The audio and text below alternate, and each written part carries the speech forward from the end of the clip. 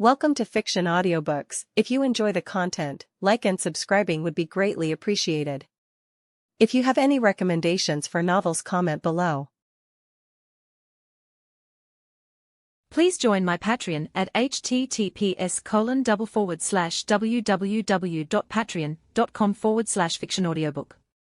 Chapter 1, Prologue. A young man writhed on his bed. The moonlight that seeped through the window curtain to the left of his bed shined upon him, illuminating his fair face, his disheveled short black hair, his black shirt-clad body that was no longer covered by the duvet he kicked off during the struggle, and the glimmering sweat that covered his entire body. Suddenly, the young man jumped in a fluster and sat up with a gasp, heaving for air. Ha! Ha! Ha! What was that? Uff! A sharp pain suddenly assaulted his mind, hitting him like an intense migraine. He clenched his eyes shut and teeth together, and held either side of his temple tightly, trying to withstand the pain. But the pain suddenly subsided as swiftly as it appeared, as a soothing, warm sensation washed away the pain as if it never existed. What just happened? His hands dropped to his lap. He was just sleeping just now. He was having a dream he couldn't recall before he was suddenly awakened by this intense pain in his head. He looked around his room, wondering if something hit his head while he was asleep, causing that intense pain. But he found nothing. It was still the bedroom he had been living in for the past 11 years after being adopted by his stepmother and entering her and her twin daughter's family. It was still in the state he left it before he went to sleep. He let out a sigh and turned towards his desk at the top of his bed to look at his alarm clock. It's still 4 a.m. With his room dimly illuminated by the moonlight, he noticed something on his desk. An unfamiliar item. What is that? He stood up, picked it up from his desk, and sat back down on the edge of his bed, looking at the unfamiliar, yet strangely beautiful smartphone in his hand. It has a stylish design that he had never seen before. Its surface was smooth, clear, and immaculate, enough to reflect his countenance perfectly like a mirror. He turned it around to its sides and back. There were 4 camera lenses at the top right part of the rounded corner rectangle, arranged in a square. While on its side, there were only 2 long, slim buttons to increase and decrease the volume and a button with a lock icon on it. There was no charging port, earphone jacks, nor speakers. A look of confusion painted his face. It was certainly a cool-looking phone, the coolest he had ever seen. But it was strange. How could he even charge it if there was no charging port? Upon closer inspection, he realized there was no brand nor any signs of its manufacturer's number or the sorts. Just what in the world is this phone? Is it a toy? Did Yuna or Nina left it behind accidentally? Or could it be Mom? He stared at it for a moment, and just as he was deliberating to ask Yuna, Nina, and his mom about it in the morning, the screen suddenly turned on with a line of message and 2 options displayed on the sky blue wallpaper. Do you wish to join the Multiverse Group Chat? Yes, / no. What? With his mind still in a state of daze from being woken up abruptly from his good night's sleep with intense pain, he didn't know what to make of it. In all honesty, everything that is happening right now feels like a fever dream. If it wasn't for the fact that he suffered from that intense pain, he would have believed that this is all a dream. He looked at the screen of the phone and thought for a moment. I'm curious. I'm super curious. Judging by Group Chat, part of the title, it seems to be a messaging app that has started becoming more and more popular recently along with the rise of smartphones. However, as for the multiverse part, he couldn't exactly recall it, but there was something in the back of his mind telling him that he knew about it. I feel like I'm forgetting something again. It has been a while since I felt this way. He sighed and plopped back down on his bed. Ever since he was young, for as long as he remembers, there had been times when some things would trigger something in his mind. It felt like déjà vu. He felt like he knew about it. That he was familiar with it, but no matter how long, he couldn't recall the exact memory of what it was. It happened when he first met his mother and twin sisters. It happened when he met some of his friends. Even when he read light novels, manga, or watched anime, he would feel a sense of déjà vu. He felt like he knew them, but he would always fail to remember it, and that feeling would disappear as quickly as it appeared.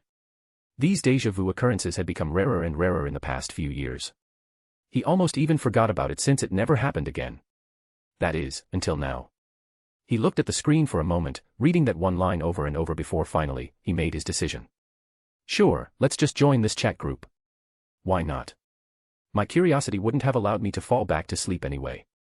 He sat up and tapped, yes, on the smartphone. The message disappeared before another message appeared, replacing it. X. Welcome to the Multiverse Group Chat. Congratulations. You have become the first member of the one and only Multiverse Group Chat, a soulbound divine application and device connecting individuals of various universes and worlds. Other members will join you shortly. In the meantime, the chat, mission, shop, gacha, and inventory features have now been unlocked. Please feel free to explore the application to your content. If he was feeling dazed before, the message he's reading right now certainly snapped him out of it. His eyes widened in shock. He read the message over and over, but he was still unable to process what just happened. Wait. Soulbound divine application. Worlds. Universes. What the hell? Is this real? He read it over, trying to memorize its content before closing the message. But just as he was about to look into the Multiverse Group Chat, he became distracted. He knew about smartphones since his mom was a very successful investor in the technological field, and smartphones have been all the rage recently.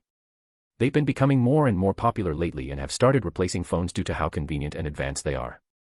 He, personally, didn't have one yet, nor did his sisters. In his family, only his mother had one since she needed it for her work. She had promised, however, to buy each of them the same one as hers. The newest product and most advanced type of the most popular brand of smartphone in Japan, Apple. But this one was even more advanced than that. No, it couldn't even be compared to a regular smartphone. The specs on this thing far surpassed even his mother's PC, and his mother has a powerful PC for her work. This is insane. Is this even a technology of this world? Such power in something slightly smaller than his hands. It was not something that should exist in this time and age.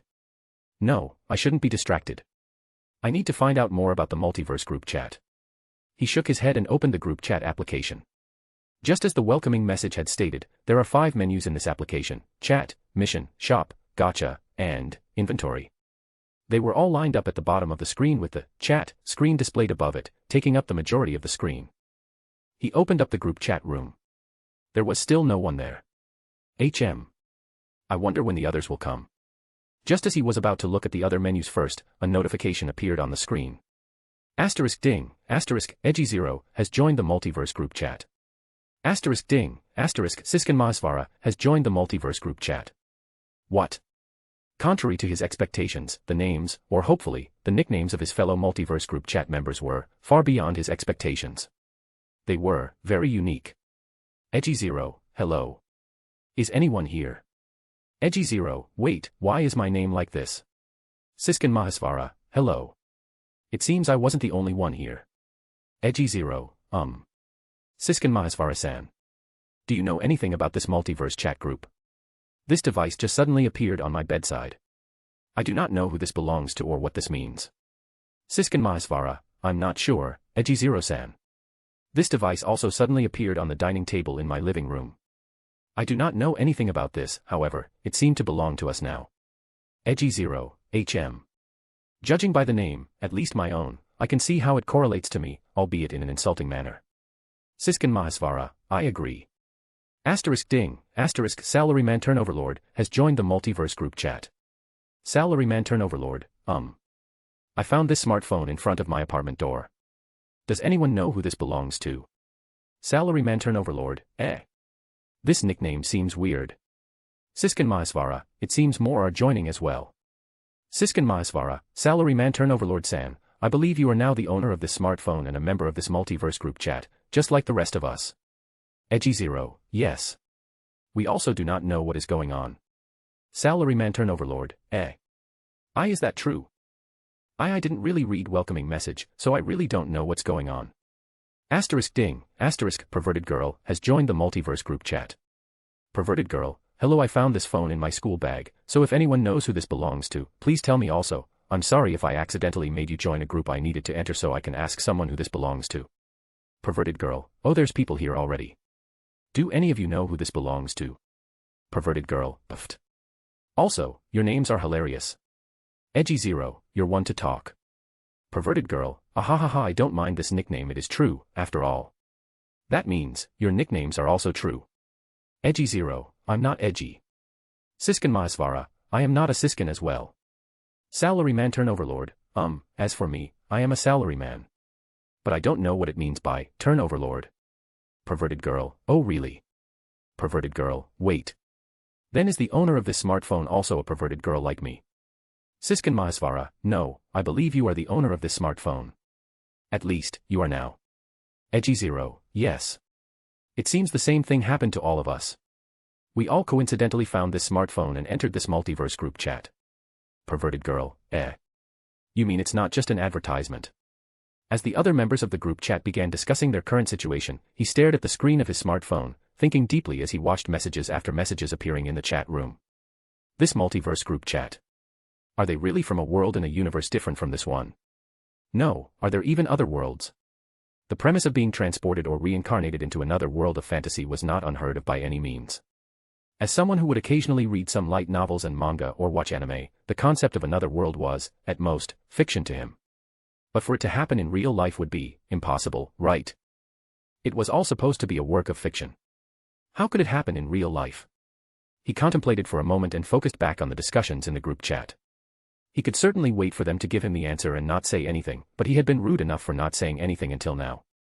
If he was a member of this group chat, then it was only polite to greet them. He took a deep breath and began typing his greetings. Anime protagonist, hello. Forgive me for not joining in this conversation earlier. I was quite shocked and confused by everything that was happening. The moment his message appeared, he froze at the sight of his own nickname in the group chat. Anime protagonist, wait, what's with this name? Anime protagonist. He couldn't believe this multiverse group chat thing.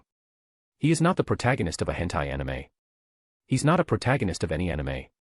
He had to admit.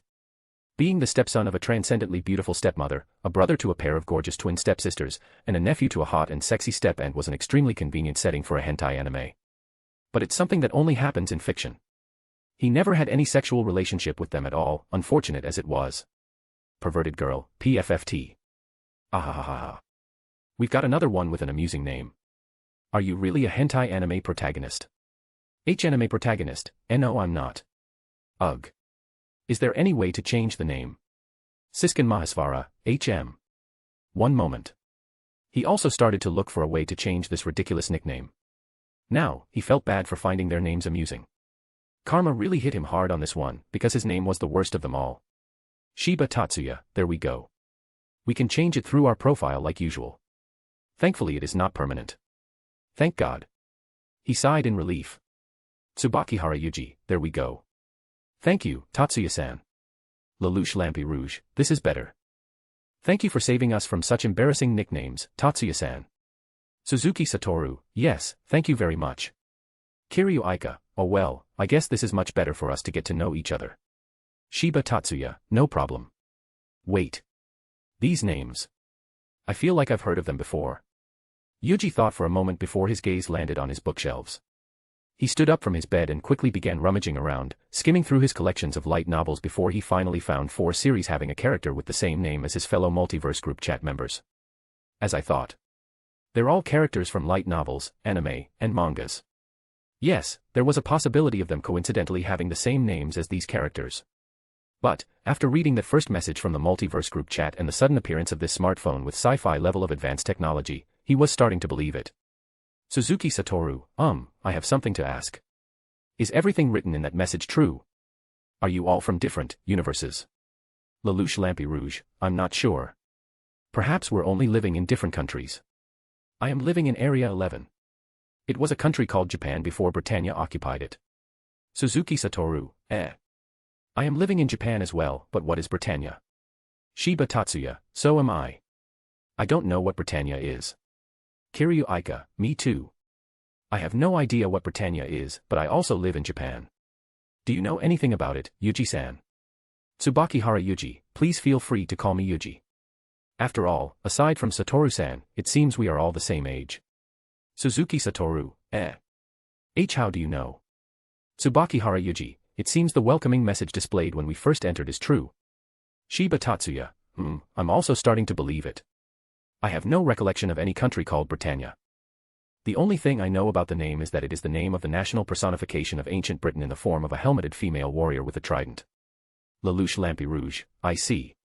Suzuki Satoru, then, is Lelouch the only one in a different world? I mean, we are all in Japan, right? Shiba Tatsuya, no. There is no guarantee of that. Just like Lelouch, we may be living in different versions of Japan in different worlds. Kiryu Aika, that's true. Suzuki Satoru, Then does that mean you don't know about the Dmorp Yggdrasil? Kiryu Aika, no. I've never heard of it.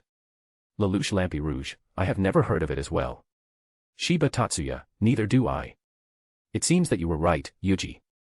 Judging by these differences in our version of Japan, we are indeed living in different worlds. As unbelievable as it is. Tsubakihara Yuuji, yes.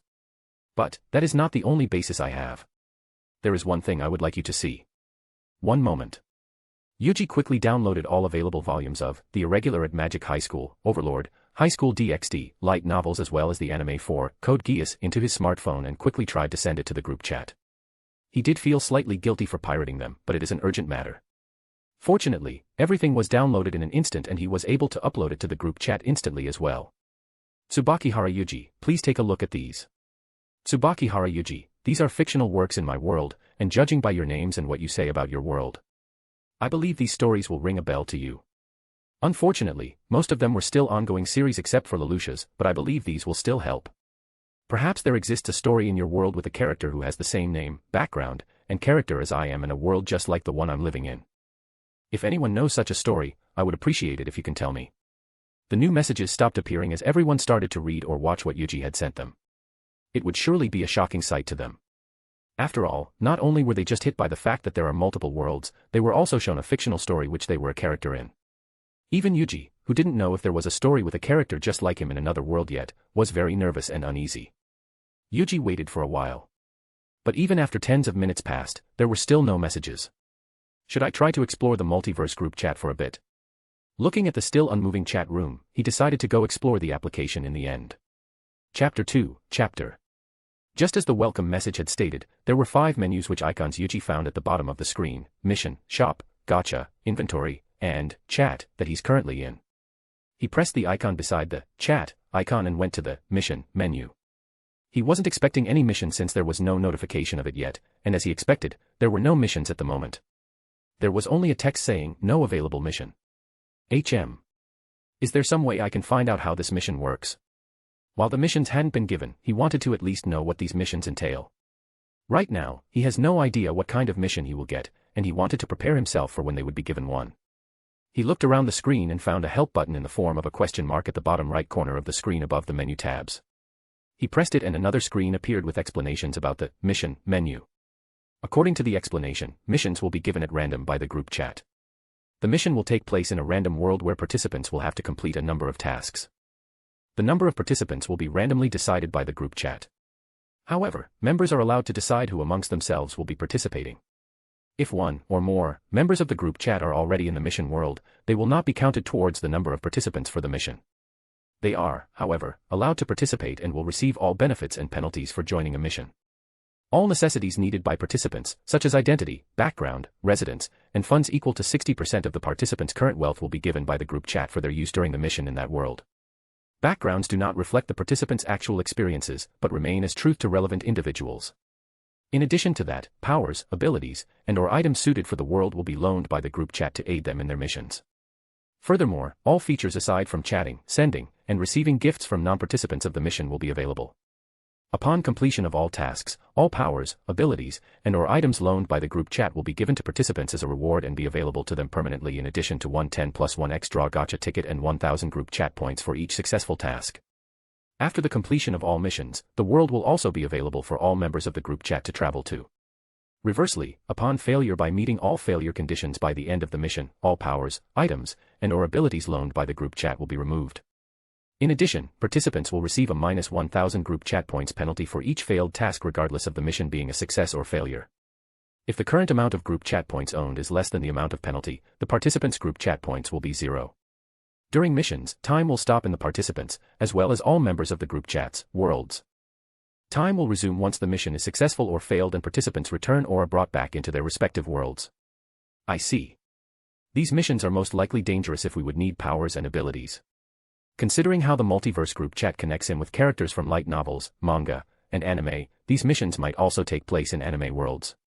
Or rather, perhaps it would be more apt to say the worlds that serve as the stage for these missions resemble the worlds from light novels, manga, and anime. They were the original, the true reality, while the anime, manga, and light novels Yuuji knew were just fictions that resembled those worlds out of pure coincidence. It would be nice if they were peaceful worlds from slice-of-life anime. However, it would be highly unlikely, given powers/abilities are considered a necessity by the group chat. Moreover, it was also said that they would be brought back after the mission fails to their respective worlds. meaning there was a chance of them dying during the mission. Although the rewards were attractive, the missions were very dangerous as well. Even though the group chat will provide support, it would be up to their own abilities whether or not they could succeed in the mission or not. HM. It is said that the powers/abilities given would be suited for the world, so does that mean if we have a mission to Lelouch's world, we would be given a Geass? Having such a powerful ability like the Geass would be wonderful, especially for a fan of Code Geass like him. However, the consequences of having such power was also something Yuuji feared. The side effect of overusing the Geass was fearsome, no matter what kind of power it was. Is it possible to remove it? It was impossible to remove the negative side effects of the Geass in the anime, but could it be possible with this group chat? Yuuji wondered and began browsing the shop menu of the group chat. The screen of the shop menu had a search bar at the very top and several tabs below it that categorized the items sold into 5 categories based on their rarity: common, uncommon, rare, super rare, and special super rare. When he entered the shop menu, the category he entered first was common, and he began browsing through it. The common category consisted of super luxurious products such as these antique, luxurious tea sets, furniture, first-rate coffee beans, rare tea leaves, cakes from famous luxurious brands, and many more. There were even luxurious electronic devices such as a 4K UHD smart TV screen that he never even heard of before. This is. Even though their rarities were common, these products were by no means common. They were all either extremely expensive, extremely rare and exclusive, or both in this world. It was anything but common. If this is common, then could the others be? He began to browse through the uncommon, rare, super rare, and special super rare tabs, and he finally understood why those luxurious products were common.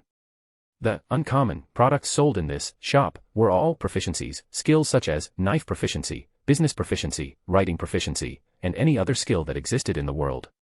By obtaining a proficiency, they could receive absolute mastery over the specified proficiency in an instant. Wow. As expected. It's super ridiculous. Rare items included assets and one-time use magic items. Assets such as large amounts of stocks of a large company or conglomerate, luxurious hotels, resorts, mansions, etc. were rare, ranked products that could be bought in a shop with group chat points. Furthermore, it is stated that all records, legal ownership, and everything that legitimizes their ownership over the asset were also included. The world will acknowledge their ownership, and there is no need for them to worry and simply enjoy it. One-time use magic items, such as the Pendant of Holy Sacrifice, that will break upon nullifying a lethal attack towards its user, or the Dust of Invisibility, that could make it most human-sized individuals to become invisible, could also be bought easily through the shop for a price. Super rare items were spells that could be used multiple times and more powerful magical items compared to rare magic items, such as telepathy, water of eternal life, lantern of true sight, spatial storage, etc.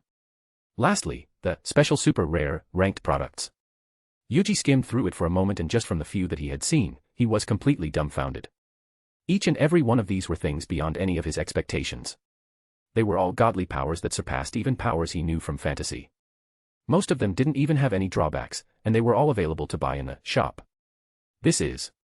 Wait, if these ridiculous things exist in the shop, there must be something I can buy to remove the curse of the Geass. Yuuji became optimistic and tried to find something to remove the curse of Geass in the shop. Even if there wasn't a mission to Lelouch's world, or if he wouldn't be participating, he could let everyone, especially Lelouch, know about it to help them.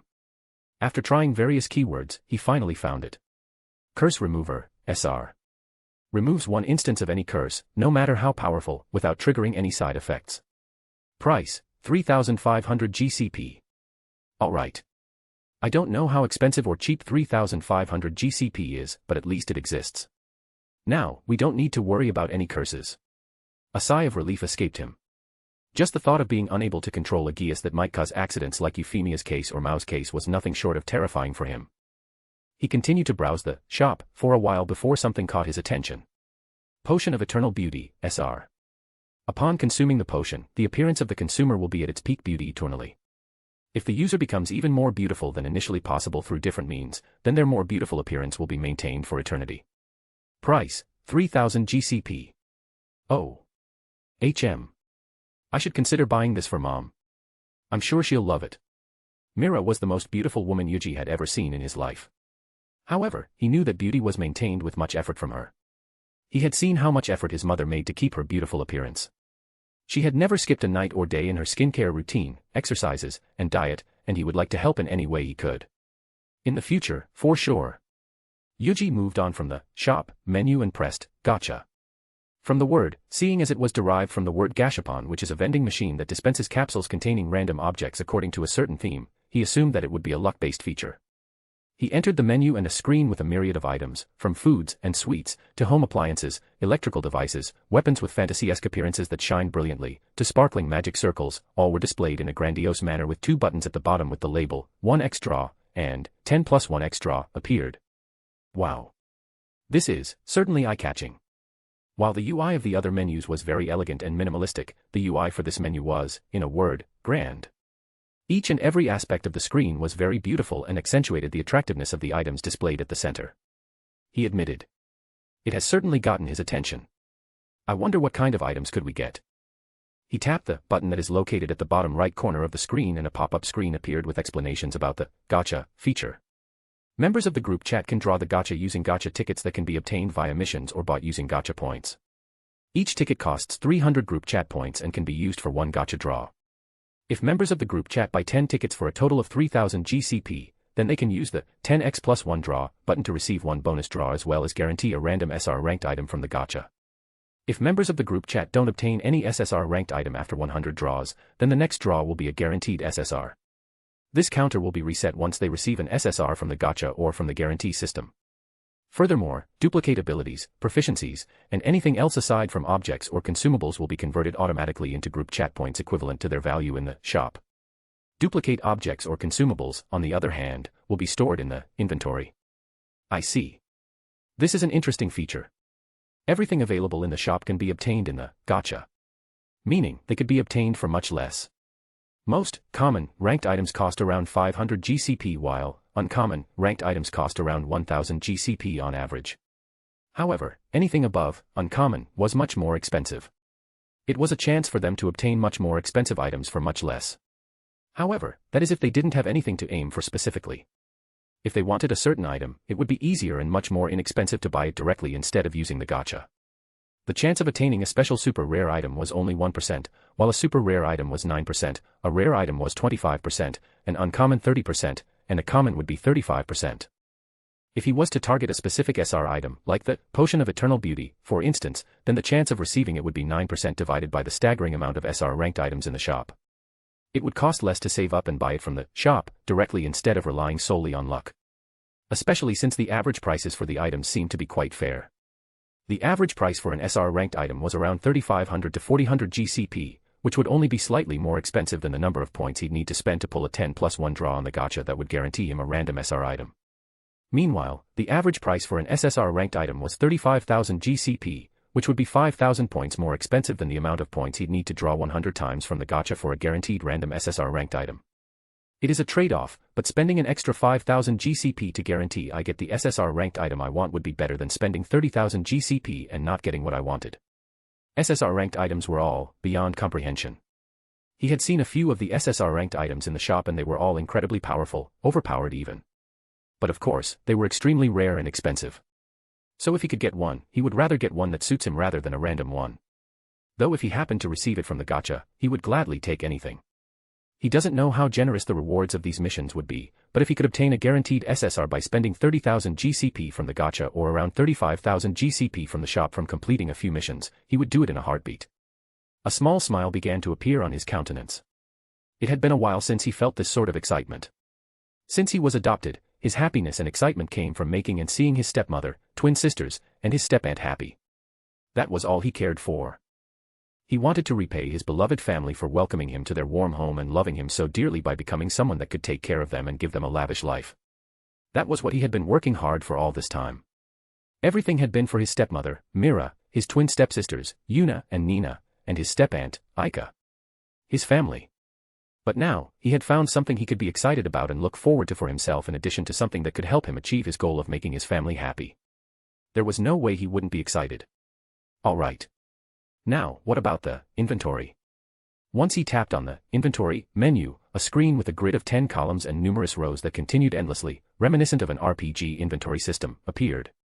At the top, there were several options he could use to sort or filter the items in his inventory, such as sorting it according to its rarity or separating the item between ones he received from the group chat and ones from his world that he stored within it. What is this?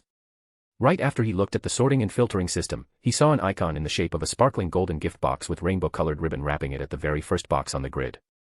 He tapped on it and a small message box appeared above it. Welcoming gift, SSR. Congratulations on becoming a member of this Multiverse Group Chat. Here is a welcoming gift for you. Have fun. 10 plus 1x draw ticket, 1 guaranteed SSR. 3,000 group chat points. Would you like to open it? Yes, no. His eyes widened in shock. This was a truly generous gift. A guaranteed SSR. Yuuji became very excited. He didn't expect to receive a guaranteed SSR right away. Even if it was a random one, it would greatly help him in the first mission if he was to participate. Even if he didn't join the first mission, the SSR might have something that could help him in this world he's living in. Perhaps something that would let him learn faster so he could receive a scholarship or help his mother with her investment work. I didn't expect to get it so quickly. Let's see what I'll get. Just as he was about to accept them, a notification of the chat appeared on his screen. Kiryu Aika, what the hell? Angels, fallen angels, and demons are real. Hell, I've been going to the same school as demons all this time. Lelouch Lampy Rouge.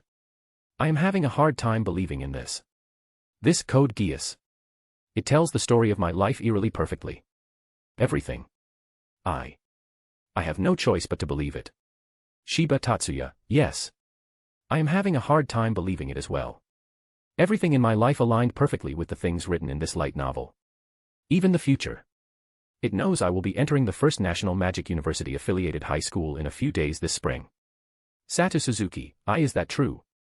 Then that means I'll be transported into Yggdrasil and become a manga. As Yuuji had expected, all of them were in disbelief regardless of the different way they face it. It couldn't be helped. Anyone would be in disbelief if they found out their lives were fictional stories in another universe. That they're characters. No, I can't think like that. They're not just fictional stories. If there are many other worlds out there, then there would definitely be one that resembles a fictional story in another. No one is a mere character. We are alive, living people. Tsubakihara Yuuji, I understand everyone's concern. However, I do not believe that any one of us are mere characters in a story. As we have established the fact that there are indeed multiple worlds, the probability of a world having an uncanny resemblance to a fictional story in another is extremely high.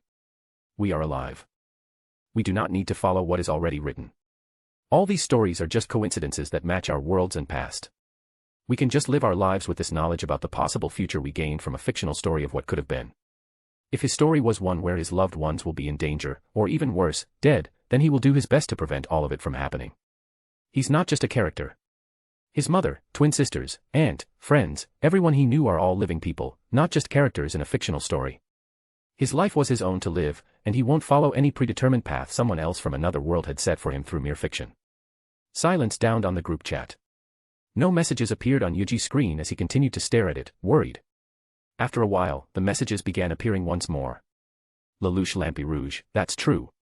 You're right, they're just coincidences. No one is a character. I should simply take this story as a reference for the future.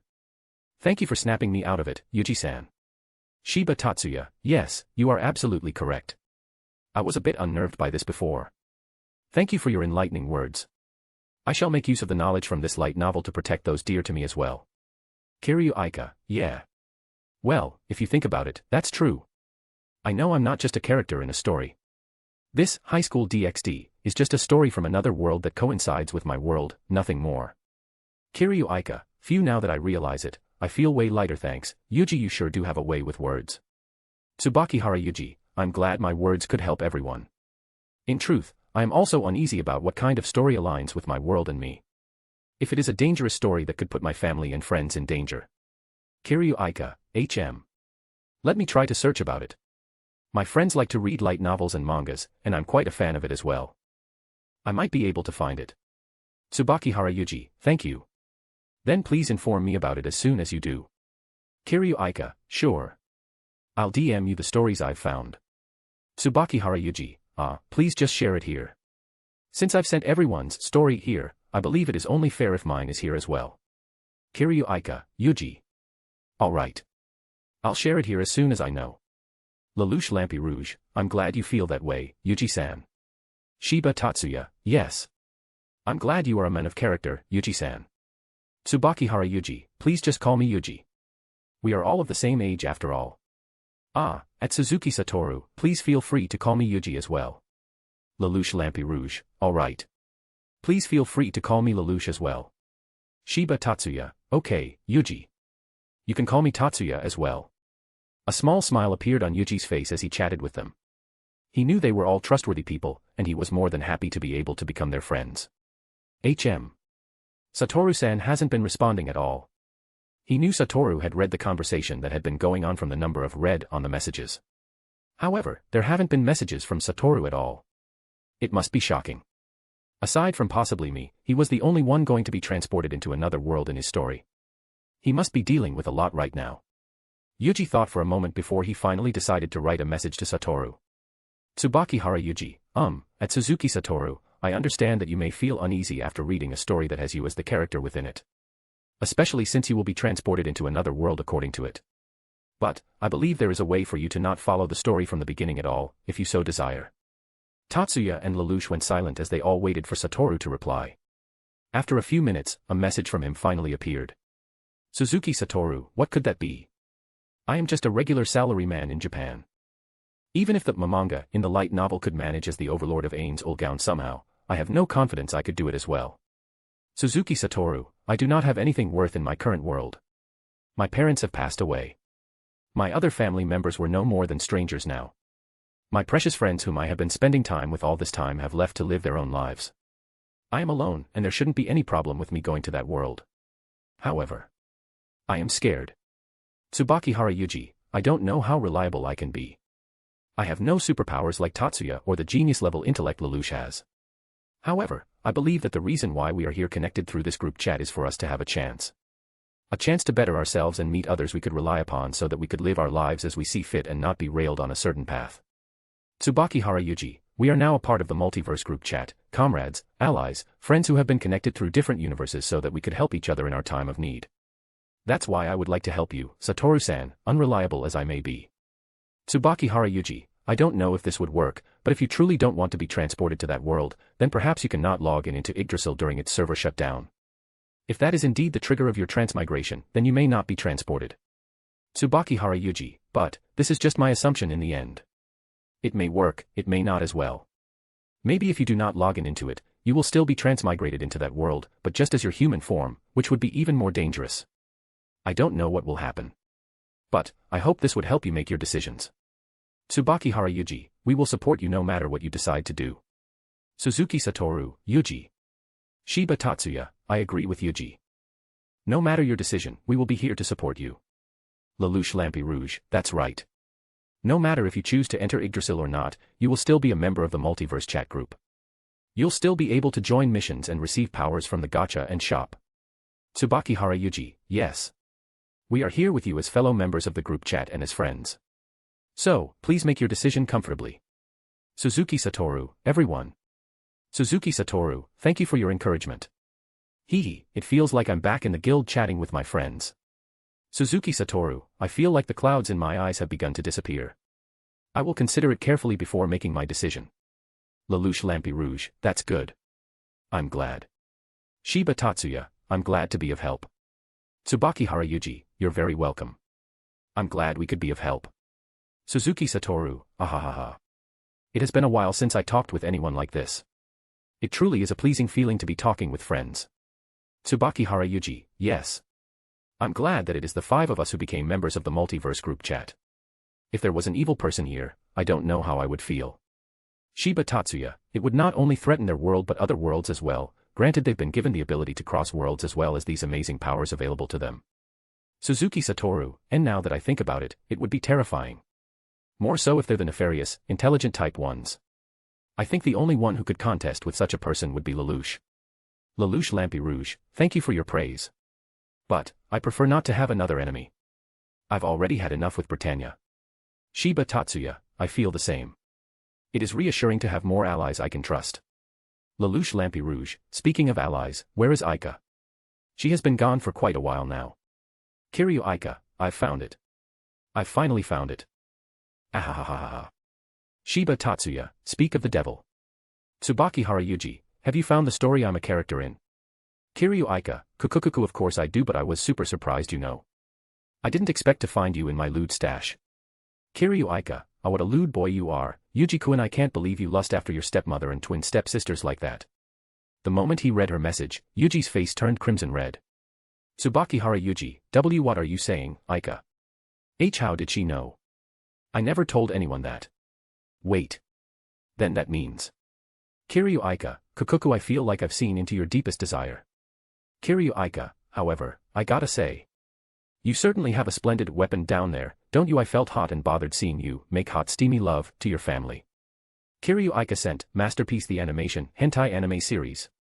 Kiryu Aika sent 3-piece Hentai Manga Series.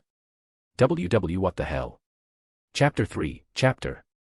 Yuji couldn't believe it. His story is a hentai. What in the world? Is this real? His hands trembled nervously as he slowly tapped the screen and began watching the hentai anime of the story he's supposed to be a character in. His eyes never left the screen, and as he watched, his heart beat increasingly rapid. Yuna and Nina's naked sexy bodies. He was making love to both of his twin stepsisters. Then at the end, even his transcendentally beautiful stepmother.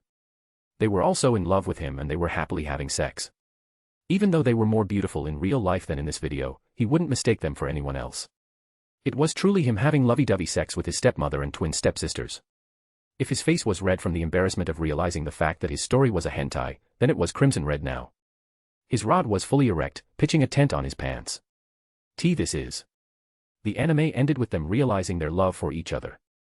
Meanwhile, in the manga version, their sex life continued to be depicted in various situations and events. Lelouch Lampi Rouge, this is. Shiba Tatsuya, it seems you lead quite an active sex life, Yuji. Suzuki Satoru, I didn't expect you to be this amazing. I did expect you to be much more mature than a regular first-year student in high school, but I didn't expect you to be mature in that aspect as well. Tsubakihara Yuuji, why you're wrong. I've never done such things to my mother and sisters. Kiryu Aika, but I'm sure you do feel something for them, right? Something beyond just familial love after all, you're not blood-related to each other and you've been living with such beautiful women who loves you so much it's impossible to not have feelings for them. Guh. Yuji couldn't deny it. He couldn't deny the fact that he had always been helplessly in love with all three of them as well as his step-aunt. He had only ever imagined their sexy bodies while he masturbates. Especially with the law that was introduced the year he was adopted into the Tsubakihara household, the law that stated a man should have multiple wives to aid in Japan's currently declining population. How could he not have these fantasies? Kiryu Aika, ahahaha. Your silence says it all. Don't worry, I'll support you. Lelouch Lampi Rouge, I will support you as well.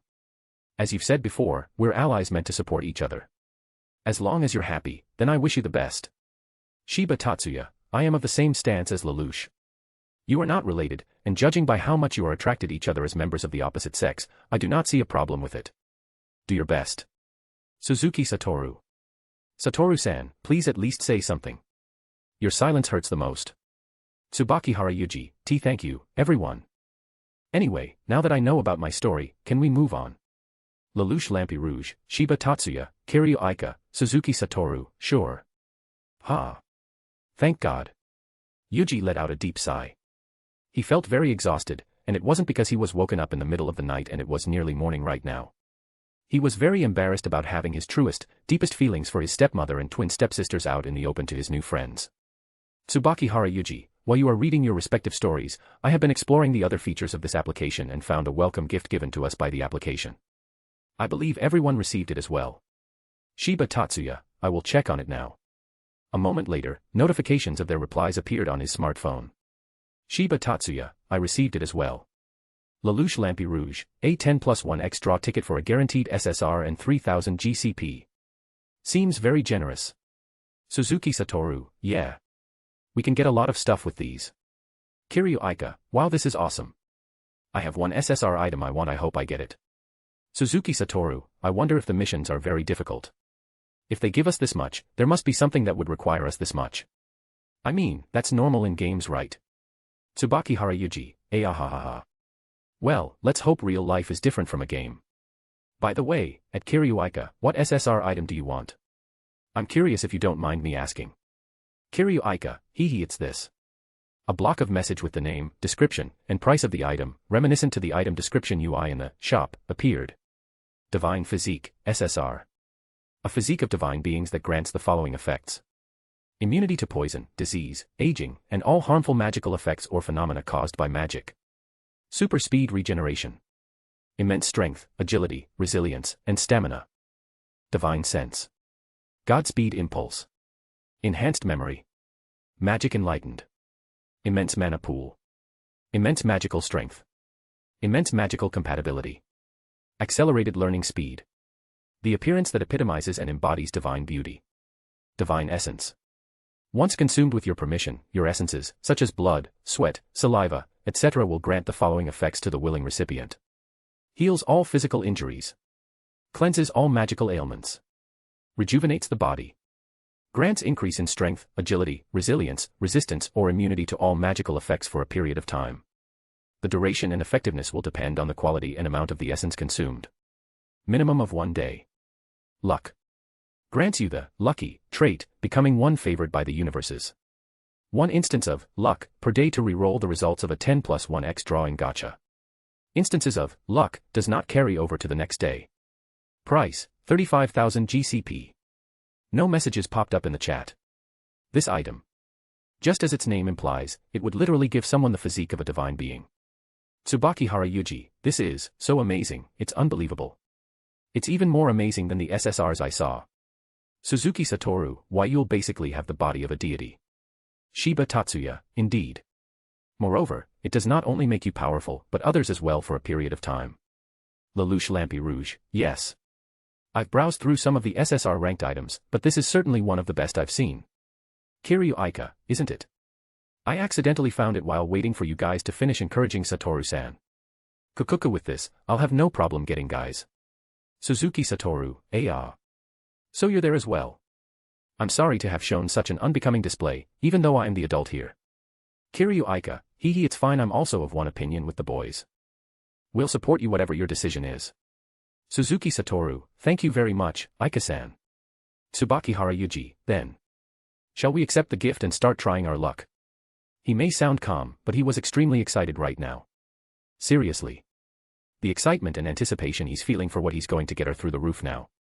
If this was a feature in other mobile apps or games, he's sure it will be super popular. Lelouch Lampi Rouge, I would like to do it sooner than later. I'm interested to see what I could get as well. Kiryu Aika, then let's do it together.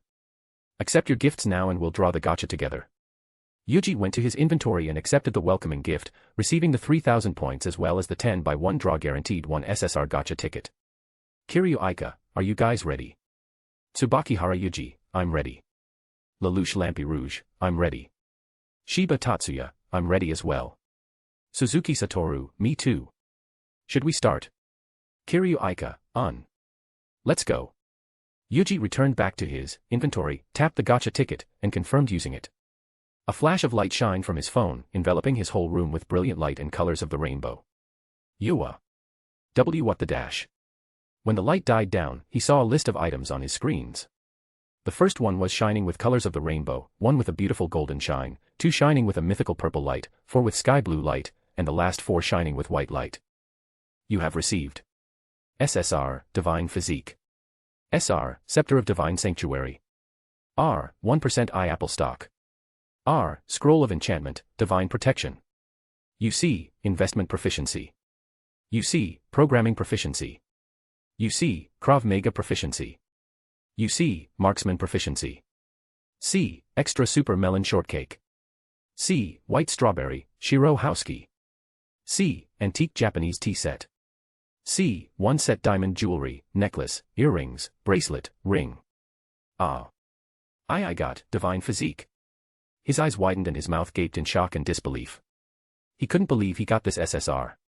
But just as he was about to celebrate, a tremendous pain suddenly surged all throughout his body. NNGGHH. KKKGHHGKKK. He fell down from his bed and dropped to the floor, writhing and struggling around. The pain was unlike anything he had ever felt before. It was as if all the bones in his body were broken and his muscles tear in an instant, reformed, and broken again in an agonizing moment. Even his head felt like it was being split open, just like the pain that woke him up a few hours ago. He couldn't even let out a shout as his teeth were clenched tightly. His eyes were shut closed tightly, squeezing out the tears he cried from the pain. A mix of sweat and strange black ooze flowed out of his body, drenching him. Finally, after a few minutes, the agonizing pain finally subsided. The black ooze also seems to evaporate and disappear, leaving him breathless and laying on the floor in his own sweat. Yet, he felt refreshed and full of energy. His body had never felt so strong and energized before. His mind was clear, as if a dark cloud that had been clouding him finally disappeared and revealed a beautiful view he had only seen a small part of before. He finally remembered.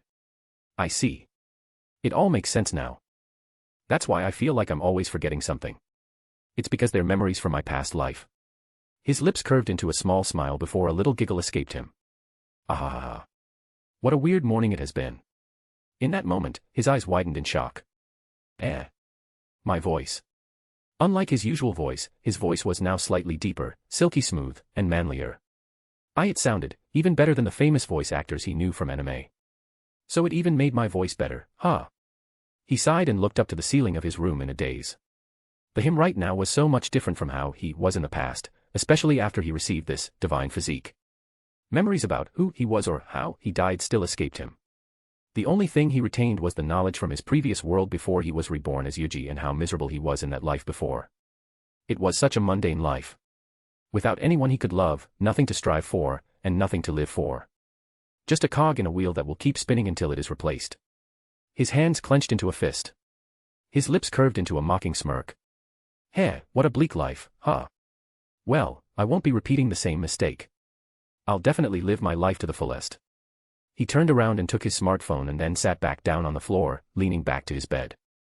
But, the moment he was about to unlock his phone, his appearance reflected on the black smartphone screen had greatly changed. Whoa. The reflection wasn't that of him, but him if he was thousands of times more handsome. His jet black hair had become even darker and glossier. His obsidian eyes now shined beautifully and his face had become super handsome, even more than those top models he frequently sees in foreign magazines. He was stunned for a moment. He couldn't look away, even though he knew it was his own reflection. Just as the description of the divine physique SSR item had stated, he had become the epitome and personification of masculine beauty. He smiled a bit and was immediately shocked. Wow. That was. Even if it sounded narcissistic, he had to admit. That was a devilishly charming smile. Before he knew it, he was staring at his own face in a daze for a moment before he snapped out of it and shook his head. I hope I can think of an excuse they could be satisfied with. He could probably come up with an excuse to his friends. AI, Ruri, Shu, and maybe Kaitoge might suspect something's going on, but the rest he's sure they'll accept his excuse. But his family? It might be more difficult. Maybe he could just say that he worked out and got fitter. His muscles have become so toned and defined after all, and he does feel much stronger. Breakfast might be awkward. He shook his head and decided to think about it later. Yuuji unlocked his smartphone and began going through the items he got. Wow. All of these are amazing. Wait, 1% of iApple stock. If I'm right, isn't that a ridiculous amount? Yuuji began researching and the results stunned him. As per that day, the price of one share was $15, or around 1,500 yen. The amount of share equivalent to 1% of the entire iApple total shares outstanding was 264 million. Meaning, the total value of this one item that he received from the gacha was 1,000 million trillion. It's $3.96 TT trillion. It was a sum he had never even imagined before. He couldn't even fathom it, and now, an asset of such value was in his inventory now with all of the legal ownership, bank account, and the world's acknowledgement. With the smartphone industry rising up, especially iApple in Japan, this asset would become even more valuable in the future. In addition, iApple pays dividends every business quarter, meaning he would receive a tremendous amount of money from the dividends every 3 months. This is crazy. He looked at the other items he received and began to smile even more. With the iApple stock, the knowledge about investments from, investment proficiency, and the ability to create all the successful applications and business he knew from his previous life with programming proficiency, he was confident that he could let his family live lavishly without a worry and not work a day in their lives anymore. I shouldn't tell anyone that I get this iApple stock. At least, not until I can prove that I could get it.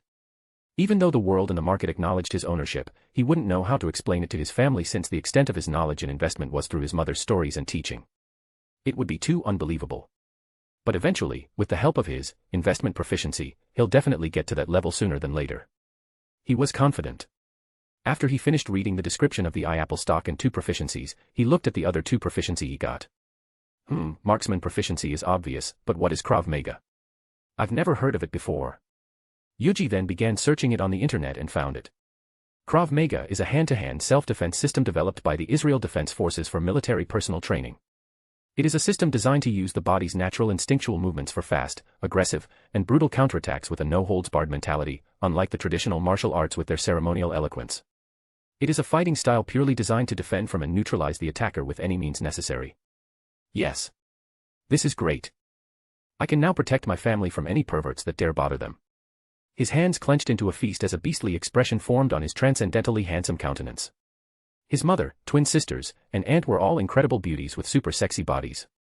It was no wonder that there were many men who'd try to get closer to them and look at them disrespectfully. He wasn't that strong before, but now, he'll definitely make any guy who dares approach them and bother them see true hell. Yuuji made a guts pose and returned to checking out the items he received. The 4 common items he received would all be given to his family. After all of them love sweets, maybe a bit too much, and he's sure they'll be happy if they get to eat these 2 super luxurious and expensive cakes and fruits. His aunt, Aika, would also love to have the antique tea set. From the image displayed when he looked at the description of the tea set, it was a beautiful, ceramic sakura-themed tea set with golden highlights. Even from an amateur's point of view, it was obvious that such a beautiful tea set would cost a fortune. Speaking of a fortune. TV's diamond jewelry. The set of diamond jewelry included a pair of earrings, a necklace, a bracelet, and a ring, and each and every one of them was unlike any pieces of jewelry he had seen before. He had never seen such a beautifully crafted piece of jewelry in his life. They were so beautiful, elegant, and shimmering, and he's sure they would sparkle even more if his mother, twin sisters, and aunt wear them. I'll definitely need to find a timing to give it to them. Finally, he began to read about the 2 magic items he received. The Scepter of Divine Sanctuary is a 50 centimeters long rod of gold with a beautiful diamond-shaped sapphire affixed by golden vines at its end that continue to wrap around the entire of its length. It is a scepter that will protect a specified area, for a maximum of a 1-kilometer radius dome, from any and all magic attacks. It will also increase the healing rate, rejuvenates, and prevent all being specified by the owner within the area from dying due to external forces. The entrance of all unspecified individuals or magical beings will be reported to the owner. It cannot be removed from within the protected location by any means, physical or magical, except by the owner, and the protected location cannot be changed except by the owner as well. Ooh. With this, I can turn this house into a safe haven, and I'd immediately know if there's someone foolish enough to bother them in our home. Yuuji almost wanted to set this up immediately. After all, it would protect his family, especially his mother who'd stay in this home alone while he, his sisters, and his aunt were out to school and the cafe. Now then, the last thing. The Scroll of Enchantment, Divine Protection, is a one-use item that could enchant one keepable item in his inventory. When it is equipped, the enchanted item will protect the bearer from any harm, accidents, disease, and illness. Wait. Does this mean I can use this one, the diamond jewelry set? If he could, then his family will also have some sort of protection when they're not at home. Yuuji immediately pressed on the Scroll of Enchantment and used it on the diamond jewelry set. The next moment, a pop-up message appeared. Congratulations. You have enchanted diamond jewelry set with Scroll of Enchantment, Divine Protection. Each item in the set has now been enchanted. It really works. This is amazing. All 4 pieces of jewelry were counted as a set in his inventory. But once he took it out, he could give his family each one of the 4 pieces and they can still receive the benefit of the enchantment. This is amazing. He got so many amazing items from just one time drawing a 10 by 1 from the gacha. He wondered what the others get. Just as he was about to contact them, a message appeared in the chat room. Chapter 4, Chapter. Just as he was about to contact them, a message appeared in the chat room. Suzuki Satoru, oh. This is amazing. I got Keeper of Memories. Keeper of Memories, SSR. As the Keeper of Memories, you have been granted the following power. Photographic Memory. Perfect Copy. Grants the ability to copy any abilities or skills below SSR rank perfectly. Memory Magic. Grants the ability to copy any spell after seeing it once except for spells granted by SSR ranked items. Grants the ability to read and alter the memories of others. Grants the ability to read the memories of inanimate objects. The effect can only be resisted by an SSR ranked item. Phantom.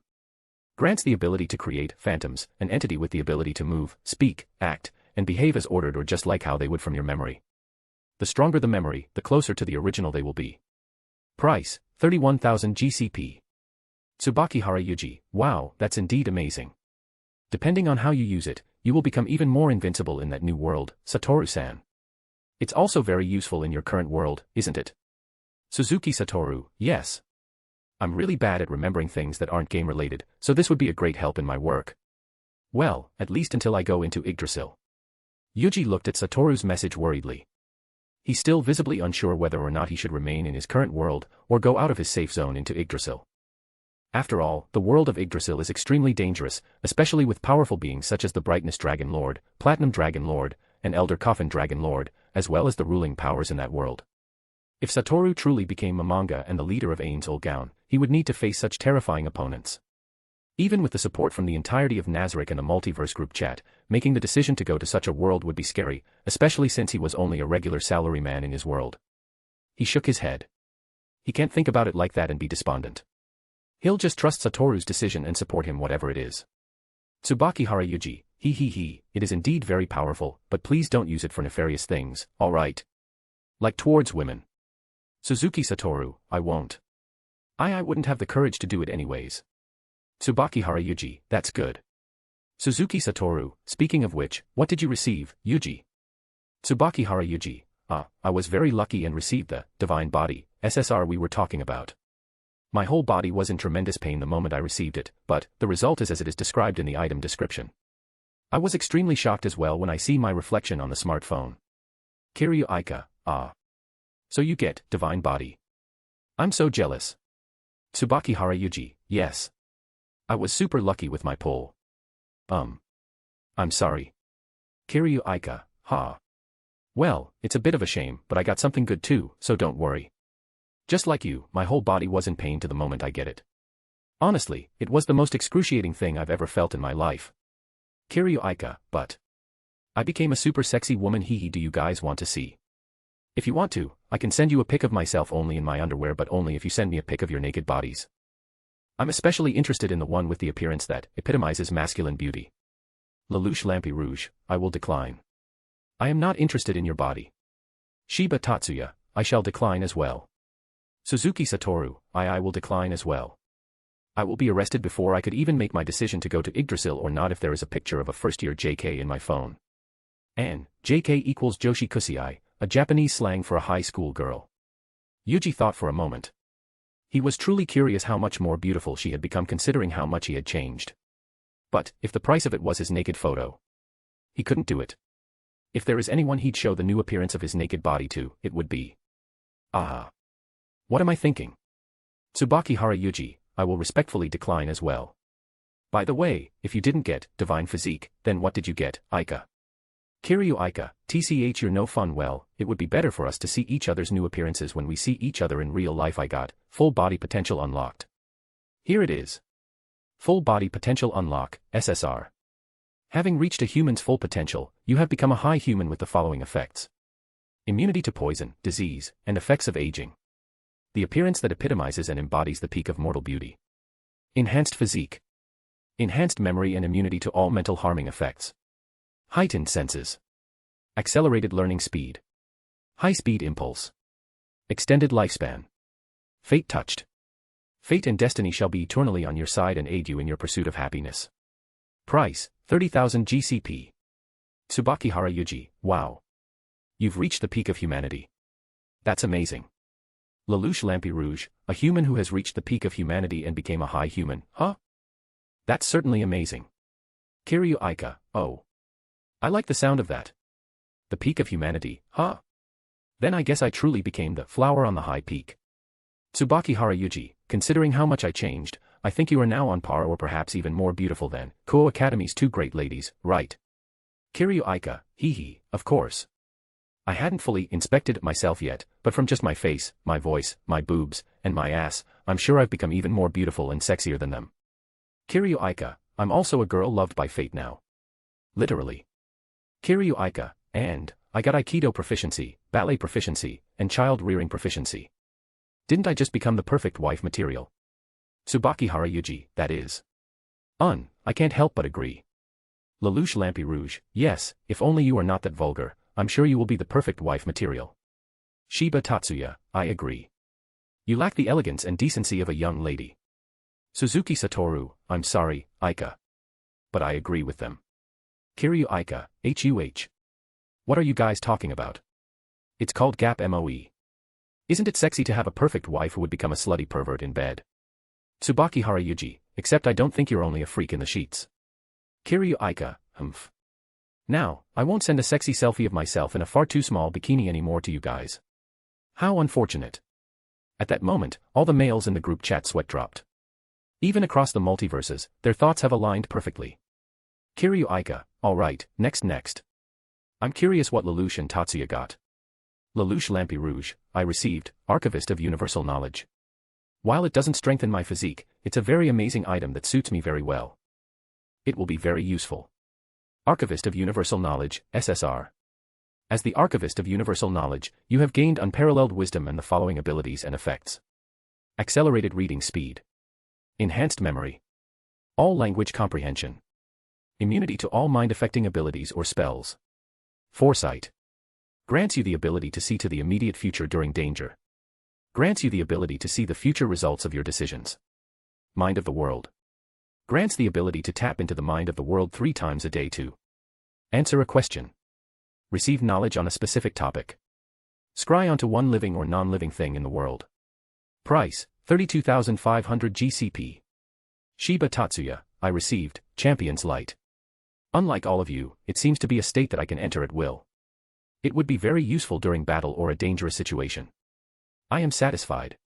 Champion's Light, SSR. The light in the dark. A spark of hope. A state of enlightenment that could be activated at any time. Upon activation, you gain the following effects. Super speed regeneration. Pain nullifier. Heightened sense. Immense strength, agility, resilience. Magic enlightened. Immense mana pool. Immense magical strength. Removes all harmful effects on the body upon activation. Reflect. Reflects all instances of magical and physical attacks to the attacker. Death Defier. Upon suffering lethal damage that is not healed within 5 seconds, you will be automatically and instantly revived and healed of all physical and magical damage and remove all harmful effects on the body. Immediately enters the Champion's Light state if not yet activated. Upon activation, Death Defier will enter a cooldown period of 7 days. Price, 32,500 GCP. Suzuki Satoru, wow. They're both so amazing as well. As expected of an SSR. Tsubakihara Yuuji, yes. The other items are great as well, but an SSR is just on a different level. Kiryu Aika, yeah. As much as I love this luxurious ryokan in Kyoto, I love this full body potential unlock more. Tsubakihara Yuuji, oh. Did you get a luxurious ryokan? Congrats. Kiryu Aika, thanks, I even got all the paperwork in the inventory, I can't wait to go there on my holiday. Suzuki Satoru, wow, that's amazing. I only got some magic items. They're all amazing, but it is a bit disappointing. Lelouch Lampi Rouge, I received quite a bit of shares from large and famous companies in this world, and they're all related to the Sakuradite mining in Japan as well. This will make everything easier. Shiba Tatsuya, I'm the same as Satoru-san. I received a few magic items for my SR&R. They're quite useful to help protect my home. Tsubakihara Yuuji, oh, I also got something similar to that as well as some shares of a really big company in my world. Kiryu Aika, oh I see. Then, we know now who the richest are in this group, now don't we? Tsubakihara Yuuji, Lelouch Lampi Rouge, oi. Kiryu Aika, ahahaha oh, by the way, what kind of proficiencies did you get? I've told you mine, so tell me yours too. Tsubakihara Yuuji, I received investment, programming, marksman, and Krav Maga proficiencies. Lelouch Lampi Rouge, investment proficiency. That's amazing. Will you help me with my investments? With this newfound fortune, I'd like to invest in other fields as well. Shiba Tatsuya, I would like your help as well if that is okay. Though, it's not with investments. I would like you to help me with a project of mine using your programming proficiency. Tsubakihara Yuuji, of course.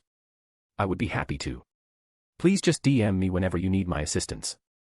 I will do my best. Satoru Suzuki, investment proficiency. That's very nice. I'm envious. Kiryu Aika, I know right. Well, now I really know who out of the two I gotta bring to my world if possible. I'll definitely have him make me money. Tsubakihara Yuuji. Yuuji shook his head and sighed helplessly. He knew that Aika had a perverted and jovial character, for the lack of a better word. But he didn't expect her to be this upfront with her non-sexual desires. Well, I guess it's better than hiding it and then trying to manipulate me secretly into making her money. Yuuji trusted everyone in this group chat because everyone knows each other's true character and personality from their stories. So, he was glad everyone was so honest and upfront with their desires. Tsubakihara Yuuji, anyway, what proficiencies did you guys get? Suzuki Satoru, I got insight proficiency and etiquette proficiency. Ah. It really feels like they're trying to tell me something. Yuuji couldn't help but agree. After all, both of those proficiencies would be perfect if he went into Yggdrasil and became Momonga, ruler of the underground tomb of Nazarick. Shiba Tatsuya, there's no need to think much of it, Satoru-san. It's all random. Those proficiencies are useful in any world. Suzuki Satoru, thank you, Tatsuya. You're right. I'm just reading too much into it. The messages stopped for a moment before a message from Satoru appeared once again. Suzuki Satoru, I'm sorry for dragging the mood down. Please continue. I'm curious what proficiencies Tatsuya and Lelouch received too. Shiba Tatsuya, I received driving proficiency. It's not much, but it is useful in its own regard. I received plenty of luxurious fruits, cakes, and an antique chandelier for the rest of the gacha items I received. Lelouch Lampi Rouge, I received track and field proficiency and origami proficiency. I don't mind origami proficiency since Nunnally loves it, but track and field.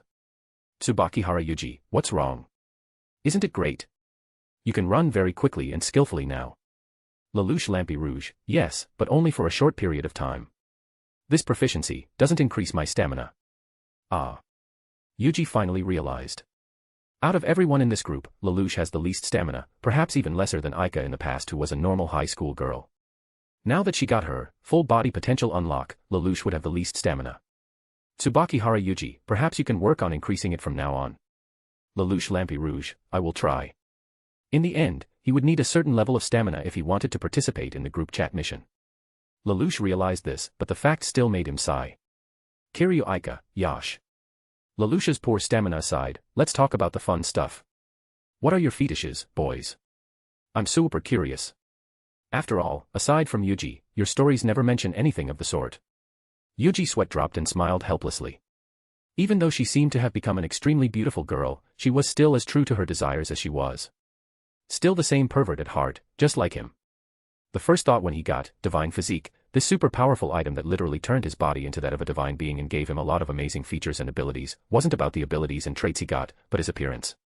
With such a handsome appearance, perfectly defined muscles, and an athletic body that puts even world-class top models and Olympic athletes to shame, he couldn't help but anticipate how attractive he would be for his mom, aunt, and twin sisters. He was still true to his own desires as well. Yuuji looked at the clock on his smartphone. It was around 7:30 in the morning, the time he'd usually be awakened by his sisters and get ready for school. It had been a few hours since he was awakened by the searing headache.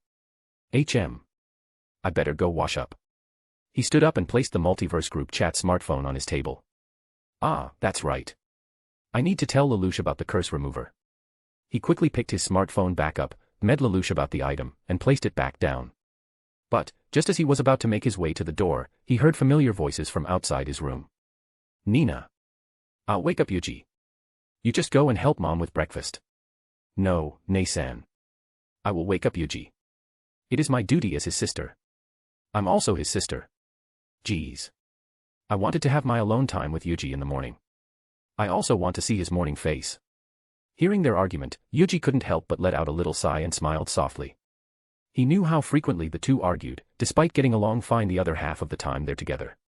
He had heard them argue about the most trivial things like who would get the last piece of carriage during dinner, or who would eat the last pudding in the fridge only for it to get eaten by his aunt accidentally. But, he'd never expect them to argue who would wake him up. He felt a bit happy, knowing that his sisters care for him that much.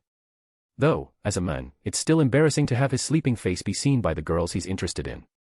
The voices became louder and louder as they approached his room. It was only then that he remembered. Oh, right. I hadn't thought of a good excuse.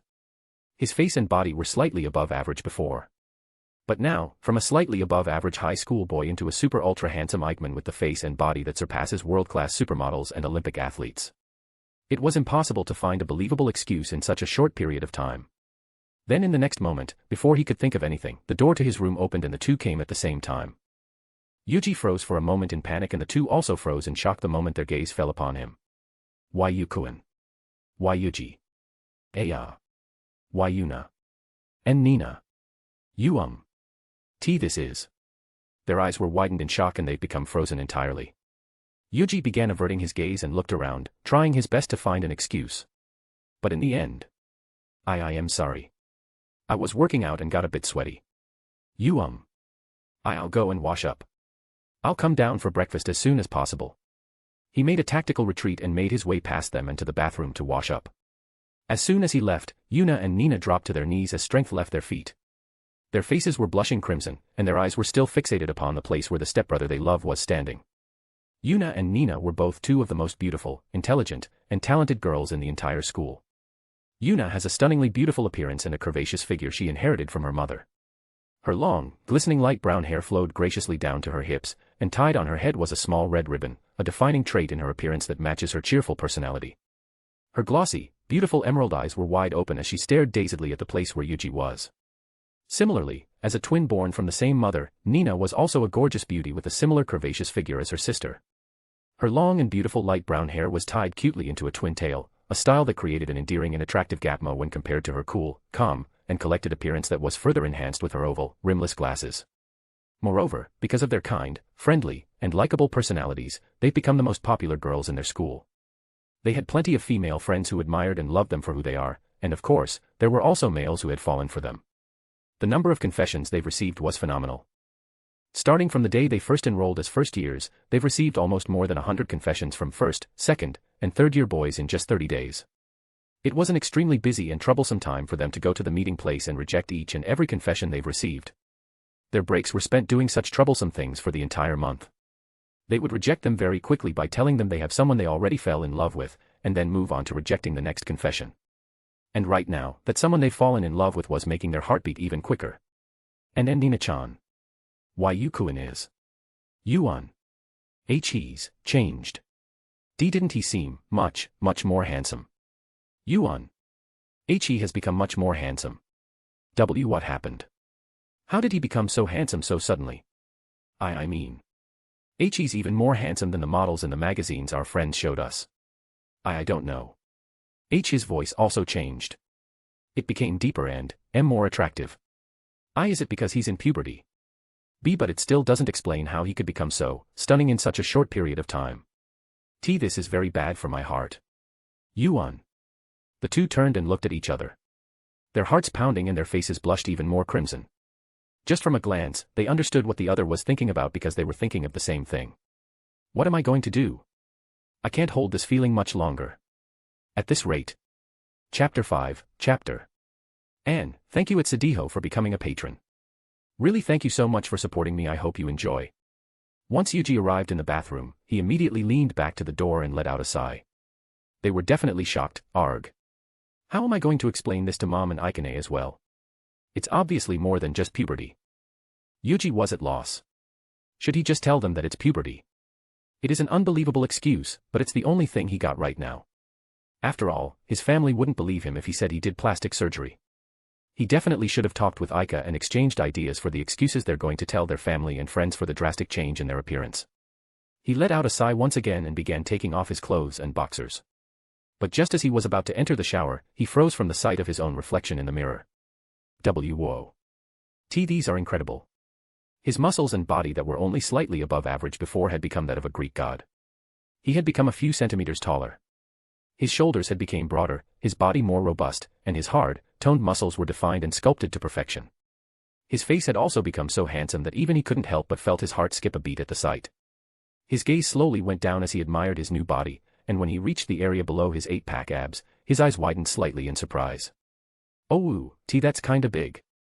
His little brother had grown in size and was also shaped to perfection. It had become even bigger than the ones belonging to those foreign JAV male actors. He couldn't help but gawk at it for a moment. But then, a realization hit him. It will be hard to hide this bulge when I wear my pants. He sighed and looked over his perfect body once again.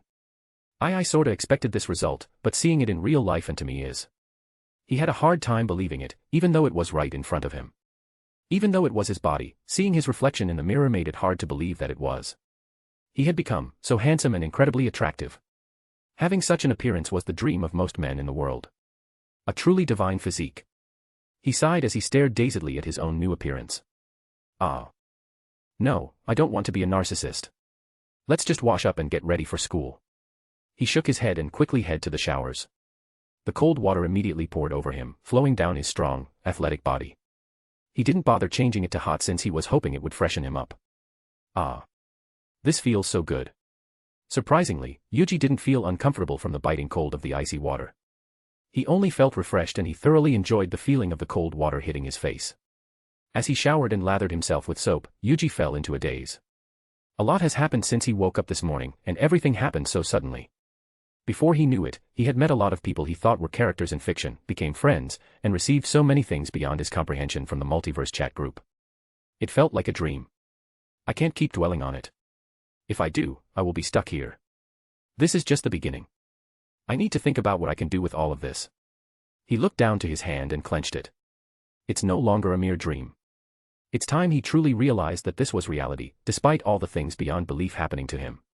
With everything he had received, he had the power to realize his dream now. He can give his loved ones a lavish life without worry. A small smile appeared on his face. All right. Let's do it.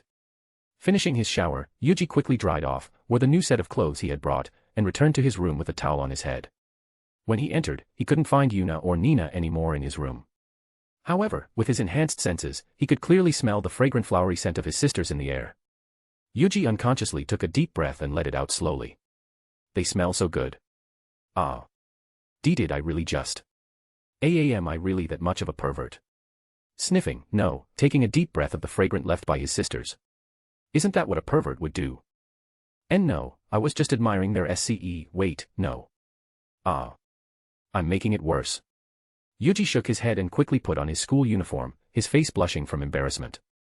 The uniform of his high school was one of the more stylish designs compared to uniforms of other high schools, at least that was the case for the girls. For the boys, it consisted simply of a white shirt, a jet black blazer with gray outlines lining its edges, and long black pants. He didn't mind the simple design. After all, it never really mattered much to him. He was, however, loving how his sisters look in their uniform. The sky blue and white top with a cute yellow ribbon truly enhanced their innocent beauty despite the sinful body they have. However, their short sky blue shirt. Yuuji couldn't remember how many times he'd admired those wonderful milky thighs and long, slender legs that their short skirts displayed. It was a truly magnificent sight. The only thing he may be vexed about was the fact that other boys could also marvel at her sister's legs. It was truly unfortunate. After he finished putting on his uniform, he took a moment to see his own reflection in the mirror. Oh, wow. The uniform that was supposed to fit him loosely now fitted his new muscular and athletic figure perfectly, accentuating his heaven-sculptured body, including the big bulge in his pants. The moment he saw his figure, he couldn't help but stare at himself for a moment. Before him was the reflection of the most handsome young man he had ever seen in his life. His appearance was the epitome of masculine beauty, a countenance that would strike the hearts of those who see it. Now that he saw his new appearance in proper clothing, he couldn't help but smile. I won't let those Eichmann have their way anymore. While he was above average himself in the past, there had been times when male models that had been featured in fashion magazines suddenly approached his sisters while they're out in town or visited his aunt in her cafe. Even with his presence, they were not perturbed in the least, confident of their appearance being better than him. Fortunately, his mother usually worked from home and rarely went out, so she rarely experienced such a thing. However, Yuuji had always felt a bit regretful. If his appearance was on their level, or beyond them, they wouldn't dare bother his loved ones when he's with them. But now, Yuuji was confident that no man would have the courage to approach his sisters or his aunt anymore with him by their side. If they do, then they were either narcissists or an overconfident B*****starred. With those kinds, he would utilize his Krav Maga proficiency to sweep away the trash before his beloved. I'll definitely protect them. Yuuji took a deep breath and readied himself. It was time for him to go down and meet his family for the first time in this appearance. All right. Let's go. X. The twins of the Tsubakihara household sat on the dining table, silently eating their breakfast. Their faces were blushing crimson red, and their hands would freeze once in a while, falling into a daze for a moment before snapping out of it. When they realized what they're thinking about, they would become embarrassed and fidgeted on their seats. Mira, a stunningly beautiful woman with an amazing voluptuous figure, noticed her daughter's behavior. Her beautiful light brown hair swayed gracefully behind her as she made her way from the kitchen to the dining table and sat down in front of the twins. Yuna. Nina. What's wrong? Your faces are flushed. Are you sick? She asked them worriedly. Her sister Aika, who was seated beside her, also looked at the twins worriedly as she ate her breakfast. At the mention of their names, the twins flinched and rose their heads towards their mother, flustered. And no. We're not sick. We're just.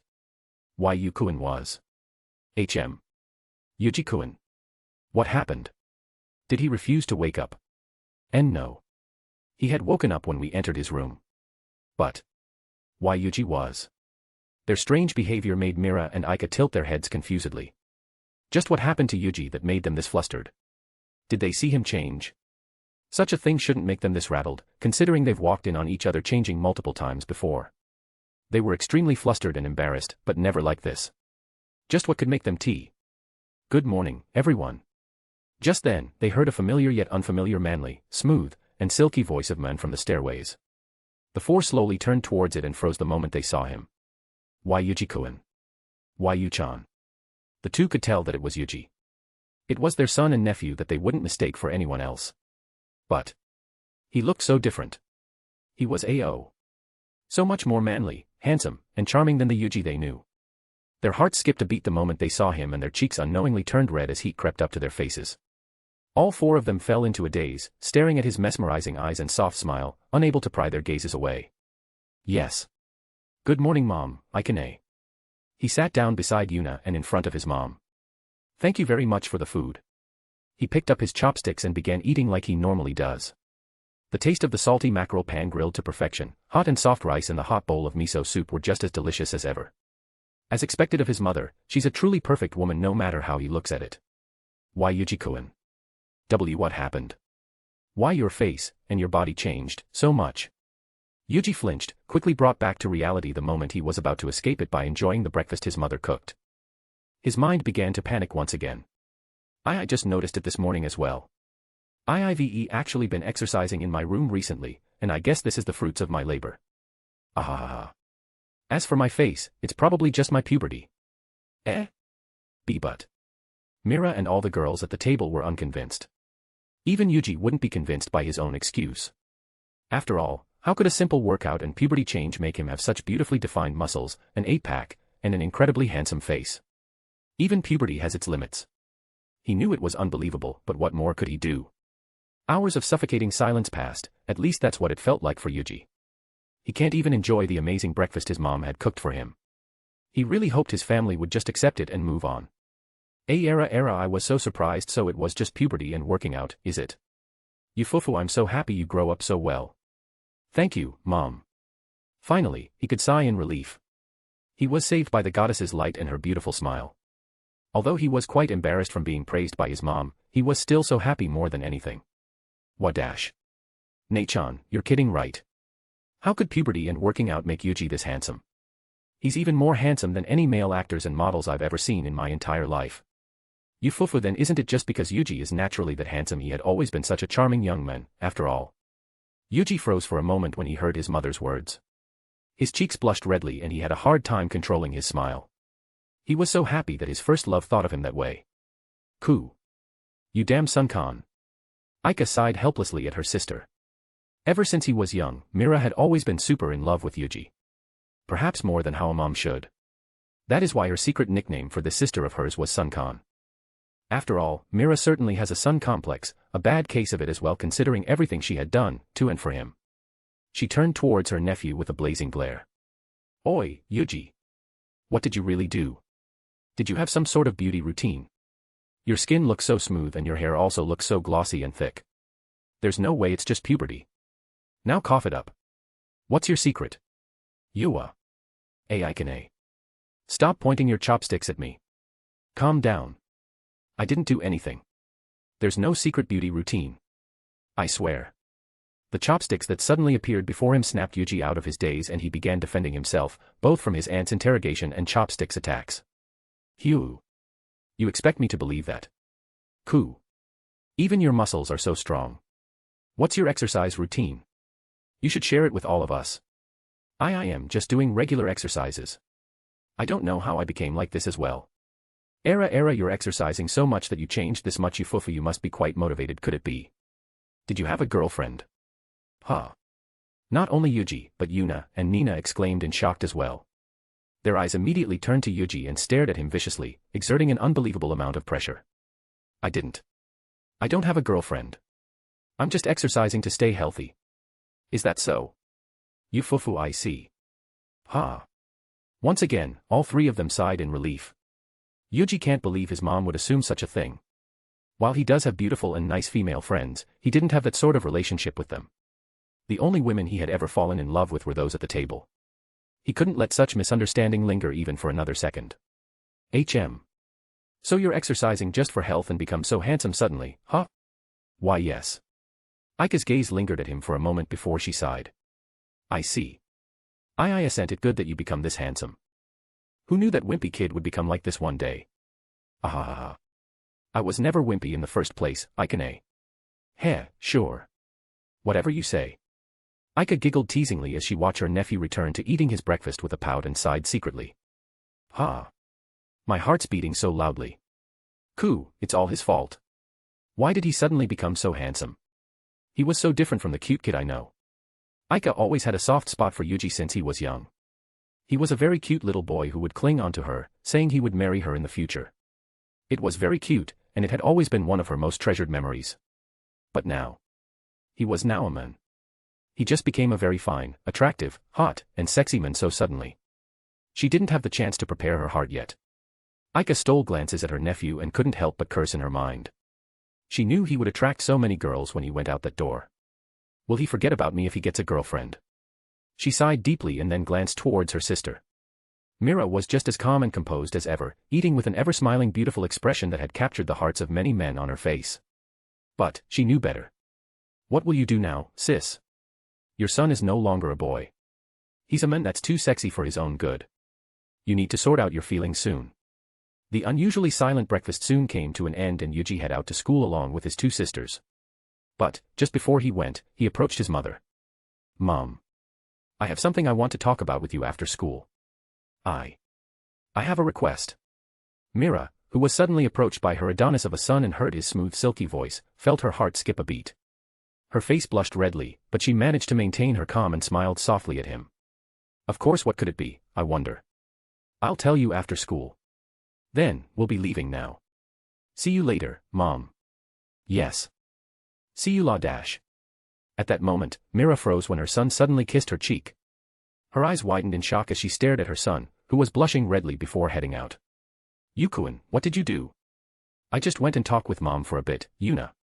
I see, then we'll be heading out. Goodbye, Mom, Ikenezen. Sure. Have a safe trip. When the three of them head out to school, Aika stretched her body and sighed in relief. Then, I'll be going out to my cafe too. See you later, Ne dash. Wait. Why are you so red? Did you have a fever? You were just fine before. Wei. I am fine. There's no need to worry. Have a safe trip. If you're okay, then that's fine. If you feel bad, just call me, okay? I'll return home as soon as possible. Yuan. Don't worry. Then, I'll be going. The moment Aika exited out of the house and headed to her cafe, Mira plopped down to the ground. Her face, blushing crimson, as her breaths became heavy. She fidgeted her milky thighs together and bit her lower lips. Yuji-kun. That's so unfair. On their way to school, Yuna and Nina walked with Yuji between them.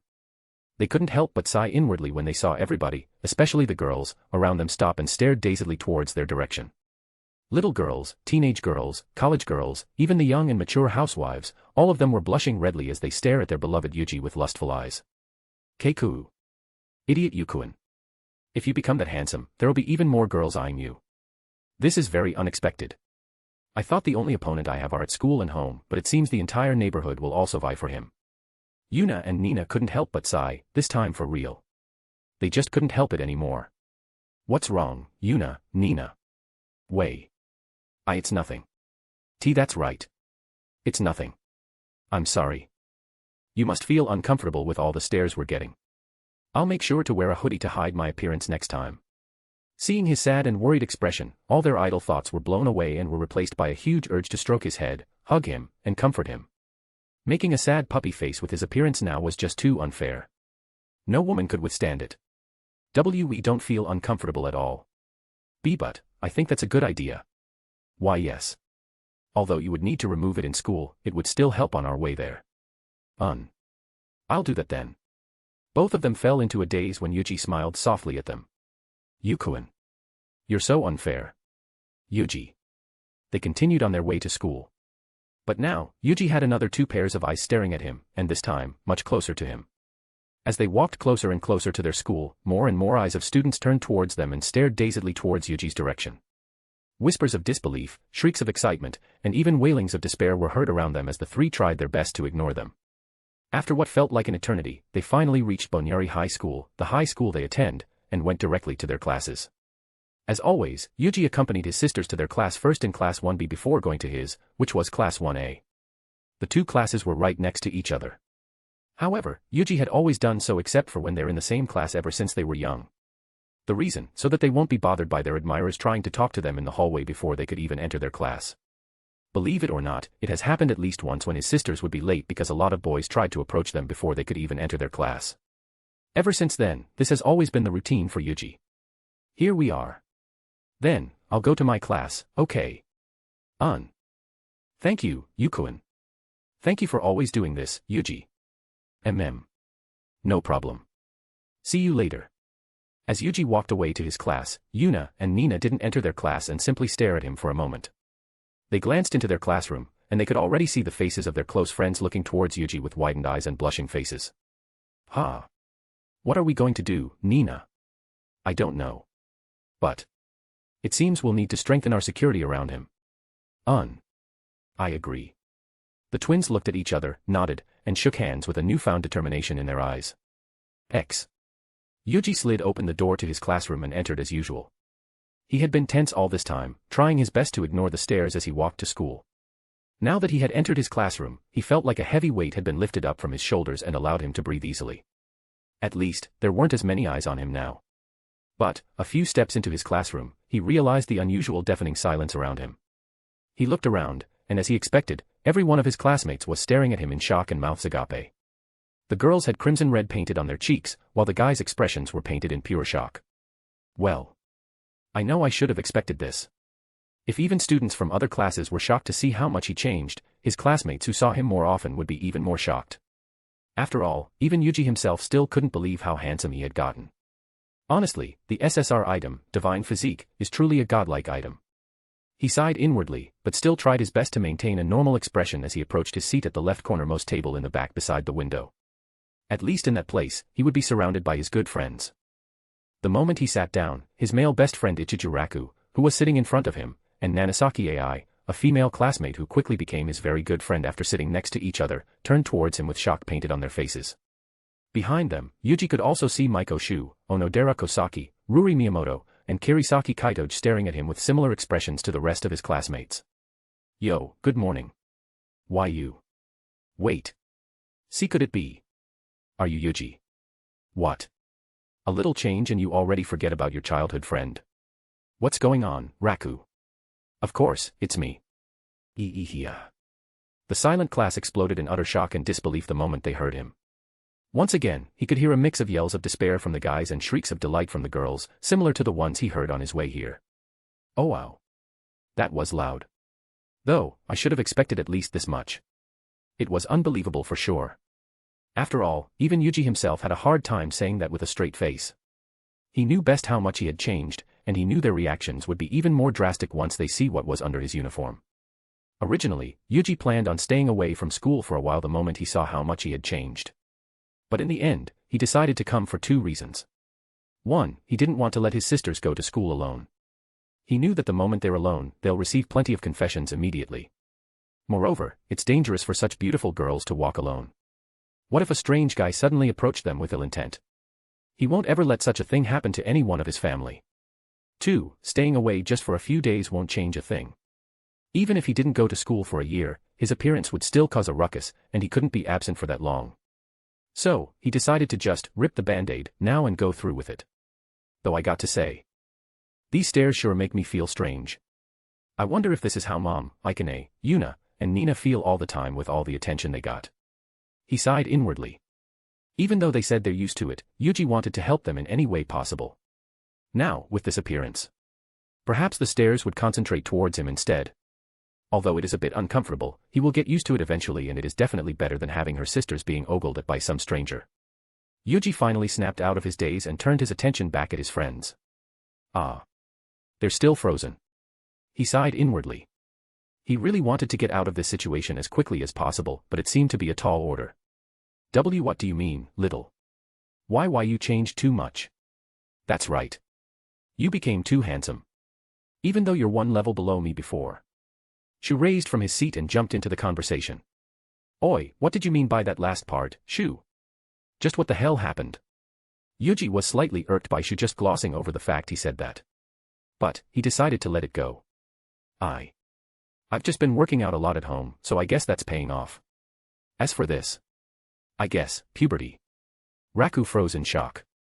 His lips twitching in disbelief. In contrast, Shu suddenly jumped out of his seat and grabbed Yuji's collar. How the hell is this just puberty? If it is, why the hell am I still like this? Hell if I know. Let go of me. With his newfound strength from his divine physique, Yuuji easily pried his jealous ass off him and sighed. He turned towards AI, hoping he could find help from his level-headed and cute seatmate. But contrary to his expectations, she was still staring at him with widened eyes and red blushing cheeks. AI, showing such an extremely cute maiden-like expression that he had never seen from her, froze him. His heart skipped a beat the moment he saw it and a single thought crossed his mind. Cute. Chapter 6, Chapter. As soon as the bell signaling the start of class rang, the front door of classroom 1A slid open, revealing the figure of a beautiful woman in a long white overcoat, vest, white shirt, and black pants. Her graceful long pitch-black hair fluttered as she firmly walked in front of the class, charisma emanating from her entire figure. All right, get to your seats. The bell has rung. Despite her harsh tone, her beautiful and powerful voice was pleasing to the ears. Though, to those who recognized her voice, their intention would be immediately turned towards her, usually accompanied by a flinch, especially from her students. With his enhanced vision, Yuuji could see clearly even from the furthest back of the class. He was amazed once again by his homeroom teacher's beauty. Beautiful, smart, kind, and charismatic. If only she's not violent, she would have become superpa. Suddenly, a chill traveled down his spine, snapping him out of his daze. The next moment, he saw a stick of chalk only a few distances away from his face. In a flash, he caught the chalk just before it hit his forehead. So this is the famous chalk cannon. I can't believe a stick chalk can go so fast and get this hot from just her throwing it. He could feel cold sweat on his back right now. If he didn't have divine physique and caught it, he's sure there would be a big swell on his forehead right now. You were thinking of something strange, didn't you? Tsubakihara, Kun. Yes, Hiratsuka-sensei. I'm Tsubakihara Yuuji. Yuuji answered awkwardly, seeing Shizuka's utterly shocked expression. What the hell happened? Her eyes twitched as she stared at him and mouth agape. Puberty. Silence fell upon the entire classroom. I see. I don't think your mother would allow you to have plastic surgery, so I doubt you did that. She mumbled, but her words could be clearly heard in the silence. It's not. Okay, I get it. Sit down. I'll start the roll call. Shizuka quickly averted her gaze away from him and began her roll call as Yuuji sighed and sat back down in his seat. He stared at his violent yet beautiful teacher once again. But this time, he noticed a red tinge on her cheeks. A blushing Hiratsuka-sensei. Cute. The sight of his usually tough and charismatic teacher blushing pulled some strings in his heart. It was an absolutely cute sight. The Gapmo is too good. Has Hiratsuka-sensei always been this cute? He couldn't help but wonder. Somehow. After receiving his divine physique, he couldn't help but notice that all the girls he's close with seemed to have made an even deeper impression on him this morning. Was it because of his enhanced senses that he could notice the details of their beauty even more? Or was it something else? Did I miss something from divine physique's description? Yuuji began recalling the description of the divine physique. From the description, there was no statement saying such things. He was confident in this since he could recall it clearly, thanks to his enhanced memory. Could it really be just my divine sense that made me notice their beauty more? He recalled the time he smelled his sister's fragrance. Even until now, he could still remember it clearly.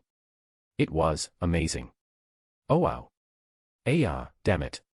Don't get a boner now. I know their smell is very arousing, but it's starting to hurt. My pants are already so tight because you go too big. Yuuji began concentrating on calming his dragon rod. By the time he snapped out of it, Shizuka was no longer there. In her place, the middle-aged male physics teacher had come and was staring at him with an expression of utter shock and disbelief. Once again, he had to use his hard-to-believe puberty excuse that could only be half-heartedly accepted by the teacher before class finally started. Guess this will happen every time I meet my teachers. He sighed and shook his head. Let's focus on the lesson. With his goal of becoming successful and giving his family a lavish life of happiness, Yuuji had always been a diligent student that is reflected by his above-average results. But today, all the lessons he's learning were so much more easily digested by his mind. No, even when he's reading his textbook, everything is easily absorbed into his mind. He finished reading the entire thing a few minutes after class started, and he could understand each and every little thing written in it. So this is the accelerated learning part of Divine Physique. He understood everything far more clearly now than ever. Even the lessons that hadn't been discussed yet. He was confident he could even place first in the next exam. A small smile bloomed on his face. Even though he had investment proficiency to gain his money now, it wouldn't hurt to have shining academic achievements. It will make everything so much easier for him after he graduates. Yuuji then began writing notes for the lessons, covering even the advanced chapters of the textbook, to reaffirm his understanding. Maybe his sisters or his friends could also use this note to help them with the exam, though most of them may not need it considering how smart they are. Well, Raku and Yotsuba would definitely need it. As he immersed himself in writing in his notebook, the glances of all of his female classmates went unnoticed, including those close to him. What in the world happened to Yuuji? He suddenly became so handsome. Why Yuuji-san? Just what in the world happened? He was normal just a few days ago. Did the genes from Aunt Mira suddenly activate during his puberty? No, he's adopted by her. Then, just what in the world happened? Yotsuba, and Kaitoji all stole glances at him throughout their classes, failing to tear their attention away from him, especially when he's showing such a serious expression. It was a lethal expression that would make any woman swoon, especially girls their age. Soon, all morning classes ended. The bell signaling the start of lunch rang. Oh, it's lunch already. Let's go to Yuna and Nina's class and... Yo, Yuuji. Let's go to the cafeteria. Quickly. Raku, you too. Shu suddenly rushed from his chair and slammed his hand on Yuji's desk while dragging Raku by his collar with the other. Yeah. Oh, sec. Shu. Why the hurry? I'm super hungry. Come on. Stop asking questions and start walking. He let out a sigh and stood up. Although he's weird in general, Shu was acting especially weird right now. Alright, I get it. Yotsuba, Kaitoji, you want to come with? Onodera-san and Miyamoto-san, would you like to join us as well? Why yes. I will join. Why yes. I'll join up. Sure, if you insist. Yotsuba, and Kaitoji also stood up from their seats and approached him. Why yes, if you don't mind. Let's go. Yuuji nodded and they all exited the class, went to the neighboring classroom to pick up Yuna and Nina, and went to the cafeteria together. On their way, Yuuji watched his sisters happily chatting with the girls and let out a little smile. What beautiful flowers, huh? Aren't we lucky to be able to have lunch together with the top beauties of our school? Yuuji sighed as Shu nudged him with his elbow with a foxy grin. Right. Anyway, what's with you just now? You were acting weird, even by your standards. That's right. What's wrong, Shu? Are you really that angry?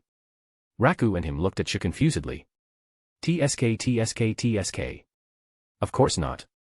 Yuuji, you should be thanking me, my good friend. Huh.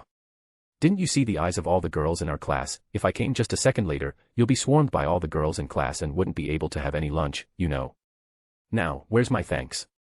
So that's why. Yuuji finally realized Shu's intention. Now that he thought back, he saw a few girls staring at him and was about to stand up.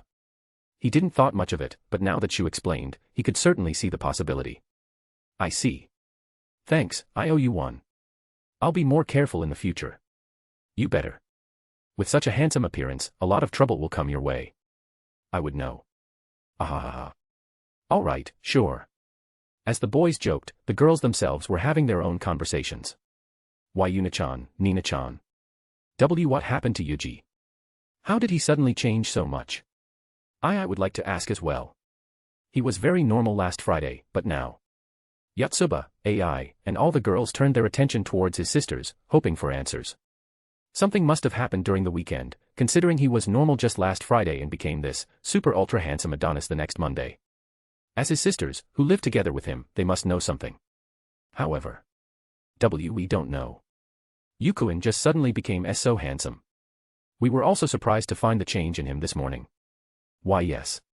We have no idea how he became so handsome so suddenly.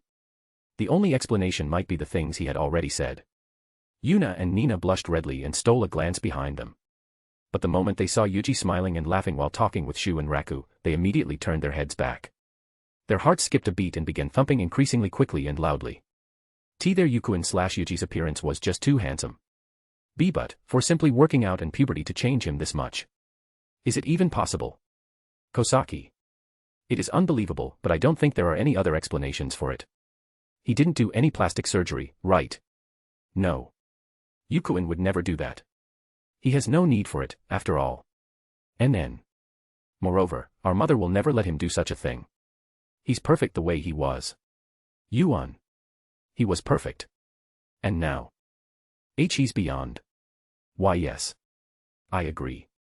Yuna and Nina lowered their heads and covered them with their hands, trying to hide their super red faces, while the rest of the girls also began to blush even more. They had to agree. His appearance right now was just beyond handsome. Even Kaitoge, who had seen her fill with the young and handsome son of her father and mother's business partners or super popular male models under one of her mother's fashion business, could confidently say that Yuji was much more handsome than them. It wasn't even a competition. He was the first friend she made when she entered this school. When she was depressed about having to fake dating Raku for the sake of her family, he befriended her and introduced her to his sisters, who quickly became her friends as well. He was a very loving brother, or rather, a pure, genuine siskin. But he's very friendly, kind, and never treated her differently after knowing her family's background. She was truly shocked to know that his mother was friends with Raku's father, the head of the Shuiei group, and was under his protection. She felt very happy to have become his friend. Perhaps, at that time, there was a small part of her that wished it was him who would become her partner for this fake relationship. Only now did she realize when her heart received a shock that made it thump so loudly for the first time. Yuyua. What do I do now? Kaitoge pursed her lips as she glanced back at Yuji, her eyes longing for him. The cafeteria was already crowded as usual the moment they arrived. There was already a line in front where they'd order food, while the bakery was already a war zone as well. Yua. I thought we could finally order our food in peace. Should we maybe split up? Half of us could reserve the table while the other half stand in line and order the food.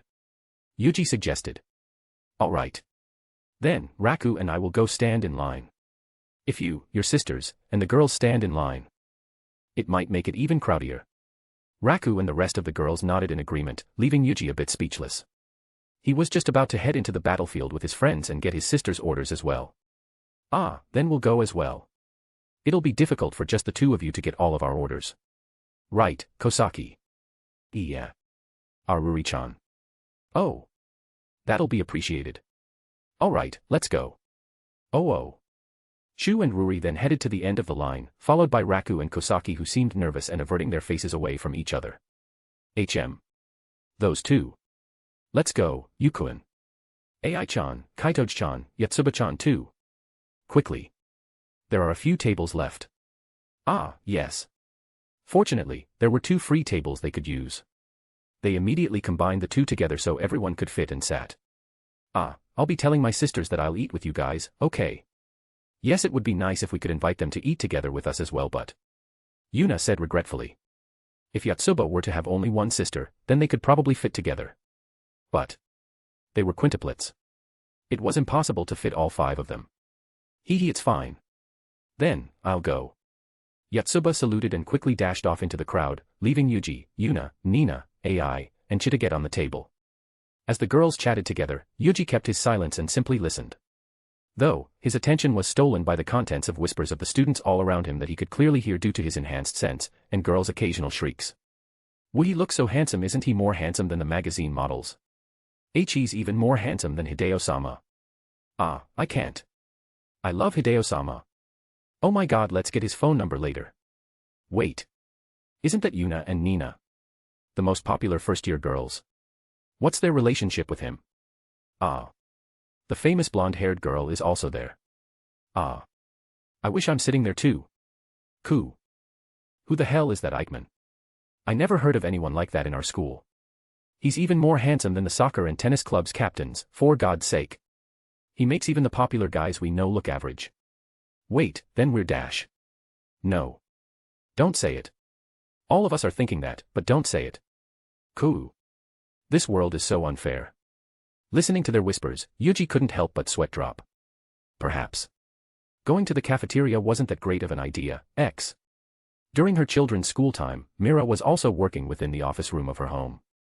Sit on a premium office chair, black matching the hair color of her beloved son. A bespectacled and ponytailed Mira focused on all 4 screens of her advanced computer setup before her, each displaying the status of the foreign exchange market, and investment software, and various other software applications specifically used for her investment work.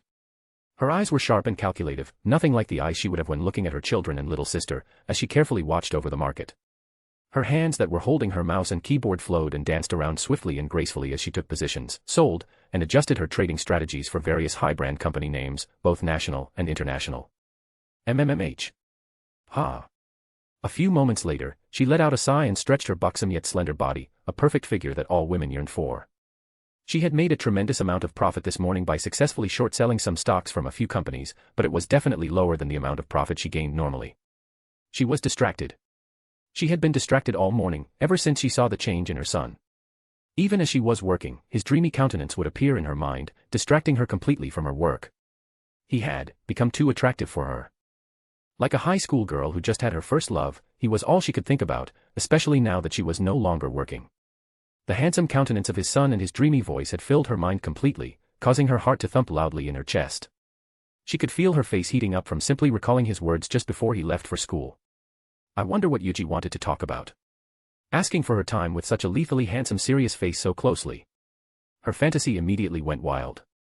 You can't, Yuuji be but. If you insist. Then.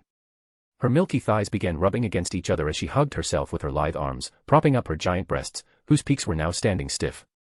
A hot sigh escaped her wet lips as drool began flowing down the corners of her mouth. MMH Yuuji. You naughty boy. As she relished in her fantasy, her smartphone suddenly rang, snapping her out of her daze. A small frown appeared on her face as annoyance began filling her heart. She was just getting to the good part of her fantasy, yet she was brought out of it before Yuuji even stuck his dragon rod inside her. Mira grabbed her smartphone from the table. It was the newest smartphone released by iApple that she got from her friend, a member of the iApple Japan's branch board of directors. She had asked her friend if she could provide 4 more for her children and little sister. But unfortunately, it would be quite difficult to do so since it wasn't meant to go public yet. Mira only received it exclusively because she was a very good friend of hers. When she looked at the screen, her eyes widened in shock.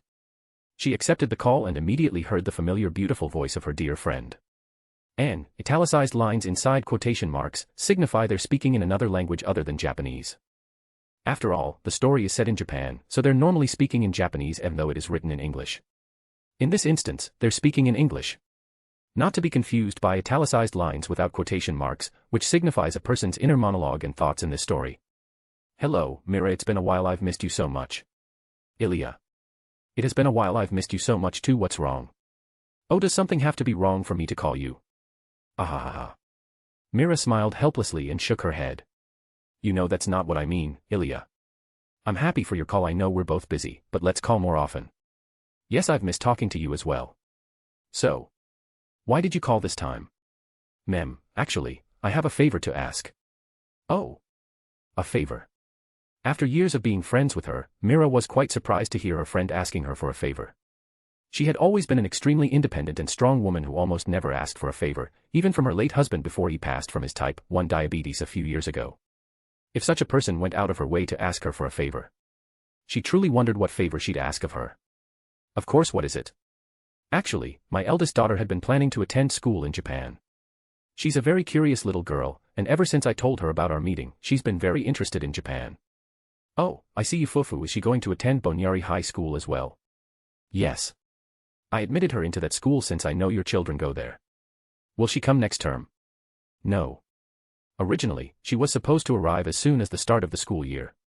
But, miscommunications occurred and she had troubles with her visa, so she'll arrive next Sunday. I've already contacted the school, so there should be no problem on that end. I see. That's unfortunate.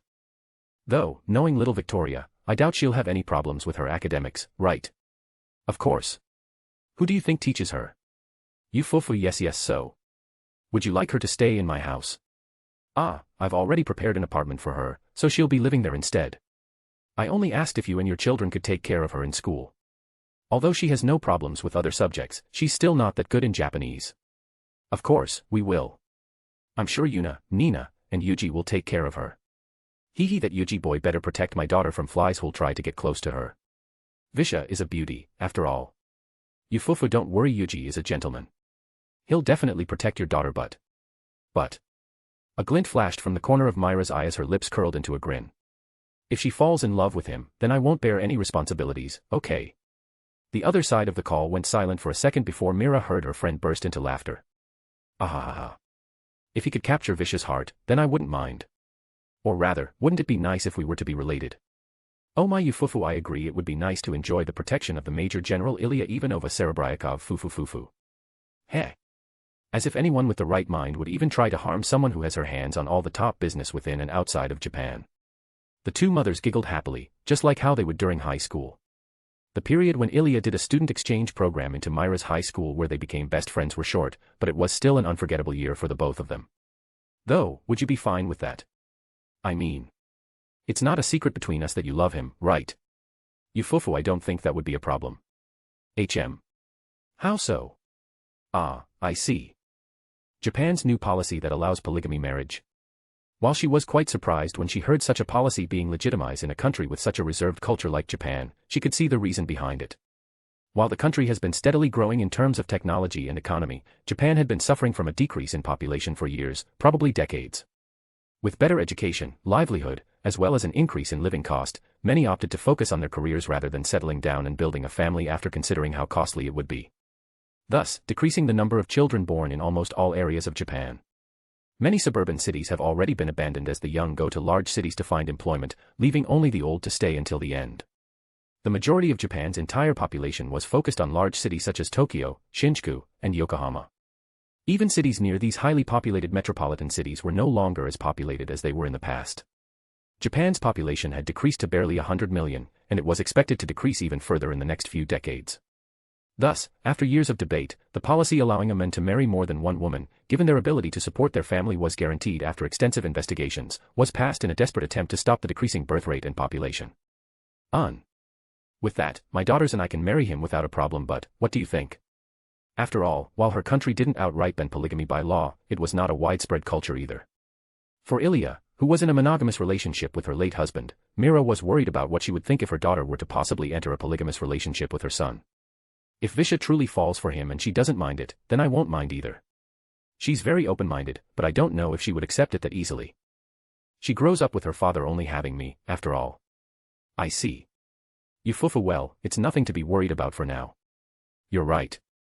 I'll have to go. Please take care of her when she comes. Of course, see you, Ilya. I will see you later. Thank you, Mira. You're welcome, Ilya. Mira hung up from the call and stared at the wallpaper of her phone with a soft smile.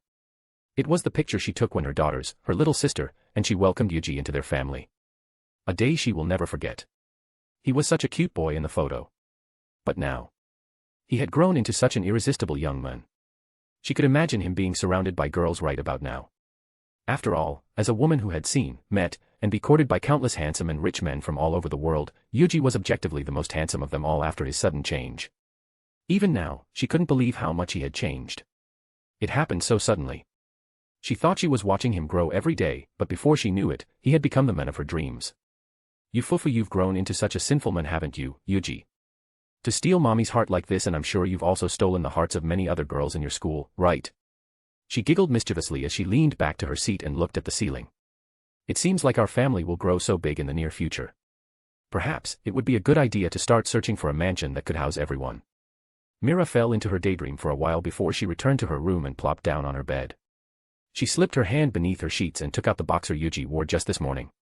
The thick, manly scent mixed with the smell of his sweat still prominent on it, a rare and precious piece she immediately took from the laundry before it was washed. Immediately, Mira buried her face straight into the crotch part of his boxers and breathed in a lungful of his scent. Yuuji, it's so thick. I love your manly smell. As she pressed his boxers into her nose, her other hand slithered down from her breasts to between her thighs and began to rub her moistened sacred flower from above her pants. It has been her morning routine to fantasize about his son with a piece of his clothing ever since Yuuji had his first ejaculation. Every day, when Yuuji and her daughters went to school, she will pleasure herself to calm her ever-increasing lust for her son until he would make her dreams a reality himself. After seeing his change this morning and the manly gaze in his eyes when he looked at her, she could feel that the time will not be much longer. Fufu, I wonder how he will ravage me with his big thing. Chapter 7, Chapter Like all cafeterias in any school, the cafeteria of Bonyari High School was packed with students trying to get their lunch during their lunch break. While not every student gathered in the cafeteria for lunch, a majority that didn't bring their own lunch from home came and participated in the battlefield. Most went only to buy their lunch after seeing no open tables in the cafeteria. But for the few that were early enough and had luck on their side, they managed to get a seat there and ate their lunch with their friends. This morning, however, was slightly different.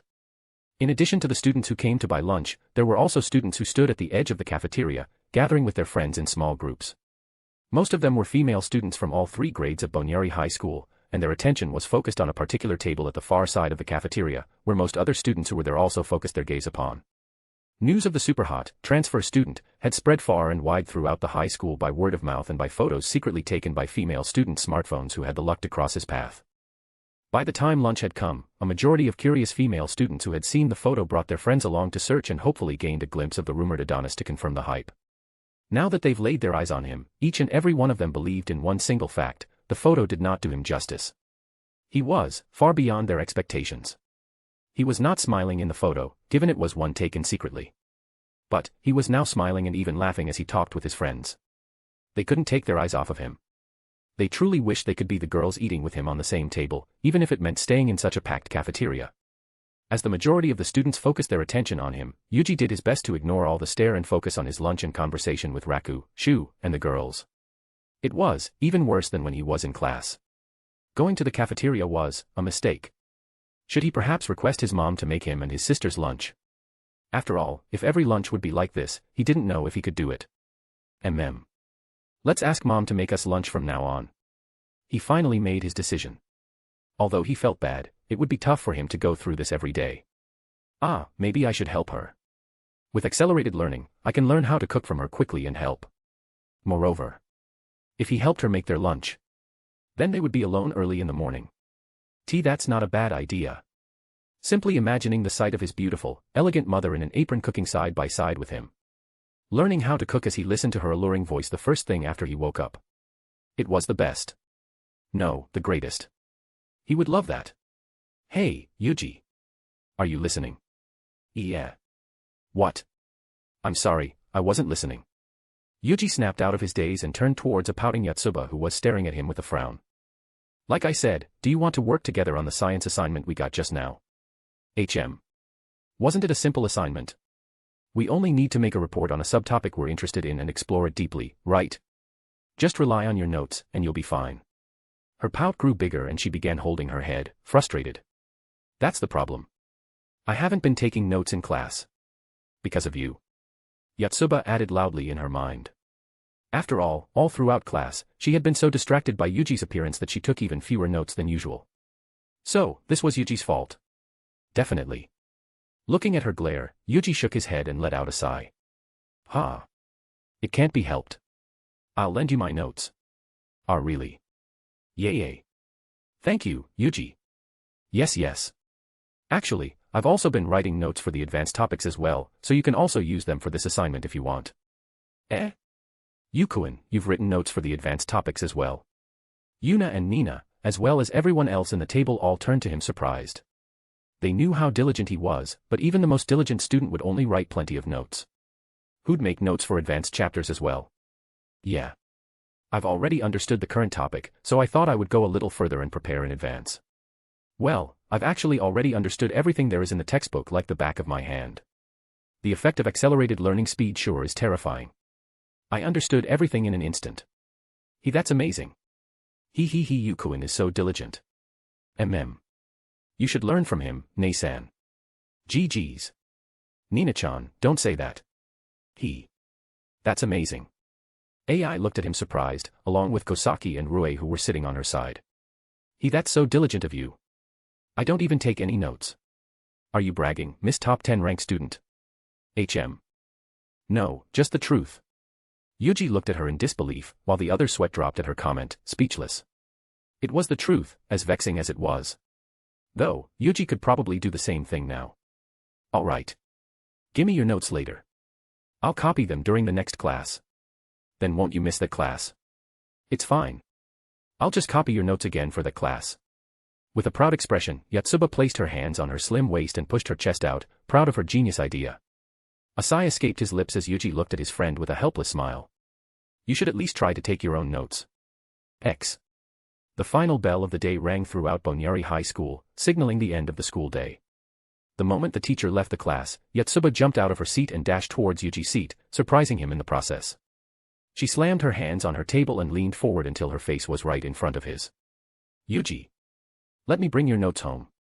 I'll give it back to you tomorrow.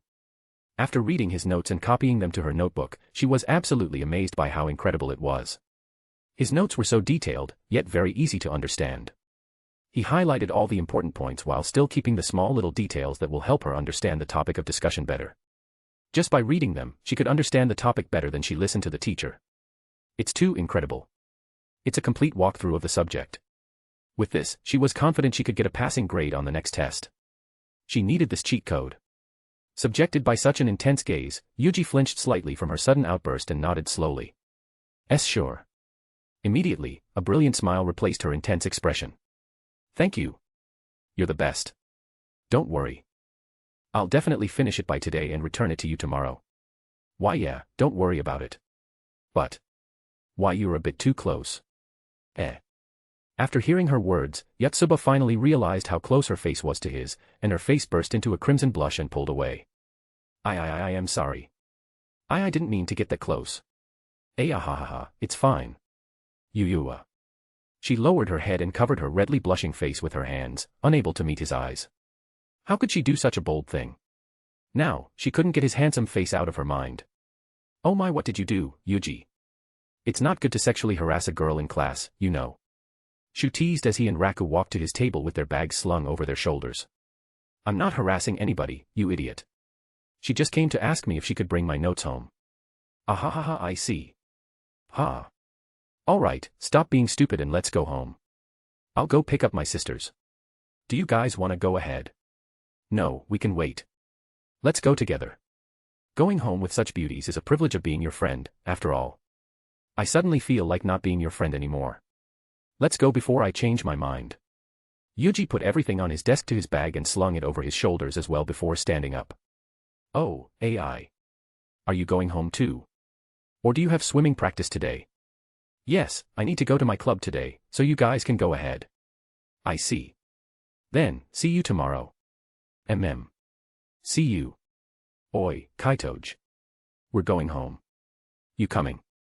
Kaitoge, who was talking with her girlfriends, flinched slightly in surprise when she heard Yuuji call her name. His voice, which seemed sexier and smoother than how she remembered it to be in the past, made her heart skip a beat as she turned towards him. Yeah. Sure. 1 SEC. Alright. Yuuji then turned towards Yotsuba. Yotsuba, do you want to come home with us as well? Yeah. You I would love to, but I'll be going home with my sisters. I have something to tell them. I see. Okay, no problem. Next time then. Next time. Yuuji raised his eyebrows slightly when he saw her reaction. Seeing Yotsuba act so meekly was a first. It was unlike her usual cheerful persona. She was just like a cute little flustered animal right now. Rui-chan Onodera-san too, would you like to go home with us? Stop saying my name with such a disgusting tone. Kosaki, what do you think? I don't mind. Alright. We'll put up with you. With Kosaki and Rui joining the group as well as Kaitoge, who quickly said goodbye to her visibly envious friends, they all exited the class and went to the class next door to pick up Yuna and Nina before heading home. Meanwhile, Yotsuba quickly put all of Yuji's notebook and her things back into her bag and exited her class. I need to tell them and Dad about Yuuji. If he became our tutor, then we'll definitely pass our exams. Holding such determination in her heart, she quickly went to her sister's classroom and dragged them back home for an emergency conference. We're home. Yuna, Nina, and Yuuji announced their return as usual as they took off their shoes. As Yuuji took all their indoor sandals and placed them on the floor for his sisters, he noticed his aunt's high heels were missing. Oh, right. She's still in her cafe. Rose, the cafe owned by his aunt that was only a few blocks away from their house, was a popular cafe amongst high school students as well as young adults due to its cozy atmosphere, modern and elegant decor, and the trendy coffee drinks that intense coffee enthusiasts may argue otherwise. However, that was something Aika intended from the very beginning. After all, she wasn't a coffee enthusiast in the first place and simply enjoyed a variety of drinks with coffee. So, she made her cafe with that idea in mind and aimed it towards the younger generations of customers, and succeeded. Now, her cafe has become one of the most popular cafes in the city with plenty of young adults, couples, college students, and high school students visiting it to relax, study, or just to buy drinks before returning home. Because of its popularity, his Ed would be very busy at this time, even though she had already made the cafe self-running with the staff she hired. It may still be a few hours before she will return home, hopefully by dinner. Just then, the beautiful figure of their mother appeared to welcome them. A light blue apron draped over the front of her body, reaching barely halfway through her milky thighs because of her enormous twin peaks. "Oh my, welcome home. I'm currently making dinner, so you can go change first, okay?" "Ah, thank you, Mom. Then we'll be in the living room dash." "Nay-san, we still have an assignment. Let's finish it before dinner." "Yeah. But. No buts. Yuuji, you should do your assignment as well before dinner." I will after I talk to Mom. You two can go ahead." "Eh? What do you want to talk about?" Yuna puffed her cheeks and looked at him with a glare that only looked cute to Yuuji, slightly upset because she had been excluded from the conversation. Nina also looked at him curiously, but Yuuji simply smiled at them. "You will find out tomorrow." The two tilted their heads confusedly before finally relenting after Yuuji coaxed them for a while, leaving him and his mother behind. "Yufufu, now I'm becoming more and more curious about what you wanted to talk to me for. Let's go to the kitchen, Yuuji. You can tell me while I cook, okay?" Yuuji followed after his mother as they head to the kitchen. His gaze unknowingly gravitated towards her shapely hips before snapping out and feeling the embarrassment from being hypnotized by his mom's sexy butt on his face. She resumed her cooking, chopping up some vegetables and a block of tofu, presumably for the miso soup. Near the chopping board, Yuuji can also see a plate with 5 fillets of salmon, seasoned with salt and pepper and a little bit of garlic, and bite-sized little blocks of chicken marinated with dark, brown liquid and visible chopped up and crushed pieces of garlic in a Ziploc bag. On the stove, Yuuji could see a sizable pot on one of them, emanating a pleasant shrimp fragrance, most likely boiling the shrimp head and skin to be the base for a shrimp miso soup. While on the other was a pot of boiling oil that had just started being heated. Skillfully, and with grace Yuuji never noticed before, Mira quickly finished chopping up the vegetables and block of tofu into bite-sized pieces and set it aside on the chopping board before turning towards him. "So, what would you like to talk about?" Yuji's attention was brought back from being mesmerized by her cooking figure and met gazes with his mother. "Ah, yes. Well, I have 2 requests for you, Mom." "Of course, what are they?" "Firstly, I would like for Yuna, Nina, and I to bring our own lunch to school starting tomorrow, if possible." Yuuji then started explaining to her the situation in his school cafeteria and how he and his sisters attracted too much attention to be comfortable eating there, especially after his appearance changed. Mira listened quietly, staring at his handsome countenance with a slight blush on her cheeks, and nodded understandingly. "Yufufu, I see. Okay, then I will happily prepare lunch for the 3 of you." "Ah, can I help to make them?" Although Yuna and Nina had been the center of attention since we enrolled in Tay Cafeteria, my recent changes seemed to have escalated it. "So, I would like to help." Mira looked at her son with slightly widened eyes. She didn't expect him to suggest such a wonderful thing with such a handsome, determined face. Cooking together with her son. Making bentos together with him the first thing in the morning while her daughters were asleep. She could stay close to him, watching him freely, hold his hand while he's using a knife to make sure he doesn't cut his precious hands, talking with him closely, and spending time with him the first thing in the morning. What a wonderful suggestion. Mira snapped out of her fantasy and focused back on Yuuji. But then, she noticed a small blush on his cheeks. Is he embarrassed? Is he blushing because he thought of the same things as me? "Oh my, Yufufu, what a naughty boy." Her lips curled into a brilliant smile and she nodded her head. "Of course, what a wonderful idea, Yufufu. Don't worry, Mom will teach you everything you need to know, okay?" Something in the pit of his stomach tingled, like there were butterflies within it, when he heard the word everything from his mother. His cheeks grew even redder as she stared at the blushing countenance of his mother. Thank you, Mom. Don't forget to wake up earlier in the morning, okay?" "So, what's your second request?" "Yes. For the second request."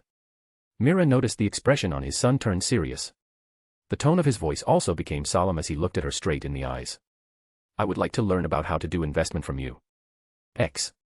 With a feeling of weight lifted from his chest and a slight tingle in the pit of his stomach from looking forward too much for spending time alone with his mother alone tonight and tomorrow morning, Yuuji returned to his room after he finished his talk with his mother and changed his clothes.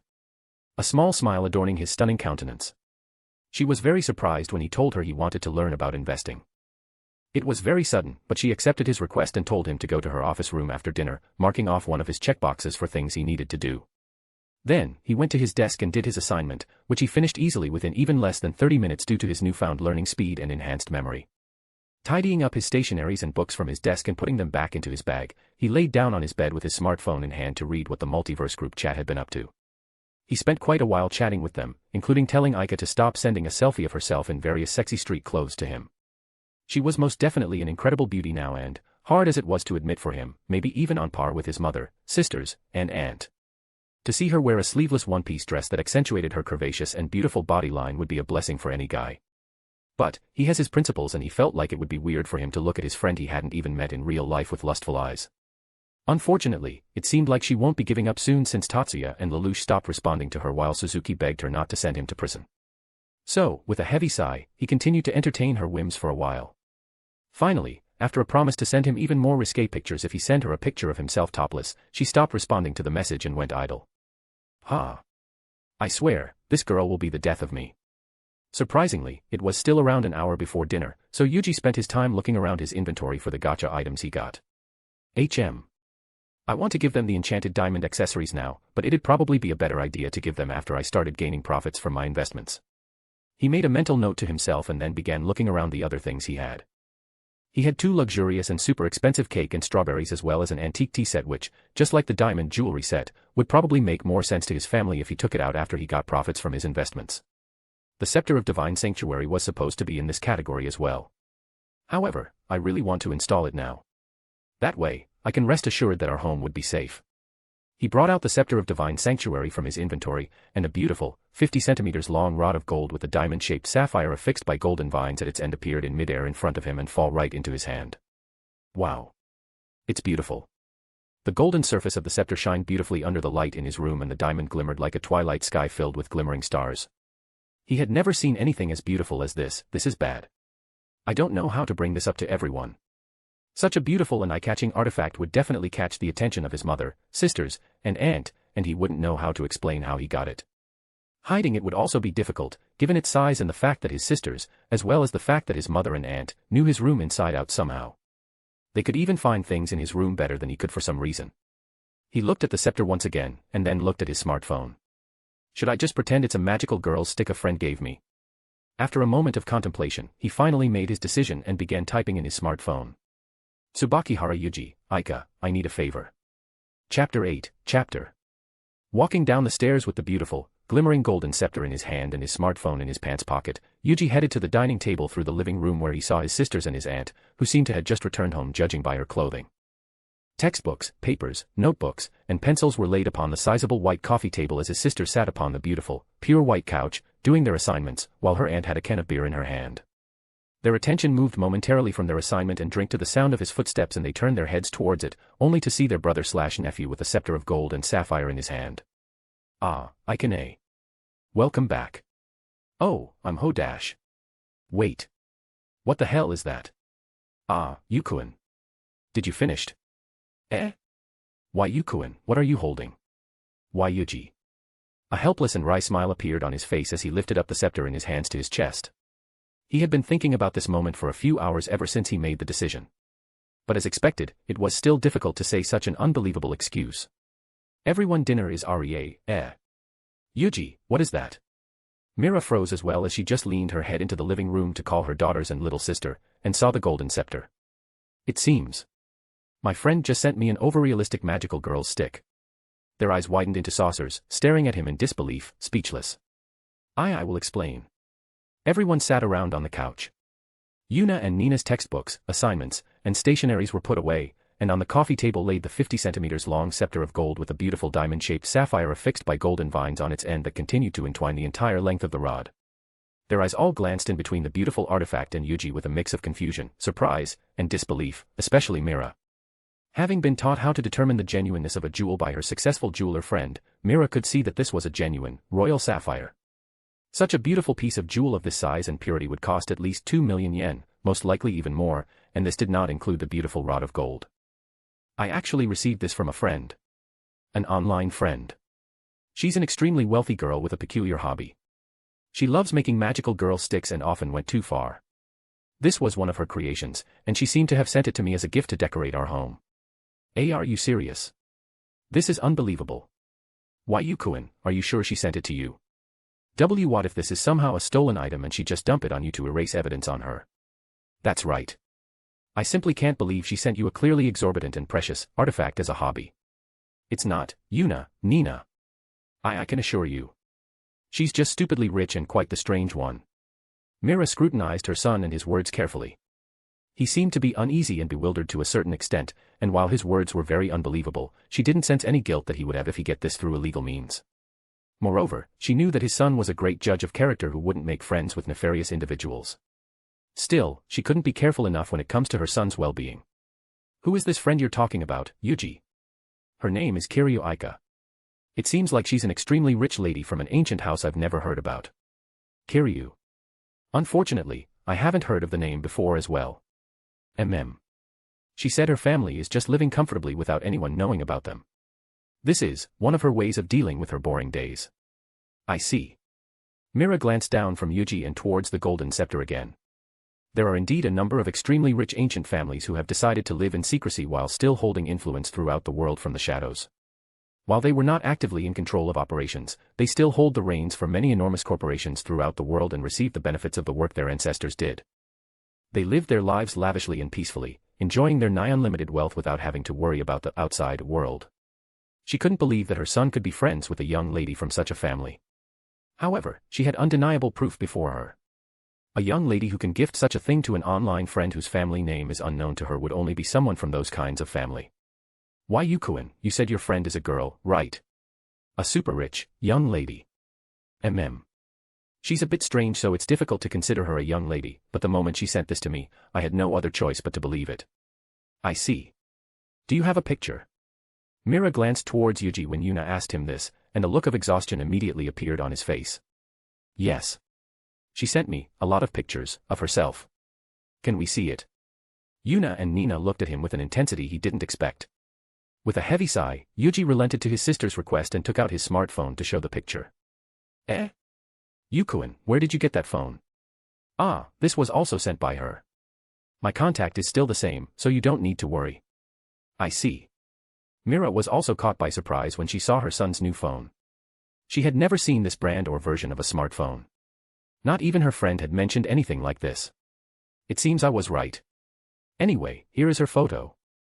Yuuji flipped his smartphone away from him and showed the picture of Aika in a revealing magical girl's outfit she somehow had with her and the scepter of divine protection he lent to her by sending it as a gift to her through the Multiverse Group Chat. Mira, Yuna, Nina, and Aika were stunned in shock the moment they saw the picture. In the selfie that was taken slightly from an angle, she was posing seductively with her hair tied into a twin tail, revealing her beautiful white nape, while holding a peace sign over her winking eye with her right hand and displaying her pale and smooth armpit along with the side of her massive breasts. Her slim waist was hugged tightly by her fighting magical girl's outfit and her milky white thighs were completely visible from her slightly lifted miniskirt. It was a very seductive and revealing photo. However, this was actually one of the safer ones compared to the many other photos she sent him. At least in this one, there were no panty shots or a shot of her licking his scepter seductively while holding it between her massive breasts. When she gifted the scepter back to him, Yuuji had to wipe his scepter clean with a wet cloth. She's enjoying and admiring her new appearance very much. Maybe even too much. She's very beautiful. Yes. She is beautiful. But she's a bit strange on the head, as I've mentioned. I mean, who would send such a picture to a guy she hadn't even met in real life? That's true. A few moments of silence passed as the girls all glanced between Yuuji and Aika's picture back and forth. Such a beautiful girl. No, it can't be, right? Is she in love with Yukuin? Keiku. I need to work harder. This girl. I never thought Yuuji would have such a beautiful rich girl I didn't know as a friend. I need to do my best so he won't be stolen by her. A look of determination emerged in Yuna and Nina's eyes as they looked at their rival with a fiery gaze. The silence lasted for a moment, and Yuuji certainly felt the strange tense atmosphere that had formed since he came with the scepter thicken and decided to break the silence. Anyway, she wants me to display it somewhere. So, would it be fine if I display it in my room? Mira pondered for a moment before nodding. All right. But, make sure to hide it if your friend comes over, okay? Yes, Mom. I'll make sure of it. Thank you. Good. Now, let's go eat dinner. I've made carriage, salt pan grilled salmon, and shrimp miso soup. Why yes. That has gotta be the most awkward dinner I've ever had. Yuuji entered his room with the scepter in hand and plopped down to his bed. His eyes staring at the ceiling for a moment before raising the scepter in front of him. At least, now I can be assured of their safety. He sprung back up from his bed and sat on his desk, tidying up and making space for the scepter. Guess I should go buy something to hold this later on. But for now, I'll just put it on my desk. He placed the golden scepter in front of the framed picture of him and his family, taken on the first day he became Tsubakihara Yuuji, and activated it through the Multiverse Group Chat. Immediately, the sapphire gem at its top shined with glimmering particles of light, and the entire length of the rod glowed in brilliant golden light. A golden wave emanates from it, spreading throughout his entire room and then the entire house, causing everything around him to glow for a moment before returning to normal. The light was magical, both figuratively and literally. If it wasn't for his divine sense, the phenomenon wouldn't be perceivable to him. Congratulations. You have activated Scepter of Divine Protection. The Tsubakihara household's residence is now protected by the effects of the Scepter of Divine Protection. Good. Now then, let's go to Mother's office. He stood up from his desk, headed to his mother's office, and stopped right in front of the door. A mix of excitement, nervousness, and anxiousness filled his heart. This would be his first step. The first step he'd take for his dream to come true. He took a deep breath, knocked on the door, and entered once he heard his mother's beautiful voice from within the room telling him to come in. In the room, he saw the amazing computer setup with 4 monitors on her desk, a framed picture identical to the one he had on his desk, and the dazzling sight of his ever-beautiful mother smiling at him. Yufufu, it has been some time since you entered my office, hasn't it? Not since you stopped begging me to let you watch anime on my computer when you were young, all the while sitting on my lap. You were so cute back then. Mom. His cheeks turned crimson as his mother teased him. He was so shameful back then, begging his mother to let him watch anime while on her lap only so he could enjoy the feeling of her heavenly breasts behind his head. It was such a heavenly experience. The only reason he stopped was that the obvious tent in his pants had become too difficult to conceal as he grew up. Fufu, you've grown into such a handsome and fine young man. I'm feeling proud and happy, but sad at the same time. I am still your son, Mom. I still love you all the same. Myra's eyes widened for a moment as her cheeks turned even redder. She, who had been trying her best to keep her excitement to herself, felt her heart skip a beat. The urge to bring her beloved son into her embrace almost overcame her. Oh my, I'm so happy to hear that. So. What did you want to talk about? Yuuji took a deep breath, calmed his heart, and looked at his mother. Mom. I've been meaning to ask you something. What could that be? I would like to learn about stock trading and everything around investments from you. Her eyes widened for a moment before a look of confusion began to surface. Why are you suddenly interested in this? Because I would like to try and follow in your footsteps and perhaps lighten and take over your burden in the future. I want to give you, Yuna, Nina, and Aikane a life without worry. That is, my dream. Her eyes, still staring right into his, glazed over as tears began accumulating. Her slightly opened lips trembled slightly before she took a deep breath, calming herself. I'm very happy, Yuji-kun. If you wish to learn about investments, then I would gladly teach you. But, I want you to know that doing this and giving you, Yuna, Nina, and Aika a life without worry is also my dream, okay? Don't think that it is a burden for me. Yes. Thank you, Mom. Her lips curled into a beautiful smile before she slid her office chair slightly to her side, towards the drawer of her enormous desk. She opened the third and lowest drawer and took out a laptop along with its charger. She placed it on her desk and looked at him. This is a laptop given to me by a friend, and I used it briefly for my work. Mira glanced at her computer and back to her beloved son. As you can see, I have no use for it now. So, I will give this to you. In it, all the technical analysis software and stock software you can use for trading are already installed. Yuji's eyes widened as he looked at it in surprise. I didn't expect you to give me a laptop immediately. Yufufu, of course, I won't let you use it immediately. Let's start by opening your account while I explain to you the basics of investment and a rundown of the application. I understand. Please take care of me. Mira then spent the rest of the night teaching his son her field of expertise, still unbeknownst to her that a surprising revelation was awaiting her.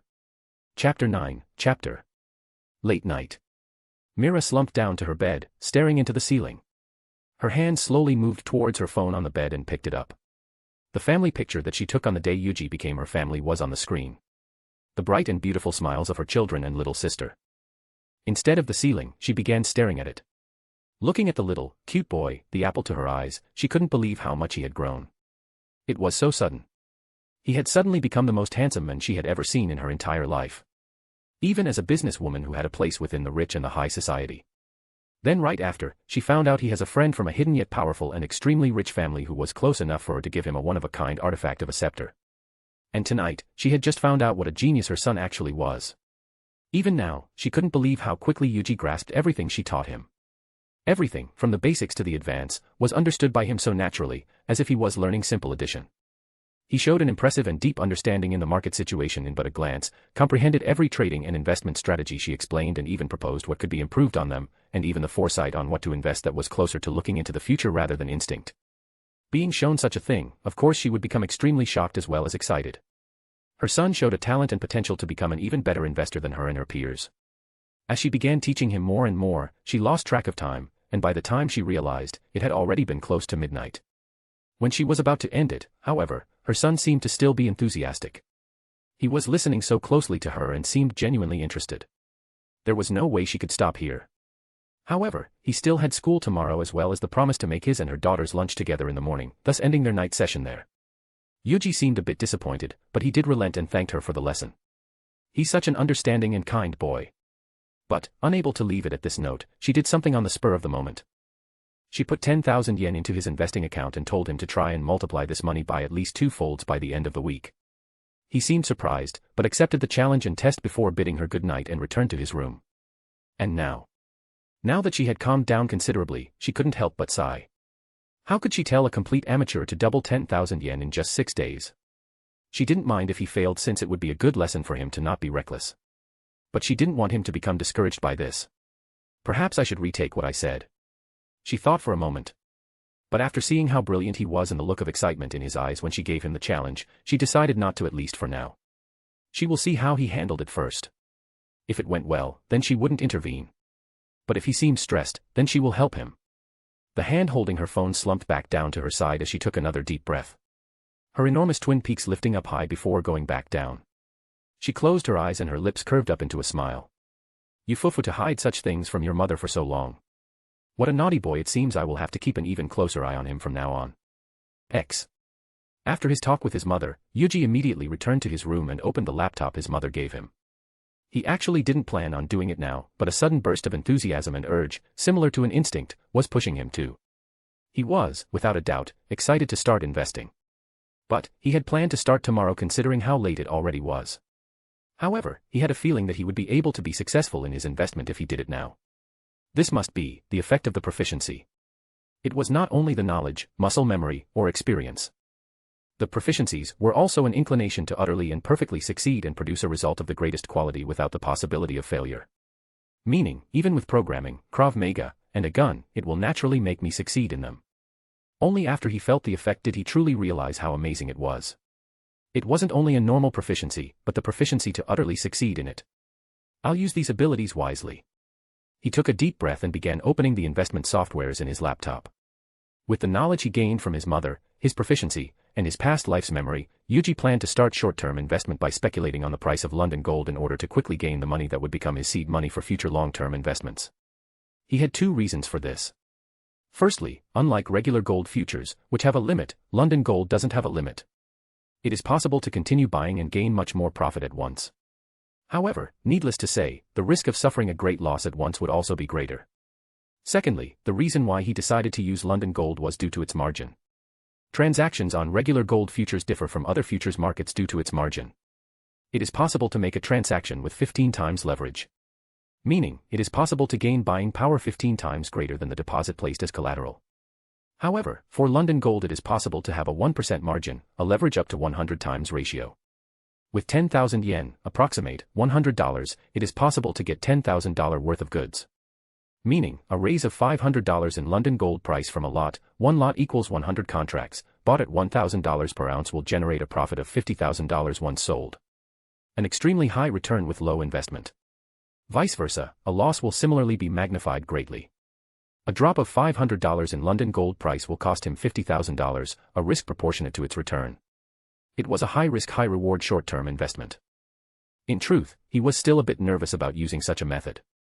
However, in order to gain a great amount of money in a relatively short period of time, this was still the method Yuuji decided to use. The reason? Because he was confident in his lucky trait as well as investment proficiency. The reality and power of the Multiverse Group Chat had been proven by the drastic change of his appearance and physique, and he had also confirmed how powerful his investment proficiency was. While he was being taught by his mother, he was able to understand and even foresee the situation of the market like the back of his hand. Every time he made a prediction silently in his mind on what to invest in or when to buy or sell, he would always be correct. It was akin to foresight. That is why he decided to believe in himself, his instincts, and the inclination of success from his proficiency.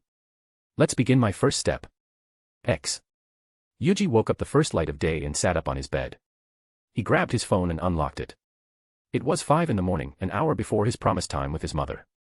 He opened the Multiverse Group Chat and began replying to chats from the group and personal messages they sent him. He saw Suzuki, Lelouch, and Tatsuya chatting in the group chat, and they seemed to have been chatting for quite a while. Since they became members of the Multiverse Group Chat, they noticed a peculiarity related to time.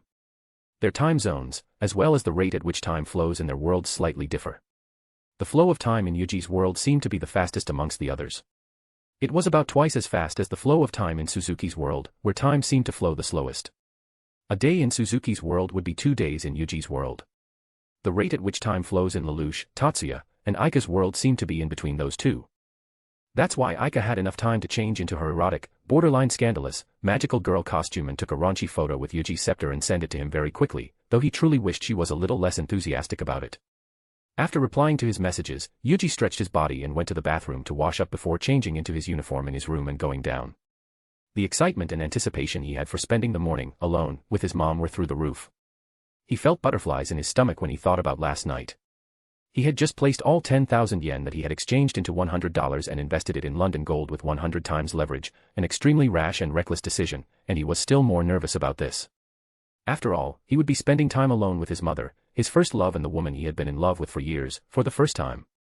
Moreover, she was such a sexy and elegantly alluring woman.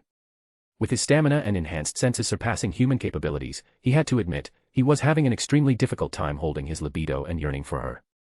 With every step he took, his heart beat increasingly louder and louder as he walked down to the kitchen. Then the moment he arrived, Yuji froze for a moment as his gaze locked onto the figure of his mother. Her bell-like humming melted his heart, and he could feel his face becoming warmer as he watched her stand in front of the opened refrigerator, taking out ingredients and placing it on the counter. She wore an apron that hugged her voluptuous figure, the figure that had entered his dreams where he would embrace it full of love. Yuji took a deep breath, made sure his uniform was perfect and then put on his best smile before making his way to her. "Good morning, Mom." "Ah, good morning, Yuji-kun, it seems that you did not oversleep for once, you fufu." She turned towards him, her cheeks slightly blushing. Her honey-like voice and alluring smile, that became even more destructive due to her beauty marked by her luscious lips, made his heart skip a beat. "Of course. I am very excited to spend the morning and cook with you, Mom. I'm also very excited to spend the morning with my one and only beloved son."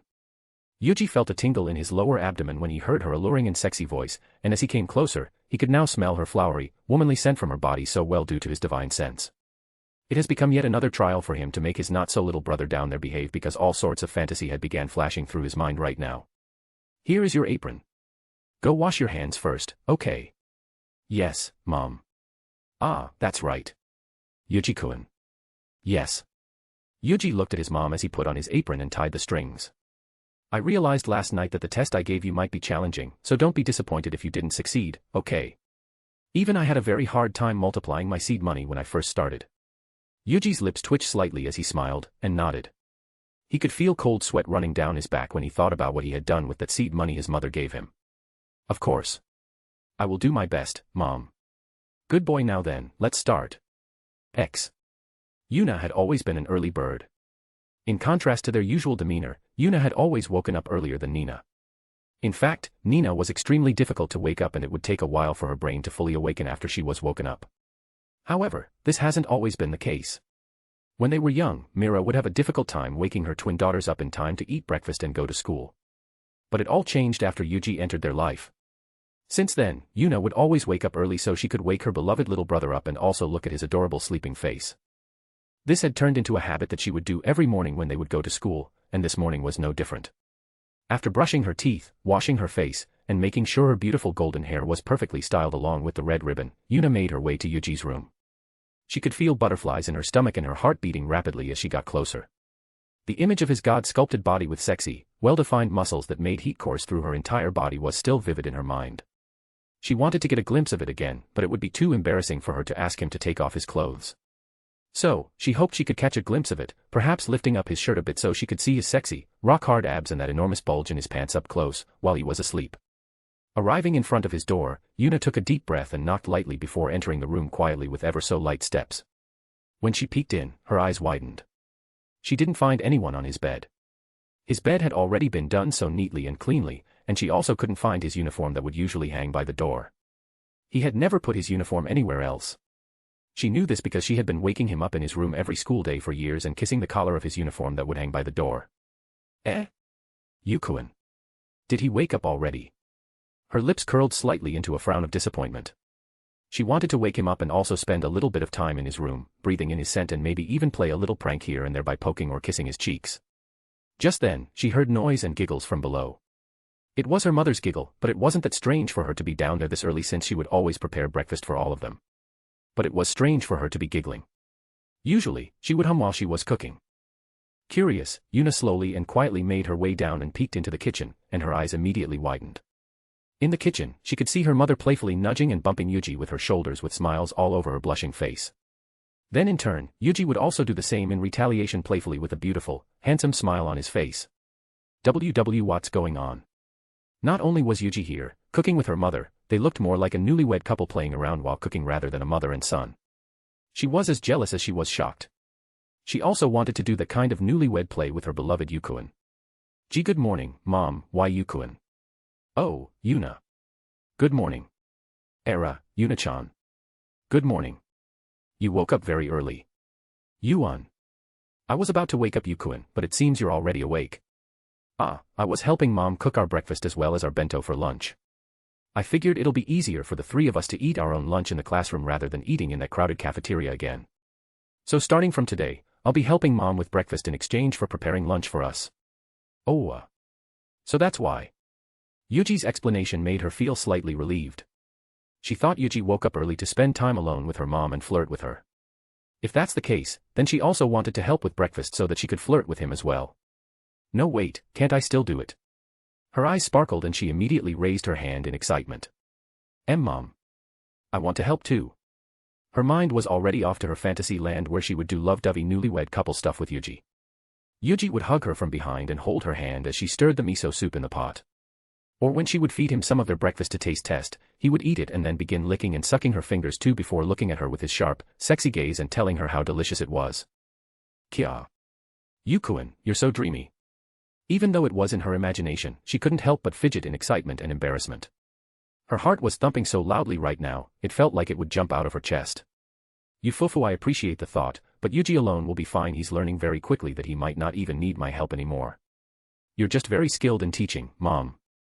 I also enjoyed our time cooking together. Era, I'm glad. I love the time we spent together as well, Yufufu. Mira sent a sexy, playful glance at Yuji before turning towards her daughter once again. Is that so?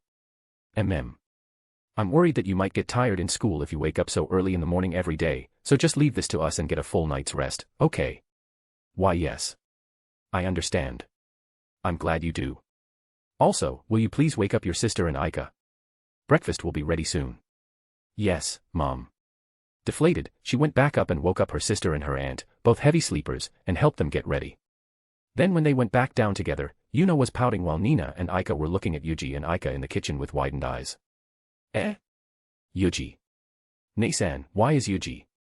Yukuin will be helping Mom make breakfast and lunch for the three of us to bring to school from now on. I never thought he would help Mirane make breakfast.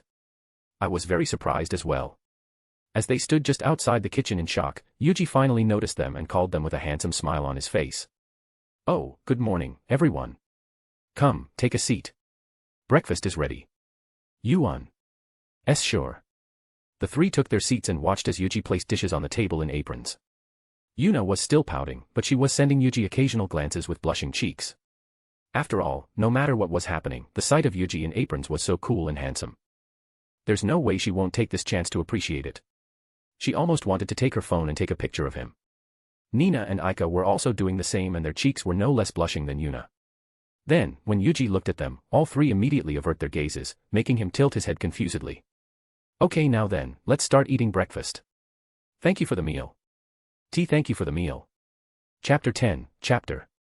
News and pictures of Yuuji have spread far and wide throughout the entire school. So much that every student, teacher, and staff knew of him. He had become an unforgettable existence in his school. Female students and even teachers would stop and stare with blushing cheeks in admiration. Some would even try to approach him to exchange contacts or invite him to hang out. After all, he was even more handsome than their beloved actors or idols. How could they not try? On the other hand, the male students who weren't his friend would either have their inferiority complex show, get intimidated by him, or glare at him with their teeth clenched, spouting curses in their minds to make him explode. His shoebox was filled full of love letters that literally flowed out like water the moment he opened it. Needless to say, as an adolescent male, Yuuji was extremely happy and flattered. But the piercing glares of his sisters he felt on his back were so painful that he quickly snapped out of his daze and picked them all up and put them into his bag. After all, troublesome as it would be beyond rude to simply throw them all away immediately. Though in return, he had to explain this to his sisters to calm their wrath. As he walked down the hallways to get to his class, it was utter chaos around him. If it wasn't for his sisters protecting him from them, he would have been extremely late to class with the amount of girls he never even knew before crowding him to get his contact or get a feel of his muscles. Fortunately, everything started calming down once class started. Almost everyone in his class would still stare at him, including and especially the female teachers, but at least no one bothered him directly. He needed to thank AI, Kaitoge, Onodera, Ruri, Yotsuba, Shu, and Raku, all of his best friends for immediately approaching him during the breaks between class and preventing the other girls from swarming his table. Because of them, he was able to peacefully pass by the classes up until now without a problem. Oi, Yuuji. Let's go change to our gym clothes. Oh, right. Sure. Let's go. See you later, AI. NN. I'll go and change too. See you. Yuuji waved his hand at AI and went with Shu and Raku to the locker room and changed into their gym clothes. Oh yo. I've never seen anything like that before. Yuuji, when did you get these muscles? GGUH. That's so unfair. To have that kind of body and face. Ryaju should just go and explode. Some of the guys who saw his body and muscle that seemed to have been carved by heaven couldn't help but glare at it while hiding their own in a complex feeling of inferiority. They've never even seen anyone with such a perfect, manly figure and muscle definition from workout magazines and those foreign male sportsmen. They're super jealous, especially with that unmistakable enormous bulge in his pants. Their bulge wasn't even half of his. Shu, shut your mouth and get changed quickly or I'll leave you. Yuuji felt his spine shiver in disgust when he noticed the stares on his body and bulge from his male friends. He felt proud of having such a perfect physique and an extremely masculine part that exceeded his peers, obviously. However, he would definitely feel disgusted when his male classmates looked at his manly parts with such intense gaze. Yuuji quickly changed into his gym uniform and left the locker room, leaving Shu and Raku who began hurrying up behind. Oi Yuuji, wait up. Ahahaha. Were you that embarrassed? Raku and Shu came running from behind and began walking by his sides. Do you want to be leered at by guys? Ahahaha, alright, don't be mad, I was just kiddin'. Yuuji let out a deep sigh and continued to make his way to the indoor court for their gym class. As he walked, he tried to adjust his shirt and pants a bit. Despite being made from a flexible material, his gym uniform had become a bit tight because of his muscles and his pants had also become slightly shorter than before since he got slightly taller. They were slightly pressing onto his body, and the bulge in his pants would be visible if anyone would focus their attention there. I wasn't to the level of discomfort, but perhaps it would be better to get a new set of gym uniforms in the future.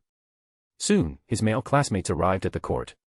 The female followed closely after, and the moment he entered, he couldn't help but notice the intense stares directed towards him. He glanced towards them, and he saw a lot of them blushing with their gaze focused on him, going up and down from head to toe. Some of them even had a little bit of blood flowing down their nose. Kaitoge, AI, and Yotsuba were also staring at him with wide eyes and blushing faces. But the moment they noticed his gaze, they all turned their head away. Ah. It is flattering, but it does feel embarrassing all the same. He also noticed Ruri and Onodera looking at him, though they seemed more shocked like the few of his female classmates. On the other hand, the guys were still looking at him enviously, some even mumbling the classic line, popular guys should just go and explode, with disdain. Oh ho ho, what a stud you are, how do you feel? Come on, tell me. Yuuji ignored all of them together, including Shu's annoying teasing. After everyone had gathered, Kawagawa Asahi, the burly and tall physical education teacher, stood before everyone and explained what they would be doing for class today. They will be playing basketball, and the boys and girls will be playing separately. They will each form 2 teams and play against each other. There was nothing special about the lesson today. But Yuuji was very excited. Since he received his divine physique, he hadn't been able to compare it to anyone other than his past self. His past self was only average in terms of athleticism, but there were guys in his class who were more athletic than him since they were pretty heavily invested in their sports clubs, basketball especially. Ishikawa Suzuki, a 190 centimeters tall and athletic guy who was scouted by the basketball club captain himself and quickly became a promising rookie within a few weeks since he enrolled. He's extremely athletic, strong, and fast, and Yuuji will be playing against him. Oh ho ho. Would you look at that? Suzuki is staring right at you, you know. Shu nudged his arms as he covered his mouth mischievously. Yuuji had also noticed his stare, or perhaps glare, since a while ago. It was quite obvious even without his divine sense. He could sense his fighting spirit and excitement from a mile away. He might just be excited. He saw my body while we were in the locker room, so he must be interested in how much I could utilize them in practice. Are you going to be okay? Ishikawa-kun is the promising rookie for the basketball club, you know. They say he's promised to become a regular soon by the captain, and he's targeting you. Raku glanced at Ishikawa from a distance with a worried frown. No matter how much Yuuji had built his muscles, to be targeted by someone like that would definitely be unpleasant. He might not have a fun game. I don't mind. I'd like to see how much more athletic I've become, so this is fine. I'm looking forward to the game. I see. Now, you guys don't need to take this seriously. It's just a simple game of basketball for our class. Just relax. You seem to be enjoying yourself. Of course, after all, I could just pass the ball to you later and relax on the field. You could at least pretend to have the intention to help. Ahahaha. I'll do my best. Well then, gentlemen. I shall go with my fellow men of culture there to appreciate the girls' game. Farewell. Both of them let out a sigh as they watched Shu go with his fellow perverts to observe the girls playing. He couldn't blame them for being interested. After all, the girls in his class were very cute, especially those he was close with. And now, with his enhanced vision, he could see how much more beautiful they really are. Yuuji and Raku went to the edge of the court and took a seat on the floor, leaning against the wall. The girls, who will be playing first, have divided themselves into 2 teams of 5 with the remainder sitting out to wait for their turn later on. He glanced towards the group of girls where Kaitoji, Ai, Yatsuba, Onodera, and Ruri were in. They seemed to have gotten into the same team. The teams were randomized, but they seemed to be as lucky as he was. Yuuji was also coincidentally grouped with Shu and Raku, 2 of his closest male friends. Just then, his eyes met with Kaitoji. He was about to wave at her, but she immediately averted her head away. Her face was slightly red, and he didn't miss the way she was stealing glances at him with his enhanced vision. The way she blushed and her apparent nervousness the moment their gazes met was similar to how some of the girls he met gazes with reacted. Even though they tried to hide it, he could still notice them trying to steal glances at him the moment he averted his gaze from them. Well, I guess it can't be helped. She must have not gotten used to my new appearance yet. Without even being a narcissist, Yuuji's appearance was undoubtedly extremely handsome. After all, his appearance had become even more handsome and perfect, even when compared with popular idols, world-class actors, and top models from all around the world. It was only a natural reaction for girls to react in such a way when they see him, just like how any man would when seeing his mother, aunt, and sisters. Even if their preferred partner was of the same gender, it would be impossible to not stop for a moment and admire his countenance. Yuuji himself was delighted to have such a handsome appearance. After all, he was a boy in his teens, or an adult in his golden years if he remembered his age in his past life correctly. What kind of man wouldn't feel proud or happy for having such an appearance, especially since he's in love with beautiful women with the appearances of goddesses? Even so, it would be quite sad if he couldn't interact normally with even his close friends. It seems like he finally found a drawback to his otherwise perfect, divine physique. The sound of the whistle resounded within the indoor gym and the girls began their match. Yatsuba and Kaitoji were the most athletic amongst the rest of the girls in their team as well as the entire class. They were very fast and strong, and they're very skilled in sports as well. Ai was doing decently. Although she wasn't as skilled in basketball, she has great stamina from all the swimming she did in her club. Those 3 were definitely carrying the team, considering Onodera and Ruri were not doing as well. Ruri's passes and shooting were decent. But, because of her low stamina, she got tired very quickly and her passes and shootings began missing. On the other hand, Onodera was very clumsy. Despite her dexterity with her fingers that Yuuji had seen in action while she decorated her shop's products, she couldn't handle the basketball as well. And, every time she fumbled or missed a shot, Yuuji could hear a disappointed sigh from his side. He glanced to his side and saw Raku extremely invested into the game. His eyes obviously gazing towards Onodera, instead of his girlfriend. Oh my, you're watching Onodera so closely. Is your relationship with Kaitoji going that badly? Yuuji said teasingly with a mischievous smirk on his face. Raku turned to him in startle and began to blush before letting out a heavy sigh. It's horrible. She's a violent gorilla woman. It's becoming really hard to fake it in front of our families. Yuji's eyes widened to his answer. He knew they were just like oil and water. In addition to the fact that Raku has a long-time crush that has been budding since middle school towards Onodera, it was obvious that he wouldn't like to be put in such a situation. Still, he didn't expect it to be this bad. After all, Kaitoge was a beautiful and intelligent girl who was also very friendly and kind. Her strong personality and occasional clumsiness also added to her charm. Having a fake relationship with such a girl shouldn't be that bad. Violent gorilla woman. I'm sure she's not that bad, right? And at least, you're in a fake relationship with a cute girl. Huh? Cute girl? Who? Where? You're so going to be punched if she heard you. Just stop provoking her and I'm sure you'll be fine. She's an honest and cute girl at heart. You're just saying that because she has always been nice to you. And you know about my real feelings, right? Right. It must be hard for you to pretend to be in a relationship with another girl in front of your true crush. You said it. Ha. They both looked towards Onodera, who was running around panicking and not knowing what to do like a deer in headlights around the court. Even if he doesn't have any feelings for her, Yuuji couldn't help but admit she's very cute. Moreover, it wasn't just her appearance. Her personality was just as cute and beautiful. He could understand why Raku would fall for her. Yuuji patted the back of his depressed friend. Hang in there. If you need any help, don't hesitate to ask me. Thanks. You're the only one I can share this with. Ahahaha, my mom is friends with your old man and Kaitoge's mom after all. In fact, I think Issei-Jizan got the idea from my mom about this, so I do feel a bit responsible for your current situation. Really? Then why isn't it you who entered a fake relationship with her? Unlike me, you two actually got along. Hey, it's the problem between your Yakuza gang and Shidaget's Mafia gang, right?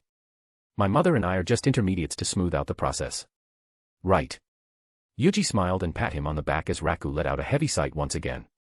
Speaking of which, how is your dad? He's doing fine. Thanks to Tsubakihara-san's doctor recommendation, he's becoming healthier and livelier. I see. That's great. Aki-sensei has been taking care of my family since I was young. She's also a close friend of my mother and a trustworthy person, so everything should be fine.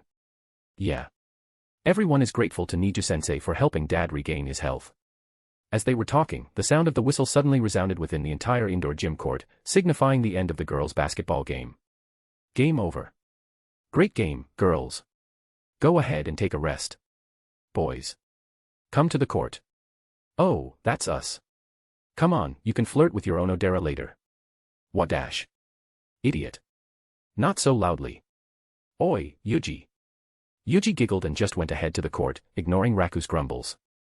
He was saying it loudly on purpose, but he did it knowing they were far enough for anyone else to hear. All the girls began cheering for Yuuji, shouting him good luck from the edge of the court. The girls were all gathering around to watch him closely. There was no way they would miss Yuji's cool figure playing basketball. Some had even brought their phone and secretly prepared to take a picture of him.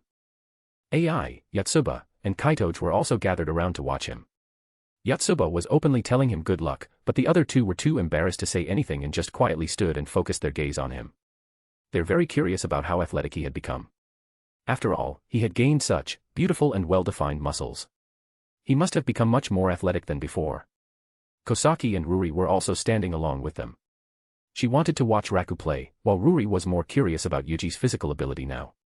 After all, the difference between his figure now and before he changed was just too much, so she wondered if his muscles reflect his athleticism.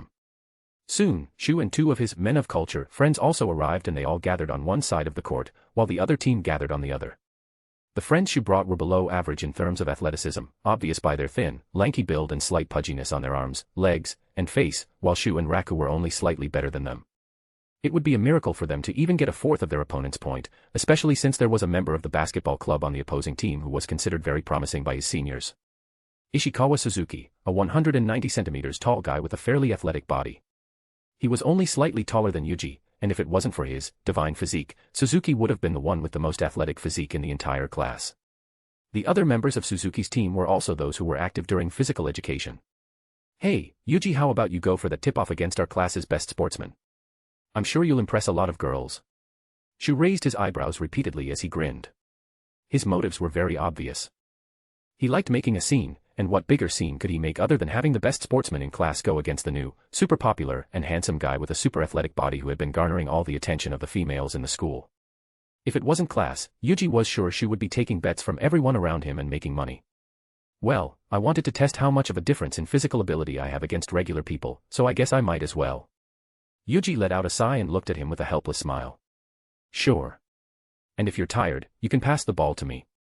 Of course that's what I was going to do anyway. Yuji's lips twitched when he looked at Shu's punchable grin. But, he held it in and just let out a sigh before making his way to the center of the court. Just as they expected, Ishikawa Suzuki would be the one tipping for his team. Let's have a nice game. Why yeah, let's have a nice game.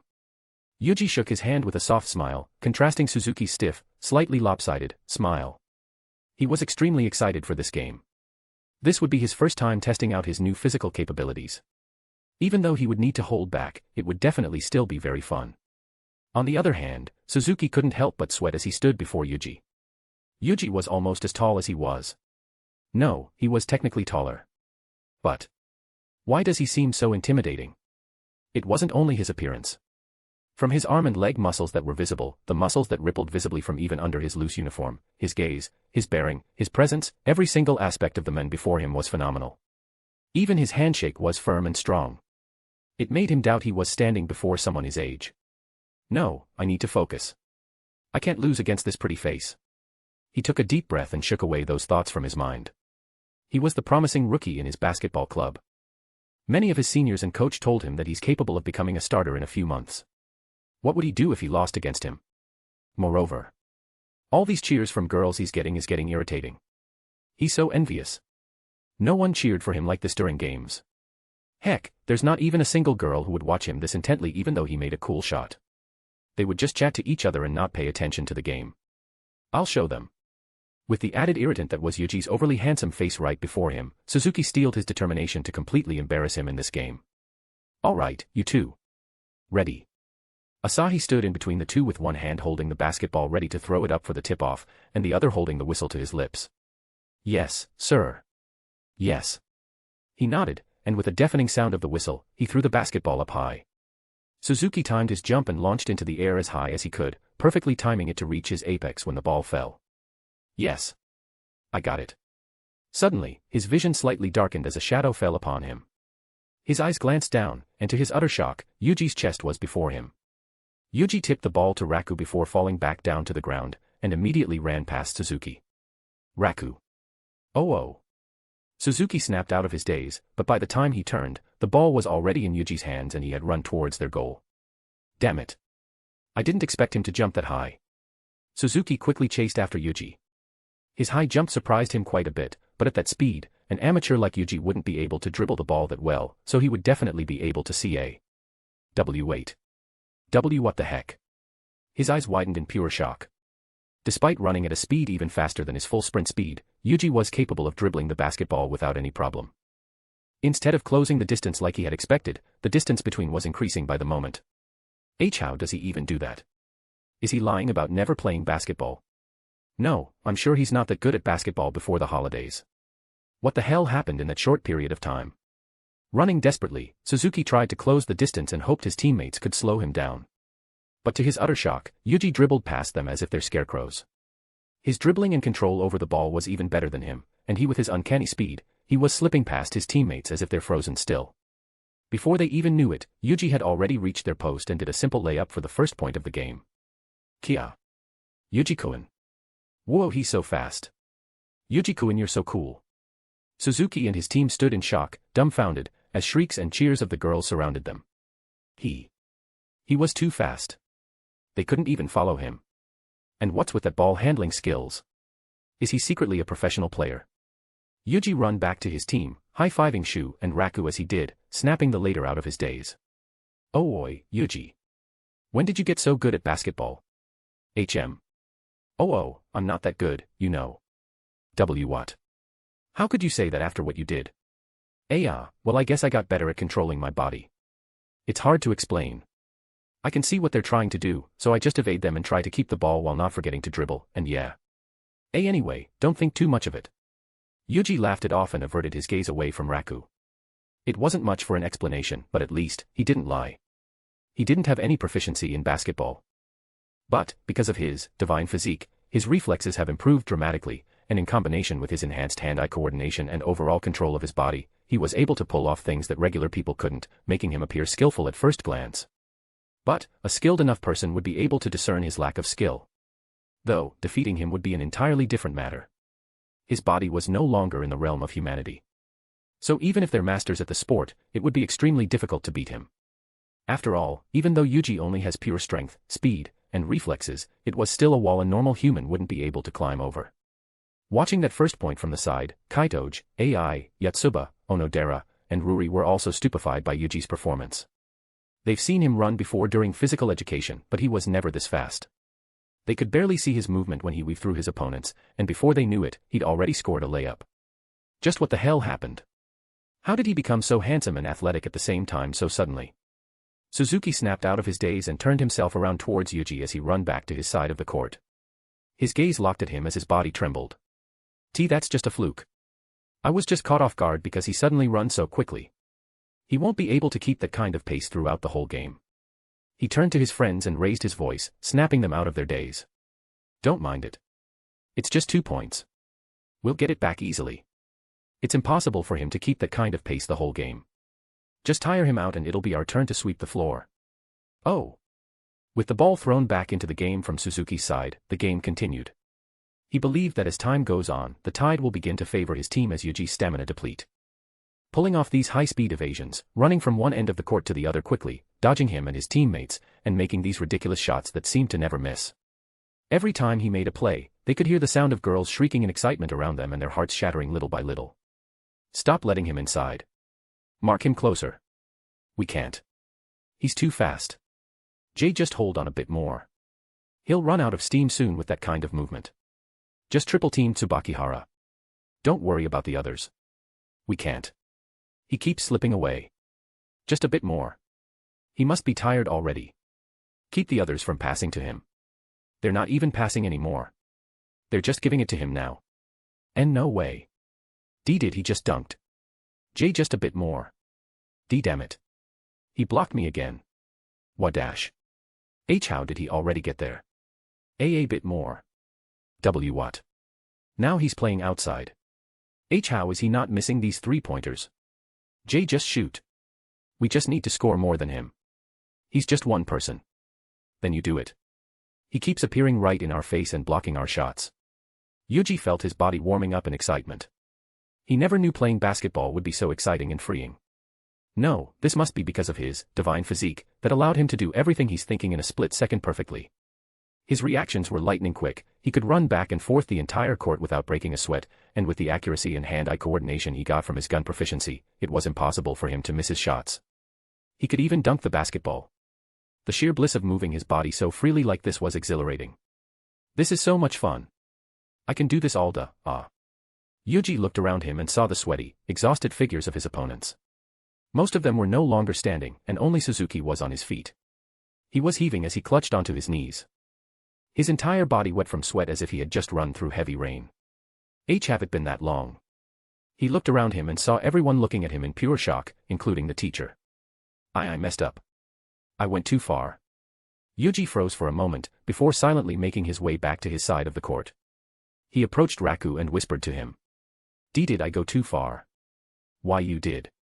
They've been trying to stop you the whole time. But. Yuuji scratched his head awkwardly and sent an apologetic look at his teacher with a slight bow. His gesture snapped the teacher out of his daze, and he quickly regained himself and announced to the class with a loud voice. Ahem. Well then. I believe this is enough. The game is finished. You are all free to take a rest. And someone please help them off the ground.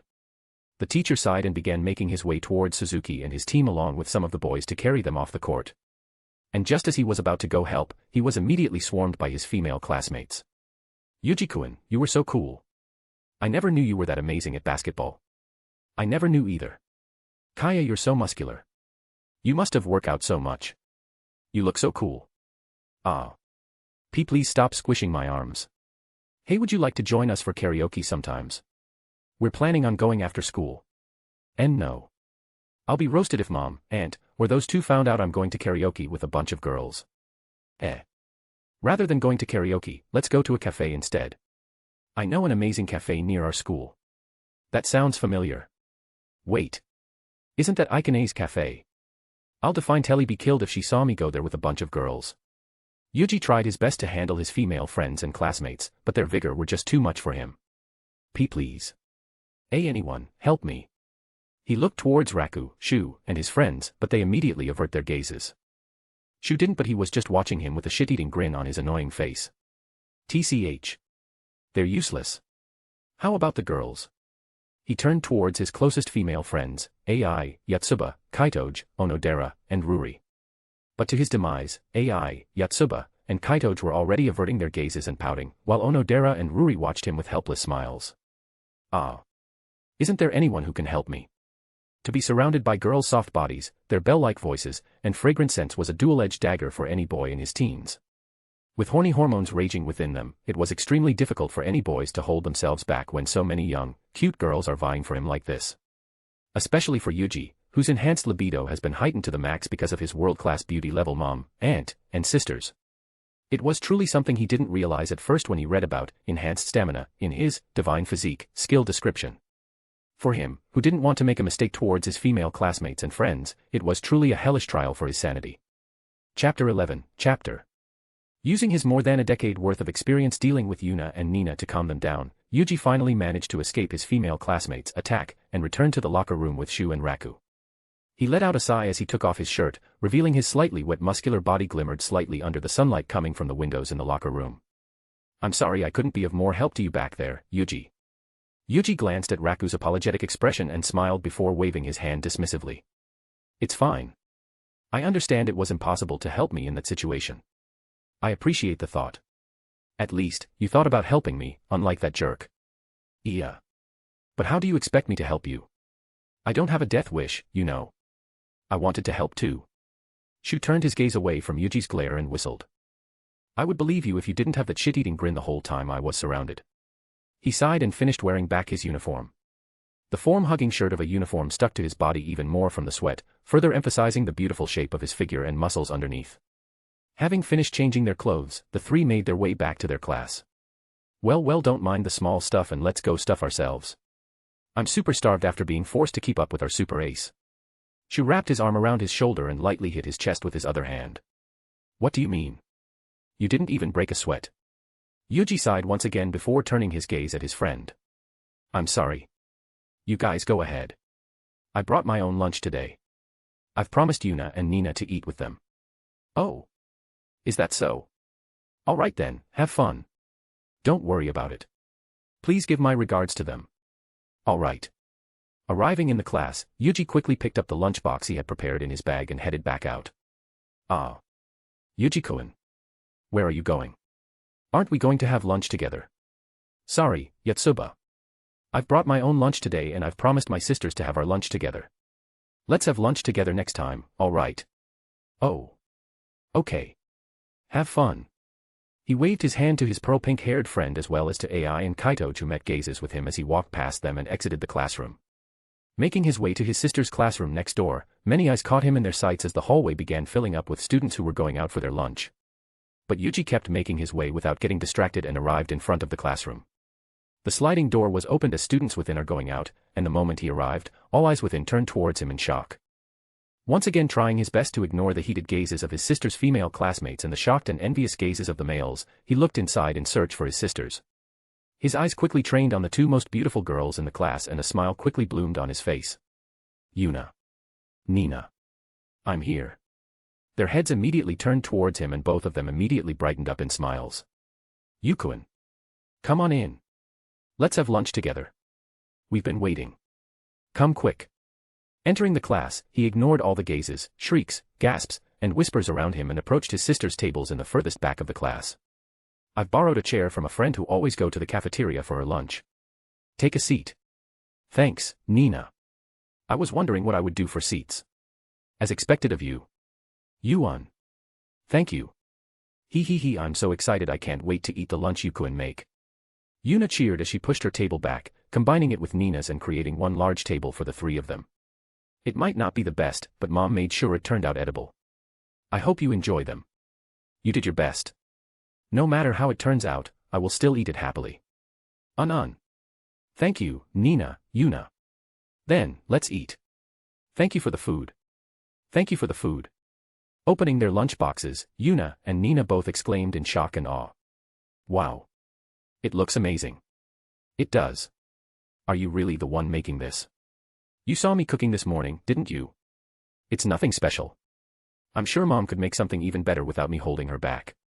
No, this is already really amazing. I didn't know you can cook so well, Yukuin. This is truly shocking. Ahahaha. Mom is a great teacher and cook after all.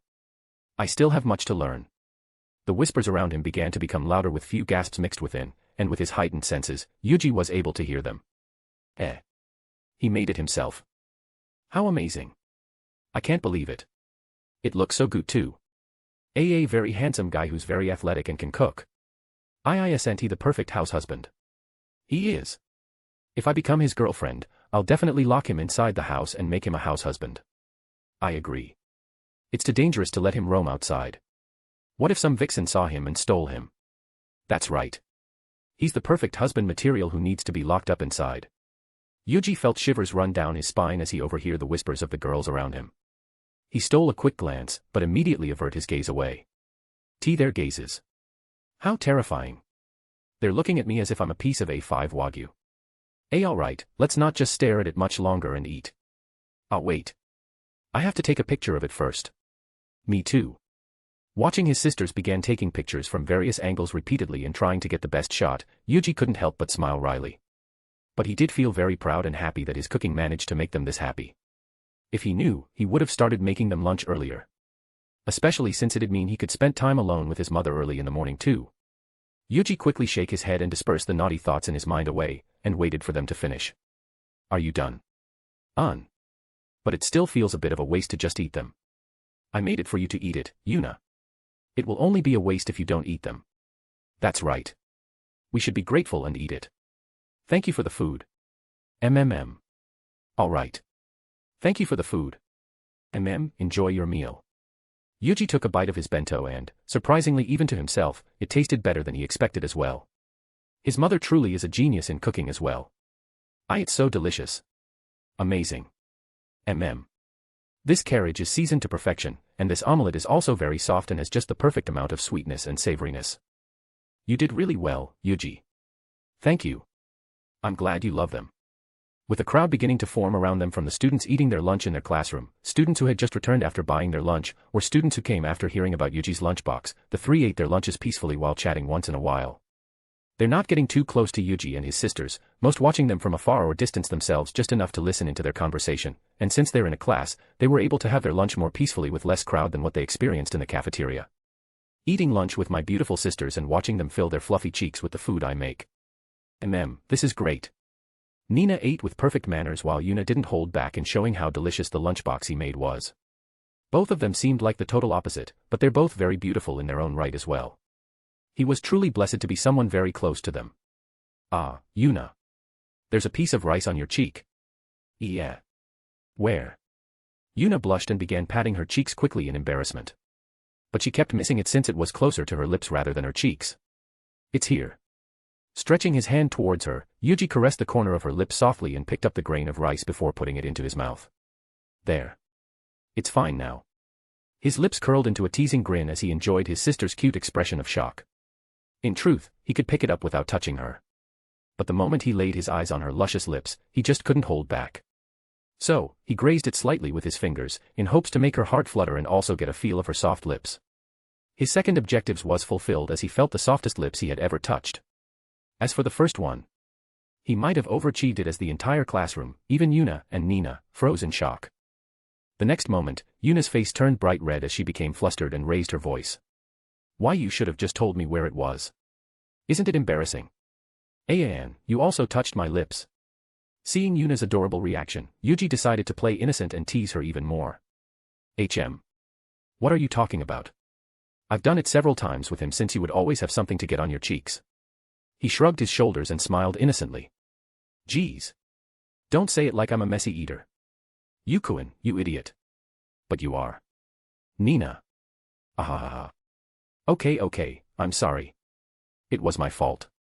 I shouldn't have done something so embarrassing in front of your classmates. Humph. Yuuji smiled wryly and glanced to his other sister. But to his surprise, she was staring at him with a glare and a look of jealousy. After meeting his gaze, Nina quickly averted her eyes with a slight pout. Is she jealous? Yuuji couldn't help but smile inwardly after realizing an adorable side to his ever-so-cool and composed sister. How cute maybe I should do something for her too. Deciding on a plan, Yuuji ate a bite of rice and purposefully stick a single grain on the corner of his lips. Ah, Nina. Can you help me? I think there's something stuck on my face. Nina glanced at him and saw the grain of rice right beside his smiling lips. Her cheeks blushed, realizing what he's doing, and began glaring at him. Take it yourself. But I'd like it if Nina could take it for me. Nina's cheeks grew redder and redder as embarrassment filled her heart. How embarrassing. Not only did Yuuji realize her jealousy, he's also trying to make it up to her by letting her do the same thing he did to Yuan. It's too embarrassing. But at the same time, she can't pass on this chance. Fine. Trying her best to steady her shaking hands, Nina slowly approached his face. Her eyes locked onto his lips. And as if acting on instinct, Nina brushed her thumb across his slightly rough yet beautiful lips before taking the grain of rice away. Her eyes were locked to the grain of rice on her fingers. Her heart thumped very quickly and loudly as her mind suddenly blanked out until a seductive voice whispered into her ear. Aren't you going to eat it? She turned her head quickly to the side and saw Yuuji smile teasingly at her. You jerk. Whispering under her breath, she ate the grain of rice on her fingers and punched Yuuji's shoulders with a glare. You're so adorable, Nina. Successfully teasing and flirting with her sister, Yuuji returned to eating his meal that had been spiced up by his mother's love and his sister's cuteness deliciously. The final bell of the day rang, signaling the end of classes. After giving the class their homework, the teacher left the class and Shu immediately turned towards Yuuji. Finally. Class is over. Let's go home. Sure. Let me just pack everything to my bag. Alright. Raku, how about you? Are you going home with your girlfriend? She told me she'll be going home with all of us. Oh, alright. The usual SQUA it is. Yufufu, please take care of me again today, Ai-chan. Will you please not call me with such an annoying voice? Gohak. As expected of you. Nice jab. Ahahaha. Yuuji smiled wryly as he watched Shu being decimated by AI's coldness and straightforwardness once again. He stood up from his chair, approached Raku, and bent down for a whisper. Oi Raku. I'll go invite Yotsuba and Kaitoji to come with us. You go ask Onodera and Ruri. It's too sudden. Raku whispered back in a fluster. I don't care. Good luck, soldier. Yuuji raised back up and went to Yotsuba and Kaitoji. Hey Kaitoji, Yotsuba, will you be coming back with us? There'll be Raku, Shu, AI, and hopefully Onodera and Ruri too.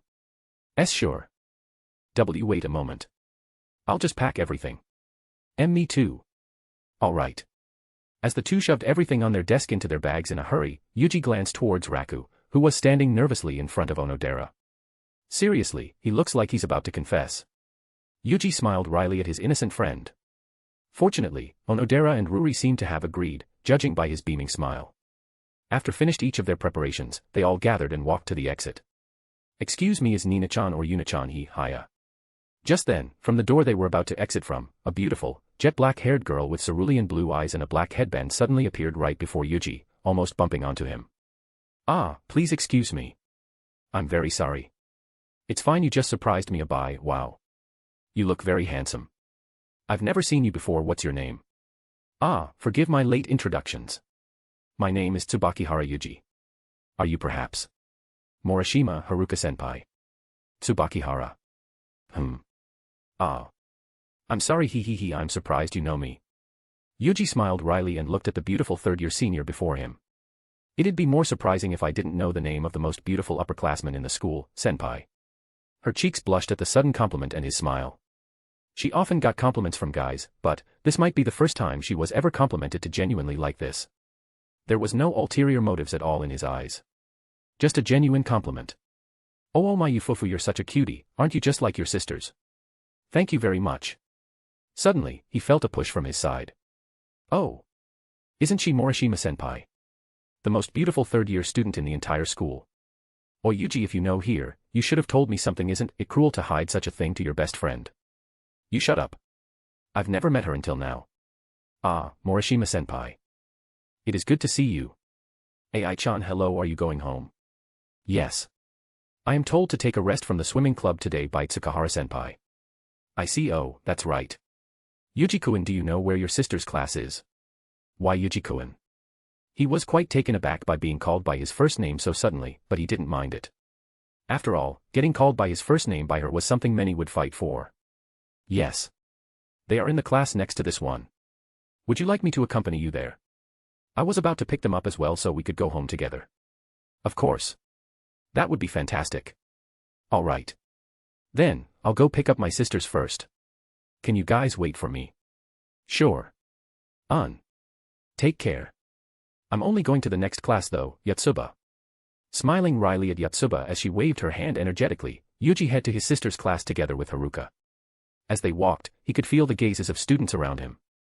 This time much more intense for reasons he guessed to be because he's walking with the #1 most beautiful and popular third-year student.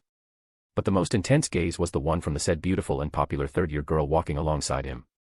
He wanted to ask why she was observing him so closely, even touching and squeezing his arms as if she was conducting some sort of experiment on an exotic species of men. But before he could, they've reached his sister's class. We've arrived. Ah, you're right. Yuji looked at her for a moment, confused by her strange reaction. But before he could say anything, Haruka had already called on his sisters loudly. Yuna-chan, Nina-chan, I've come to visit.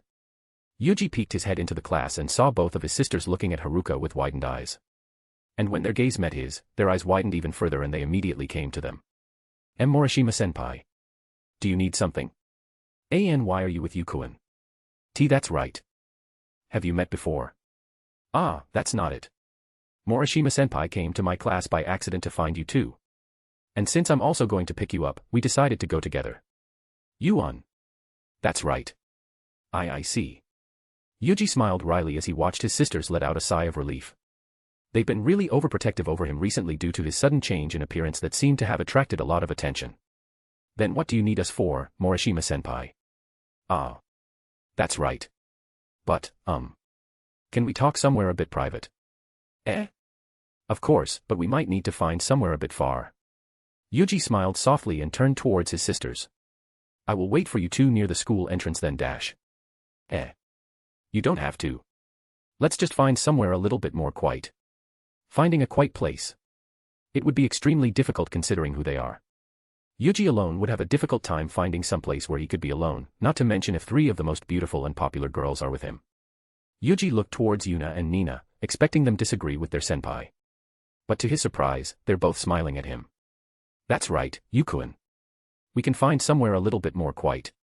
Then shall we head to the gym building near the swimming pool? There would be very few people there since the swimming club is starting their activity and their captain is very strict in preventing anyone from trespassing. That's a great idea. Then, let's go. Dragged by the 3 beautiful girls, literally, Yuji accepted his fate and followed them to the walkway connecting the main school building and the gym/swimming pool.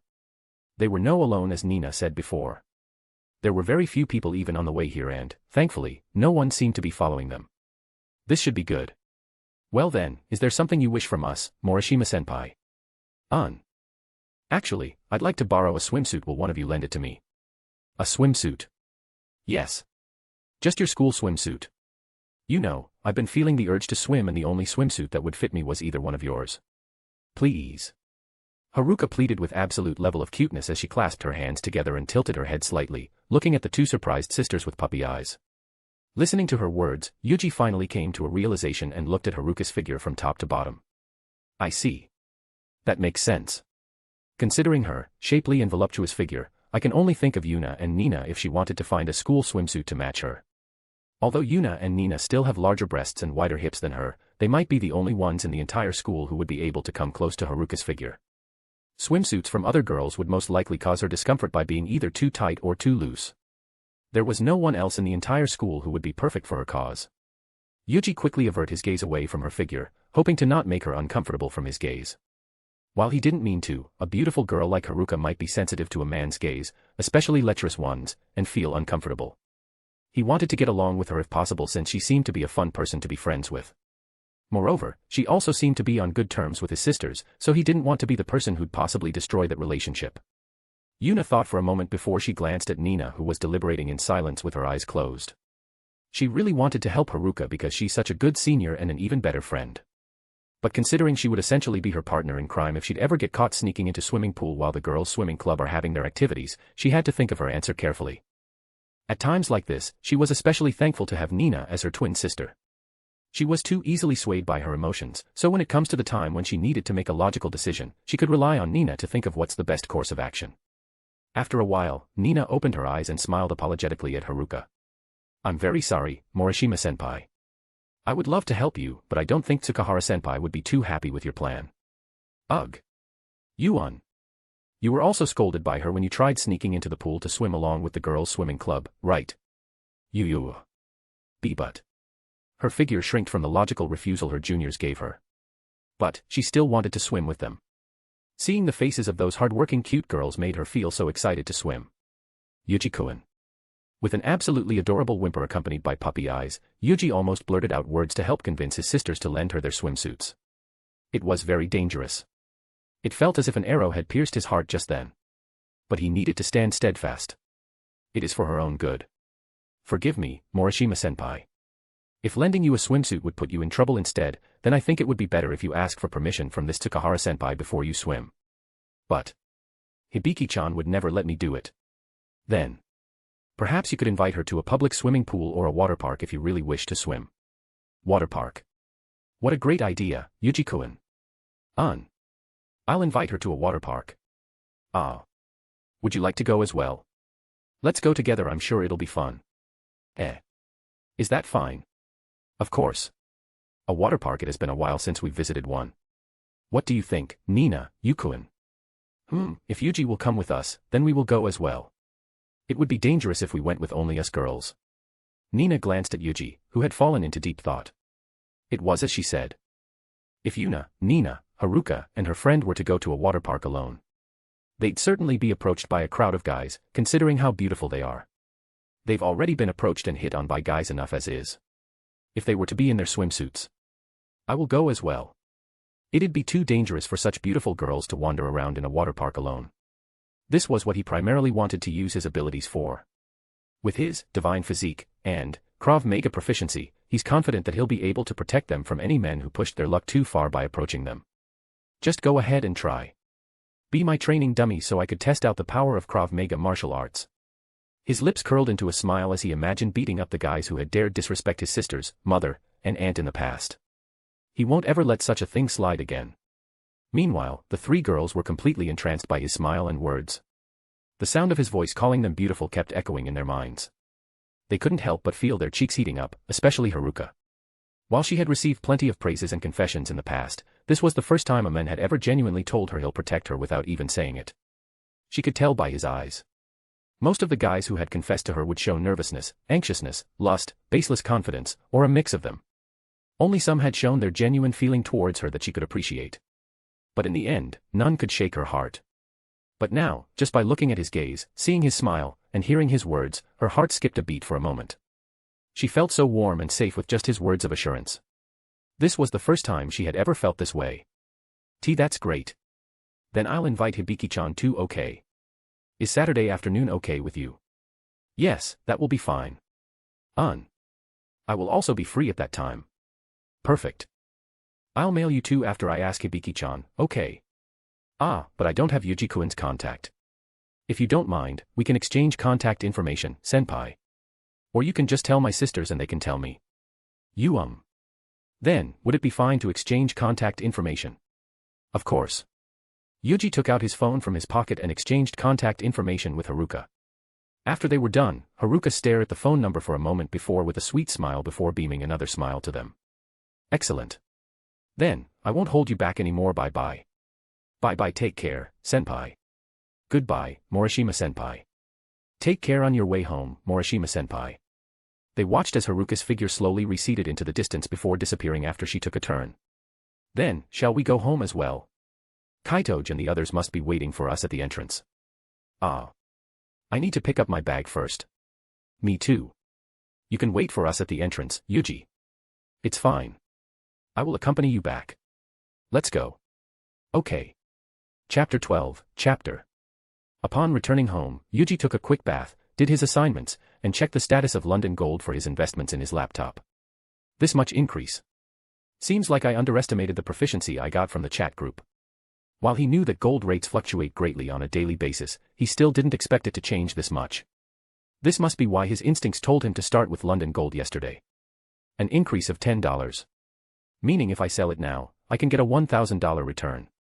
With the $100 his mother gave him and the 100 times leverage he used to buy $10,000 worth of gold, an increase in $10 would mean a profit return of $1,000.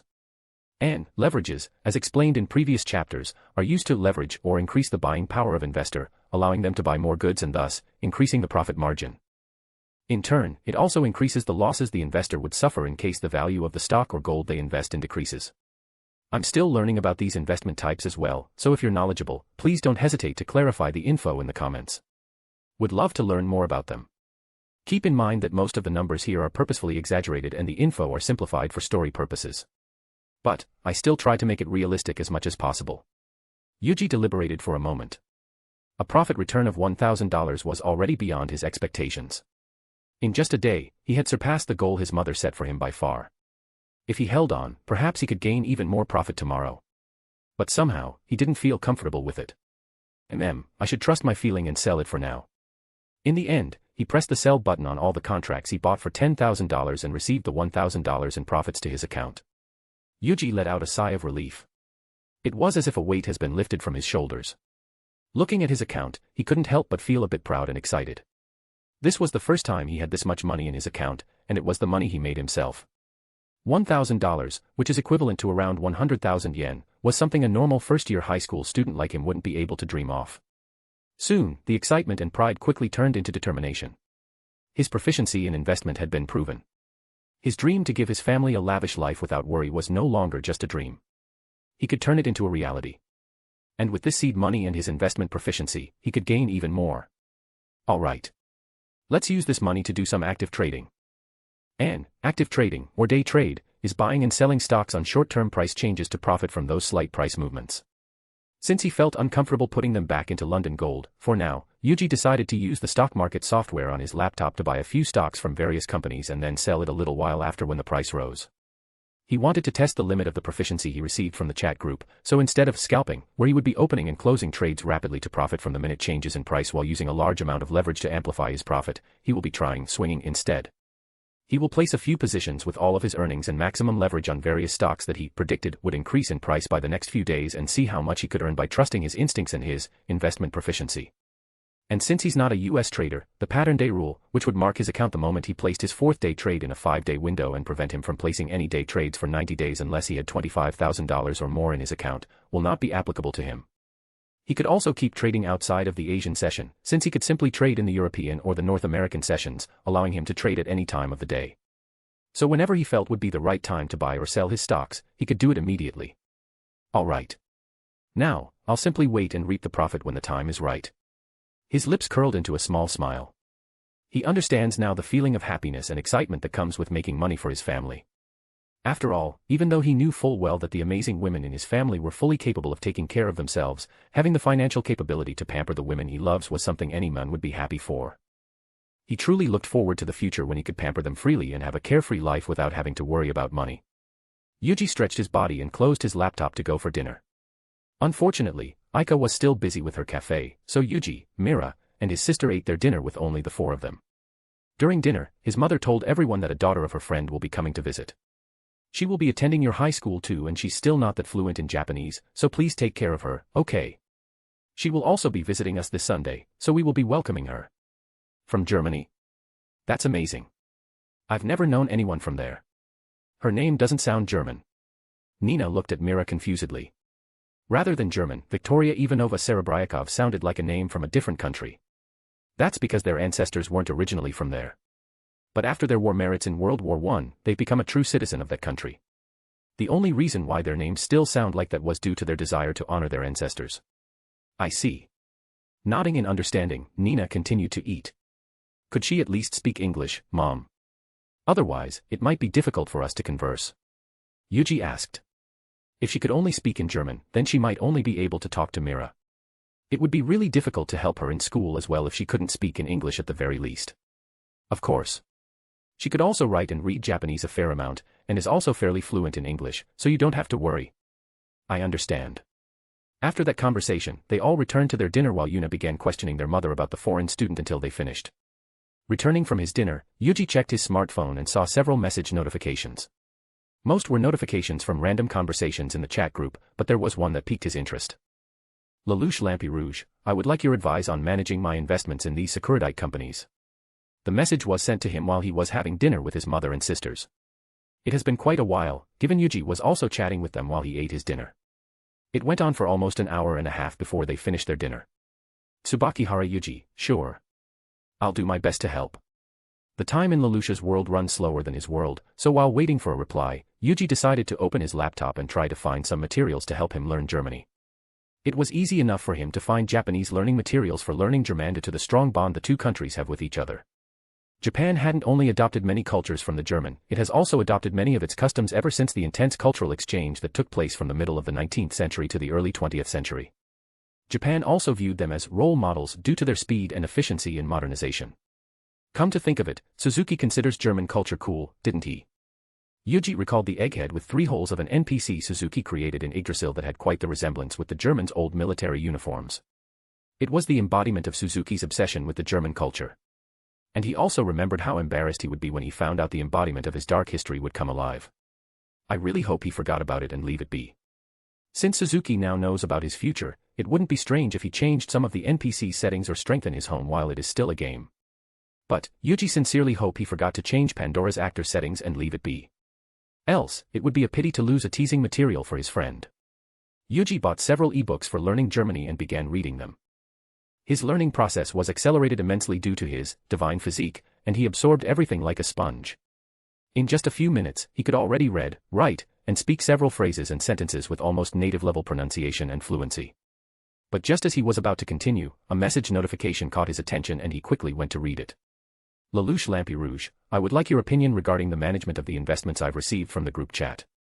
Lelouch Lampi Rouge, if possible, I want to amass my wealth now to help me with my plans. Tsubakihara Yuuji, I see. If you're fine with me, then please ask away. I would be happy to help. Lelouch Lampi Rouge, thank you. I have a few questions regarding the current status of my investments. Thus, with Lelouch barraging him with questions, Yuuji couldn't return to his German language studies until midnight comes. Morning came to Yuuji earlier than he would have liked.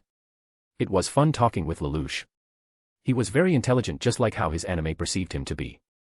He was capable of understanding the reasons and meanings behind Yuji's words very quickly without him having to say it explicitly. If only he could have held back a little and remember that time much quicker in Yuji's world, he would have felt much better about the conversation. However, despite having slept only a few hours before he needed to wake up and make his sisters and his lunch with his mother, Yuji was perfectly fine. In fact, he was feeling energized. It was as if he had awakened from an amazing night of sleep. He stretched his whole body and did a few hundred push-ups, sit-ups, and squats for a while without breaking a sweat before going for a morning bath to freshen up. There was still some time before he had to make his and his sister's lunch boxes with his mother, so Yuji opened his laptop and checked the price of London gold. As he expected, the price fell by $6 and it was still on a declining trend. If he bought it again with all of his money, he would have had to waited quite a while before it would increase again for him to profit. On the other hand, the stocks he invested in were steadily growing. But it wasn't the time to sell yet. Once the time comes, he will sell all those stocks and get ready to invest back in London gold when the price fell to its lowest. Yuji closed his laptop and opened his smartphone, replying to group messages and direct messages he received before going down for another long-awaited session of cooking with his beautiful, sexy mother. Arriving in school, Yuji went to his sister's class first before going to his. But the moment they arrived near Yuna and Nina's class, Yuji noticed a familiar figure standing in front of the class and another one standing beside her. They seemed to also notice their arrival as the familiar figure waved their hand towards him. Ah. Yuji-kun Yuna-chan Nina-chan good morning. Good morning. Morishima-senpai. Tsukahara-senpai as well. Is there something you need? Yuna asked in surprise. Even though she and her sister got along well with the two, seeing them so early in the morning in front of their class was something that had never happened before. But right after Yuna asked her question, Haruka began to pout and glanced at her best friend who began to step forward towards Yuna, Nina, and Yuji. I'm sorry for bothering you this early in the morning. I wasn't sure if we could have the opportunity to meet you later, so we came now. Ah, it is fine, Tsukahara-senpai. Is there something you need from us? Hibiki's face softened with a smile. While she wasn't on the level of Haruka in terms of beauty, the jet black-haired senior with brown eyes was a beauty in her own right. At least in Yuji's eyes, her beautiful sharp eyes, mature disposition, and the shapely figure that seemed to have been sculpted to perfection by her efforts in the swimming club were beautiful and awe-inspiring. It made him wonder why was he so blessed with so many beautiful women around him. No, I'm just here to say thank you for not lending your school swimsuits to Haruka. Anyone outside of the swimming club is forbidden to enter the swimming pool during club activities. If she came in a swimsuit, she would have caused a mess in the swimming club and disturb our activities. Geez, I told you I'm just going to swim a little and watch the girls shed their youthful sweat. I've told you, no matter the reason, you can't just enter the swimming pool willy-nilly during club hours. Hibiki shook her head tiredly and let out a heavy sigh. Well, as you two know, this is just how she is. I will apologize on her behalf, and thank you for preventing her from doing something stupid yet again. I truly appreciate it. Ah, it was nothing, Tsubakihara-senpai. We are happy to be of help to you. Yes. We simply did what should be done. Hibiki smiled softly and shifted his gaze towards Yuji, her eyes immediately locking into his. With his new appearance, anyone who laid their gaze on him would have scanned his entire figure immediately. It wasn't surprising, considering his figure that has been enhanced by divine physique, was a pinnacle and the true embodiment of masculine beauty. It wasn't something anyone could easily ignore. Yet, Hibiki seemed to focus more on what he truly was, not just his appearance. It caught him by surprise at first, but a sense of admiration and respect filled his heart. She was not one to judge others by their appearance, but rather who they truly are in the inside. Perhaps, this was why she could get along very well with Haruka, and why AI truly respect her as her captain and senior. She stared right into Yuji's eyes for a moment, and he gazed back unperturbed, until a smile bloomed on her face. I see now why Haruka can't stop talking about you. Yuji tilted his head confusedly. Right. You fufu, he doesn't freeze up or become nervous around me, it's refreshing. So that's what she meant. Yuji thought in his mind. Well, he has been living his life with his mother, sisters, and aunt since he was young, all of whom were supreme beauties. It wasn't a surprise for him to get an immunity to beauties to a certain extent. He won't freeze up or act like a deer in headlights whenever he meets a beauty anymore. If he did, he would very well just be a frozen statue in his own home. Yuji smiled softly and glanced at his sisters. My sisters are beauties as well, after all. I am used to beauties to a certain extent just by living under the same roof with them. Hibiki and Haruka's eyes widened, surprised by his boldness with his words. Very few men, especially boys his age, could be so bold as to compliment women for their beauty genuinely, without any ulterior motives. More so their siblings and in front of other people. But he was able to compliment his sisters in front of her and Haruka. Hibiki's lips curled into a small smile and her eyes narrowed at him. Oh my, it seems you are gifted with a silver tongue as well. I was simply telling the truth. Yuna and Nina were now already blushing readily from their beloved brother's compliment. And in front of their friends, classmates, and their seniors as well. So confidently. Of course they'll be super embarrassed. Then we will return now. I'm sorry for holding you back. There's no need for that, Tsubakihara-senpai. It is our pleasure. Hibiki nodded and wrapped her arm around Haruka's to drag her away. Ah. Hibiki-chan, there's no need to do that. See you later, Yuna-chan, Nina-chan, Yuji-kun. Haruka waved her arms widely as she yelled her goodbyes. Why yes. See you later, Morishima-senpai. Goodbye. Yuji waved his hand back and watched their receding back until they were no longer in sight. Well then, I'll go to my class too, okay. Yuan. Thank you, Yukun. See you later. See you later, Yuna, Nina. X. Morning class went by as normal. Despite having mastered the entire year's worth of curriculum by reading ahead during his class, Yuji still listened to his teachers quietly and made notes in his notebook. While he may not need it, his sisters or perhaps his friends might need it, so he tried making it as neatly and as easily understandable as possible. The school bell for lunch finally rang and the teacher quickly told the students to read ahead to prepare for the next lesson before exiting the class. Phew, it's finally lunch. Are you going to eat lunch with your sisters again today, Yuji? If you are, can you please introduce me to them? Shu said with a joking tone as he turned around on his seat and looked at Yuji with his usual grin. In your dreams. I'm not eating lunch with them today. They said they'll be eating lunch with Morishima-senpai and Tsubakihara-senpai. Oh. Really now? Now that's some spicy news. I'm sure the entire male population in this school would love to see such a gathering of beauties. If you dare do anything, I swear you'd rather stay home than show your face before me again. I'm just joking, don't need to be that scary, Yusuke and I ain't going to blabber any info about my best friend's sister. I have morals too, you know. First time I've heard of it. Ha. If you want to have lunch together, then let's go. Raku, you coming? Ah, sure. I was just thinking of going to the cafeteria. All right. Then let's dash. Why Yuuji? Surprised, Yuuji, Shu, and Raku immediately turned around towards the source of the voice calling him out with a loud voice. Yotsuba. Charging towards his table, Yotsuba slams her hands down on his table and lowered her head towards him, staring at him with eyes wide open and cheeks blushing red. What's wrong? Yuuji asked warily, taken aback by her sudden aggressiveness. She looked anxious and nervous, but also determined. He truly didn't know what caused her to suddenly be like this. Cici, can I talk to you for a moment? Sure. X. Yotsuba led Yuuji to a quiet place so they could speak alone uninterrupted. Most of the students were in the cafeteria for lunch, so anywhere else was quite desolate. After searching for a while, they finally settled in the open space behind the school building, not too terribly far away from the cafeteria, where the school garden was. The ground was covered in grass and trees and several flower bushes were planted to make it seem like a true garden. There were also a little garden that was specially taken care of by the florist club, as well as a little pen with various animals such as rabbits that are taken care of by another club as well. Closer to the school building, near the entrance at the direction of the cafeteria, there were several benches where students would usually sit on for lunch. In fact, there were several female students with their bento at hand, sitting on the benches and getting ready to eat before their gaze met with Yuuji. Yuuji slightly lowered his head, recognizing their presence, and continued following Yotsuba. Soon after, he could hear gasps and shrieks, followed by giggles as well as the sound of a smartphone camera capturing an image. Ah. I should have got used to it, but it still feels strange after all. It was very flattering, without a doubt, but he still felt a bit awkward. Though, there's nothing else he could do except for trying his best to get used to it. After all, there was just no way to hide his appearance. Even if he wore a mask, his figure would still attract attention, given he has a figure even better than any male top models in the world. His uniform and blazer was simply not enough to hide the rippling, well-defined muscles underneath them and his height. His figure alone could give away his identity, given no other male in this entire school, even the athletes, had a body rivaling his perfection.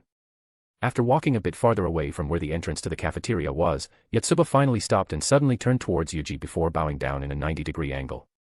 Yuuji. I have a request. Will you teach me and my sisters for the upcoming exams? Wait, Yotsuba, calm down. Stop bowing down like that.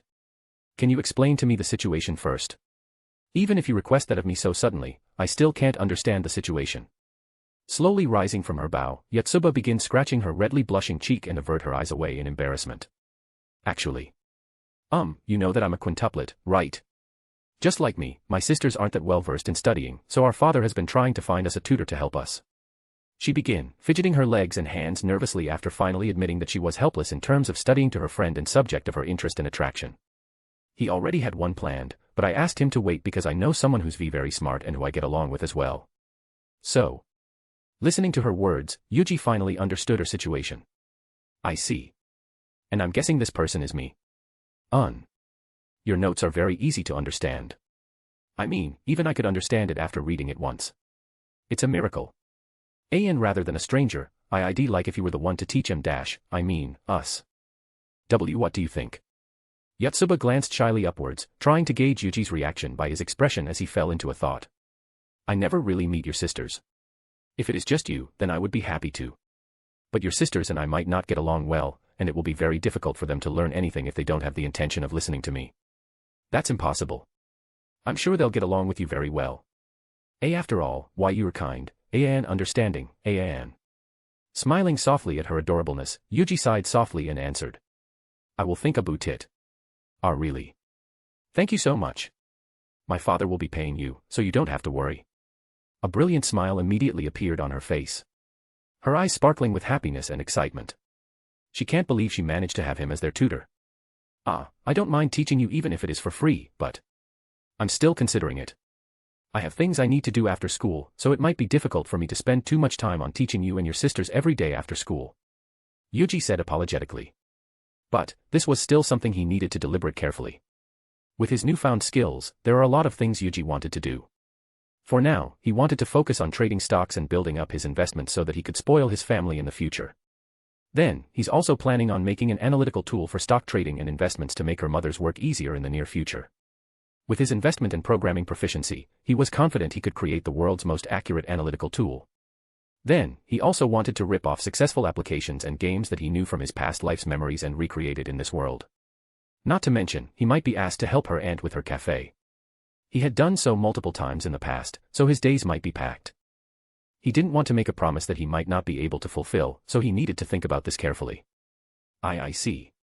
Seeing the shining sunflower suddenly wilt down into a frown, Yuuji sighed inwardly and let out a small smile. But if it is just during exam periods and a few hours after school, I might be able to do so on occasion. Really? Are you sure? And, if there are times that I'm busy, I'll leave my notebooks to you and you can share it with your sisters. Thank you. I'll tell this to my sisters. Sure. Oh, but I'm not acquainted with your sisters yet. Will that be okay? Oh, then would you like to meet them now? Would I be disturbing their lunch? I'm sure it will be fine. Okay. Let's go now. That way, they will have time to deliberate whether or not they would like me to teach them after meeting me in person. Great. Let's go. Please go ahead first. I will bring my lunch over and find you in the cafeteria. Okay. Chapter 13, Chapter.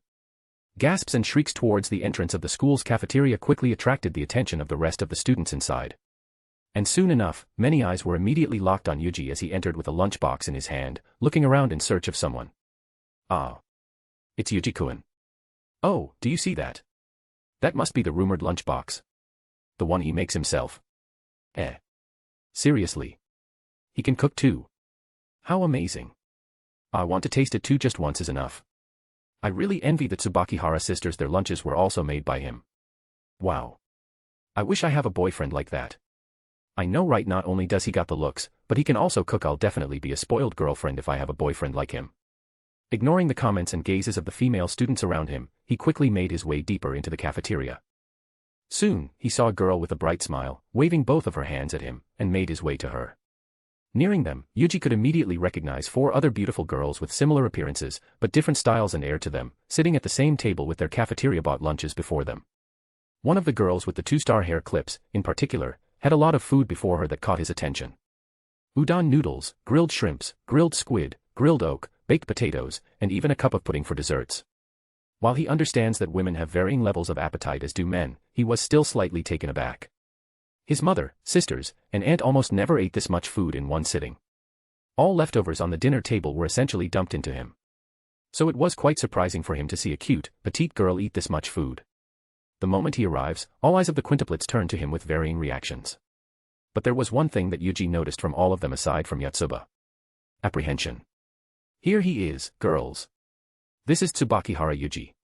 He has been helping me a lot with my studies. It is nice to meet you.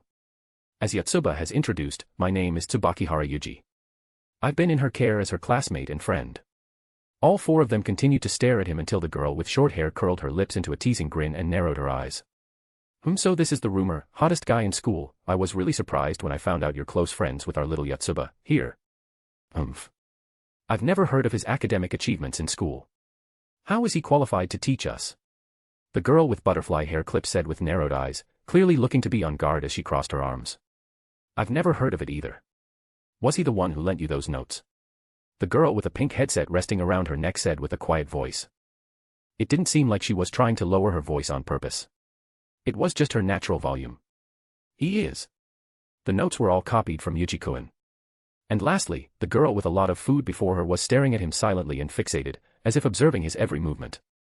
This might be tougher than I first expected. Yuuji sighed inwardly and sat down beside Yotsuba after she moved away slightly to give him space.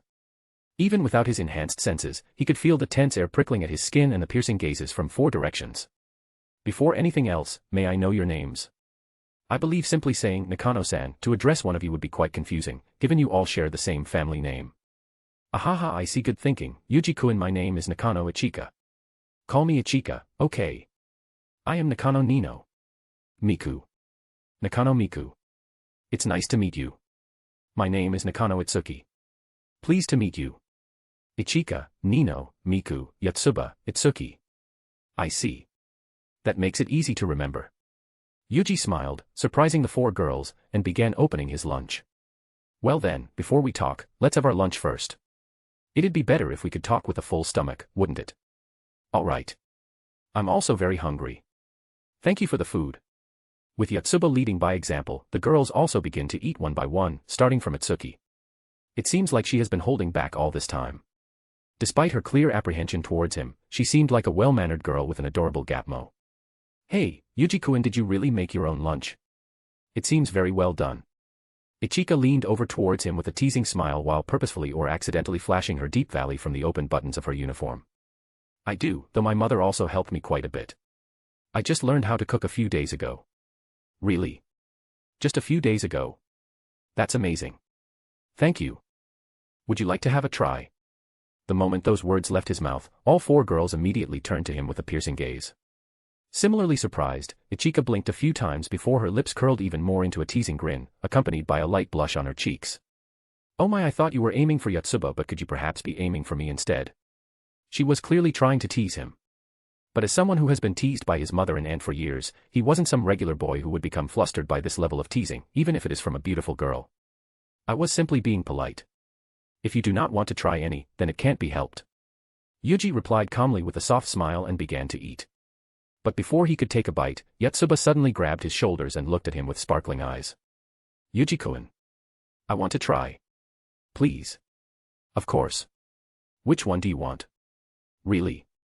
Yay. Then I shall take this rolled omelet graciously. Yuji held out his lunchbox and let her pick up the omelet with her own wooden chopsticks, the disposable ones she got from the cafeteria. She put the entire thing into her mouth at once and began chewing. It's so fluffy and delicious. How could a simple rolled omelet be so flavorful? The juices are bursting from every bite. Yotsuba held her cheeks with both hands and ascended to heaven as she enjoyed the rolled omelet from Yuji. How cute. Even if she was overreacting, Yuji couldn't help but smile softly as she blissfully ate the food he made. She looked absolutely adorable, and her green ribbon headband made it seem like she was a little animal. He could easily imagine it beginning to twitch just like a real animal's ears. Satisfied by her adorableness, Yuji took his gaze off Yotsuba and decided to start eating. But he noticed the other four sisters looking towards him, this time at his lunch boxes. With a helpless smile, Yuji raised his lunchbox towards them. Would you like to try some as well? Oh my, really, thank you. I couldn't not try one after seeing Yotsuba's reaction. Thank you for the food. Tea, then I guess I'll have one, only because you're offering it. I'll take a chicken carriage. Thank you very much. Tea, thank you. Tea, then, I shall take an omelette as well. Thank you for the food. One by one, with varying levels of reaction and expression, the girls picked their food item of choice and ate it. And just like Yotsuba, an expression of amazement, shock, and blissfulness appeared on their faces. This is amazing. I never thought an omelette could taste like this. Is this real? How could a simple chicken carriage taste like this? It's very delicious. This is the best chicken carriage I've ever had. This is amazing. Yuji-kun, you're very skilled at cooking. I never thought an omelette could be so flavorful and perfect. Thank you very much for your praise. My mother taught me very well. She is a great cook herself. Or rather, she is the best cook in the entire world for me. Yuji thought proudly to himself. Even if there are other chefs who are objectively better, for him, his mother would always be number one. Nothing could beat the taste of home and a mother's love. Yuji then began enjoying his lunch and chatting with Yotsuba and Ichika once in a while as they ate, while Nino, Miku, and Itsuki observed them from the sidelines, only joining the conversation when they were mentioned. Upon finishing their lunch, Nino immediately began by bringing up the main topic of their meeting. So, are you really going to be our tutor? Not to offend you or anything, but I don't think I see your name in the top 10 for our entrance exam. Can you really manage your own studies on top of teaching us? Her tone was rude and perhaps a bit haughty, but her questions were reasonable.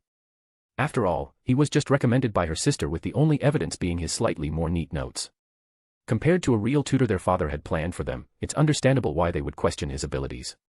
Yotsuba looked a bit worried upon hearing her sister's words and glanced toward Yuji to see his reaction, but he didn't mind it. Perhaps because he recalled various knowledge from his previous life that he felt quite calm in this situation. I understand your concern. It is understandable for you to not believe in my abilities just from Yotsuba's words alone. However, I am confident in my abilities to teach you while not neglecting my own studies, so please do not worry. If you still find my abilities questionable, then perhaps you can see Yotsuba's notes first before deciding. Nino's eyes continued to pierce through him, glaring at him with a small frown. She didn't like it. Yuji still seemed like a playboy trying to impress her and her sisters without any actual ability to back it up.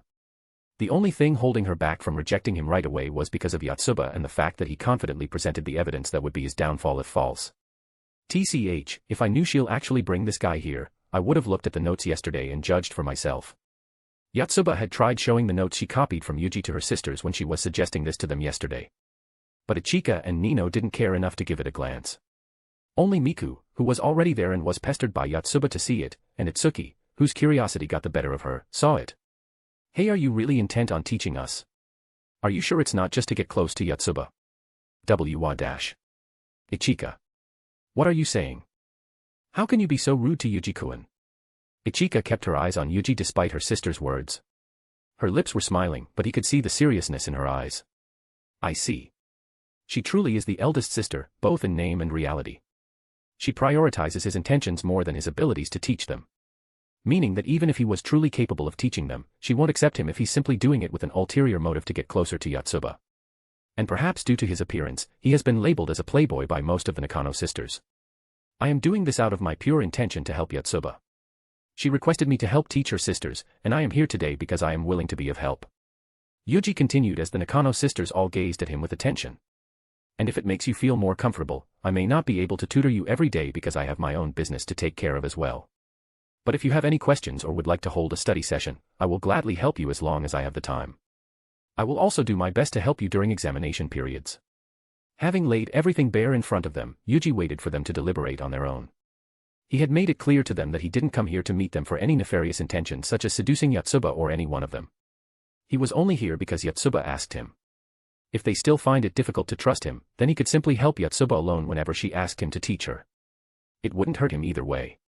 After a while, a soft voice broke the silence that had been growing as the Nakano sisters deliberated. I'm fine with it. It wouldn't hurt to have someone to help us with our studies. I've also seen his notes. It's clear and easy to understand. Mika said quietly as she looked down at her drink before glancing at Yuji. I agree as well. Tsubakihara-san's notes were very clean, easily understandable, and detailed. He also underlines the important things to note, displaying his clear understanding of the subject. I believe he will be able to help us with our studies. Itsuki agreed, glancing between her sisters. She was actually here just to see what kind of person Yuji was. There have been plenty of rumors about Yuji being a perfect prince with a ridiculously handsome face, a perfect figure, and a kind-hearted personality. But she couldn't just believe it. After all, no one should be that perfect. And if someone appears that way, then they must be hiding their dark side to appear perfect. But after listening to his words, she didn't sense any malicious intentions within him. Or rather, he has been genuine and patient with them all this time, even after Nino's rude attitude. It might be a good choice to at least give him a chance. Ichika still had her gaze fixed on Yuji, before a wider smile appeared on her beautiful face that seemed to have brightened along with it. I agree to let's see if he could really teach us. If not, we can simply find another tutor, right? I am fine with that arrangement. Yotsuba's face brightened at Miku, Itsuki, and Ichika's agreement, and she immediately turned towards Nino, looking at her in anticipation. Seeing her sparkling eyes, Nino's face scrunched up before finally giving up. Ugh. Fine. I'll accept you being our tutor. We'll start next week. But if you dare do anything to any one of us, I'll make sure you regret it. Understand? Of course. X. Even though he will formally start becoming their tutor next week, Yuji told them that he'll be lending all of his notebooks to Yotsuba by the end of the day. They could copy it and try to understand it as much as possible before returning it the day after. He had made his notes as instructive and educative as possible, and Yotsuba was capable of finishing her assignment with the help of his notes. So with this, Yuji hoped they could at least catch up with the lessons up until now by simply reading his notes. Upon returning home, doing his assignments, and having dinner with his family, a DM notification caught Yuji's attention while he was on his desk with his laptop and a chart of the stocks he was tracking. Kiryu Aika, I need help. Please. It's urgent. Quickly opening the Multiverse Chat Group app, Yuji hurriedly replied to her. Tsubakihara Yuuji, what's wrong? Are you okay? What happened? Knowing her world wasn't a peaceful one with many dangers hidden in the dark, especially for humans, Yuji couldn't help but become anxious. Did the devils already get to her? Or did she get targeted by Fallen just like Issei in the story? Damn it. Yuji stared at his phone, waiting anxiously for a reply until another message popped up. Kiryu Aika, I need your selfie. Please. I need it now. Or else I'll be in really big trouble tomorrow. Every single muscle in his body froze for a moment. His mind blanked the moment he read her message. Tsubakihara Yuuji, what? Kiryu Aika, like I said. I need your selfie. I need to show these guys that I have a boyfriend so I can regain my peaceful high school life. Yuji's eyes twitched in annoyance. He couldn't believe he seriously panicked because of this stupid reason. Tsubakihara Yuuji, why did you message me like you were in such big trouble? I thought you were being abducted by a fallen angel or captured by a devil. Can you not be misleading? Kiryu Aika, hey. This is a big problem too, you know. I can't even have my lunch today because I've been rejecting confessions left and right. I've been surrounded by guys all day today. I can't even talk to my friends. Ugh. Yuuji couldn't be mad at her any longer because he experienced the same thing as well. He was fortunate enough to have close friends that helped him deter girls from approaching him too closely. He's also spending most of his time during breaks with his sisters or close friends, so he was safe during that time period as well. Moreover, perhaps due to seeing how females close to him behaved when it comes to romance, he believed that women tend to try and find out the personality of their subject of interest first before confessing their feelings to him. Of course, some of the more confident ones who never even talked to him before Yuji's change in appearance did confess their love for him, which he rejected. But there wasn't a lot. In the near future, perhaps he might begin receiving more and more confessions. In contrast, men might be more spontaneous and assertive in their courting strategy. In the first few weeks of their high school life, his sisters, Yuna and Nina, had received many confessions from male students they'd never even talked to. And many only confessed because they fell in love at first sight. Yuuji didn't mind the concept of falling in love at first sight. After all, he himself fell in love with his mother at first sight. But confessing right after they fell in love at first sight seemed to him that they only fell in love with their outer appearances, not the heart. With such a shallow reason, men who are spontaneous, confident, horny, or all of the above would confess immediately to a beautiful girl who caught their attention. And high school boys often tick all those checkboxes, especially ones in a high school that was just recently changed from a girls-only high school to a co-ed. It wasn't that surprising that Aika, who had suddenly become beautiful enough to be on par, or perhaps even surpass, the two great beauties of Ko Academy, received that many confessions. Tsubakihara Yuuji, I'm sorry. I wasn't thinking straight. I was panicking when you sent those messages, thinking you're in an emergency. Kiryu Aika, I see. Then that's fine, hehe, I'm happy that you're worried about me, worry about me more. Tsubakihara Yuuji, I'm sorry. I've had enough of worrying today. Please come back tomorrow. Kiryu Aika, wait. I still need your selfie. Yuuji thought for a moment. Knowing that she's in an even more troublesome situation than him, Yuuji truly wanted to help her. But if he sent his selfie, then he'll be recognized as Aika's boyfriend in her school. Even though they get along very well while chatting with each other and they knew about each other from their story, the fact that they've never actually met before still stands. Northwest matter how close they are now, Yuuji couldn't think of her as his girlfriend at this point in their relationship. Moreover, he might need to go to her world in the future for their quest. It would be very difficult and awkward for the both of them if he had to act as her boyfriend after the fact. But still. She asked this of me because I am the only one she could ask. Satoru would look too old for her to convince her admirers and friends that they were dating, while Tatsuya and Lelouch weren't as close to her as Yuuji. He was the only one she was comfortable with asking this for. And considering how close they are now.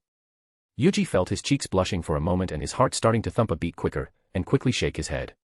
No, calm down. Aika and I becoming a couple is still too far-fetched. We're just friends right now. Yuuji closed his eyes and thought deeply about her request while trying to calm his quickly beating heart. In the end. Tsubakihara Yuuji, fine. I'll help you out. I still need to thank you for your pictures before, and I also understand how annoying it must be with all those confessions. I'll give you a selfie. Kiryu Aika, really? Yay. Thank you so much. I swear I won't use it as a side dish too frequently. I also won't share this picture with anyone else. Tsubakihara Yuuji, wait a second. What is that second part supposed to mean? Kiryu Aika, hehe, it's nothing, come on. Hurry up and take it. Make sure to look as handsome as possible, okay? Tsubakihara Yuuji, alright. Yuuji sighed and set the camera on his smartphone to his front camera. This was the first time he had ever taken a selfie, but he managed to let out a small, genuine smile that seemed natural. He could feel his cheeks burning from sending his own selfie to his female friend. After a few moments of preparing his heart, he sent it and waited for a reply. Kiryu Aika, Is that it? How boring, wear something better please, like a collared shirt so you look more mature. Also, change the settings of your camera so it'll look better. And pose better. Be more attractive. This girl. Yuuji could easily imagine Aika blabbering all these orders with a stupid grin on her face, which somehow made him want to squish her cheeks and make her pay. But in the end, he acquiesced and listened to her each and every request. He wore various clothes and took selfies according to the pose she asked for. In the end, He had sent much more than he first expected and was completely drained mentally by the end of it.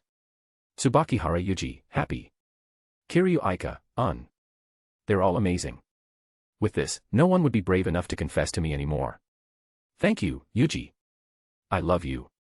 You're the best. Tsubakihara Yuuji, you're welcome. Kiryu Aika, hee hee, now then, let's chat. Tsubakihara Yuuji, what? X. Aika hummed a cheerful anime song with her beautiful voice on her way to school the next morning, ignoring all the gazes she received, perverted or not, from the male students who were on their way to school as well. Everything that happened last night kept replaying in her mind, and every time she thought about it, she became happier and happier. She thought she'd only get one selfie from him after much convincing. But to her great surprise, Yuuji agreed to all of her requests and sent all of the selfies he took. She can't believe it. In truth, the first one he sent was already perfect. With just his face and that beautiful natural smile he gave, it was already more than enough to convince her friends and admirers that she has a boyfriend. But she couldn't help it. Yuuji was just too handsome. His appearance is practically the embodiment of everything she likes in a man. So in the end, she lost to her desires and tried asking him to try out various clothes and take a selfie in various poses. She never thought he'd agree that easily. Geez. Is he trying to make me fall for him? It wasn't only this instance. Ever since knowing him and talking to him through the Multiverse Group Chat, she has been noticing things about him that she couldn't help but love. He's funny, understanding, kind, smart, considerate, and cares about his friends and family very much. Chatting with him was always fun, even when they were chatting about the most mundane stuff. Before she knew it, she felt like she was slowly falling in love with him even though it has just been a few days since she knew him. She wants to know more about him. She wants to meet him in person. She wants to talk with him in person. She wants to see him wearing these clothes in person. She wants to have fun with him in person. And perhaps by then, she might fall in love with him completely. Honestly, what a sinful guy. Aika looked down at her smartphone and giggled softly. She had already changed her lock screen and her wallpaper to Yuuji's selfies he sent last night, and she has been staring at all of his photos while chatting with him all night. If she wasn't a high human, she would have had dark circles under her eyes and looked completely exhausted after not getting a single wink of sleep. Before she knew it, Aika arrived at her school where a lot more students noticed her cheery mood, and a lot more boys became entranced by her smile. At first, Kiryu Aika was only known for her pervertedness that rivaled even the 3 greatest perverts in the entire academy by her classmates. But now, she was known as the 3rd great beauty of Kuo Academy in the entire academy, with her appearance rivaling, and in terms of sexiness even surpassing Rias Gremory and Hajime Akino. Countless male students have fallen for her and even tried confessing to her. Compared to the other 2 great beauties of Kuo, Aika was much friendlier and was in her first year of high school, making them more confident in getting accepted. But even after 2 days of an endless stream of confessions, she never accepted a single one of them. Some were heartbroken from being rejected instantly, while some who knew of her perverted nature tried to force themselves on her, only to be thrown to the ground before they know it. Even the 2nd year and 3rd year sports club members who tried to force themselves on her were thrown to the ground just like any other despite their much larger build and strength. And after she embarrassed the judo captain by flipping him over with one hand and walking away, no one was brave enough to try forcing themselves on her. In exchange, the number of confessions from the still optimistic male increased instead. Even this early in the morning, there are already many male students standing around the halls leading to her class with their hearts beating in anticipation. And the moment she appeared, all eyes turned to her. But unlike the other few days, they were all frozen in their place. Aika would normally quicken her steps and hurry inside her class. All of them were ready to at least get her attention or stop her in her path. But now, they were all completely entranced by her soft, beautiful smile as she walked past them while looking at her smartphone. One by one, Aika passed by her admirers while they were frozen in shock. But when she was about to reach her class, a first-year student from another class suddenly jumped out and stepped in front of her, catching her attention. Excuse me. My name is Ichika. Sato Ichika. I've become entranced by your beauty and elegance ever since I first laid my eyes on you. Aya and I've fallen in love. Will you please be my girlfriend? The decent-looking young boy with messy black hair shouted with his cracked voice as he bowed his body, almost to a 90-degree angle, and raised her hand towards her. He was completely stiff and extremely nervous, so much so that she couldn't bear to raise his face towards her and meet her eyes. Some of his friends who had confessed to her told him their tale of being slapped by words of rejection before they could even finish their confessions. So he had readied his heart for such a thing. Even though he was quite confident with his looks, the girl he's confessing to was too far beyond his league. He understood that fact completely and knew that his chances of success were low. In fact, he even expected to be treated like his other friends. But even after waiting for so long, an answer never came. Feeling hopeful, he slowly opened his eyes and raised his head slightly, just enough to see her face. And there she was looking at him, observing him with those bewitching golden eyes. He instantly felt optimistic. This had never happened before. Even the guys who were watching this from the sidelines felt their hearts sank. After a few moments that felt like an eternity, Aika let out a beautiful smile. Even Sato Ichika, who was known for his adorableness and Shota attribute, looked so plain. You really have to take responsibility for ruining my sense of beauty, Yuuji. I'm very sorry, but I am already in love with someone else. All the boys immediately froze in place. Their faces paled as their eyes widened in disbelief. And before any of them could react, a girl's voice from within the class was the one to break the silence. Seriously? Aika, you got someone you love? I do. I've actually been in love with him for quite a while and we finally started dating officially a few days ago. Why didn't you tell me? Well, he's too handsome, you see, so I needed to keep him a secret until I can improve myself to be on the same level as him, and now that I am, I can finally let it be known to the world. Too handsome. Do you have his picture? Here. Aika gave her smartphone to her friend, and the moment she saw the photo of Yuuji laying his head on his arm on the table while looking at the camera with a soft, gentle smile, her face turned instantly red. She began sliding through the images, all of which were that of an insanely handsome young man's selfie. Seeing her reaction, the other girls also became extremely curious and crowded around her. And they all turned completely red as well. Is this real? It's real. If you still don't believe me, why don't you check my chat logs with him? We chatted the entire night last night. Immediately, they opened up her chat and looked at the content. At first glance, it only seemed like a chat between extremely close friends. But then, they started talking about going for a trip to an extremely luxurious ryokan in Kyoto. Alone. Just the two of them. It was unmistakably a conversation between lovers. It's real. Wait. At that moment, all the boys burst into tears of sadness and despair. But their cries were quickly drowned out by the girls' gasps and shrieks of excitement as they looked at each and every one of Yuuji's selfies on Aika's phone. Chapter 14, Chapter. News of the third great beauty of Kuo Academy having a boyfriend immediately spread throughout the entire academy. And by lunch, the news that said boyfriend was an extremely handsome and rich young man who had captured the hearts of all the girls who saw his picture on Aika's phone was already well spread too. Now, instead of rejecting confessions, Aika spent her lunch surrounded by her girlfriends who were preventing her from leaving. They were asking her questions about Yuuji, their history, their more intimate history, and if they could get his picture. Even Murayama and Kates, who Aika only knew from their reputation of beating up Issei and his friends for peeping in the female kendo club's changing room, also came up to her to ask about her boyfriend. Aika answered everything with the white lies she had prepared along with Yuuji last night. But needless to say, she didn't give them his pictures. Yuuji's selfies were essentially a devastating weapon of mass destruction. No girls in this academy would be able to see men the same way anymore if they look at his selfies for more than 5 minutes. Even though it was Aika's request, Yuuji truly did his best to look like the greatest boyfriend material for her that it became too destructive. So as the person who asked for it, she has the responsibility to minimize casualties caused by it. However, despite her rejection, the girls still didn't give up. Many would follow her to the cafeteria and even eat their lunch at the same table as her, while those who didn't get a seat at her table would eavesdrop from the table next to her. It was utter chaos.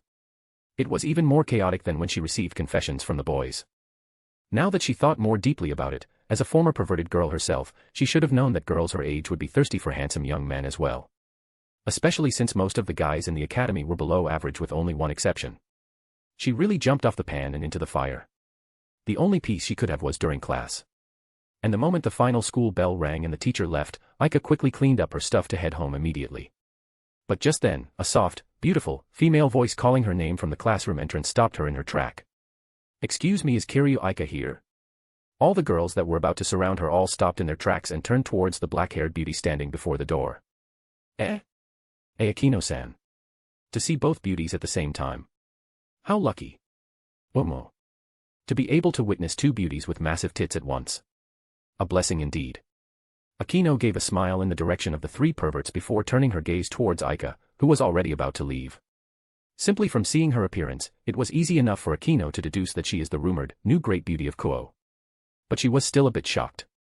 She had seen her from far away as part of her observation Rias asked her to do, but looking closely, Akino couldn't help but admire her perfectly supple skin, glimmering eyes, wavy and shining long hazelnut hair, and the obviously voluptuous figure hidden beneath her uniform. From afar, she looked to be around the same size as her. But now, Akino couldn't help but feel her pride a bit hurt from finding a younger girl with breasts 1 or 2 sizes larger than her. Are you perhaps Kiryu Aika-san? Ah, so it's time. After seeing how the Occult Research Club, or more specifically, Rias's peerage function when it comes to recruiting new members in the school, Aika quickly realized that the time for the talk she had been preparing her heart for had come. Steeling herself, Aika let out a polite, beautiful smile and returned to her question. Yes, I am. Is there anything you wish from me, Himejima-senpai? Oh my, how do you know my name? Of course I know, senpai. All the guys in this academy talk about a great beauty like you all the time, you know. Yufufu, I see. How flattering, but now, it seems like you are currently the one in everyone's eyes. It seems so. It is a bit troublesome, considering I have a lovely boyfriend already. The metaphorical sound of glass cracking resounded within the minds of all the boys who heard her words. Some even collapsed on the ground like a warrior who had taken an arrow to the knee.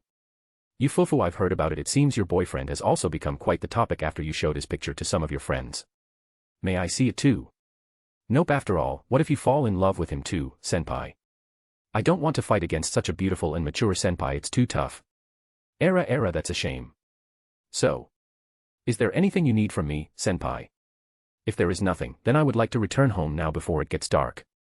Oh, will you please spare some of your time? Our club president, Rias, has invited you to our club and she wants to talk to you. The club you and Gremory senpai is in. Could it be the Occult Research Club? I'm very sorry, but I'm not really interested in occults. Yufufu, there's no need to worry. She just wants to talk to you for a bit. Will you spare some of your time for us? Aika thought for a moment, deliberating whether to accept Rias's invitation or not. But in truth, she had already made her decision. If she didn't go today, Rias will probably send someone again tomorrow to invite her. And if she refused all of them, she would have someone stalk her under the guise of observing. It'd be difficult to hide the multiverse chat group if things ended up this way, so it'd be better for her to accept it and rip the band-aid. I understand. I guess I have a bit of time. Thank you very much. I'm sure everyone will be very happy. Issei-kun, you're coming too, okay? Why yes. Akino-senpai. Matsuda, I leave Motohama to you. You dare leave this thing with me and go off with two great beauties. You traitor.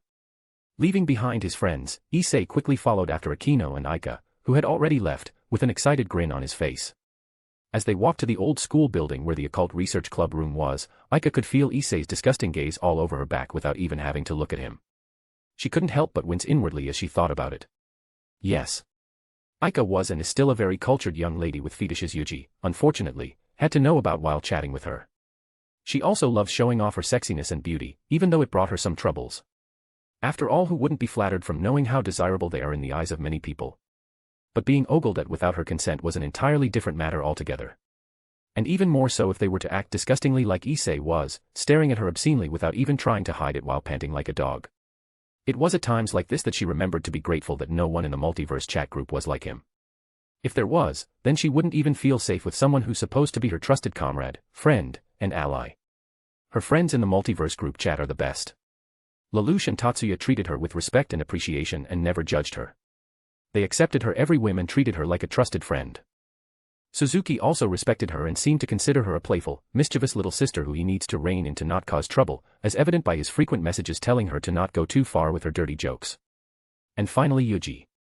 Even though she knew that he was interested in and cares for her, he never even once tried to become someone else to try and impress her.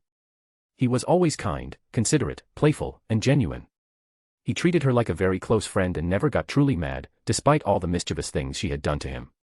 And because she knew that they are all her allies, she felt strangely calm right now even though she was walking into a literal den of devils. Soon, the three finally arrived before the Occult Research Club room in the second floor of the old school building. Akino opened the door, revealing the dim candlelit room that emanated an eerie, mysterious atmosphere, just like the room she saw in the anime of High School DxD Yuuji sent to her. All eyes within the room immediately turned towards her.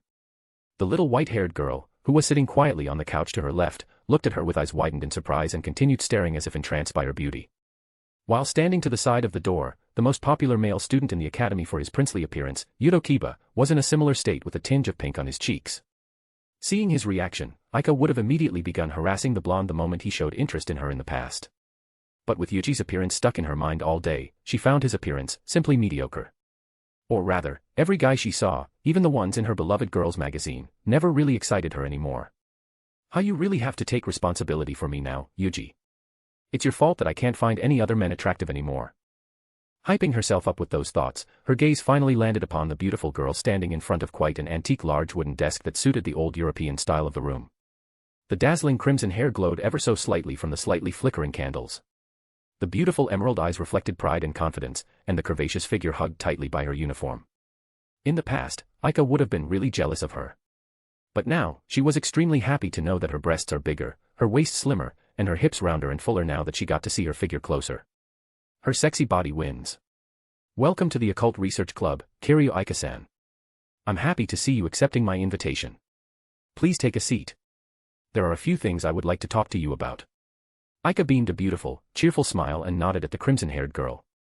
Thank you for welcoming me. I see you've decorated the place to be as spooky as possible. Fufu, I guess it is as expected of an Occult Research Club room. Akino led her to sit on one of the couches, opposite the one Kaneko was sitting on. Issei also quickly scuttled away and sat beside Kaneko, his eyes darting around as he became conflicted over ogling at the supreme SSS-tier sexiness before him or holding back to not embarrass himself in front of his president. In the end, he seemed to just try his hardest to shut his eyes closed. Though he would still peek quite frequently. On the other hand, Kaneko was visibly on guard, staring at her fixedly. Though, Aika didn't perceive any ill feelings toward her. In fact, she sensed a bit of curiosity in her as she observed her body. Meanwhile, from the corner of her eyes, Aika could see Kiba standing by the door with a gaze locked onto her with both arms on his side, ready for anything. Thank you for your praise. I like this aesthetic very much, and I'm happy you find it pleasing as well. Akino, will you serve our guest here a cup of tea for our conversation? Yes, President. Akino quickly went to the tea cart placed adjacent to the wall behind Aika, and began preparing tea. And in just a few minutes, she had already returned with cups of tea and placed it in front of Rias, Kaneko, Issei, and Aika. I hope you enjoy it. I am very confident in my tea brewing skills. Thank you very much, Senpai. Then, I'll have a sip. Aika picked up her cup and took a sip without worry. She didn't expect the drink to be in any way tempered, considering Rias wanted to try and recruit her by bringing her here. But most of all, Aika's confidence stems from her immunity to all kinds of poison and all mental harming effects from her full body potential unlock SSR item. Moreover, she wanted to be as friendly as possible so they won't be hostile to her as well. So accepting the cup of tea in this manner wouldn't trigger their guards more than she needed. It's so fragrant and delicious. Thank you, Senpai. Fufu, you are very welcome. Smiling toward Akino, Aika then turned her attention towards Rias and asked. So, what is it that you would like to talk about, Rias-senpai? Aika asked with a beaming smile. But their intention was already very clear to her. She, who had suddenly and miraculously changed into a super beautiful girl, would definitely attract their attention, especially Rias. She must be suspecting that I've awakened a sacred gear or something like that. Well, the Multiverse Chat group doesn't count as one since it's not created by the biblical god. Thus, even if she started asking her if she has a sacred gear, she wouldn't be lying if she said she doesn't. So all I need to do is not say anything about the chat group and just listen to what she wants to say. And if they're trying to recruit me, I'll just say I'm already in another group who wants nothing in anything she's doing, without saying anything else. Aika could simply reject them by saying she doesn't have any interest of becoming a devil. But if she did, there's no guarantee that they'll stop trying to get her into Rias's peerage, considering Rias's desperation. Or perhaps, she might even create a situation where Aika didn't have a choice but to join herself or ask the help of her brother, the demon lord Lucifer himself. That'd be too dangerous. But if she was already in another group, even Rias wouldn't be stupid enough to agitate her without knowing what group she was in or their strength. Aika would be treated not just as an individual, but as a representative of an unknown group that she will guarantee wouldn't bring her harm. Then, even her brother would most likely suggest creating an alliance with her and request for her help, rather than trying to pilfer her from her group. This would be safer for Aika, and she might also build a strong foundation for when Yuuji and her friends in the chat group come into her world.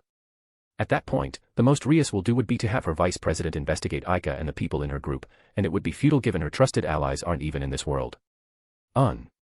This would be for the best. In truth, there's a lot I'd like to talk about. But the first and foremost I'd like to talk about would be your sudden change in appearance. Her eyes narrowed as her lips curled into a wider smile.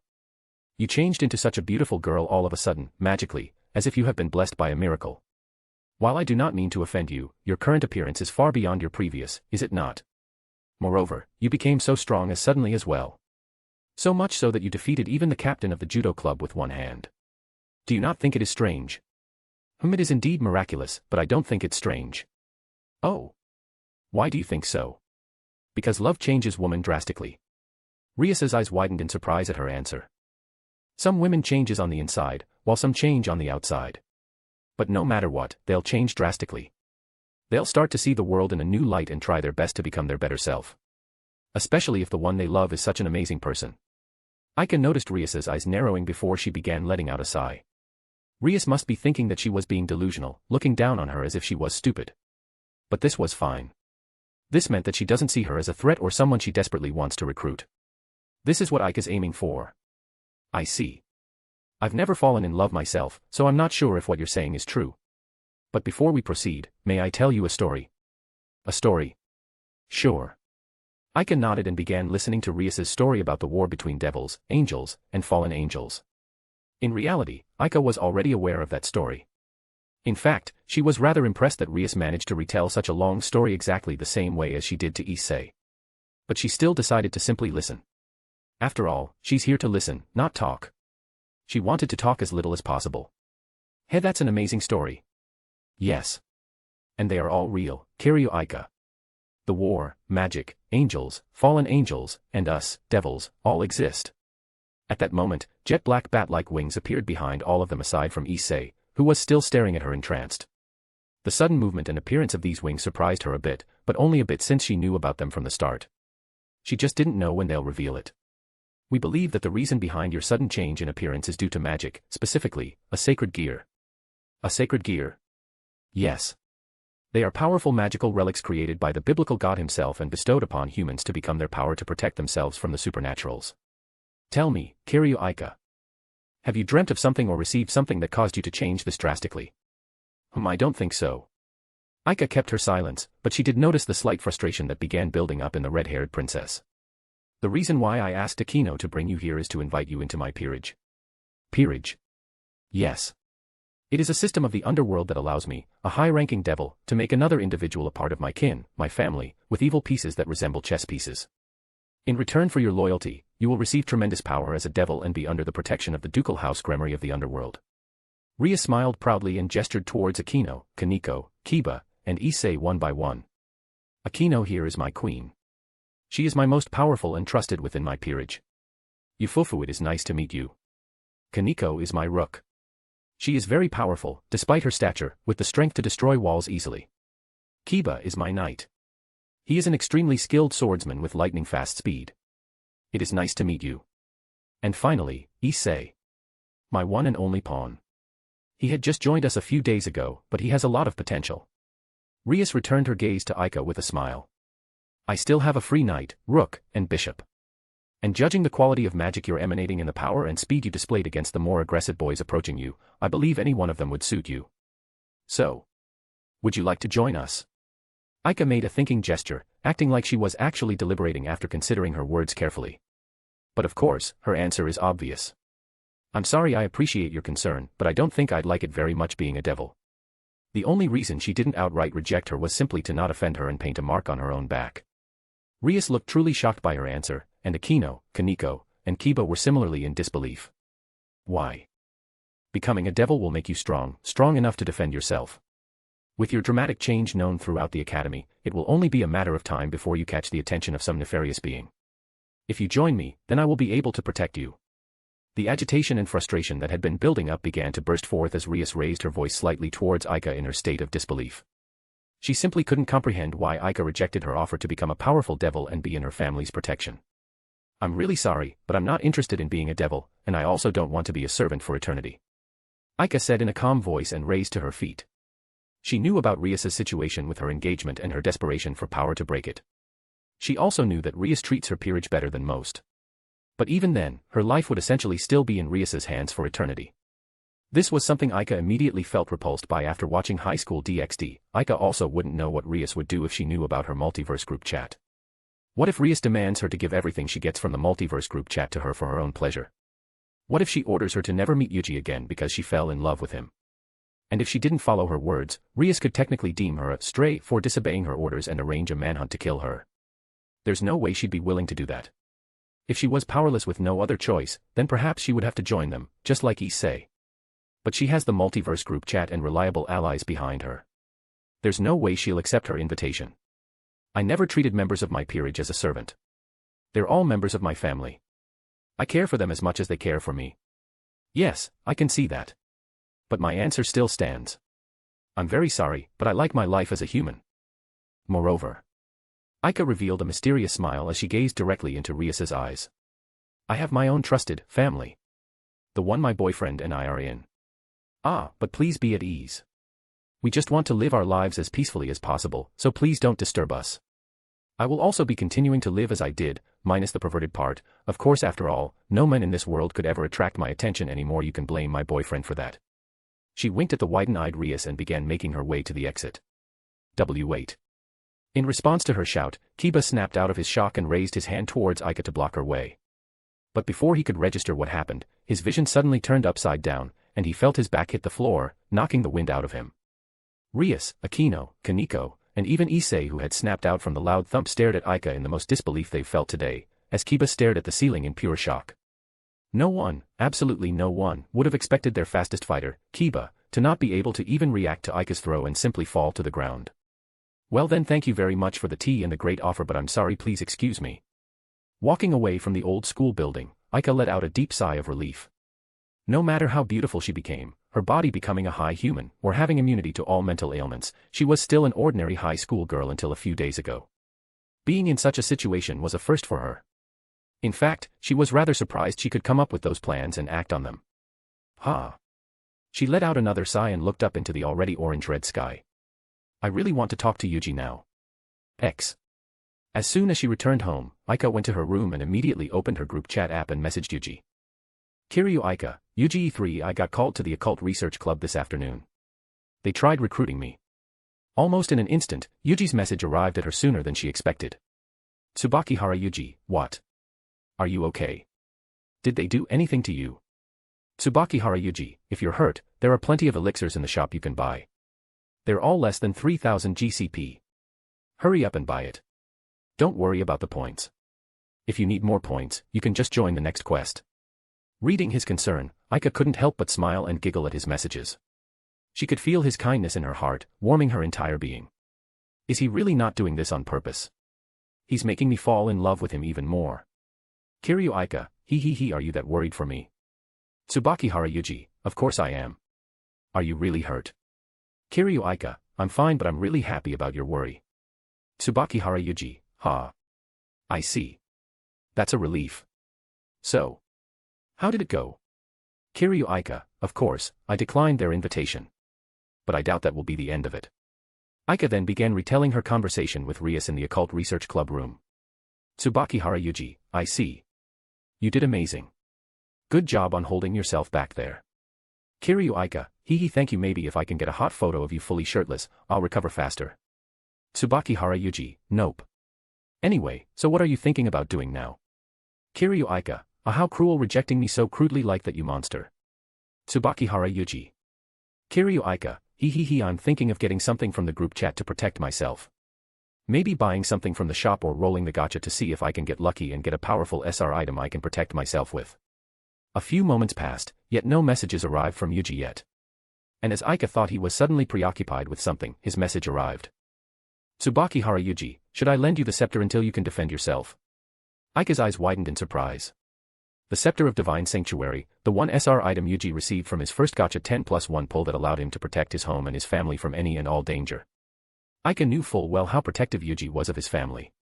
Especially considering that his feelings for them went beyond regular familial love. They were his life, the women he loves with all his heart, who he'll be willing to protect no matter what. For him to suggest such a thing meant that he was willing to do the same for her. Her heart thumped quicker and quicker as the heat began creeping up her face, painting her cheeks red. She couldn't believe he was willing to go this far for her. Oh geez. He's definitely doing this on purpose, right? He's making me fall in love with him so hard. How terrible of him. Aika rolled around her bed and flailed her arms and legs around in excitement before laying down on her back and placing her phone on her chest. Yuuji. Staring at the ceiling, Aika's mind was filled with his figure and his messages. And an urge began blooming within her heart. I want to meet you. I really want to see you in person. A little sigh escaped her luscious lips as she raised her phone up in front of her and smiled. The next quest. I'll definitely make him join so we could finally meet in person. Stealing her resolve, she began typing a message to reply to Yuuji's suggestion. Kiryu Aika, no. You need that to protect your family, you know. I'm really thankful, but you know how dangerous it is to leave so many beautiful women living in the same house unprotected. Do I need to show you some NTR hentai and manga? Tsubakihara Yuuji, no. I don't want to even think about that kind of thing. But what about you? Kiryu Aika, I said it myself, didn't I? The way I talked to Ria-senpai made it so that it'd be difficult to be aggressive against me. I'll also be actively avoiding any encounters with the supernatural in school. The only thing I'm worried about is the stray fallen angels that killed Issei, so I want something that could protect me even when I'm outside of my home. Tsubakihara Yuuji, I see. Alright. I could think of a few things you can buy, but should we try asking everyone else to see what they think? I'm sure with Tatsuya and Lelouch's mind as well as Suzuki-san's experience, we'll be able to find a more practical solution. Kiryu Aika, alright. Moving from their DM to the group chat, Aika began retelling her story once again about her meeting with members of Rias's peerage and their conversations to the rest of the members. Shiba Tatsuya, so it finally happened. Are you okay? Kiryu Aika, I'm fine. They didn't try to do anything to me. Lelouch Lampi Rouge, you did very well. Now, I don't think they would try to do anything that might harm you. At most, they will try to persuade you with different means such as befriending you. Lelouch Lampi Rouge, the problem is the fallen angels who might try to eliminate you just as they had with Haida Issei for having a sacred gear. Shiba Tatsuya, I agree. And the Gremory would have two choices in this case. If they are smart, they will help you by protecting you from the fallen angels and try to create a friendly relationship with you. Lelouch Lampi Rouge, but if they are fools, they will leave you to die in hopes of reincarnating you forcefully into a devil and enter their peerage. Suzuki Satoru, Lelouch Kuin. I know you are only stating your opinions, but please think of Aika-san's feelings before you say such a thing. Lelouch Lampi Rouge, forgive me. I was being too insensitive. Kiryu Aika, it's fine, Lelouch. You're just starting a possibility. Tsubakihara Yuuji, I don't think it will come to that, Lelouch. Lelouch Lampi Rouge, HM. Why do you think so? Considering her foolishness, pride, and desperation, don't you think she'll resort to this? Tsubakihara Yuuji, Rias Gremory is naive, prideful, and desperate, but she's not heartless. I don't think she will let Aika die and forcefully reincarnate her into her peerage. Tsubakihara Yuuji, in my opinion, I believe she will observe the fight first if the fallen angels ever encounter Aika. After all, she doesn't truly know the extent of her abilities. She will gauge her value and the strength of her group behind her from the fight. Tsubakihara Yuuji, if Aika could win against the fallen angels, then she will become more inclined to try and recruit her or befriend her. But if she was about to lose, I believe she will come and save Aika and put her in her debt. Kiryu Aika, I see. That's quite possible. After talking to her, Ria-senpai and the others don't seem heartless. So I think what Yuuji said might be possible. Lelouch Lampi Rouge, I see. I understand. If that is the case, then I believe she will act as Yuuji said. Kiryu Aika, so in the end, I'll need something to protect myself with, I've never fought with fallen angels before, but I did manage to throw Kibakuin to the ground before he could even react. So I think I could defend myself if there's no magic involved. Shiba Tatsuya, Yudo Kiba. The Knight of Gremory. I believe his forte is in his speed, am I right? If you can move even faster than him, then I don't think you will need to worry in a physical fight against the supernatural. Especially considering these fallen angels rely on their magic quite heavily from what I've seen in the anime. Tsubakihara Yuuji, that's right. Aika has Aikido proficiency. I don't think even you will be able to touch her, Tatsuya. Shiba Tatsuya, I'm curious. As a practitioner of martial arts as well, I'd like to test my skills against the two of you.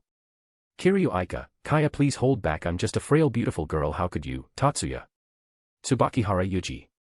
Tsubakihara Yuuji, that aside, I'll be happy to spar with you if we ever go to each other's world. I haven't had the chance to test my Krav Maga proficiency. Shiba Tatsuya, that will be great. Shiba Tatsuya, returning to the conversation, perhaps we should try and find something in the shop capable of protecting her. Tsubakihara Yuuji, I agree. Normally, it'd be better to roll for the gacha. But since we need something specific, I think it'd be better to search for it in the shop. Kiryu Aika, I only have 3000 GCP right now, and most of the protective SR items are all very expensive. Look. Necklace of Divine Protection from Magic, SR. A golden necklace blessed by the heavens with 4 diamonds pointing out in 4 different directions and the 5th diamond at its center. Increases the wearer's resistance to all magical effects.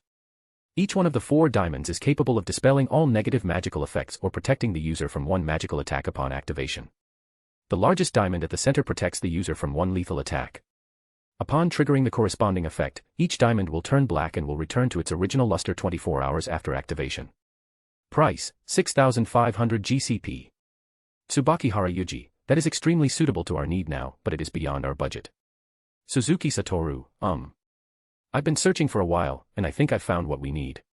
Suzuki Satoru, from our conversation before, we only need Aika to be in a situation where no one could use magic, right? Then perhaps, this will help. Scroll of Enchantment, Zone of Anti-Magic, R. An item enchanted with this scroll will be capable of creating a 10 m radius dome of anti-magic centered around the user once a day. No magic or magical abilities below SSR rank can be activated within the zone. Additionally, all magic already in effect will disappear upon entering the zone. Upon activation, the zone will last for 1 hour and move along with the user. Price, 3,000 GCP. Kiryu Aika, oh. This is perfect. If they can't use magic, then I can defend myself against them. Tsubakihara Yuuji, wow. That really is an amazing item. And it's so inexpensive too. Suzuki Satoru, yes.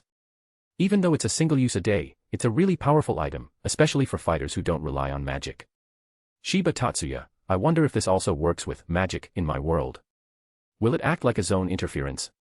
Could it block even non-systematic magic or my magic? Or will it not affect anything?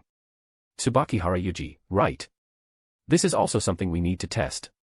Magic systems differ from world to world, just like how the magic in Aika's world is based on the supernatural, while the magic in Tatsuya's world is based on science. Though, I hope it does work on anything that is considered magic. Shiba Tatsuya, yes. Kiryu Aika, alright. I've bought it. Now I'll enchant this to my necklace. Thank you for your help, everyone. Tsubakihara Yuuji, no problem. Just keep us updated on your situation. We will try to help as much as we can. Suzuki Satoru, that's right. Please stay safe, Aika-san. Shiba Tatsuya, we will be waiting for good news. Lelouch Lampi Rouge, stay safe. Be careful. Kiryu Aika, Chapter 15, Chapter. It has been around 2 days for Yuuji since Aika told the group about her predicaments. It might have been only a day or a bit more for Aika, considering the difference in the flow of time between their world, but she didn't seem like she was having any problem. She was still chatting with him until late into the night and seemed to just be enjoying herself teasing him like usual. Though for some reason, whenever he asked about her situation with the Gremaries, she'd immediately became a bit prickly and asked him if he wants to know about what Rias and Aquino are doing before sending him a lot of pouting emojis. It took him a while coaxing her to calm down and telling her that he was only worried about her.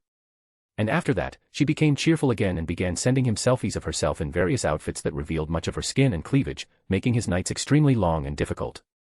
If he didn't want to wake up to his sisters yelping in shock at his morning wood pitching a tall tent under his blanket when they come and wake him up, then he'd have to do his best to calm down his raging dragon with the help of her mother, sisters, aunt, and Aika's pictures the night before.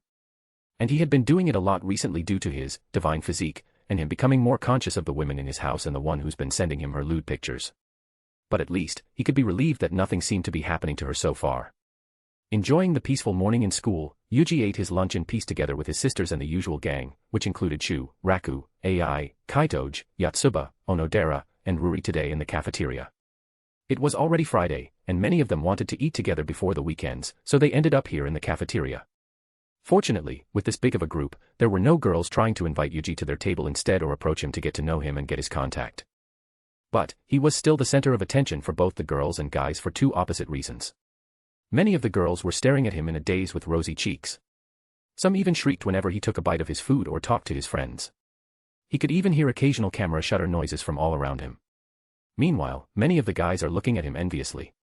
Not only was he sitting with most of the most popular and prettiest girl in the entire school, they couldn't help but compare their own appearance to him. Many of them swore at him to go explode, or at least embarrass himself in front of those beautiful girls. It was just the usual for Yuuji now, and after a week of school, he had gotten used to it to a certain extent. Now, he's just focusing on spending time with his friends and beloved sisters. After finishing their lunch, Yuuji quickly returned to his class and took his laptop with him to a more private space, in the toilet. He had brought it to school specifically today because he had a feeling he'll profit greatly in the investments he made during his school time. And it was as he expected. When he checked the status of his investments, it had just gotten to its highest price just a few minutes ago. With the leverage he used being more than twice his original investments and a dramatic positive in the stocks he brought, he was able to gain a profit return of $2,000 the moment he sold it. Nice. This is going very well. Now with $3,000 in his account, Yuuji can rake in even more profits. Since his test will end by tomorrow night, it would be better of him to day trade for now and rake in as much profit as possible. For now, he'll just invest his money back into the market according to his instincts and collect his profit by night. Alright. This should be good. Closing his laptop, Yuuji went out of the toilet and returned to his class. As he walked through the hallway, a familiar beautiful voice resounded from behind. Oh my Yuuji-kun, what a coincidence.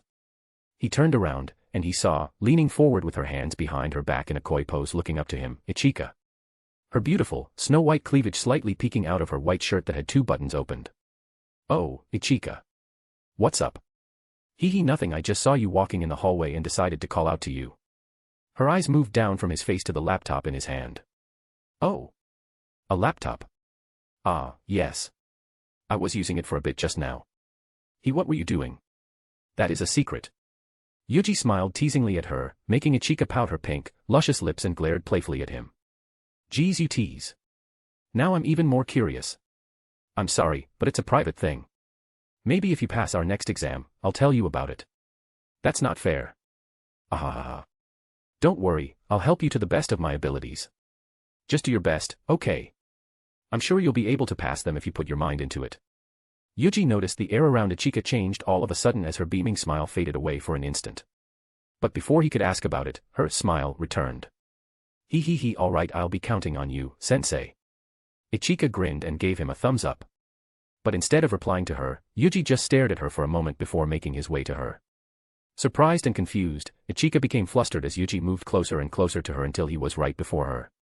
His eyes were locked onto hers, making her unable to look away from him, and he continued staring at her for a while. Her heart started to beat very loudly and she could feel her cheeks burning as she became extremely conscious of Yuuji being this close to her. And as she stared at him, she noticed more of his beautiful features now that they're this close. He has such long eyelashes. And what beautiful eyes. She began to fall into a daze when Yuuji's smooth, silky voice suddenly brought her back to reality. Ichika. What? Ichika lowered her head slightly, trying to hide her blushing face away from him, before stealing a glance by looking up. She was trying her hardest to calm her rapidly beating heart down when Yuuji suddenly said words that made her heart skip a beat. Have confidence in your and your sister's abilities. After talking to all of you a few days ago, I know that you're all smart and intelligent girls. So believe in yourself. Yuuji smiled and petted her head softly. And also, if there is something troubling you and it's something you can't say to your sisters, feel free to talk about it to me. Having lived with 4 females my whole life, I've learned how to become a good listener, so I can at least be an outlet for you to vent out your feelings. What are you? Ichika wanted to deny his words, but no matter how hard she tried to do it or smile and play it off, all words were stuck in her throat, unable to get out. For some reason, she just can't do it in front of his gentle smile and soft gaze. It was so vexing, yet his head pats and voice warmed her heart as if her entire being was wrapped by a soft, warm blanket. She just knew him from Yotsuba and talked to him once before. But why does he seem to know so much about her? Why does he seem like he could see through her with those eyes? After a while, Yuuji removed his hand from her head and took a step back. Then, I'll get going now. You should return to your class too. Lunch is almost over. Wait. Ichika suddenly reached out to him and grabbed him by the hem of his blazer, stopping him in his tracks. That's. Yuuji tilted his head confusedly as she fidgeted nervously. Then, she began taking in deep breaths before raising her face up to him. Thank you. I'll take you up on your words. Then, let's exchange mail addresses so I can vent out my feelings whenever I want. Ichika grinned and took out her smartphone, showing it to him. I thought you were just about to tell me off for touching your head without permission.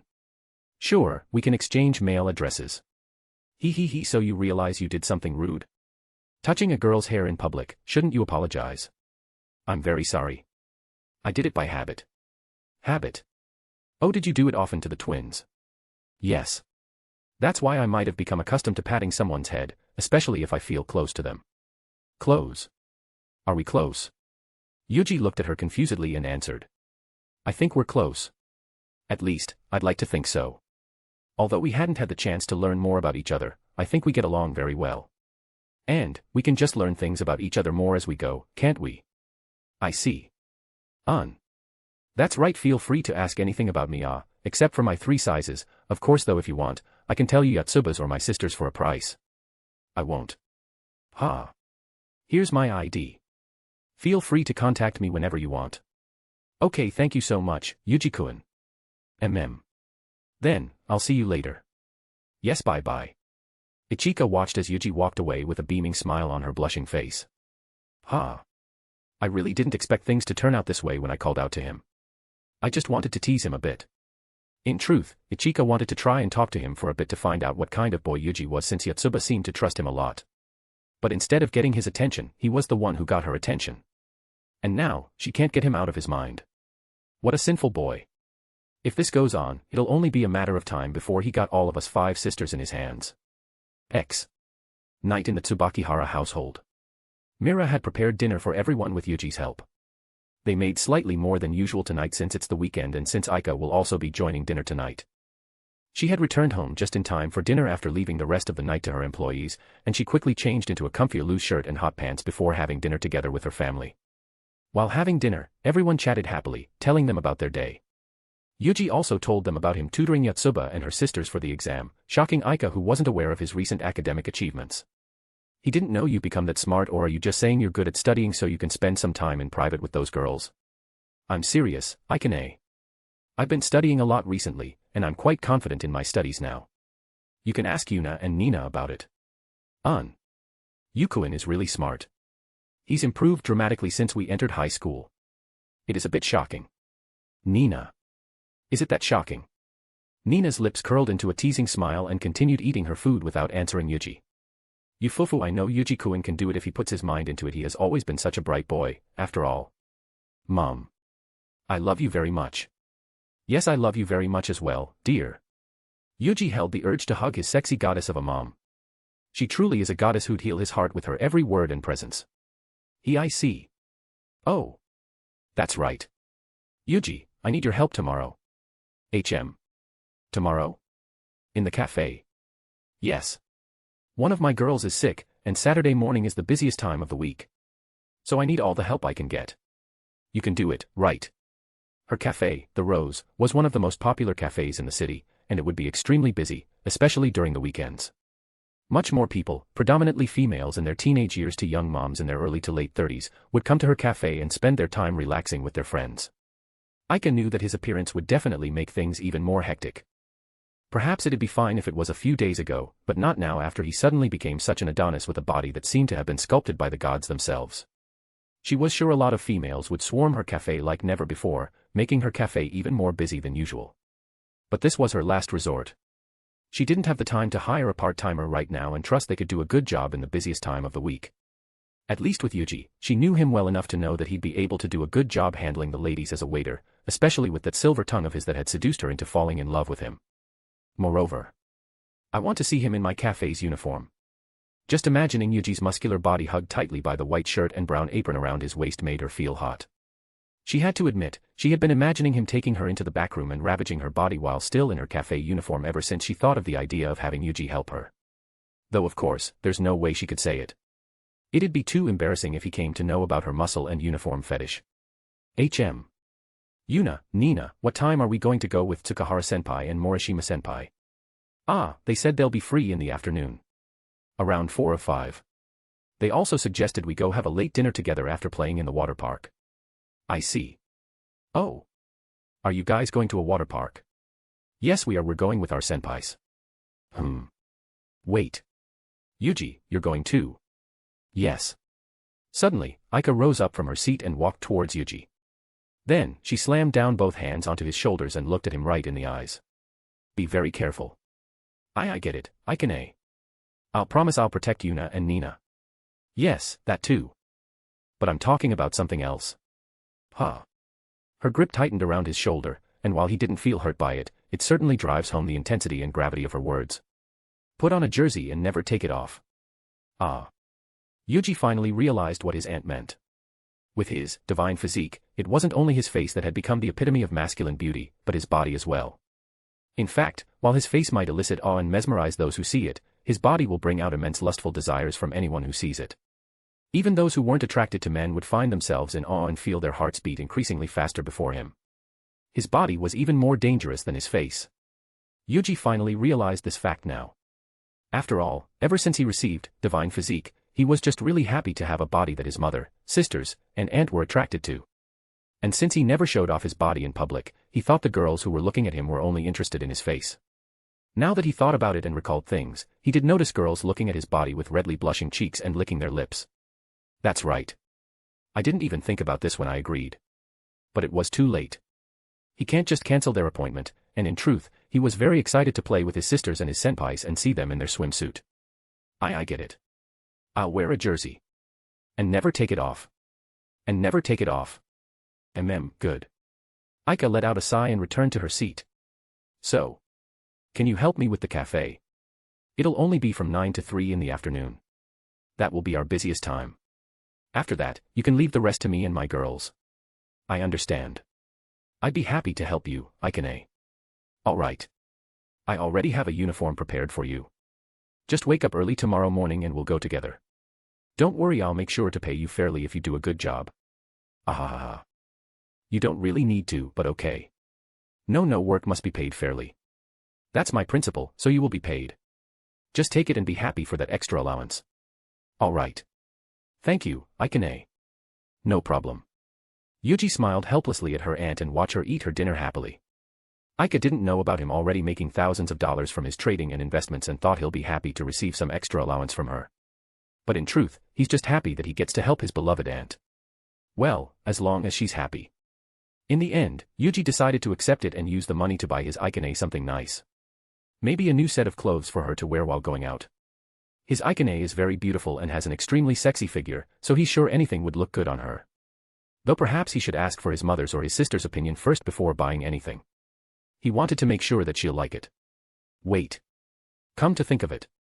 I still haven't given them the diamond accessories. The diamond accessory set he received from his first gacha 10+1 pull that he had enchanted with divine protection. Yuuji had been planning on giving it to them, but he still hadn't come up with a good explanation why he could have such an expensive item. Even if I managed to get some money from my investments, it's still not enough that it'd allow me to buy these absurdly and obviously expensive diamond pieces of jewelry. The amount of money he'll receive in dividends from the 1% iApple stocks he received from the group chat will be enough for him to buy these diamond accessories. But he also hasn't told his family about this. He also couldn't use the Aika trick again since giving them something that he received as a gift from another person would just be weird. What should I do? Yuuji spent the rest of the night thinking about it until finally, he decided to ask Aika about her opinion while they're chatting. Tsubakihara Yuuji, hey, can you give me some advice? Kiryu Aika, advice? About what? Tsubakihara Yuuji, I received these diamond pieces of jewelry from the gacha last time. I've enchanted it with divine protection and I wanted to give it to my family. Is there a way for me to give it naturally to them? Kiryu Aika, oh. That might be a bit hard. I mean, normally, you wouldn't expect a high school boy to have that kind of thing in their hands. Tsubakihara Yuuji, yeah. I managed to convince them with the scepter last time with your help, but since I want to give this to them, I don't think we could use that again. Kiryu Aika, right. How about you say that I hired you to do some work for me? Work? Yeah. You got programming proficiency, right? What if you tell them that I asked you to make me something and I pay you with those pieces of jewelry? I don't think paying someone with diamond jewelries for just making them an app or a program would make sense, no matter how rich we make you seem to be. And also, if I were to work for you, then we'll have to make a more elaborate story with proof to convince my mom. That's true. That's right. You told them I'm a cosplayer, right? Yes. What about it? Then how about I ask them to cosplay an anime character for me? The diamond accessories will be part of the costume, and when we're done, I'll just give it to them as gratitude. What do you think? Aika, are you a genius? Feel free to compliment me more. You're such a genius on top of being so beautiful and sexy. You're the best. You're making me a bit embarrassed. Thank you so much, Aika. Now I just need to think of characters they can cosplay and convince them. I'll help with that. I'll definitely find a character that would suit your mother, sisters, and aunt. They're not hentai characters, right? No, they're not. Just relax and leave everything to me. I'll try searching the group chat shop to see if they have cosplay costumes. Alright. Just let me know once you found them. I'll buy it with my points. Okay, you can look forward to it. I'm sure you won't be able to hold back from ravaging them like the beast you are. Now I'm really worried. It's taking me everything to hold back right now, you know. Shall I relieve you? No. Please treasure yourself, Aika. I am, though. Alright then, let's leave it at that for now. Yuuji felt his cheeks heating up as he read her messages. He had to admit, his heart skipped a beat when Aika offered herself to relieve him. He was definitely interested in the notion, especially since he had become so conscious about her recently. But he didn't want to just use her to relieve himself. If they were to be intimate, then he wanted to do it properly as lovers first. Then, if she wanted to explore more and become a bit freaky, he'll happily go along with her. What am I thinking? Yuuji quickly shook his head and erased those thoughts in his mind. Else, he would need to take care of his business late into the night once again. He opened his laptop and checked the stock market to distract himself from the images of Aika's sexy selfies that kept appearing in his mind. Unfortunately, after seeing the trend of the stocks he had bought earlier this morning in school, he had a feeling that it will rise even more overnight, so he decided against selling it tonight. He let out a sigh and closed his laptop before plopping down to this bed, trying his best to fall asleep while reciting pi. But even after a while, he couldn't rid himself of Aika's sexy selfie in his mind. Damn it. It's all because she sends all those lewd pictures of herself. The selfies she sent him were all pictures of her wearing a loose tank top and tight hot pants in various risque poses that showed off much of her cleavage, thighs, and armpits, the 3 fetishes he has. In the end, he had to calm his fully erect little brother 3 times using them before finally being able to sleep for the night. But even then, he still had lewd dreams that involved his Aika, his mother, his sisters, and aunt where they all wore the same loose tank tops and hot pants Aika wore in her picture.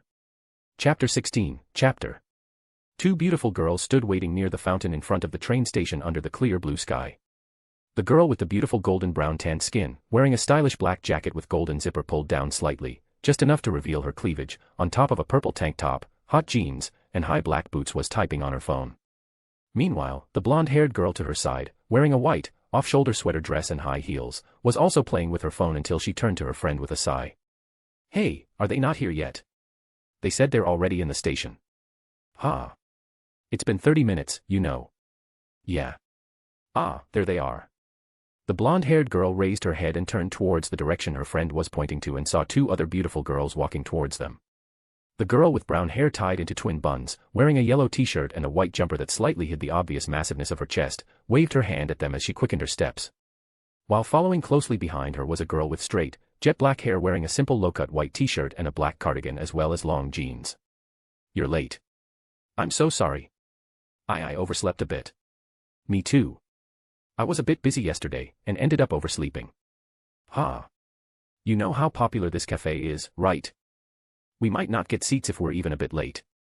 Especially since it's a Saturday. Yes, I'm so sorry. Ha. Why do you even want to come to that cafe suddenly anyway, Ranko? It's popular, sure, but you seem almost desperate. That's dash. The black-haired girl, Yui, and the brown-haired girl in twin buns, Nene, tilted their heads confusedly at Ranko's fluster. Seems like she just found out that the owner of that cafe is her childhood friend's aunt. The childhood friend she's been telling me about for years. I didn't talk that much about him. What are you saying, Yukana? What do you mean you don't talk that much about him? Did you remember when I couldn't stop you from telling the story about how he saved you from drowning in the river? I was very sleepy the next day that I rejected a confession so cold-heartedly. You know I had to apologize to him the next day, right? That's childhood friend. Ignoring the clearly blushing and flustered Ranko, Yui turned towards Yukana and asked her to elaborate. His name is Tsubakihara Yuuji. I've never met him personally, but Ranko had always been talking about him ever since we're little. So she has a childhood friend she's in love with too. Nene muttered under her breath, almost whispering, as she glanced at the flustered Jairu. She had never seen her this flustered before, and she's even blushing. Even though she had only known her for a bit, specifically from when she approached Yukana to find out the reason why her beloved childhood friend confessed to her, she had never once seen her this agitated. Ha. I've told you to just try and contact him. I know you miss him from how much you've talked about him. Yukana smiled softly and placed a hand on her shoulders. I am not. He's just a boy I befriended because he's siblings with my other childhood friends. But you still talk about him even until now. You haven't seen him in years, right? 10. See. You even remembered how long you haven't met him. That's actually pretty impressive. Yui couldn't help but mutter. Being able to recall everything that happened during her childhood and still holding such fond feelings towards someone was very impressive, even for her. Yukana held her hands and lowered her head slightly to make eye contact with Ranko, who was averting her face away shyly. We're going to his aunt's cafe, right? You should try and ask her aunt about him. Maybe you can even get his contact. I know how much he means to you, Ranko.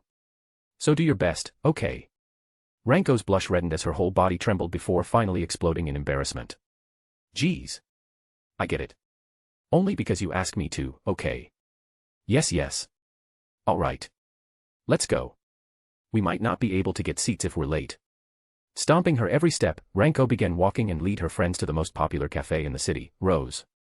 Located only around 10 minutes away from the station by walking, they quickly arrived at the Western-style cafe that's visibly very busy despite being so early in the morning.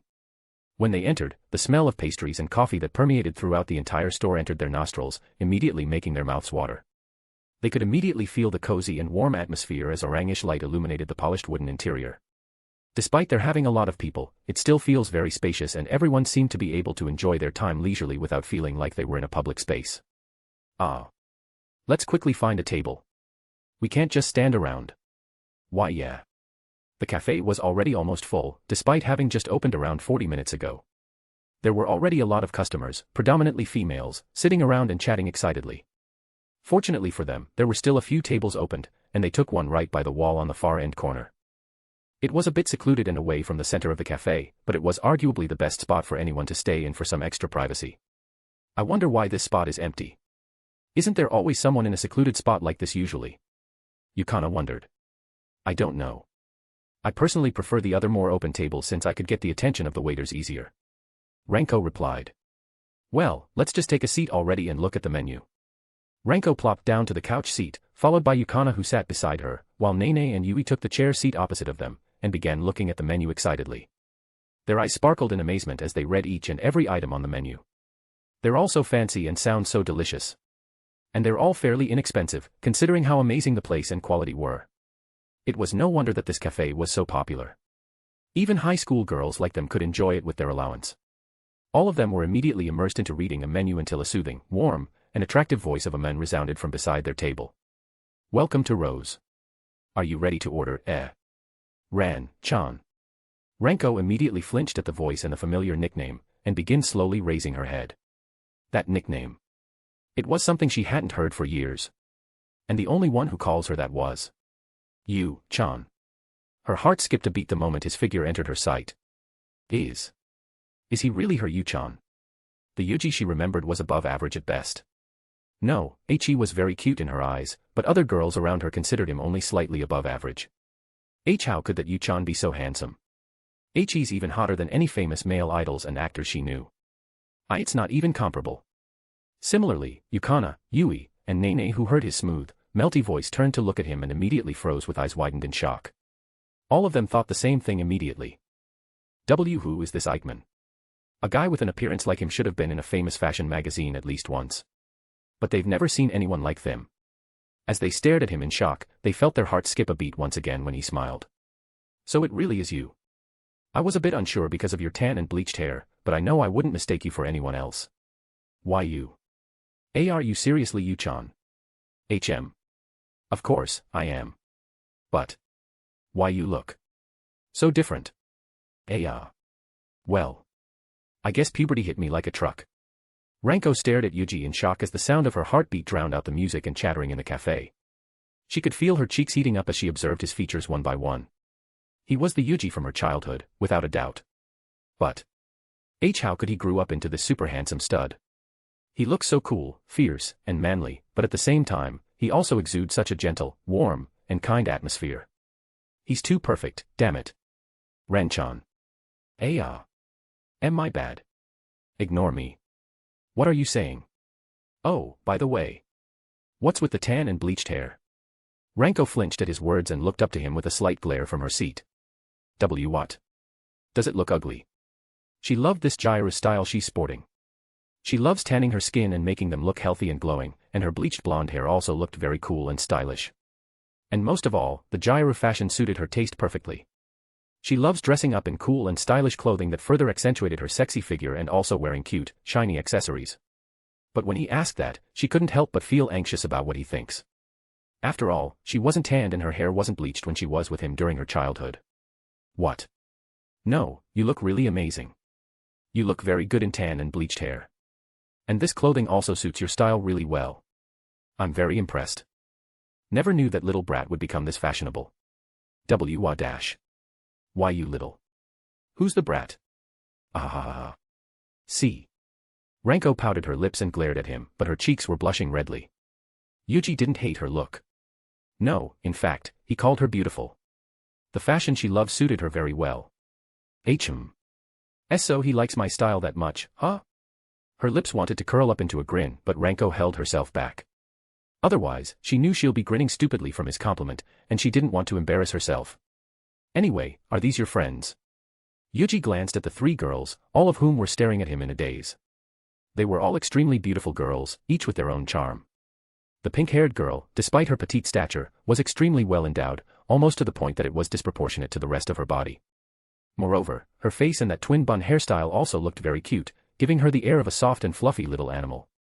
On the other hand, the black-haired girl had a slender figure in comparison and looked very prim and cool. Her face was also very beautiful, with a hint of steely coolness to it. Though now, she wasn't exuding anything of the sort, with her cheeks blushing redly. Lastly, the blonde-haired girl, who seemed to be the closest to Ranko and also dressed in gyro fashion just like her, also looked extremely beautiful with an extremely sexy and well-endowed figure as well. Although the sample pool of girls in this table didn't help prove what Yuuji thought, her and Ranko's type of beauty was considerably rare in Japan. The fashionable gyro style that didn't go to the extreme and worn in confidence accentuated their natural beauty to the next level and gave them the air of assertiveness and sexiness that girls in Japan rarely show off. And while some did it to seduce others, Yuuji knew very well that Ranko wasn't the type of girl who would do such a thing. She must have just found this style to her liking and wore it with confidence, and he had a feeling this girl was the same. They're just like Aika and his aunt, in that sense. And Yuuji couldn't help but also feel attracted to their confidence and assertiveness. They have a different allure to his mom and sisters, who were more subtle in their dress but still managed to appear extremely beautiful, elegant, and sexy. That's right. This is Yae Mukana. I've known her ever since I moved away at the time. These are Fujinoki Nene and Kashi Yui. They're all my friends and classmates. I see. It is nice to meet you. My name is Tsubakihara Yuuji, Ranko's childhood friend. There was only silence for quite a while, to the point that Yuuji could feel the subtle awkward atmosphere encompassing the entire table, before Yukana and the others snapped out of her daze. It's nice to meet you too. I am Yae Mukana, Ranko's childhood friend as well. Why yes. My name is Kashi Yui. It is nice to meet you. It is nice to meet you. My name is Fujinoki N Nene. Yuuji smiled helplessly at their obvious fluster. He had already long since accepted that he would receive this kind of reaction from girls, especially once he just met for the first time. It wasn't exactly a bad thing. He attracted attention whenever he went, especially that of girls, and while it would be troublesome sometimes, he does feel flattered whenever a girl would blush at the sight of him. And most of all, his mother, aunt, and sisters also seemed to love his appearance. He had noticed them staring at him a few times with a tinge of blush on their cheeks, and every time they did, he couldn't help but feel embarrassed and happy. The sight of them being entranced made him want to just pull them into his embrace and take those luscious lips. Of course, he never went that far. But there were times when he purposefully approached them and get close, making them blush even more and become flustered. They were absolutely cute. Well, he was teased right back when it came to his mother. She would accidentally brush those heavenly massive breasts of her to his arm, or even fall onto his chest after slipping at nothing, pressing them to his chest. He can't remember how many times he had to calm his dragon with those sensation and the sight of his mother's seductive smile as fuel. And no. It's not the time for delusions. Yuuji quickly shook away his dirty thoughts and refocused on his job. It is nice to meet all of you. So. Have you all decided on the order, or should I return in a little bit? Oh. Wait a minute. I'll pick something quickly. Why yes. Do you have any recommendations? Of course. For today, I recommend our glacé petit four, which is an assortment of tartlets, fruit tarts, and éclairs, as well as our special fruits French toast as you can see in this picture. As for drinks, I recommend our lavender latte, which would be perfect for this beautiful spring weather. Or if you prefer tea, we also have black Darjeeling tea that will certainly go well with our sweet pastries dash. All the girls stared at him in a daze as Yuuji explained his recommendations one by one eloquently. His voice was very mellow, warm, and gentle, almost like a warm blanket that covered their entire being with a soft, comfortable warmth or warm, thick honey that just glides down the throat. And whenever he smiles in their direction, their hearts skipped a beat and they could feel their cheeks burning up. It was Yukana's first time feeling this way. To be absolutely nervous and flustered just by being around someone. It was as if she's meeting their favorite boy band members in person. As for Yui and Nene, this was also their first time feeling it to this degree. They felt nervous, embarrassed, and excited when they were with Junichi. but they've never been this flustered and out of it. So, what do you wish to order? Ahem. Then we'll take the eclairs and tarts, and the lavender latte for me. I'll have the black Darjeeling tea. I will take a cafe latte. Is there any sweet coffee drinks? I never really drink coffee because it's bitter. Yes, we have a caramel latte. If you'd like, I can make it especially sweet just for you. Tea, thank you. Tea, then I'll have a caramel latte. Very well. Is there anything else? No. I understand. Thank you very much. Please wait for a moment for your orders to be prepared. Yuuji lowered his head slightly and walked away, leaving the girls as they stared at him in a daze.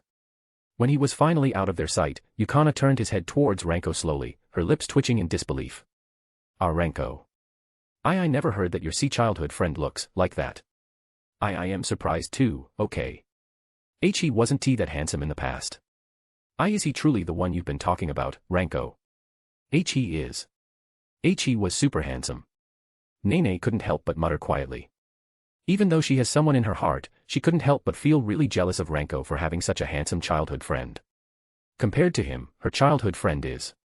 However, despite Nene muttering it quietly, the silence in their table made it easy for all of them to hear what she said, and they all couldn't help but agree. Ranko looked around at the cafe in search of his figure, and noticed the many sparkling and longing eyes of the female customers looking towards his direction. She finally realized why the shop was already very packed despite her coming only a half an hour after it opened. She then followed their gaze that inevitably landed on Yuuji and began to reminisce about her past as she stared at him dazedly.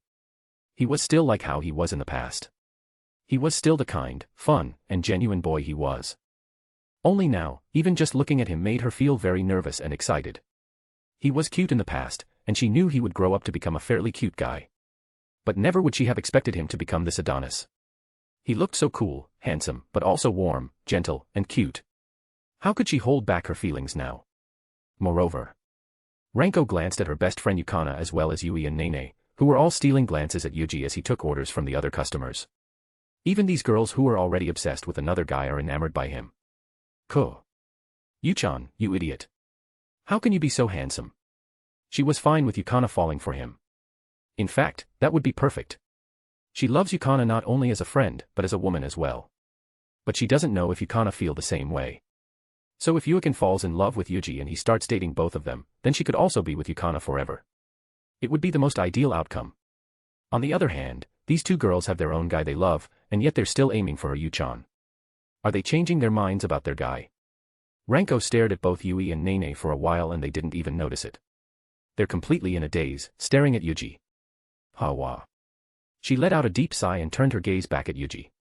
She'll leave these two to their own accord and let them figure out their feelings themselves. What she needed to do was to make sure Yukana falls in love with Yuuji, and then have Yuuji fall in love with both of them. And knowing Yuji's love for massive boobs that she knew from seeing him always being enamored by his stepmother's massive breasts, she knew it will be easy for them to seduce him.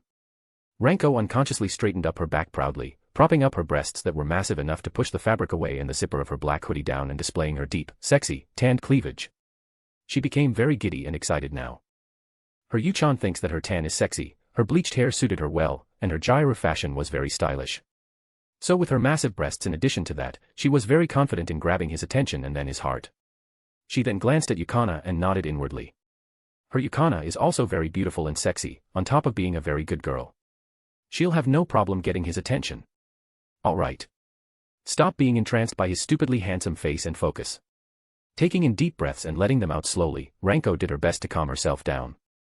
But she still felt butterflies in her stomach, and her hands and feet were still trembling in excitement and nervousness. The excitement of reuniting with Yuuji and her subsequent nervousness from seeing how handsome he had become was still too shocking for her. And before she could regain herself completely, Yuuji had returned before her with a large tray filled with their orders, easily lifted up by him on one hand.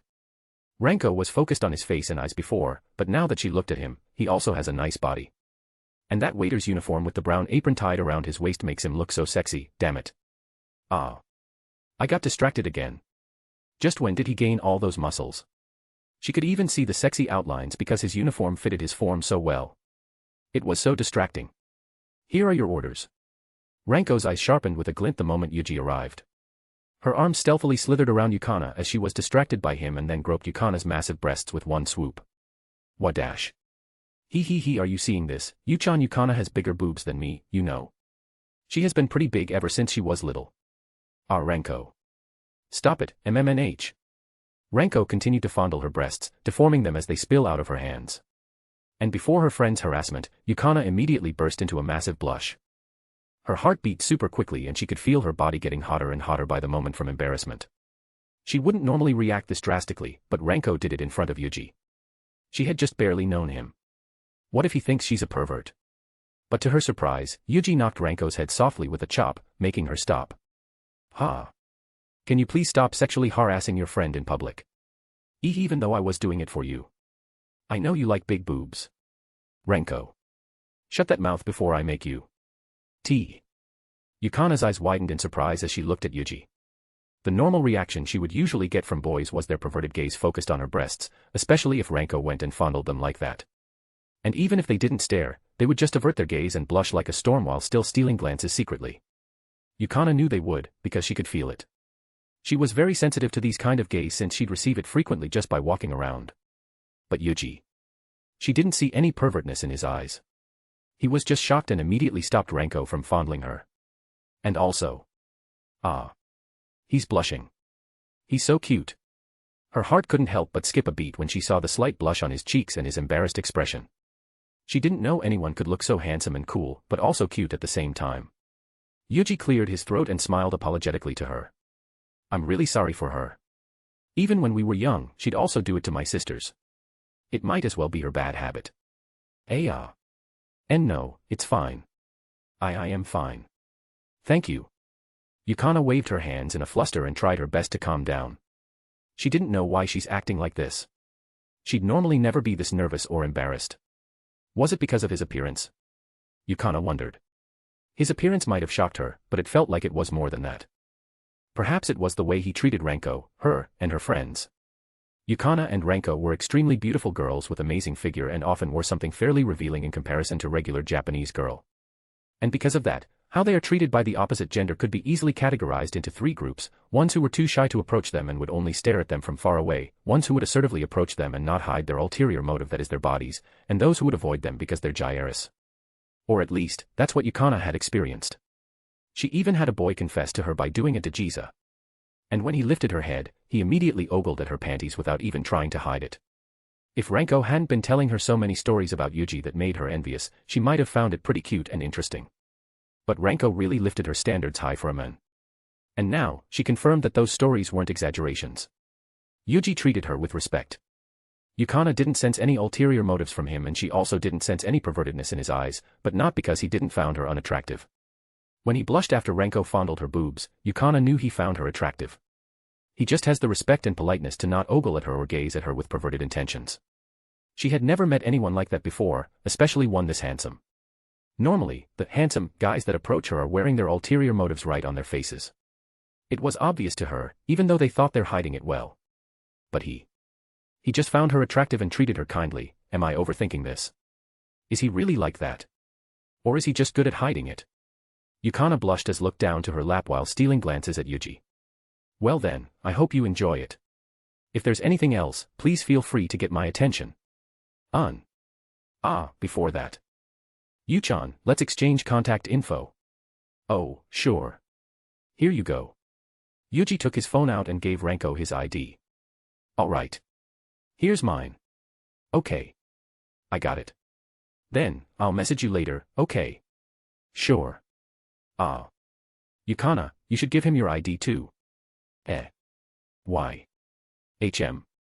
Why not? It's just your contact info. And you're both my childhood friend.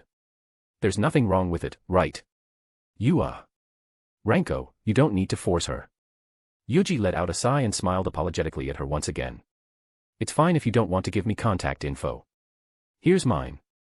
If you need anything or if Renko's bothering you, you can contact me anytime you want. Yuuji showed his phone screen to Yukana and she began to stare at it for a while. I'll give it to you too. In the end, Yukana took out her phone and shyly entered his ID to her phone and then showed him her ID as well. Okay. Thank you for giving me your contact. You're welcome. A feeling of relief and happiness washed over her as she felt like a heavy object had been lifted away from her heart. She stared at Yuji's contact dazedly, not noticing the grin on Ranko's face beside her. Then, I'll go now. I hope you enjoy your meal. Sure, bye-bye. Ranko waved his hand as she watched Yuji slowly moved away and began attending to the other customers. She then looked towards Yukana and smiled triumphantly. Fufu all going according to plan. Chapter 17, Chapter. The busiest time of the day had finally passed. It was such an extremely hectic morning that even Yuji felt very exhausted after his time working as a waiter in her aunt's cafe, Rose. Dealing with the constant gaze from female customers, trying his best to reject their advances politely, and juggling between all his responsibilities all at once. He was physically fine, given his divine physique, but he was quite mentally exhausted. Though, it wasn't all that bad. He got to be reunited with Ranchan, his childhood friend, as well as getting to meet some of her friends. He was very surprised to see Ranko with tan skin and bleached hair, but she still looked as beautiful as she was in the past. Her playfulness still hasn't changed as well, including her perverted part. He could still remember when she would also rub Yuna and Nina's chest when they were young, saying how much she envies them since they would have large breasts just like their mother when they grew up. And now, she also has an extremely alluring figure herself. Her friends were also all very beautiful, especially Yukana, who seemed to be her best friend. Her style really reminded her of Aika, though their personality was different. Yuji let out a deep sigh as he changed back from his uniform into his casual clothes. It was a long day, indeed. But considering he got to reunite with his old childhood friend and also see how happy his aunt was, that exhaustion quickly disappeared into the wind. Just then, a knock came on the changing room. Yuji. Have you finished changing? Yes, I have, Aikane. Aika entered the room after she heard his reply and looked at him with a brilliant smile. Yuji, thank you so much. We managed to survive this busy morning thanks to you. Yes, it was this smile that made everything worth it, Yuji thought inwardly. Don't mind, Aikane. I'm happy to help. Please do tell me when you need my help again. I'll go whenever you need me. You're such a good boy, here's your reward. Yuji's heart skipped a beat when Aika tiptoed and petted his head softly, ruffling his hair, with a sweet smile on her face.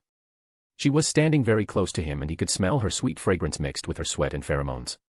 Just a whiff of her scent could drive anyone crazy, and now, Yuji was smelling it up close with his heightened senses.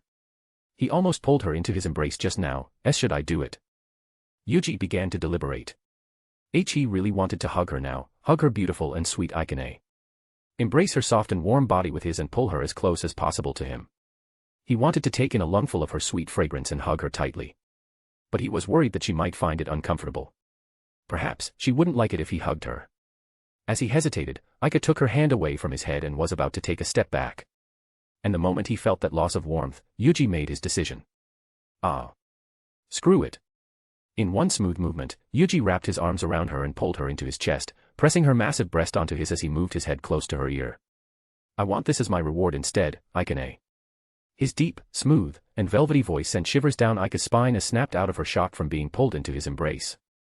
And before she could do anything, she felt a tickle on the side of her neck where Yuji was. Is he sniffing me? Oh no. I was super sweaty. She began to struggle a bit, fidgeting in his embrace. She tried to push him away, but without any strength in her arms, his strong arms embracing her, and the desire deep inside her to not separate from him, she only amounted to patting his hard chest. Why Yuji dash? Do you hate it, Aikane? If you do, I'll let you go. Once again, his voice sent electricity up her entire body, making her lose any strength in her feet. The only thing holding her up was his arms as she leaned on his broad, hard, manly chest for support. Her face blushed redly and her heart felt like it was about to burst. If this goes on, her heart won't be able to take it. How unfair. If you say it like that. But in the end, she didn't say anything and just rested her head on his shoulder. And no. I don't hate it. I'm glad. I've always wanted to hug you like this, Aikane. Aika's heart skipped a beat once again when she heard his words. This hug. It wasn't a hug a nephew would give to his aunt. He was embracing her so tightly, as if not wanting to let her go ever again. His strong arms wouldn't budge in the least, yet still felt so gentle around her, as if he was holding his most precious treasure. It was a hug of a man towards the woman he loves. Am I overthinking things? Aika sincerely hoped she wasn't. And from the way Yuji was sniffing her and holding her like this, she was quite hopeful. But she just can't be sure yet. Within the silent room, Yuji kept Aika in his embrace for quite a while. He just couldn't have enough of her warmth, softness, and smell. He had been sniffing her neck all this time, and even though he knew she'd find out, he just couldn't stop. Do I have a smell fetish?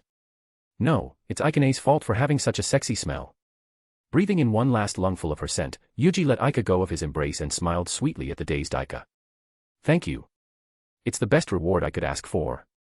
At his words, Ika snapped out of her daze and immediately headbutted his chest softly to cover her redly blushing face as she clenched onto his shirt. Why you little pervert. How could do this to your aunt? I was really sweaty, you know. She found out after all. At this point, there's no denying it. So instead of doing that, Yuji hugged her once again and shyly whispered his answer. It's your fault for smelling so nice, Ikane. I like your smell. Why you little. Yuji felt his heart skip a beat when he felt her flinch a bit at his words. His aunt is just so cute. Just then, Ika let go of his shirt and put both of her hands on either side of his face, and looked at him straight in the eyes. This is just a bonus to your reward for doing such a good job. Before Yuji could understand what she meant, Ika's face got closer to him and felt her soft, luscious lips on his cheek. Ikane. She quickly let go of him and turned around. Why you have somewhere to go after this, right? Just go already. Good work for today. Thank you. And just like that, Ika ran away and exited the break room, leaving Yuji dumbfounded with a redly blushing face. Ikane. Slowly, his shock turned into embarrassment, and then into happiness as he realized what this meant.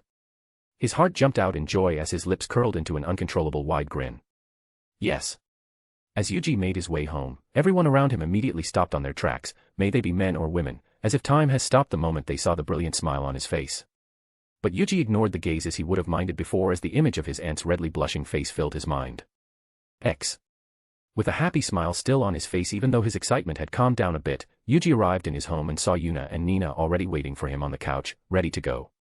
They were both wearing a long, one-piece dress with flower patterns all over and frills at the end of their puffed-up short sleeves and the edge of their dress.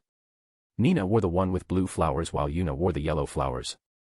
On their sides were 2 bags, filled with their swimsuits, towel, and other necessary things they'd need for the pool. Ah. You finally return.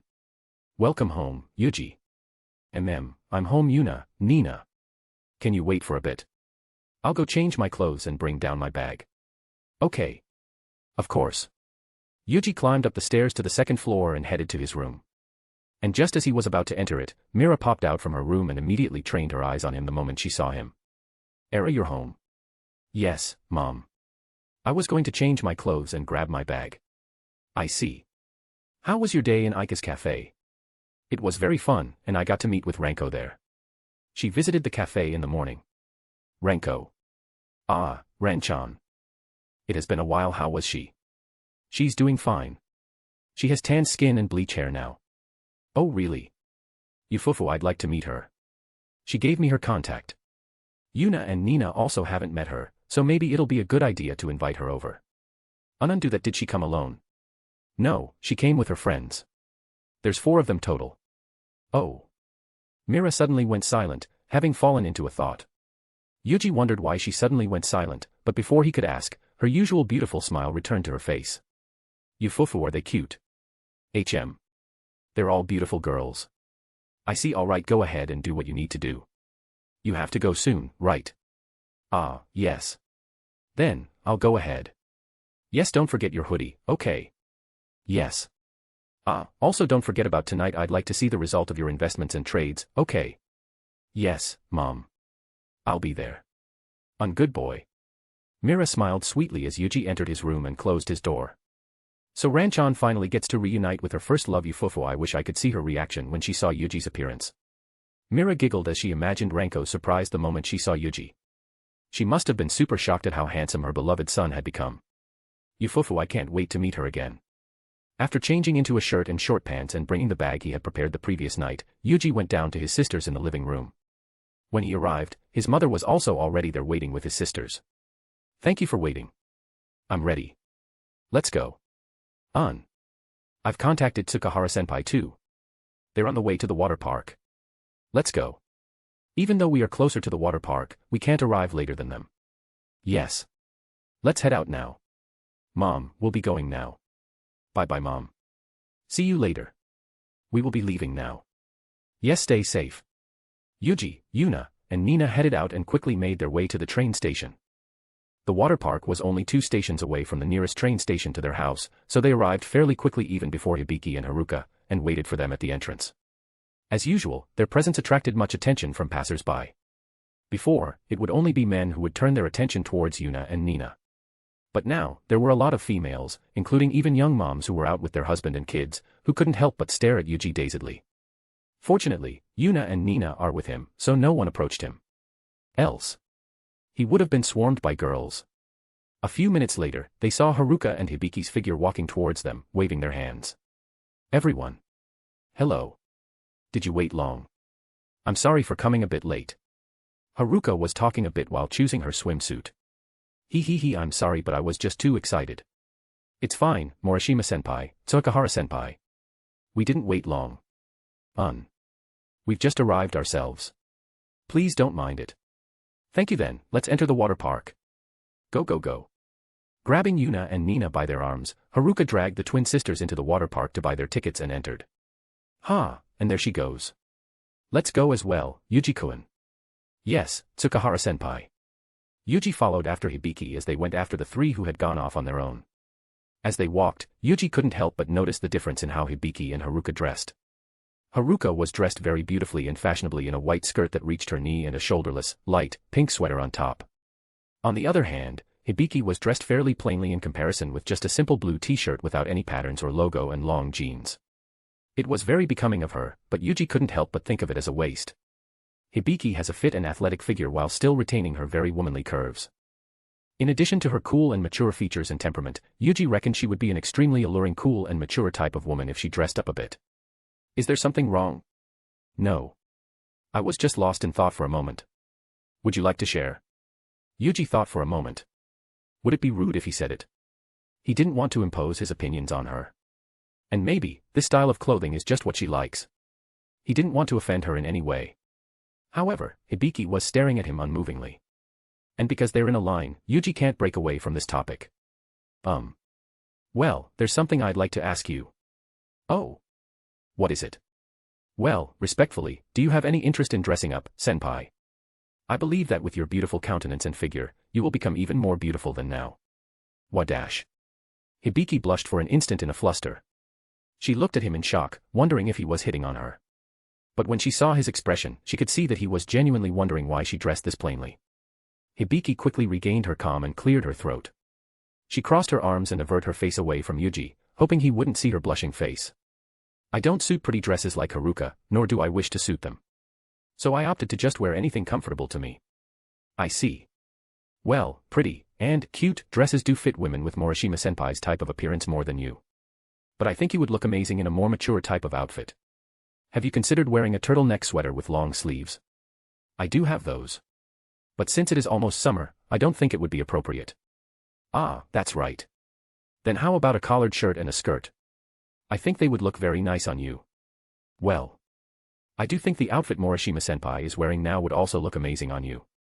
Hibiki blinked a few times as she stared at Yuji, who became lost in thought, dumbfoundedly. This was, actually the first time she ever had this kind of conversation with a boy. The only other person she ever had this kind of conversation with was Haruka, where she's always pushing her to try out her clothes. Hibiki didn't hate those kinds of clothing. But considering her looks and tall figure, she didn't think those kinds of clothes would suit her. But now, this handsome junior of him was saying it'll look amazing on her. A small smile appeared on her face as her cheeks flushed slightly red. You seem to know fashion quite well, Yuji-kun. Ahahaha. Well, I have lived with 4 beautiful women my whole life. It's difficult to not pick up some knowledge in fashion. I see. I'll keep your opinions in mind. Perhaps, I'll try out a few clothes in the future and you can tell me what you think. It'll be my honor, Tsubakihara-senpai. Tsubakihara shook her head inwardly and let out a small sigh when she saw this junior of her giving her such a beautiful smile. He didn't seem like he was trying to hit on her, but his every action just said otherwise. Not only was he complimenting her looks, but he was also showing off his knowledge and qualities that would skyrocket him to the top of boyfriend material. Moreover, that smile. Just how many female hearts had he stolen with just that one smile? A few minutes later, they finally get to the ticket booth and bought 5 tickets to the water park. 5 adult tickets please. Yes. 5 adult tickets, yes. That will be. The female receptionist suddenly froze. Her eyes became wide as saucers and her jaws slackened the moment she looked up and saw Yuji. That will be. PP please excuse me. That will be 4,500 yen each for the total of you 22,500 yen. The female receptionist quickly snapped out of her daze, her cheeks blushing redly, and looked down in embarrassment. Yes. Here you go. Yuna, Nina, Hibiki, and Haruka also paid for themselves following Yuuji and grabbed the ticket as they looked at the female receptionist. With just a glance, it was obvious to everyone how smitten she was to Yuuji. PP, please enjoy yourself. Thank you. Let's go, everyone. Yes. Leaving behind the dazed female receptionist, Yuuji and the girls entered the water park and quickly went to the changing room to change into their swimsuits. Then, I will see you guys in a bit. Let's go, Nina, Morishima-senpai, Tsukahara-senpai. See you in a bit. See you later, Yuuji-kun. You can wait for us here. We won't take too long. Yes. With that, Yuuji separated from the girls and entered the men's changing room. Inside, there were still a fair amount of people changing into their swimwear or back into their clothes despite it being almost late in the afternoon. Having gotten the keys to a locker when he bought the tickets, he headed to the locker with the number matching the one tagged with his key and began taking off his clothes. He unbuttoned two buttons from his white shirt and took it off over his head. In that moment, he could hear gasps from all around him. Yuuji looked around, and saw everyone around him looking at him in shock with their eyes as wide as saucers. Their gasps invited more attention, and they too gasped, creating a chain reaction until everyone in Yuji's line of sight were all looking at him in pure shock and amazement. Then soon after, some of the guys who saw him quickly hid their bodies, while some hurriedly changed into their swimsuit or their casual clothes and left the changing room as fast as they could. Yuji's lips twitched before he let out a deep sigh and continued changing into the black hoodie with a gold-colored zipper that he brought.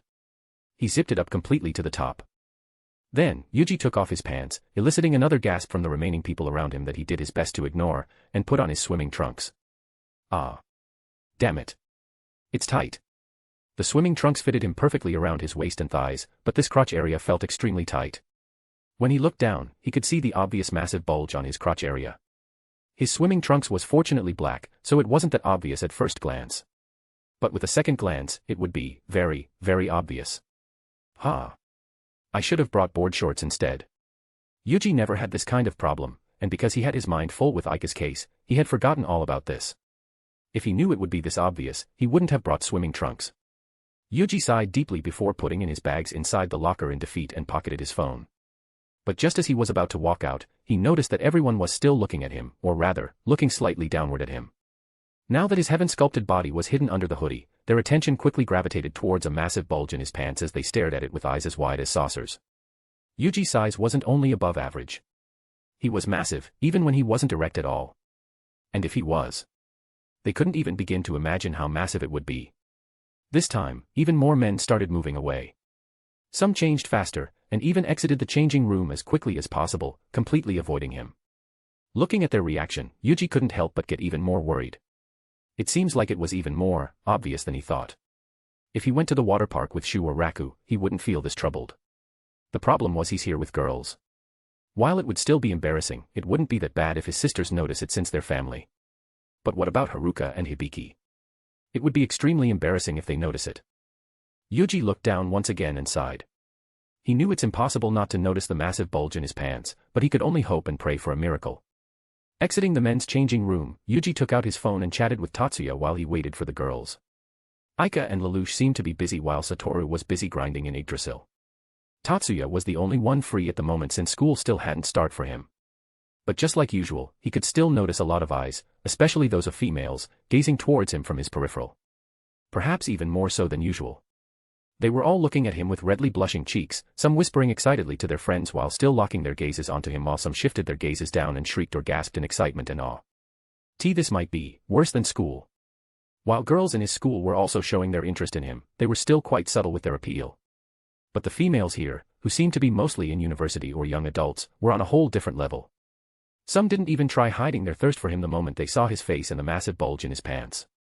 Even through his peripheral, he could see a beautiful girl stopping in her tracks the moment she saw him and bit her lips when she looked down to his crotch, even though her boyfriend was right beside her. Another was even silently trying to take pictures of him with her phone. And in just a few minutes, a beautiful girl approached him and became the first of many that would eventually swarm him, surrounding him with an army of girls in swimsuits who didn't seem to know the concept of personal space. Hey, are you a model? You look so handsome. What are you doing standing here, handsome? Come play with us, my friends will be so happy to have you, and after that, we could go to some karaoke for an after party. Hey, why are you wearing that hoodie? Come on, take it off, we're in a water park, you know, or are you shy? Ah.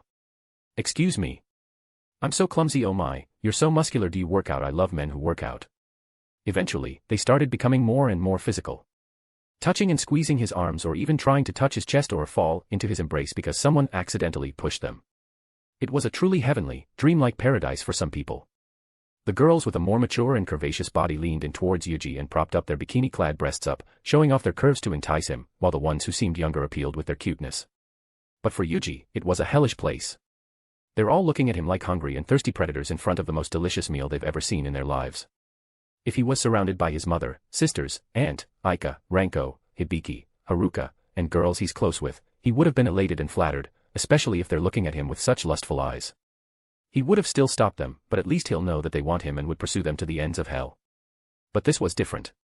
He wasn't interested in random strangers, no matter how beautiful they are. I take it back. This is definitely worse than school. Yuuji tried his best to reject and lay them down nicely, prying of their hands gently, and backing off.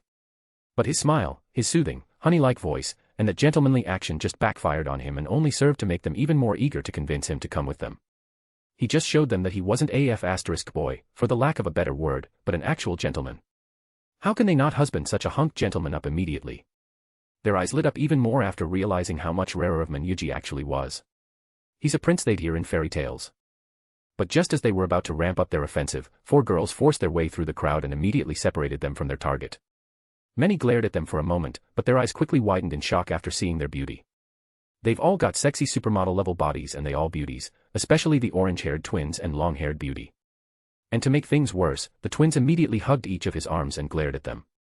He's with us, so please don't bother him. I'm sorry for the wait. Let's get going, Yuuji. Yuan. Then with Hibiki and Haruka paving the way for them, Yuna and Nina dragged their beloved stepbrother out of the swarm of girls with a pout on their faces.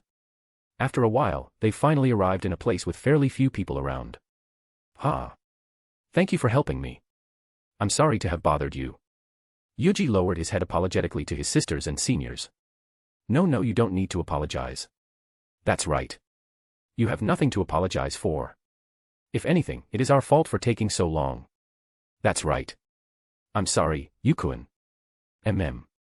We had a bit of trouble putting on our swimsuits, so it took us a bit longer. I'm sorry. No. If I could have rejected them a bit better, it wouldn't have become that bad. You're such a gentleman, aren't you? It ended up backfiring at me, though. Yuuji smiled helplessly at Haruka's beaming smile. Well, let's forget about that by the way, Yuuji-kun. What do you think of my swimsuit? Haruka put her hands behind her and slightly crossed her legs in a shy pose with slightly blushing cheeks as she showed off her blue bikini with yellow stars. As Yuuji had expected, she has a very curvaceous body. Her breasts were beautiful and sizable, her waist was slim while also having a bit of fat to make it seem very soft and supple, and her hips were round and wide. In addition to that shy smile, she is beautiful enough to mesmerize men with but a glance, including Yuuji. But having been around his goddess-like mother, beautiful sisters, and alluring aunt, Yuuji was able to regain his calm quicker than other men. It looks very becoming of you, Morishima-senpai. You look very beautiful and cute at the same time. Thank you, he. Haruka giggled shyly as she felt her heart flutter from his words. They were words of compliment she often heard from others. But somehow, the way he said it was just different. He didn't stutter, become flustered, or tried to look away. He looked at her in the eyes with a smile and complimented her with such genuinity. It was a very refreshing thing for her. How about us, Yukuin? Yuuji turned to his sides and saw both of his beautiful sisters staring at him expectantly. Yuna wore a frilly orange bikini that looked extremely beautiful on her. Even though she has an extremely bewitching figure, the frills hid the full power of her sexiness and lended her an adorable look that matched her cheery smile. Meanwhile, Nina wore a white bikini with cross straps, both top and bottom, that wrapped around her neck and waist. The design of her bikini and her expression made her look extremely mature, but the pure white color also gave her an air of innocence and purity, creating a gap Yuuji can't get enough of. Gulp, calm down, Yuuji. You can't get erect now. I know they're beautiful, but you can't get erect now. Taking a deep breath, Yuuji smiled at them brightly and answered. Both of you look extremely beautiful. So much that I was mesmerized for a moment. Thank you.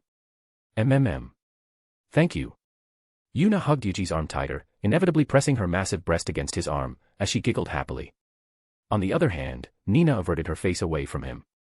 But Yuuji could still see how red her ears were and felt how tighter she's clutching his arm. Ah. They're too cute. I can't believe my sisters are this cute. Yuuji fell into his own siscon delusions for a moment before snapping out of it after realizing something. He turned towards Hibiki, who was just standing there in her black bikini and pareo around her waist with a helpless smile. But then, she noticed Yuji's gaze and looked towards him, meeting his gaze. You look very beautiful as well, Tsubakihara-senpai. As expected of the captain of the swimming club. You have a toned and shapely figure that would suit any kind of swimwear and outfit. Haruka's cheeks immediately blushed at his words before she faked a cough and answered him. Ahem, thank you. She slowly averted her gaze away from him, but just as she looked slightly down, she noticed something. Immediately, her cheeks grew even redder and her eyes became as wide as saucers before she whipped her head away in shock. What's wrong, Hibiki? It's nothing. Come on, let's not stand around and swim now. Yeah. Oh, okay. Haruka tilted her head slightly before following after Haruka as she briskly made her way to one of the nearby pools. As she saw it. Yuuji couldn't help but blush and sigh deeply when she realized what made Hibiki act that way. Well, at least Morishima-senpai hadn't noticed it. He watched his two seniors walking away with a sigh, but just as he was about to tell his sisters to follow after them, he saw both Yuna and Nina staring down with eyes as wide as saucers and cheeks blushing like tomatoes. It's over. What am I going to do with this awkwardness? Chapter 18, Saturday morning. Aika went off to Akihabara in search of inspiration for the cosplay she'll have Yuji's family wear for their plan. She already had something in mind, but she wanted more options before Yuuji bought it in the shop. Perhaps she'll find something even more appropriate for them here. She went there with a jacket and long pants, as well as a hat, fake glasses, and mask to obscure her face. With her appearance now, she'll definitely get a lot of attention, which was something she didn't want. She just wants to weeb out and enjoy her time in the holy land of anime and manga and search for sexy cosplays outfits. Unfortunately, despite all her efforts, the shape of her curvaceous figure was still apparent even through her jacket. Her massive breasts simply couldn't be hidden unless it was a thick, heavy, winter jacket. Moreover, instead of hiding her wide, round hips and butt, her long pants accentuated them instead as well as her long, slender legs. Instead of hiding her beauty, she was just like a famous, extremely beautiful top model or actress trying to hide her identity. Her beauty, charisma, and aura were still apparent even through her obscuration efforts, making her still attract attention. But it wasn't meaningless. While some still turned heads to stare at her for a moment, approached her, or even tried to take a picture so they could ask the internet if anyone recognized her, she was still getting a lot less attention than if she would go there in her usual clothes. Going around the Holy Land, Aika also went ahead and collected some cultured mangas, games, and anime figures she came across as she searched for inspiration. As the truly cultured girl that she is, she had a mix of hetero, BL, and yuri amongst her collection. But while she would also have some with G** and GB**ing or NTR in the past, she somehow couldn't get into it now that she has fallen in love. The notion of being used by more than one man simply didn't make her horny anymore. In fact, she seemed to have developed a dislike for them, to her surprise. Oh. So this is the power of love. She really didn't expect her taste to change from simply falling in love. But perhaps, that's just how amazing her target of affection is. He made her so crazy about him that she couldn't think of any other guy aside from him. Aika took out her phone and stared at her wallpaper once again. It was still Yuji's selfie that he sent a few days ago, but this time, it was the one where he was resting his cheek on his hand and smiling ever so softly and lovingly at her. She had been changing her wallpaper with different selfies of him every day, and she had to admit, this one was quite high on the list of her favorites.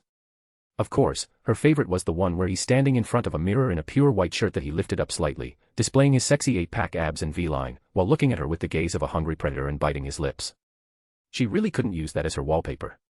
If she did, she'll become horny right then and there whenever she sees it, so it's better to keep it as her fuel whenever she wants to relieve herself. No, I got to focus.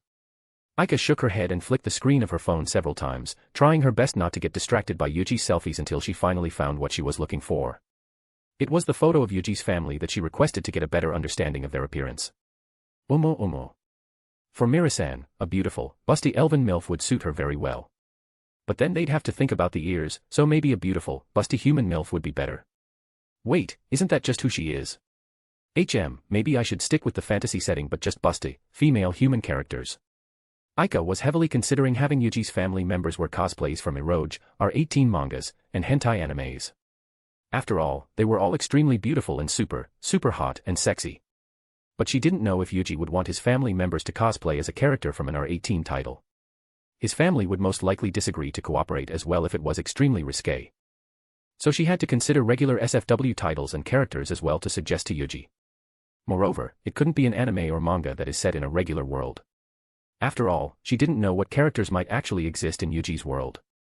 Perhaps there were none, but with her common sense about worlds thrown out of the window the moment she entered the Multiverse Group Chat, she couldn't be sure anymore. So just to be safe, she had to choose from a world with a magical, fantasy, sci-fi, or the like since Yuuji's world didn't have such things. This is pretty difficult. As Aika continued to contemplate, she arrived before one of the largest anime/figurine shops in Akihabara, Umiyumi. Ah, I came here before I knew it. Well, might as well. Aika entered the store and wandered around, passing through various sections of the store to go to her usual hunting grounds, the R18 section. But as she passed through a certain section, a brilliant idea struck her. Wait. This is it. The shounen genre. Beautiful, sexy women didn't only exist in R18 or eki anime or manga titles. As a genre targeted toward young men, shounen manga also has a lot of hot and beautiful women. Kukuku. I could finally see it. A grin finally appeared on her lips as Aika began to search for suitable characters for Yuuji's family members to cosplay as in the shounen section of the shop. Afternoon. Aika returned to Kuo via train and immediately head to her home after a successful outing. Not only did she acquire plenty of cultured items, but she also has a list of characters she's confident with to show Yuuji her plan. It was truly a spark of brilliance and she couldn't wait for Yuuji to see it. Aika walked through the neighborhood of her home as the sun that had started the set lit up the sky and street with an orange-red hue. It was quiet. Almost too quiet. Even though it was almost sunset, the streets in her neighborhood shouldn't be this quiet. And just as she realized this, Aika noticed footsteps behind her. She forced herself to not look back on impulse and began paying attention to it. It was still far, but with her enhanced senses, she could hear it fairly clearly. It was heavy and it seemed like a boot, judging from the sound. If it was the past, Aika wouldn't have paid much attention to it. After all, hearing footsteps on the street wasn't that strange. But now that she knew the existence of demons, angels, and fallen angels, she was very alert and careful. Aika took a turn away from her home and continued to walk normally, trying to see if the footsteps followed her. And to her dejection, it did. Her alarms began to flare up as the footsteps began to increase in speed, approaching her. But still fighting her instincts to walk faster, she kept her calm. If it was what she think they are, then alerting them that she knew they were following her would just be detrimental to her. But if she kept ignorance, they would approach her until they were close enough for her to counterattack. The footsteps kept getting closer and closer as he arrived at a four-way intersection. She snuck a glance at the convex mirror hung up high by a pole on one of the corners and saw the figure following her. It was a tall middle-aged man in a pale gray trench coat, black pants, and black fedora. TCH. So it's them after all. I guess there's no way out of this now. Sighing inwardly, Aika prepared herself mentally for her first real-life battle against someone who would be trying to actually kill her. She glanced down at the necklace she bought from the group chat and thought of her friends. Yuuji. Guys. Give me strength. The man in the pale gray trenchcoat stared at the delicious piece of meat before him, his eyes gleaming in lust as he stared at her big, luscious ass hugged tightly by her jeans. If it was any other time, he would have kidnapped her and used her as his meat F*CK hole and C*MD*MP until she broke. But unfortunately, it was a mission from Rainair. Oh. But she didn't say anything about not using her before killing her. Heh. A sick, sadistic grin appeared on his face as he conjured up a long and thin spear of light in his hand. He won't kill her just yet. He'll just stab her legs with this to prevent her from running and then use her to satisfy his lust before killing her. Hey, you could have died quickly before you even know what happened. Well, you can curse your beauty for this. He approached closer and closer so he could catch her into his embrace the moment he stabbed her legs and immediately ripped those pesky jackets and jeans apart. 5 meters. 4 meters. 3 meters. 2 meters. 1 meter. And just as he was about to stab her legs, the spear of light disappeared from his hand. Wahak. Suddenly, a tremendous force hit the left side of his head, sending him flying before falling back down, skidding the ground. What the hell? He looked towards the girl and saw her in a kicking position with her right leg high in the sky. Why you bitch? He stood up in a rage and tried to conjure up his spear of light. But nothing appeared. His injuries were also not healing. Normally, an injury of this level would have healed in a few seconds. What is going on? Before he could even think, Aika suddenly appeared before him in a low stance and punched him in the gut. Go hack. The sheer force of the punch lifted him up from the ground and caused his body to bend forward, and before he fell back down, his right arm was suddenly grabbed by a vice grip, and saw his entire world turn around until he saw the sky. Asterisk boom. Asterisk. Winded, no sound could come out of his throat as he felt an excruciating pain course through his entire body when it was slammed down to the concrete ground. The pain wasn't disappearing and he felt extremely powerless. His natural healing didn't activate. He couldn't conjure a light needle from his hand. He couldn't even let out his wings. As he looked up to the sky dazedly, he saw the beautiful girl stand before him. She raised her foot up high into the sky, and slammed it down into his face, turning his world dark. Looking at Donasek, the male fallen angel who allied himself with Raynar and attempted to kill Issei, lying unconscious on the cracked concrete ground, Aika let out a deep sigh. I did it. I did it. She succeeded. She defeated a fallen angel. Even though it was thanks to the necklace that he couldn't use any magic, she still managed to defeat him with her tactics and strength. It was beyond her expectations. Truth be told, she didn't expect him to fly away like a rag doll the moment she kicked him. After all, she never tested her full strength before, so it came as a delightful surprise. And after knowing that, she just beat him up until he was incapacitated. Phew, I'm glad that went well. I was really scared there for a moment. She could actually feel his lustful gaze as he began to approach her. And she was really scared when he was getting real close to her. It took her entire willpower to not show any sign of noticing him until he was in her range. Let's get out of here before his allies arrive. Aika looked at the scene of her battlefield once more and left, quickly heading to her home while still maintaining the effect of her enchanted necklace. But just as she was about to enter, a notification ring came to her phone. Who could it be? Is it Yuuji? She took out her phone as she entered her home and looked at her screen. Her eyes widened in shock as she stood frozen at the entrance of her home. A new quest has arrived. Yuuji smiled softly as he watched his twin sisters leaning their heads on his shoulder, fast asleep, as they ride the train back home. It has been a few years since they've gone to a water park or a beach together with Mira and Aika since their figure in a swimsuit would attract too much unwanted attention. So they were quite excited and ended up having quite a lot of fun playing in the water park with Hibiki and Haruna. Thankfully, there was no trouble that arose aside from girls hitting on Yuuji at the beginning. There were no clichés that Yuuji dreaded like guys trying to hit on his sisters or his seniors since his appearance alone had repelled most of them, while some who pushed their luck and acted recklessly quickly run with their tails between their legs after a single glare from him. Yuuji was ready to test his Krav Maga proficiency, but fortunately, no such men were brave enough to push him to that point. Everything went extremely well. However, there were two events that, though couldn't be considered a problem, certainly stood out to them. First was the moment when his sisters and Haruka noticed the massive bulge in his pants. It was extremely awkward for him when they froze and stared at it in a daze until Yuuji snapped them out of it. And even then, they couldn't look at him in the eye for quite a while. It was only until Hibiki helped distract them from it with the various water slides and attractions in the water park that they could look at him in the eyes again. But right after, the second event occurred. With the fact that they're in a water park and Haruka's insistence for Yuuji to join them play in the water, he inevitably had to take off his hoodie. At that moment, Haruka, who was extremely excited when he finally agreed with her request, froze as her eyes were locked on him and his heaven-sculpted muscular body. Yuna and Nina, who truthfully had been looking forward to this moment ever since they made a promise to Hibiki and Haruka, were also stunned by the sheer masculine beauty of his body. Although they expected their little brother to have an amazing body from the glimpses they've had at home, they were still instantly mesmerized by it. Needless to say, even Hibiki couldn't move her eyes away from him as her cheeks reddened unknowingly. And for the rest of the day, the four girls would steal glances at his body when they played and often become distracted by it, even after he put his hoodie back on. That said, even after those two awkward events happened, they were still able to become much closer than before and had an amazingly fun time together. Yuna. Nina. We've almost arrived. Yuuji whispered softly at their ears, trying his best to wake them up gently. But instead of waking up, both of them simply groaned and nestled into his shoulders even more, pressing the side of their breasts against his arms. They're so cute. Yuuji fought with an internal dilemma as he watched his sisters sleeping peacefully. On one side, he wanted to keep watching their cute expressions as they slept peacefully. But on the other, they'll miss their stop soon. Yuuji fought long and hard, and before he could make his decision, a voice from the speaker announcing their arrival resounded within the car, awaking Yuna and Nina from their sleep. Have we arrived? Wah. That was the announcement, right?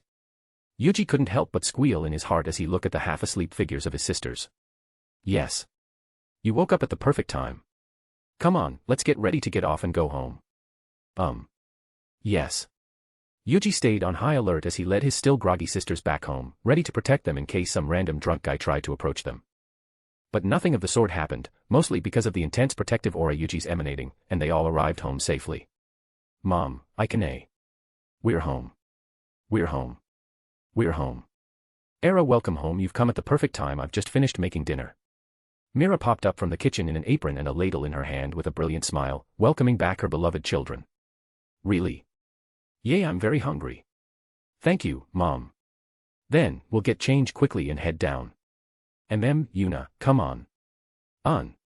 You fufu okay? Yuna and Nina headed to the stairs to go to their rooms. But just as Yuji was about to follow after them, his arm was pulled and buried into the heavenly softness that Yuji was familiar with. Wadash. The fragrant, sexy, flowery scent and pheromones of his mother immediately entered his nose as she tiptoed towards his ear. Remember to come to my room after dinner, okay? The air from her whisper, her soft, sexy voice, and her easily misunderstood words easily stirred his libido to the maximum. Especially since his arm was in between the breasts of his dreams. He turned to his mom, his face blushing super redly, and almost had a heart attack after seeing her sexy, bewitching smile and gaze. Yuan. I will come. Should I bring my laptop too? Of course you fufu, I want to see your portfolio, after all. Oh okay. Good boy. She petted his head softly, released his arm, and turned around, showing her sexy back and big, round hips tightly hugged by her knee-length skirt. Ugh. That was close. I almost lose control. I guess I'll be sleeping late again, tonight. With plenty of stimulus that he had gotten today in the water park and that, teasing his mom did just now, he knew he won't be able to sleep peacefully if he didn't take care of it. Moreover, they'll be having a guest come tomorrow, so he can't be horny during that time. Yuji let out a sigh inwardly as he sneaked a few glances at his mother's swinging hips, and gulped. And no. Bad Yuji. Get your head out of the gutters. He shook his head and dispersed his thoughts of burying his face on that heavenly butt and quickly went up to his room to get change. When the three returned down, they all sat down on the dining table just as Mira had finished placing the food on the table. Aika was also already there, though still in her white shirt and pencil skirt, the same clothing Yuji saw her wear in the cafe. Oh. You're back. How was it? Did you have fun? It was very fun. Tsubakihara-senpai is very fun to be with, while Tsukahara-senpai felt like a reliable big sister. We were able to have fun without a worry. That's great. Aika then turned towards Yuji. Did anything happen? From the tone of her voice, Yuji could guess what she meant. No. No one dared approach Yuna and Nina with me there. That's good. Yuji smiled softly at her adorable aunt. Despite her tough exterior, she was still an adorable cutie after all. She must have been worried for Yuna and Nina. With their appearance, it would be stranger if no one approached them. Especially when they're wearing those swimsuits. Even now, he could still clearly recall their sexy bodies in those swimsuits. Thank God for his enhanced memories. But a lot of girls approached Yukuen. There were so many. Yuna and I had a hard time.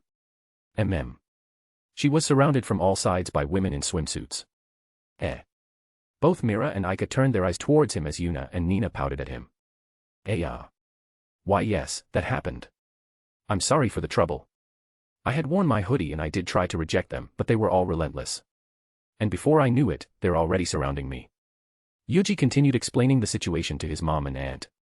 He didn't want them to misunderstand that he was enjoying that moment.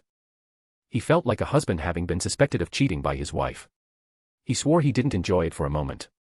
I see. You need to be more careful next time, okay, Yuji-kun? That's right.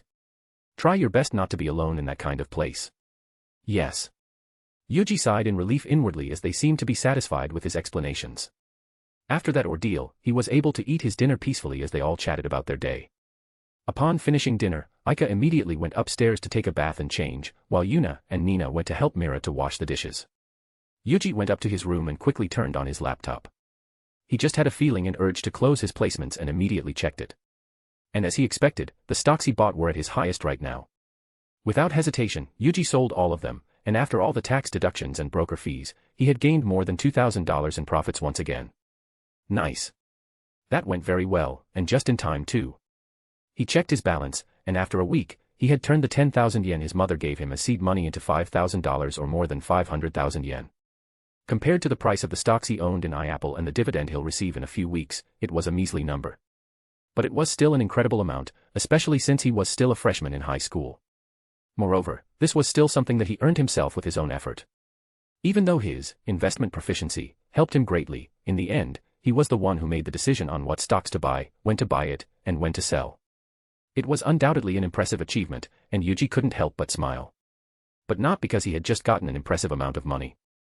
This $5,000 was the proof that he now had the ability to provide for and take care of his beloved family. And he won't stop with this either. He'll definitely pamper his mom, aunt, and sisters with everything this world had to offer. Alright. Now let's wait until mom's ready.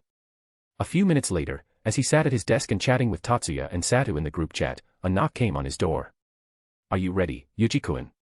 Ah, yes, I'm ready, Mom. Okay, then come to my room now, okay?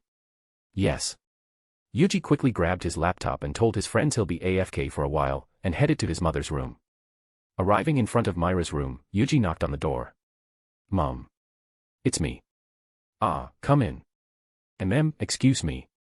Yuuji opened the door, entered his mother's room, and saw his mom sitting behind the desk beside her bed. Unlike her study, it was a fairly simple and neat room with a huge bed, a big two-door dresser, a desk, and an office chair. There were plenty of family pictures hanging by the wall or pinned to a foam board that she placed on the wall right above her desk. Yuuji unconsciously breathed in deeply, inhaling the flowery fragrance in the air of her mother's room. He felt very nervous for some reason. It's as if he's entering his crush's room for the first time. Well, that in itself was accurate, but it was still his stepmother's room. Okay then, can I see your portfolio? Ah, yes. Here it is. Yuuji turned on his laptop and opened his stock trading application. Then he navigated it to his trading history and portfolio and placed it on his mother's desk for her to see. Immediately, Myra's eyes turned wide like saucers the moment she saw the numbers. This is. He didn't only double the seed money she gave him. He turned the 10,000 yen she gave him into more than 500,000 yen. All in 1 week. Myra immediately looked at his transaction history and portfolio and turned even more speechless. His first trade was spot gold trading with the London gold contract with 100:1 leverage. Normally, even using 10% of your money with 100:1 leverage for a single trade was already beyond reckless. And he used all of the seed money she gave her. It was extremely reckless. But then, the return he gained was also extremely unbelievable. He had won the gamble. No, he had hit the jackpot with this trade. But even so, Myra still wanted to reprimand him for doing such a reckless trade. Even though he won it and gained far more than twice his capital, it was still an extremely reckless behavior and a worse habit to have. But as she continued to look at his other trades, doubt began to arise in her mind. Was that first trade a calculated one? When she saw that first trade, it was undoubtedly a reckless trade that a reckless amateur would do. But now that she saw the rest of his trades, that first trade seemed like one he made after calculating and observing the gold market in depth. The positions he opened, the amount he put in, his timing, everything was done as if an extremely experienced and knowledgeable trader was doing it. And an extremely lucky one as well. The profit he got from those trades was all equivalent to hitting the jackpot over and over again. It was as if he could see the future. Myra stared at his portfolio for a while in disbelief before she turned to her son. Her beloved son, Yuuji. Ever since a week ago, had surprised her over and over. First with his looks, then with his knowledge in trading, then with his unbelievable talent in it. She had been observing him closely ever since he became her stepson. She knew how much he loves her as a woman. She knew how Yuuji sees her little sister and daughters as well. She also knew that he'd fantasize about them and call their names every time he relieved himself the moment he hit puberty. And she knew that Yuuji, despite being an extremely sweet, kind, gentle, and steadfast bearing, was only slightly above mediocre. Despite his shortcomings, she still loved him as a son and a man. But now. She didn't know if she knew everything about him anymore. Did he just find out about it as well? Or perhaps. Did to hide his talent? No, her Yuuji wouldn't do such a thing. But if it was the former, then what sort of talents would he have sleeping deep within him? She felt like there was a distance now between her and her beloved Yuuji from this revelation. And she didn't like it. I didn't know you were so talented in this. Yuuji-kun. Yuuji's face immediately paled as cold sweat started pouring down his back. It wasn't the fact that his mother was taken aback by his results. He knew what he had done was beyond unbelievable. But what made him react this way was the distance he felt from her voice. Her voice was usually filled with love and affection, but now, it felt slightly cold. I am sorry. In the state of shock, those two words were the only things that could escape his lips. Myra panicked the moment she saw his expression and immediately brought him into her embrace, holding his head into her breasts tightly. No. I didn't mean it that way. I am very sorry. Yuuji widened his eyes in surprise from her embrace and froze the moment he heard her words. The warmth in her voice. It returned. But now, there was pain accompanied by it. I was extremely surprised at your talent. I never knew you were this skilled. Mira continued to stroke his head softly, kissing it on every pause, as she continued to hug him. I thought I was watching my cute little baby boy quite closely, but it seems I still hadn't seen you for everything that you are. I'm sorry. No. Please don't apologize. Yuuji grabbed her shoulders and pulled away from her embrace before locking her eyes with her. I also didn't know I had this in me. I was just trying to see if I could support my loved ones and give all of you happiness. I was inspired by you. And fortunately, it seems like I have quite a knack for it. His voice softened as he gazed at her with a soft, loving smile, causing a blush to appear on her cheeks and her heart to skip a beat. Ah. He's still my Yuuji-kun after all. He's still the man I helplessly fall in love with. She finally realized it. No matter how many new things she found out about him, he was still her beloved Yuuji in the end. She felt a bit foolish now for thinking that there was a distance created between them. Her shocked expression slowly turned into a gentle, loving smile as she began to caress his cheek with her hand. I see. You fufu, I'm very happy then. I will be counting on you in the future, okay? Of course. I will definitely make you happy, Mom. Yes. After gazing into each other's eyes for a while in silence, Mira let Yuuji go and told him he was free to continue with what he was doing as long as he didn't go overboard. And after Yuuji assured her that he'll stop being this reckless and begin investing his money in high-yield saving accounts, various stocks of companies he knows will skyrocket, and other safe investments, he returned to his room after Mira gave him a good night's kiss on his cheeks. When he finally left, Mira couldn't help but feel like all the strength in her body had dissipated into the air. She plopped down on her bed and let out a deep sigh. The emotional whiplashes she had experienced in just a couple of minutes really took a toll on her. She picked up the phone that lay slightly beside her on the bed, unlocked it, and stared at the wallpaper for a while. It was the picture of their family of 5 taken 11 years ago. The day he became her family. Time went by so quickly. My cute little boy has become such an amazing man before I knew it. Mira reminisced the time when Yuuji was little. The way he played around with his sisters, charming each and every girl that he came across, and how he'd always say he'll marry her, his aunt, and his sisters when he grew up. And now, he had become such an amazing man beyond her expectations. Mira closed her eyes with a wide smile. His voice saying how he'll make his loved ones happy repeated over and over in her mind. How can he make me fall for him even more? Upon returning to his room, Yuuji placed his laptop on the table and immediately slumped down on his bed. His face was burning and his heart was beating out of control. He couldn't believe he said all that with a straight face. But what could he do? It was his honest feelings. He truly loved Mira so utterly and completely, so when she said such things, those words simply flow out of him naturally. I don't think I could hold it in anymore. Should he confess to her soon? Now that he has the ability to take care of his family and the power to protect them, Yuuji was confident that he'd be able to make her happy. Should I perhaps invite her on a date? Or maybe a dinner? Yuji's face slackened into a grin as he began fantasizing about his date with his mother. Going around town and having fun, then going for dinner together in a 5-star, high-end restaurant, and then ending it in a 5-star hotel suite for a night full of passion. How wonderful would that be? It would literally be a dream come true. Should I invite her now? Yuuji pondered for a moment and hesitated. Would this be too soon? Should he perhaps romance her a bit more before going for it? He really didn't know how to approach this matter. Just then, a notification sound came from his phone, grabbing his attention. A notification. It's not a message. A new quest has arrived. A new quest. It was the first ever quest they've ever received. Upon clicking on the notification, he was redirected to the quest tab of the application with details of the quest. World, Mahuka Kuku no Retusei. Missions. Repel Blanche's attack on the First National Magic University affiliated high school. Join the 9 schools competition. Become the champion of the 9 schools competition. Eliminate all members of the No Head Dragon Japan branch's board of directors.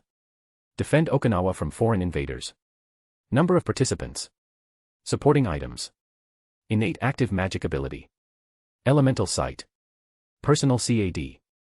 Special magic calculation area. Immense psion count. Enrollment in the First National Magic University affiliated high school.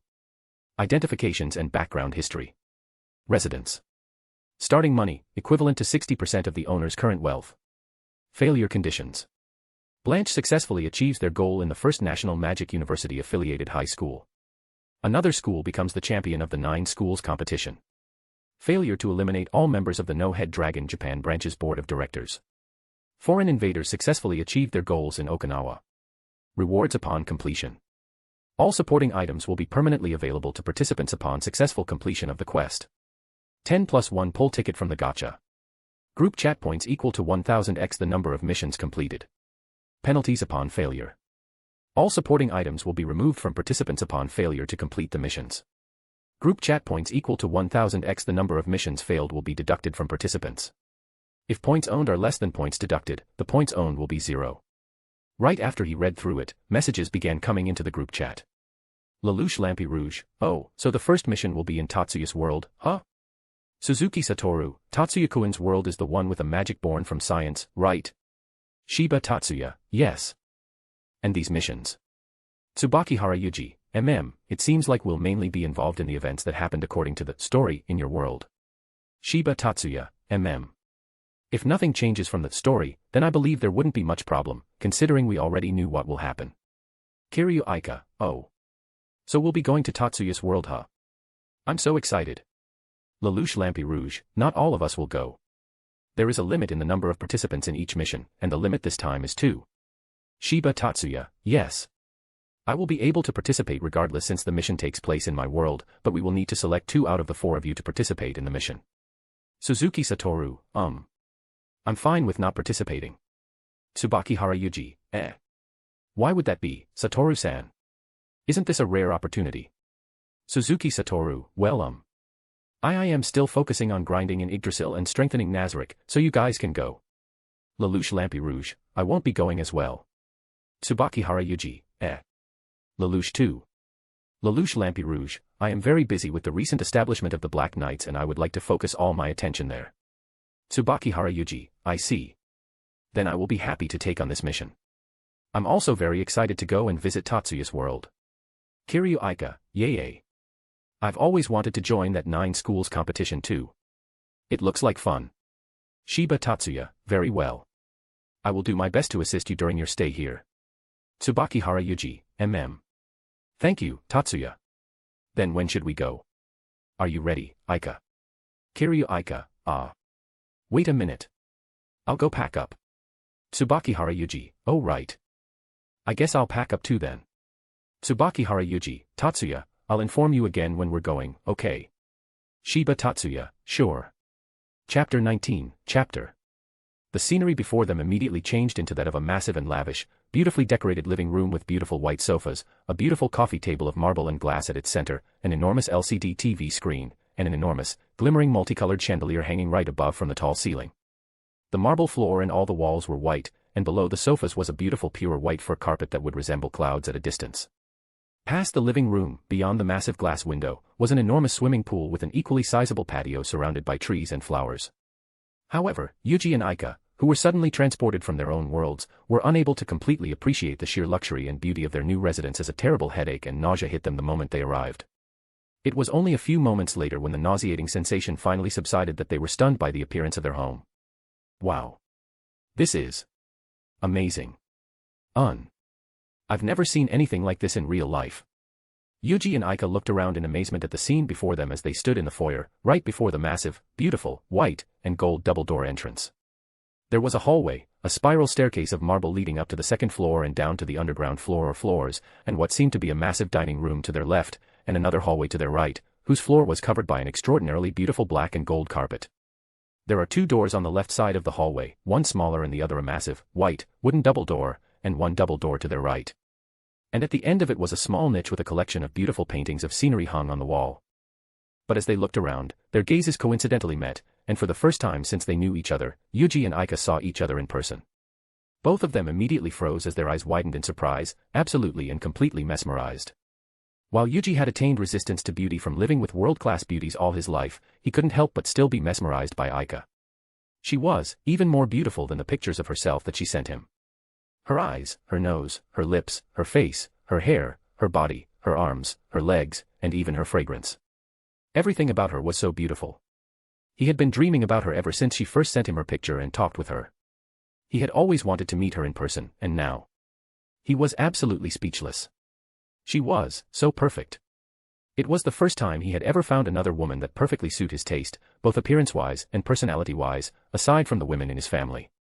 As Yuuji stared blankly at her, Aika also stared blankly at him, fully mesmerized by his appearance as well. Her entire body froze, but her mind was in complete chaos. How? How could he be this handsome? Isn't he even more handsome than in his pictures? How is that even possible? Aika began to panic slightly as her cheeks reddened and her heart thumped rapidly. At this rate, she'll be even more head over heels for him. He's so unfair. And what's with that adorable blushing face? Is he trying to give her a heart attack? After being lost in their own thoughts for a while, the two finally snapped out of their daze and immediately averted their gazes in embarrassment. Am I bad? I am sorry for staring. Their faces were obviously red to their ears, and Yuuji could barely get those words out of his mouth after he was caught staring at her and being mesmerized. Oh my, what's this? Did you just stare at me for that long? Were you mesmerized by my beauty and sexiness? Aika said in a teasing manner. Her lips were curved into her usual teasing grin, but inside, she was absolutely and completely embarrassed to death. After all, she was also staring at him for a long time. And she even drooled a little bit. Thankfully, Yuuji didn't seem to notice it, but it was still embarrassing. Moreover, she was completely caught off guard by his utter cuteness when he became embarrassed, and she didn't want him to see her dear side yet. So she tried hiding her own embarrassment by teasing him. But his next words completely caught her off guard. Why yes. You are even more beautiful than the photos. Aika's entire body froze once again and her mind almost short-circuited from his words. As she didn't expect him to be this upfront. I need to run. I can't. I am still not ready. And my heart won't be able to handle it. Is that so? I'll go and explore the house first. Aika immediately dashed away into the hallway to her left, passing the spiraling staircase to her left, and massive dining room to her right, and turned to the right, disappearing from Yuuji's sight. Watching her run away, Yuuji couldn't help but keep staring in her direction in a daze. Cute. He of course noticed how his honest words flustered her. He knew after chatting with her a lot that she tends to tease the other party when she became embarrassed or shy and how she's all offense without any defense. So when he said his honest feelings straightforwardly, she immediately run away. How could she become even cuter in real life? If she got any cuter, she might give him a heart attack one of these days.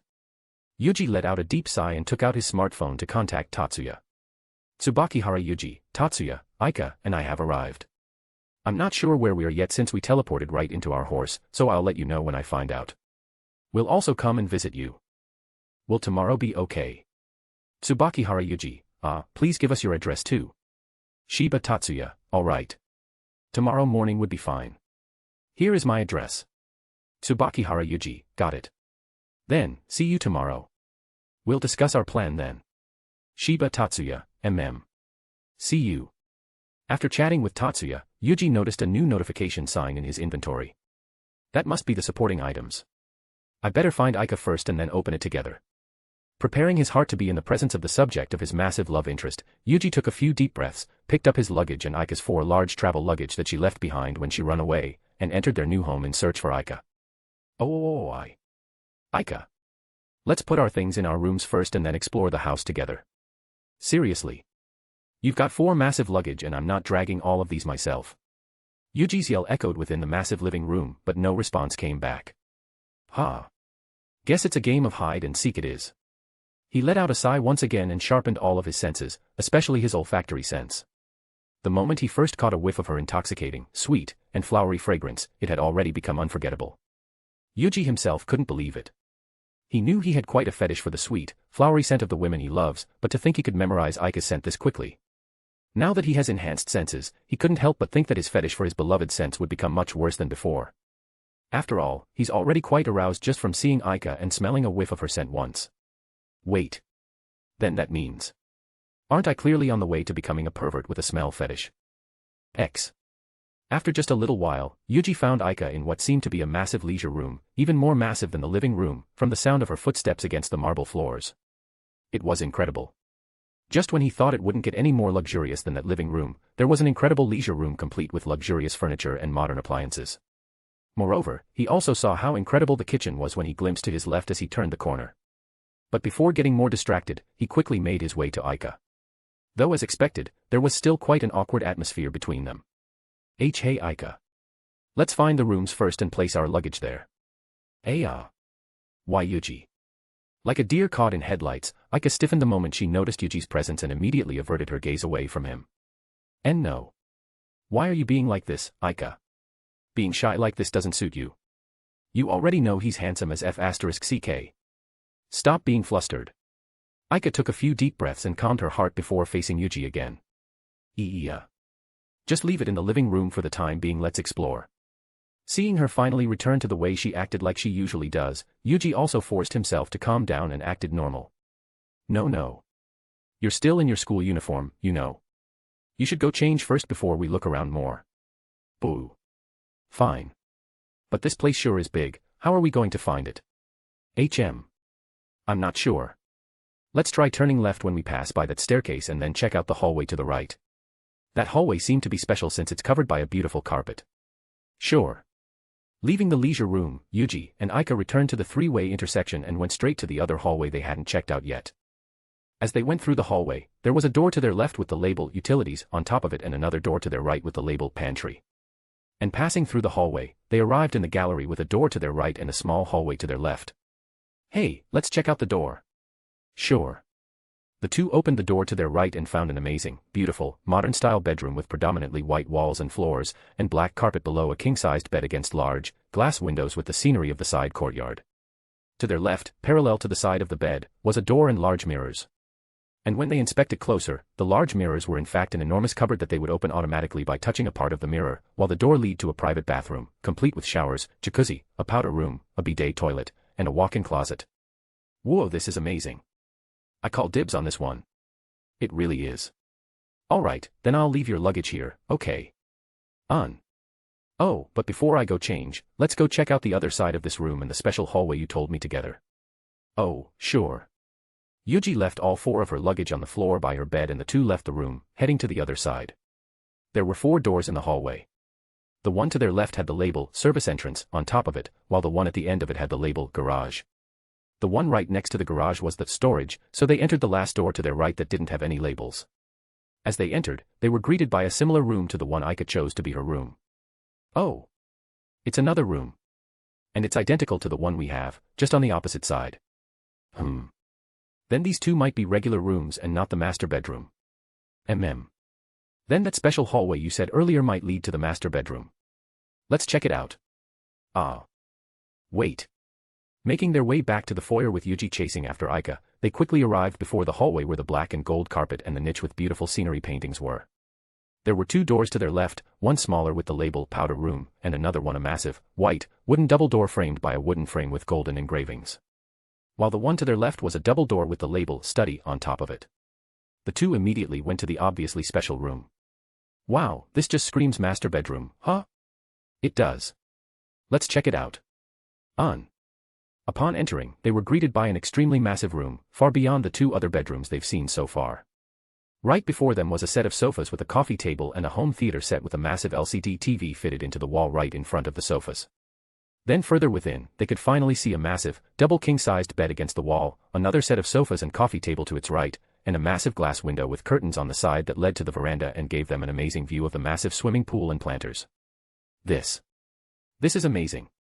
What the hell? Then was my bedroom just a guest room? This is really amazing. I'm really speechless. The two entered further in and tried looking for the toilet and bathroom. But instead, they found the walk-in closet of the master suite. And when they entered it, there was also a dressing room beyond it. And even further beyond it was another walk-in closet that finally led to the master's bathroom that had a massive jacuzzi. What the hell? This bathroom alone is even bigger than my room. Wait, there's a gym back here too. Entering deeper into the master's bathroom, there was a small gym with a bench press machine, a chest press, a lat pull-down machine, a low pulley cable bench, a squatting rack, and a leg press machine. And at the corner, there was also a small shower room and a door that led to what seemed to be a small, private garden. Do you want this room? No, you can take it, Yuuji. It's too big for me alone. Yuuji finally gave up and took the massive master bedroom, which was essentially its own house at this point, after Aika convinced him to take it. They both went back to their rooms and get changed, before Yuuji headed to the living room and waited for Aika. The moment he sat on the sofa, Yuuji immediately felt as if he had sunk into a bed of clouds and his entire body immediately lose all strength and leaned into it. Ah. This is bad. I hadn't tried sleeping on the bed in my room yet, but I could easily fall asleep here. He leaned back and closed his eyes for a bit, enjoying the best sofa he had ever sat on in his life, before the sound of footsteps made him open his eyes. In that moment, his eyes widened when he saw Aika's figure in her regular clothing. She was wearing a long-sleeved wool sweater with a turtleneck and long, pajamas pants that hugged her figure loosely. She looked absolute adorable, soft, and warm. As she walked towards him, he couldn't help but stare at her dazedly. She gave off an entirely different atmosphere. She was normally bewitching and mischievous, but now, she looked extremely docile, fluffy, warm, and cute. That is until she suddenly slipped her right arm in between her two massive breasts, placed her other hand in front of her crotch, and posed at him seductively with a lascivious smile. What do you think, big boy? No other men had ever seen me these types of clothes before, you know. Yuji's lips twitched as he was abruptly snapped out of his daze by her lewd comment and let out a sigh. You look so innocent, cute, soft, and amazing. But you just suddenly had to act like that again. Ehehe, isn't it better to have a woman who can do both? I'm a lady in the streets, freak in the sheets. Aren't you a pervert both in the streets and in the sheets? You fufu, that is where you're wrong, Yuuji. Aika moved closer towards him and leaned forward until her lips were right before his ears.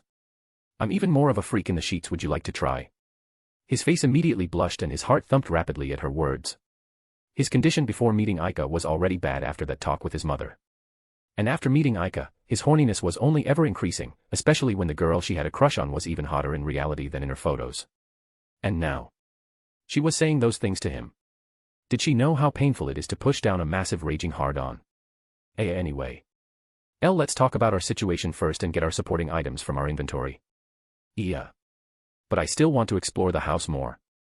Aika stood back up and placed her hands on her hips as she pouted at his words. We can do that tomorrow. It's already 8 o'clock at night, you know. It'll be past midnight by the time we finish exploring this massive mansion. Boo. Fine. But as compensation, you must make me dinner. I haven't eaten dinner, you know. We got the mission right after I returned from Akihabara. Aika pointed right at Yuuji with a grin as he tilted his head to the side. What were you doing in Akihabara? Hehe, that's for you to look forward to later. Alright. I'll go to the kitchen and whip something real fast. You can go wait in the dining room. I hope there's food in this house. Okay. Yuuji headed to the kitchen as Aika followed him excitedly and sat down in one of the many chairs in the massive dining room. Upon entering the massive kitchen, Yuuji couldn't help but be amazed once again by its sheer size and magnificence. There was a massive double-doored fridge, a sizable oven, several induction cooktops, a beautiful marble kitchen island, cupboards with automatic doors along the top of the kitchen, a large sink, a state-of-the-art dishwasher, and a complete set of various kitchen utensils like pans, knives, eating utensils, etc. Moreover, since Tatsuya's world was far more advanced than Yuuji's or Aika's world, the kitchen appliances here were incredibly advanced for their standards. Some even seemed to be using a technology that didn't even exist yet in their world. It was truly a dream come true for anyone who enjoys cooking. Even Yuuji, an amateur's cook who had only learned from his mother for a few days, couldn't help but appreciate the sheer quality of the kitchen appliances he had here. Checking the fridge, Yuuji found it filled to the brim with food and various fresh products that he could easily feed both him and Aika for months, considering the size of the fridge. Aika. Do you want something light or something more filling? We've got a full fridge here. Something quick and filling. Hurry up. I'm starving. Alright. Yuuji stared at the ingredients he had in the fridge once again and checked the cupboards for spices and condiments. To his pleasant surprise, the cupboard was also filled with various spices and condiments that he could, essentially, make anything with. So he had plenty of options to choose from. Light and filling. Let's go with a traditional Japanese breakfast-style meal. Yuuji quickly began preparing the rice first and foremost, washing it thoroughly, and began cooking it in the rice cooker.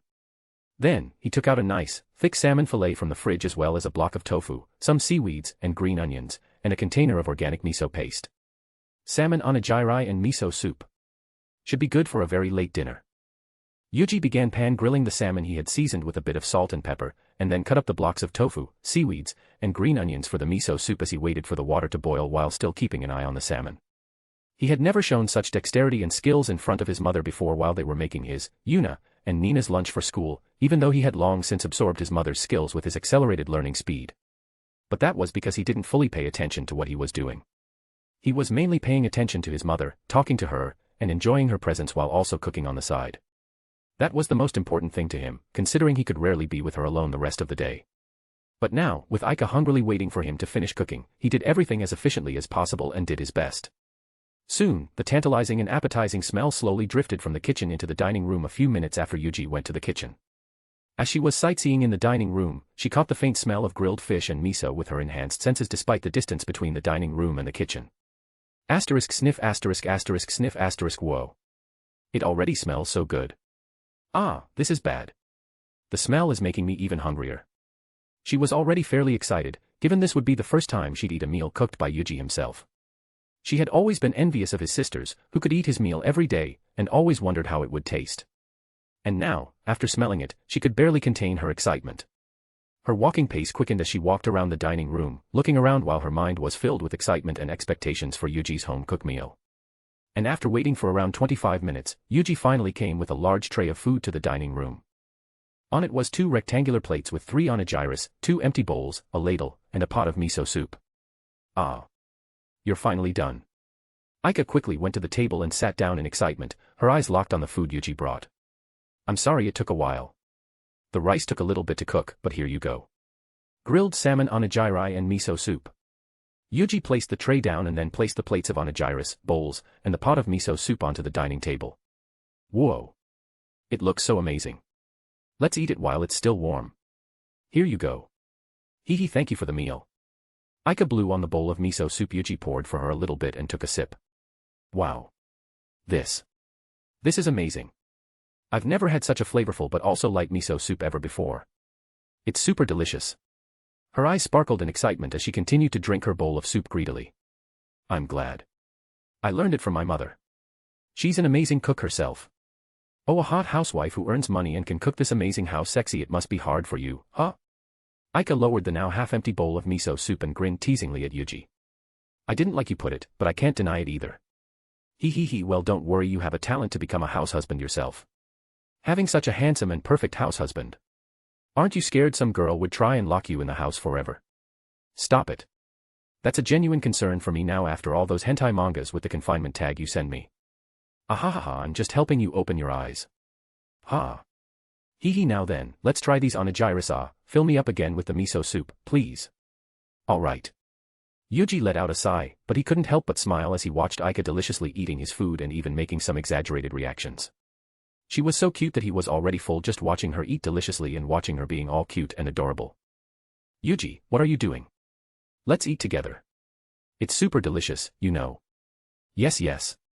Yuuji grabbed one of the onigiri and took a small bite. Judging by how much she was enjoying it, Yuuji knew it was delicious. But the taste didn't register in his mind as it was filled with her figure as he continued to watch her eat. This feeling. It was similar to how he'd enjoy watching Yuna and Nina eat the lunch he made for them. It was extremely satisfying and rewarding, and he just couldn't stop watching her. Before he knew it, she had already finished all 3 of her onigiri and filled the rest of the space in her stomach with the miso soup, fully satisfying her hunger. Phew, that was amazing. Thank you so much for the amazing meal, Yuuji. No problem. Yuuji also finished his meal and began putting everything back into the tray to be cleaned later. Ha. This whole situation is still a bit surreal, huh? Surreal. I mean, we're in another world, you know. You and I are from different worlds, and yet here we are together in yet another different world. And we'll also be getting powers that only existed in fantasy before. Well, we kinda already got it when we used the gacha before. If you put it that way, then it does feel surreal. But to me, I feel like we're just going from one place to another since we could come back after finishing what we need to do. It's like going overseas. As for the powers, I was certainly shocked at first, but I'm trying my best to adapt and I've been getting used to it surprisingly quickly. I don't know, maybe it's just because I've read a lot of manga and watched a lot of anime with this kind of theme, so I got used to it quite quickly. I see. I guess I'll need to start thinking that way too. I need to adapt quickly and focus on the mission. Don't worry, Tatsuya and I are also here, so you can just enjoy this little vacation. A vacation, huh? That's a great way to think about it. Oh, but there's still one thing I can't figure out. How do we get this super modern and luxurious mansion to be our residence? I thought we'll just get a regular house. Aika exclaimed as she spread her arms out. I'm guessing that it is somehow related to the wealth we received for the mission. Ah, the 60% of our total wealth thing. I got 1% of iApple stocks from the gacha, which is worth billions of dollars, and you also got the right to an onsen resort, right? So having 60% of that wealth means that you're plenty wealthy yourself. Combine the two and it kinda makes sense why we got this kind of mansion as our residence in this world rather than a regular home. Aika's eyes sparkled as she listened to his explanations. She stood up from her seat and made her way towards Yuuji, who was sitting opposite of her, swinging her hips seductively as her lips curled into a luscious teasing grin. What are you doing? Oh my god. I got myself a sugar daddy. And such a handsome one at that. Aika suddenly wrapped her arms around his neck and buried his face into her breasts, embracing him tightly. Oi. Let me go. Your things are touching my face. On fufufu, of course they are. I'm pressing these babies to you on purpose. How are they? They're so big, soft, warm, and heavenly, right? In the face of such cold, hard facts, Yuuji couldn't deny it. It was amazing. No, it was heavenly. Just like she said, it was super big, almost the size of his head, but that wasn't all. Her warmth, this softness, and her scent, all immediately made him super hard. If it wasn't for his quick reaction to push his erect dragon rod down, it would have bumped onto the dining table and made a sound that got her attention. He, how cute. I love honest and cute boys the most. As she hugged him, Aika was also breathing in lungfuls of his scent as she nuzzled her face onto his head as she hugged him. She didn't know where she got that burst of confidence and courage to hug him like this. She just wanted to tease him a bit and hug his arm. But after seeing him up close, suddenly an urge to hug his head overwhelmed her and she was already pulling his face into her cleavage by the time she realized it. And now that she's here, she was super glad she got to do it. He smells so good and I can feel his every movement on my chest. It feels so good. She wanted to do this all night. This was the closest she had been with her crush, and she wanted to stay like this. And judging by the lack of resistance, Yuuji was also enjoying it, right? Fufu, he loves my tits. After all, he's so cute. As someone who was flat as a board before, words couldn't describe how happy she was for getting such massive breasts since she had always envied such a thing. And now, she's even happier, knowing her beloved also loved it very much. They stayed in that position for a while, both of them enjoying each other's warmth and touch in silence, until Aika suddenly remembered there was something he wanted to tell Yuuji. That's right. I have something I need to tell you. What is it? Yuuji looked up towards her as Aika loosened her arms around his neck. His face was still touching her cleavage, but his mind and attention were already focused on her words. He had a bad feeling judging by the tone of her voice. A fallen angel attacked me this afternoon when I was on my way home from Akihabara. It was the one named Dane. What? Are you okay? Are you hurt anywhere? Tell me. Did he hurt you? Aika widened her eyes in surprise when Yuuji suddenly raised his voice and stood up and held her shoulders strongly. She could see the panic in his eyes as he looked around at her body worriedly before returning his gaze towards her with a frightened expression. He's worried for me. Even more than I expected. Her lips couldn't help but curl into a smile that reached her eyes as she looked up to him in happiness. She slowly moved her hands towards his face and caressed his cheeks softly, ever so gently. Lovingly.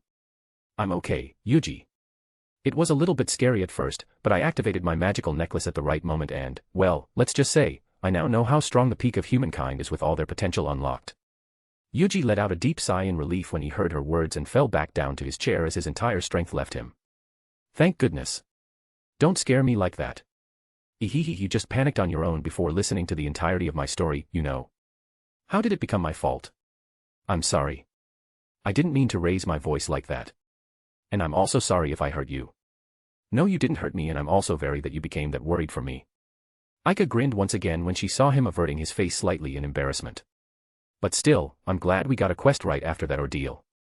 Now, I can get new powers to defend myself with. Aika said as she wrapped her arms around Yuji's neck once again and pulled his head towards her chest. The other three might also come for you now that you've defeated one of them. And they'll be even more careful. Feeling exhausted from the emotional whiplash and yearning for her warmth after knowing how close he was to losing her, Yuuji leaned into her, burying his face in between her heavenly breasts, and wrapped his arms around her slim waist, hugging her softly. Please. Be careful. Seriously. Don't give me another heart attack. I will. But can I call you if things get a little bit out of hand? Of course. I'll be there whenever and wherever you need me. And now that we've unlocked this world, go here if you're in danger and call me. Got it. Thank you. You're welcome. As silence fell upon the dining room, Yuuji and Aika stayed in each other's embrace as Aika softly stroked his head while Yuuji tightened his hug around her waist, fully embracing the sensation of each other's presence and warmth. At this moment, both of them thought of the same thing. Ah. I've really fallen in love with him, her. Chapter 20, Separating from each other's embrace, Yuuji and Aika sat back down next to each other, their faces both blushing redly. But this time, they didn't feel as flustered as before. Instead, they felt strangely calm as they enjoyed the fuzzy and blissful warmth that washed over their entire body. That embrace. It was the first time Aika had ever experienced such a thing. And even for Yuuji, who had his mother, aunt, and sisters, this was the first time he had experienced such a thing with anyone outside of his family. To be this close, this intimate. It was truly a magical experience. A few moments later, after they finished relishing in that blissful experience, Yuuji turned towards her and began. Shall we receive our supporting items now? Yuan. I'm excited. The two took out their smartphones and navigated into the inventory page of the group chat, and tapped the supporting items they received the moment they arrived. A confirmation window asking if they would like to open it now appeared on their screen the moment they tapped the item. The two looked at each other with a nod, took a deep breath, and clicked yes in unison. Immediately, the same nauseating sensation they felt the moment they teleported here overwhelmed and overtake them as if they've suddenly been plunged into a violently spiraling vortex, throwing them around in both mind and body. Flashes of images, voices, moments, and memories rushed into their mind like rapids.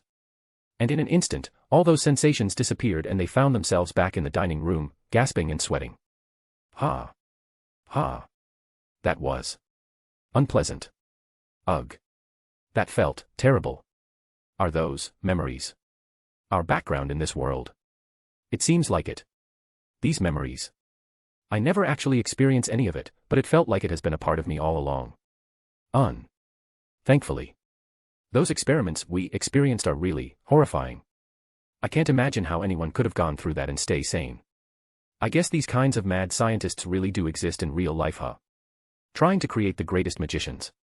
Well, I guess they did succeed before all of their demise, considering the abilities I got.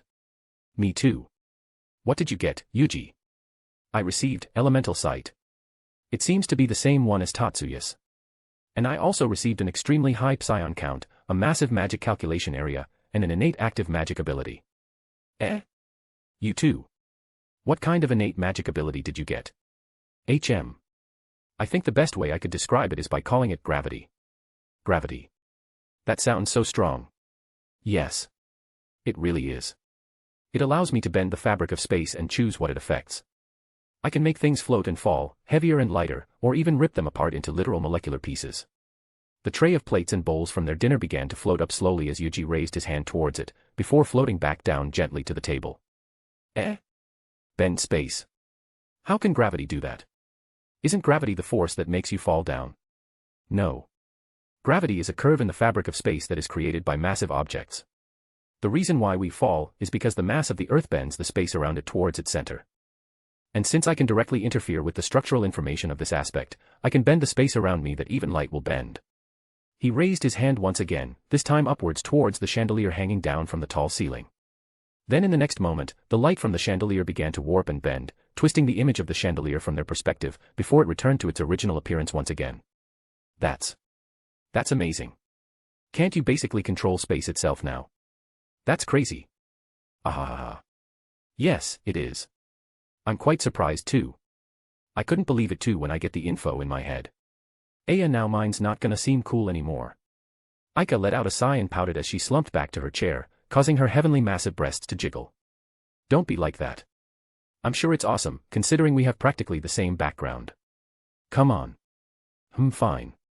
I also got Elemental Sight, immense psion count, a massive calculation area, and an innate active magic ability too. I think I'll call it Perfect Heal. Perfect Heal. Is that? It's similar to Tatsuyu's regrowth and also works similarly, but I won't need to suffer the drawbacks as he does. I can also heal any diseases they're suffering from and I can use it on multiple people at once. The only difference is that I can only use it on living things and it is a little bit slower than Tatsuyu's regrowth. That's amazing. What are you talking about? Aren't you basically the best healer there is? I guess so. Honestly, I still can't believe I get this kind of ability. Guess reality still hasn't sunk in yet. I agree. But let's use these newfound abilities as best as we can to protect ourselves and each other, okay? Of course he. Oh, by the way, I think we received other things too, right? Oh, that's right. We got other things too. They're in our inventory. Yuuji opened his inventory once again and found 4 new items in it. Aegis, gun type CAD, enrollment letter of acceptance, identification documents, and bank documents. I see. So supporting items in the form of objects are sent here first. Yuuji tapped at his new CAD in his inventory and a beautiful, glimmering white gun with streaks of gold highlights appeared in his hand. Aside from the color, its appearance resembled Tatsuya's silver horn that he had seen in the anime. "Whoa, it's so pretty, Yuuji, look. This is my CAD. Isn't it pretty?" Yuuji turned to his side and saw Aika with a beautiful white bracelet with diamond gems fixed along each curve on her wrist as she raised her right arm towards him. "Yuan. That is very pretty, but is that really a CAD? I thought bracelet-type CADs would have keypads on them or be touchscreen. It is a CAD. I just have to think about casting a spell and it'll respond. Look." In a flash, the tray of plates and bowls froze right before their eyes, encased in a thick layer of ice and frost. And with her arm still raised towards it, Aika smiled smugly at Yuuji. "All right, I believe you. But let's exercise restraint, okay? We don't want you to freeze this entire thing. And also, you're going to melt the ice off our new dishes after this, understand?" Yeah. Yes. Good. Oh, speaking of which, I've contacted Tatsuya and told him about our arrival here. We'll be going to his house at 9 tomorrow to meet up. Okay. Aika replied as she was turned around, slowly melting the ice encasing their dishes with her hand raised towards it. Thankfully, our background explains how we know about Tatsuya so well, so wouldn't have to make up some cover-up story of our own. Yuuji mumbled under his breath. He and all members of the chat group had agreed to keep the existence of the Multiverse chat group a secret as much as possible to prevent any unsavory kinds found out about it and bringing them trouble. So if they didn't have this kind of backstory, it would be difficult to explain how they got to know Tatsuya so well despite having never met. Though Tatsuya had asked them if he could mention it to his little sister. He wouldn't be divulging everything. He just wanted her to know that he has extremely reliable allies now and that he'll be able to become more powerful with their help. Yuuji also wanted to tell his mother, sisters, and aunt about this for the same reason, but not now. Until he has enough power to the point that he feels comfortable sharing this with them, he will still keep it a secret. Everyone thankfully agreed with their request, as long as they could guarantee that this information won't fall into the wrong hands. Yes, it does make it convenient to explain our relationship with Tatsuya. But, Yuuji, we're in the army, you know. What if? What if we're deployed into the front lines for war? Her other hand tightened into a fist as her eyes began to be filled with fear and worry. The thought of war alone scared her greatly, so how would she not be scared if the possibility of being deployed to the front line of war existed? It will be fine, Aika. We're under Lieutenant Colonel Harunobu Kazama. He isn't the sort of man who'd use us as mere weapons and start a war. Yuuji stood up and placed both of his hands on her shoulders. I know that. He's the one who helped us with destroying that damned place, and also the one who helped Tatsuya with his problem. I do believe in him, but I'm still a bit scared. I mean, I just had my first real-life combat this afternoon, you know. I do. I understand. I am a bit scared too, but you've watched the anime that is based on this world, right? The closest thing to war that happened was the attack in Okinawa, and Tatsuya's side won. Now that we know what's coming, we can prepare better and keep things under control so that things won't go that badly. Yuuji. Yuuji leaned forward and wrapped his arms around her, embracing her from the back, hoping he could bring some comfort and calmness to her. The thought of war was obviously terrifying, especially for those who lived in a time of peace. But they could still do everything in their power to try to prevent it. And with their newfound powers, their knowledge of the future, and each other, they'll have an even better chance of improving their conditions in the events that'll happen in the future. Aika raised her hand and touched the strong, warm, and reliable arms around her softly. His warmth slowly calming her anxiousness like a warm weighted blanket. Thank you. I feel a bit better. Don't worry too much. I told you we'll go to meet up with Tatsuya tomorrow, right? We can start preparing then. Yuuji unwrapped one of his arms from around her, picked up his smartphone, and took out the letter of acceptance. And look. The welcoming ceremony is still in a few days, so we'll still have plenty of time to prepare. Aika skimmed through the letter Yuuji held up in front of her as he kept his other hand wrapped around her. Oh, you're right. That's good. Ah, Yuuji, you're in course 1, huh? I wonder what course I'm in. Aika took out her letter of acceptance as well and read through it. Yeah, I'm in course 1 too, I hope we can be in the same class too. I have a feeling that we will. He really. Yuuji, could it be that you think we're connected by the red string of fate? Aika turned her head up and back, glancing at him with a teasing smile and narrowed eyes. Re-dash. I reserve my right to stay silent.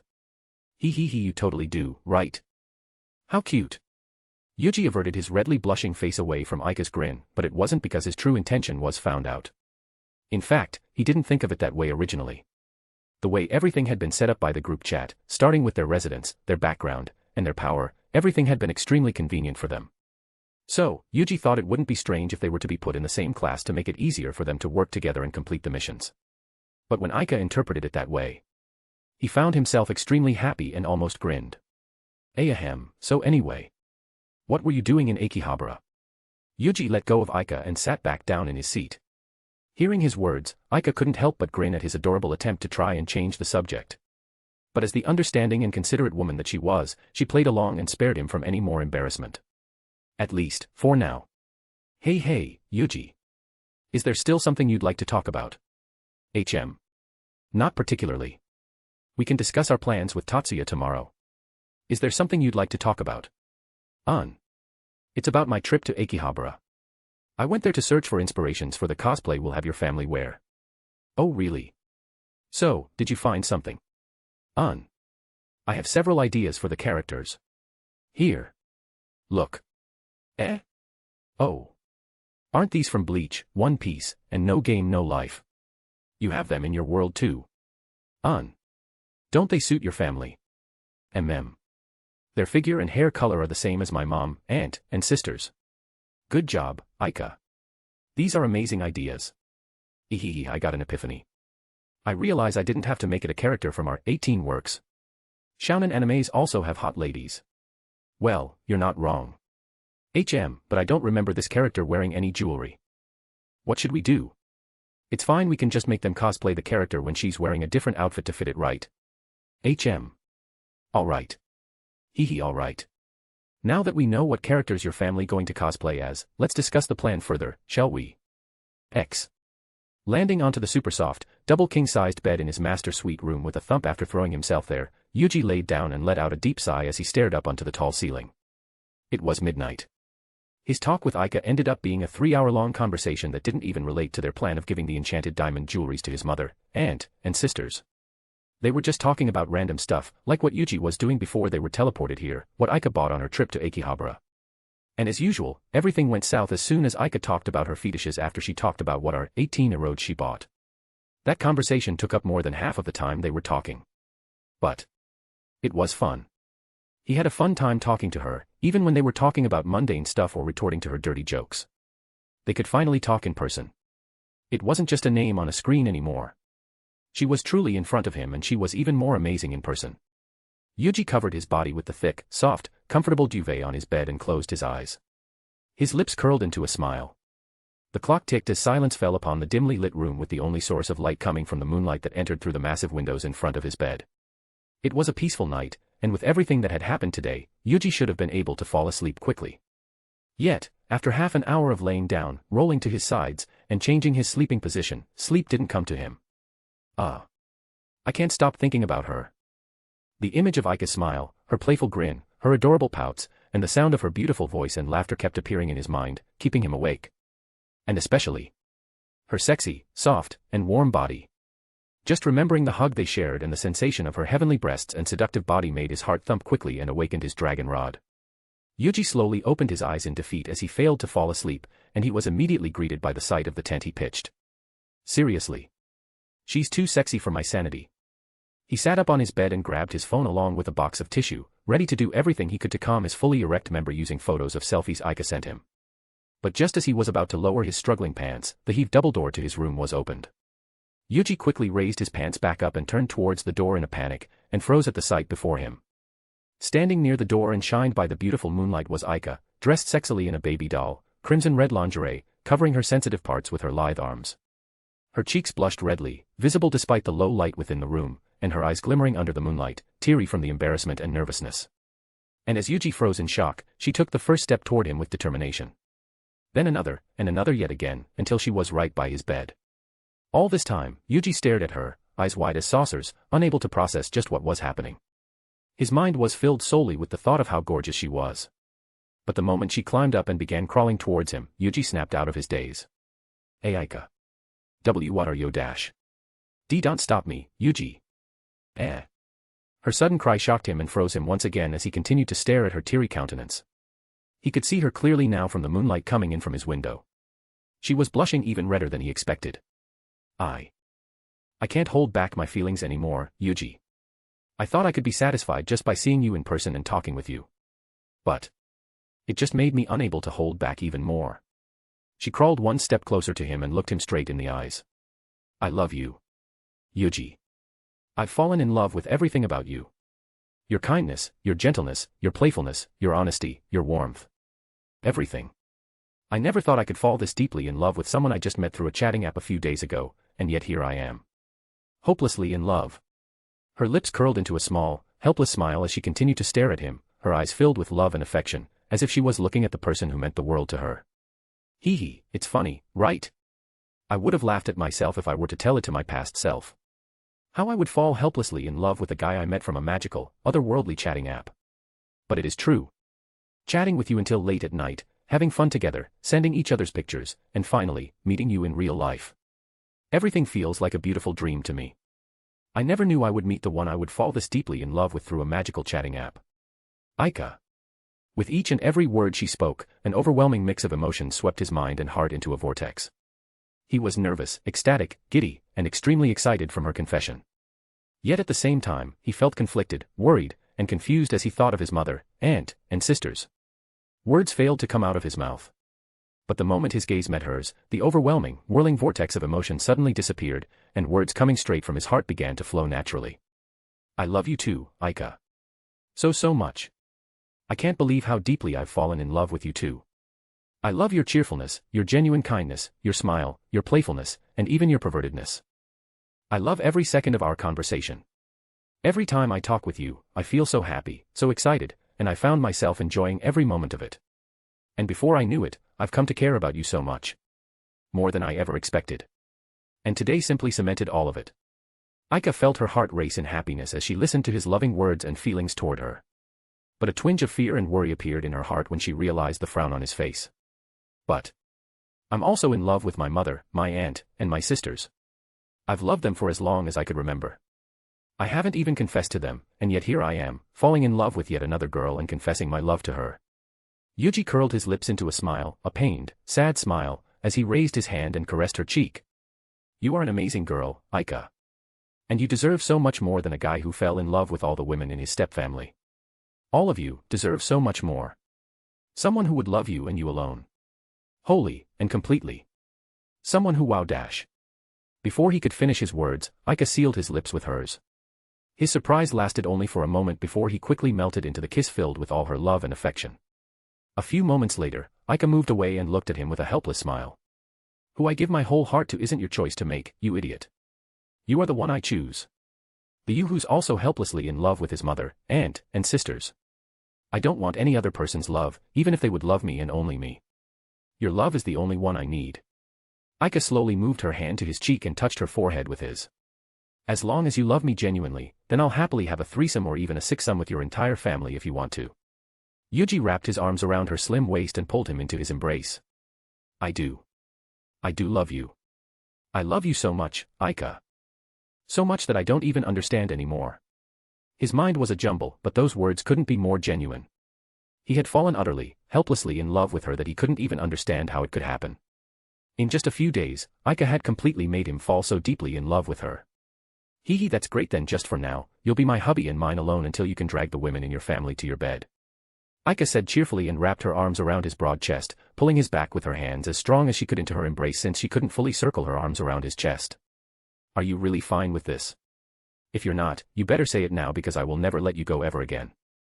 Yuuji whispered softly into her ears, and despite his words of giving her the choice to leave, his arms around her tightened, not wanting to let her go ever again. Of course. I'm sure. This is the first time I've ever met someone who fits me so perfectly. It's as if we're meant to be together. There's no way I'm going to let you go. Me too. It's almost scary how compatible we are. Right then, now that we know how compatible we are personality-wise, how about we test out how compatible we are physically?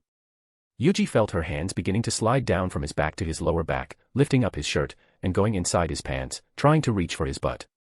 Ha, and just when it becomes romantic. Come here, you little pervert. Ah. Kion, I'm being attacked. Yuuji turned her around and pinned her to his bed before sealing her lips with a deep, affectionate kiss. She readily accepted his lips and tongue and wrapped her arms around his neck as she moaned his name over and over. MMMMNHH Yuuji. Your hand. Her body shuddered from the sudden pleasure she felt when his hand kneaded her breasts. I'm sorry. I've been dreaming about these for quite a while. I can't hold it in anymore. It's fine. I was just surprised. Do it more, Yuuji, knead them to your heart's content. Aika pulled him closer and they continued to kiss as Yuuji slowly kneaded her massive breasts, enjoying each and every moment and sensation. Despite his fairly large hand, he failed to wrap his hand around her breasts that overflowed between his fingers, submerging him in heavenly softness and warmth. He could feel her warmth and softness directly through her thin lingerie, as well as the sensation of her hardened peaks.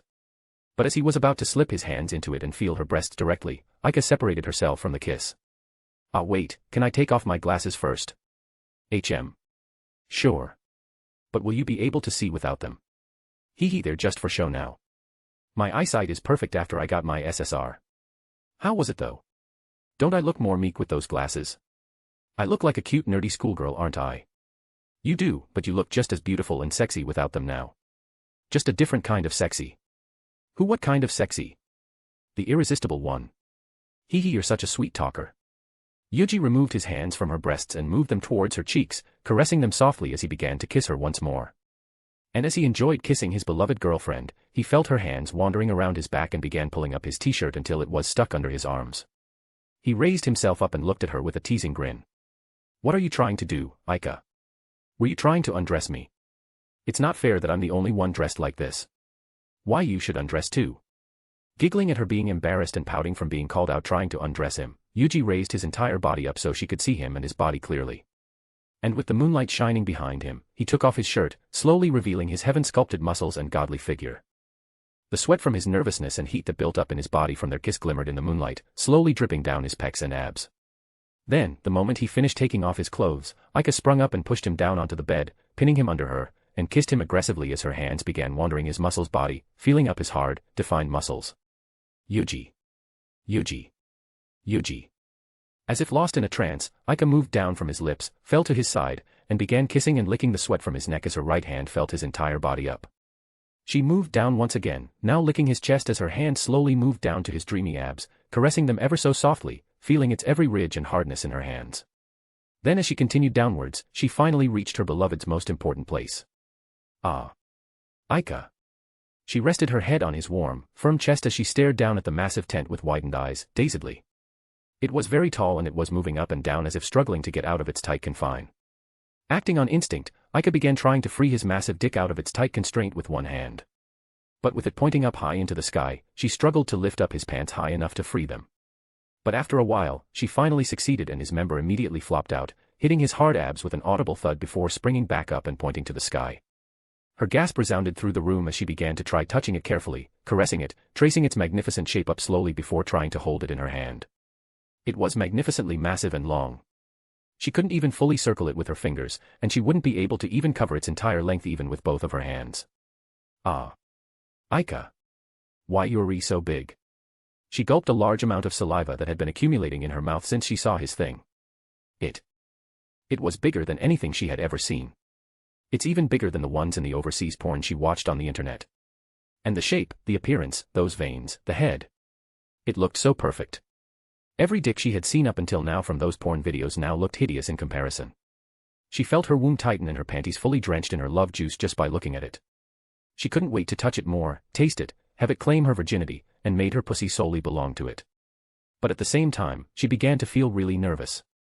She felt like she won't be able to go back once she tasted her beloved's dick, and even though she knew she would love it, the nervousness coming from the fact that it was her first time still overcame her. Aika looked up timidly towards Yuuji and muttered quietly. Hey, I'm starting to get nervous. See, can you take the lead? Noticing her uneasiness, Yuuji smiled softly and nodded. Come here.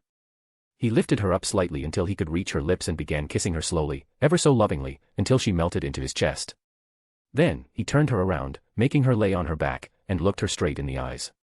Can I lick you there? Aika felt her heart skip a beat the moment she heard his request. She obviously knew what she was referring to, and it had always been her dream to have the men she loves to give her pleasure that way. But she couldn't help but still feel embarrassed when he asked her so directly.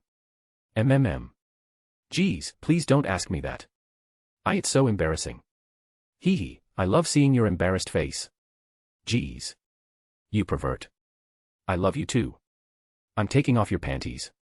Yuuji sat up before her and put his hands on her knees. Then, feeling no resistance from her, he spread her legs open slowly and began giving her thick, luscious, soft thighs soft kisses, causing her to shudder slightly with every kiss. Slowly moving deeper and deeper, he finally reached her most precious spot, covered in the already drenched crimson, silk panties. He slipped his fingers to the sides of her panties and slowly took them off, watching the strings of liquid stretch from her drenched beautiful, tight, pink pussy to the panties before breaking off. Then, having removed her panties, Yuuji leaned in closer and admired her beautiful pussy as her delightful womanly fragrance and pheromones filled his nose. Whoa. It's so beautiful. And you're soaked already. I don't think we'll have a problem even if I stick it in now. Don't say that. It's embarrassing, Haya. Yuuji immediately dove into her depths, slowly tracing the outer lips of her pussy with his tongue, lapping the love juice that continued to flow from her sacred place. You taste so sweet and a little citrusy. Like oranges. I love it. Don't say that, mom. Don't suck there, Yuuji. It feels too good. Aika writhed on her back as Yuuji lapped up her pussy and flicked her clitoris with his tongue once in a while, sending electrifying shivers up her spine every time he did. And as Yuuji continued to drink her love juice thirstily, Aika's love juice also continued to flow in a never-ending cycle. Yes, Yuuji, right there, mmmmnhh. He entered his tongue into her pussy, scraping every drop of her love juice into his mouth as he savored her taste with every lick while also trying to find the spot where she was most sensitive, exploring each and every crevice that he could reach with his tongue. Aika's entire body shuddered in pleasure with each lick as Yuuji helped himself to her pussy. And just when she didn't think it couldn't be better, Yuuji found a new spot that gave her even more pleasure and began attacking it relentlessly with his tongue. Why, Yuuji? Don't. I am going crazy. It's fine. Go crazy. I want to see you go crazy, Aika. And no, if you say it like the mmnnhhh. Her back curved into a high arch as Yuuji's tongue hit a particularly sensitive spot in her pussy. Her mind turned white for a moment as she experienced a mini-orgasm that felt even better than any orgasms she ever achieved through masturbating. Oh, it seems like I found it. Your sensitive spot. Do you like it there, Aika? Ha. Ha. Ha. Don't make it say it. You idiot. I come the moment you touch it. Then, I'll make you come even more. Nah. Why, Yuuji? Sparing her no mercy, Yuuji focused all his efforts into pleasuring her around and on her sensitive spot with his tongue. And to give her even more pleasure, he began teasing her clit with his fingers, causing her to squirt even more love juice to quench his thirst. I can't hold it anymore. Why, Yuuji? I am coming, nnnnnnnnhhhhh. Clenching onto the sheets tightly, Aika shuddered violently as her back arched even higher than before. Her mind went blank and her eyes rolled back as she clenched her teeth, tensing up like never before in the greatest orgasm she had ever experienced. Yuuji opened his mouth wide and pressed his lips against her pussy with his tongue still inside her, catching all the love juice she squirted and gulping it down with delight. He wrapped his arms around her thighs, keeping her pussy in his mouth as she began to writhe violently from her orgasm. And finally, after several big squirts later, Aika slumped back down to his bed and began gasping for air. Ha. Ha. Yuuji. That was amazing. Yuuji lapped up her pussy one more time to clean up her remaining love juice, causing her to shudder once again, before raising up until he was facing her. Then, with a soft, loving simple, he wiped the sweat off her forehead and gave her a peck there. I'm glad you enjoyed it. It was my first time doing this kind of thing before, so I was kind of worried it wouldn't be pleasurable to you. Ha. Ha. Are you trying to brag, Yuuji? You were so amazing, I've never cummed so hard before. Thank you. Aika wrapped her arms around his neck and pulled him into a deep kiss, extending her tongue into his mouth and exploring it, and gulping down all of their mixed saliva in delight that flowed down her mouth. You're right. It tasted a bit citrusy. I told you, didn't I? You taste so delicious. Geez. You're saying that kind of thing again. Hey, Yuuji. Let's do it. I can't wait anymore. Let's become one, Aika. I love you. Hee hee, I love you too. Yuuji raised his body slightly and grabbed his massive rod, positioning it right before her tight, beautiful, and soaked sacred flower. Aika. Yuji. With brilliant smiles on their faces and their hands clenched with each other, Yuji pushed in slowly yet surely, piercing her inside and tearing away her membrane as Aika began to yelp in pain. Ouch. NnngHh. Ngaha. It hurts. It hurts. Yuji Ithi. Yuji held her closely and kept holding onto her hands, which were clenching onto his hard enough to draw blood with her nails if not for his divine physique, and continued to push past the proof of her virginity until the majority of his length was inside her. Blood began flowing down from her flower and rod, dripping and soaking into his pure white sheets as he rained kisses on her face. Ha. Ha. Ha. Wait. It doesn't hurt anymore. Why doesn't it hurt anymore? With drops of sweat still flowing down her face and gasping for air, Aika looked up to Yuji confusedly. Are you okay? Yuji smiled ever so softly as he moved a piece of hair that was stuck onto her face from the sweat away. Yuan. But why? Shouldn't it hurt a while longer?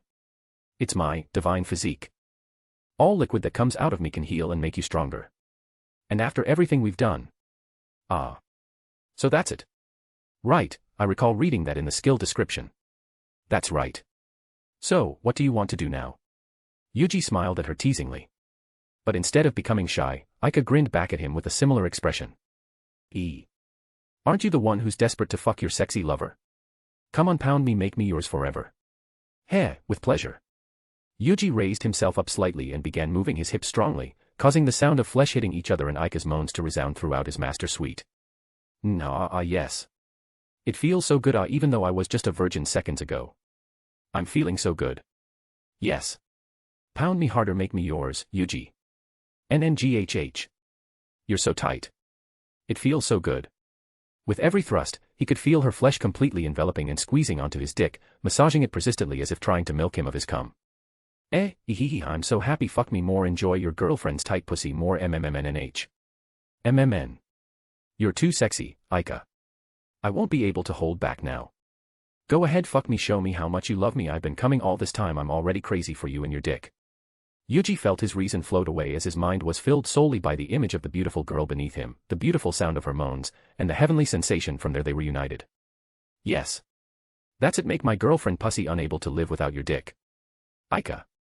The sound of his hips slamming onto her wet thighs and the muffled sounds of her moans continued to reverberate throughout the room as he continued slamming his dragon rod into her while sealing her lips with his. Yuji hugged her tightly, pressing her massive breast into his chest, as she locked her legs around him. Aika. I can't hold it in anymore. I've been horny ever since we met. Me too, Yuji, go ahead. Come inside of me, I want your baby batter. I'll come inside you. Get ready, Aika. He began pounding Aika even harder and faster, hitting her cervix with every thrust as Aika continued to orgasm every time Yuji's dick gave the entrance to her womb a deep, loving kiss. Aika. Yes. Yes. Give it to me, give me plenty of your love. Nngh. I am coming. It's coming. You're coming in me, I can feel your baby batter filling my womb. Yuji slammed his dick deep into pussy and cummed right into her, shooting out massive loads of his semen directly into her womb, completely filling it with his first shot while the rest of his shot made her womb stretch slightly, creating a visible bump right below her stomach, as some began to slowly flow out of her pussy. They two stayed in their connected positions for a while, still within each other's embrace as they shared a loving, chaste kiss, calming down and enjoying the afterglow. Ha. Ha. We finally did it and you came so much, I'm so happy. I've been holding back for a very long time. In truth, I was about to relieve myself before you came. Really? Then I should have come a little bit later than I could have caught you in the action. I'm glad you didn't. There'll always be next time. Aika bopped his nose with a teasing grin before she slowly moved her hands down and caressed the place right below her stomach where she could feel a slight bump on it. But you really did come a lot, huh? I wonder if we made a child. I wonder too. With how much I came, we probably made one if we did it during your ovulation days. I think so too. Are you ready to be a father? I don't think so. I'm still immature with a lot left to learn. But I will gladly take responsibility. Don't worry. I know you would. But let's not have one for now, okay? We're still high school students after all. We still have plenty of time. Let's enjoy our youth first. Aika caressed his cheeks softly and gave him a quick kiss on his lips. Okay. Then, we should probably buy some birth control. Do they sell it in the shop? Ah, there's actually a thing that will give me the ability to control when I get pregnant. Eh? Really? I searched for it before coming here in preparation, hee hee. Aika just had her menstruation a week ago, so there was a high chance she would be ovulating now. She knew it would be dangerous if she were to have sex with Yuuji tonight, but as she couldn't hold herself back anymore, she tried to search for some sort of birth control in the Multiverse Chat group shop. And she found something even better. There's also a male version of it if you want to buy it, you know. Aika glanced up at Yuuji with a teasing smile. Having the ability to control when his seed would make the woman he sleeps with pregnant or not was every man's dream. After all, they wouldn't need to fear impregnating anyone even if they don't use any protection. They could have sex without having to worry anytime. Considering Yuji's libido, Aika thought he would love to have such an ability, especially since he has extremely beautiful and sexy women in his life. However. Oh, no. I won't need it. I'll only have sex with girls I want to marry and have children with. Aika froze as her eyes widened in surprise. Then a moment later, her already blushing cheeks grew even redder as her lips curled into a brilliant smile. Then I'll buy it for you. What's it, Kaie, Yua? Geez, Yuuji, I love you so much. Let's get married now. Forget about that birth control. I want your child now. Wait. See, calm down, you idiot, mmppHHH. Aika reversed their position and sat on top of him, his massive rod still plunged deep inside her. Then, she sealed his lips and began shaking her hips up and down, fucking him into the night. Chapter 21, Chapter. An exceptionally beautiful couple walked through the neighborhood, stealing the attention of everyone they passed by, of which there were quite a few given it was a Sunday morning.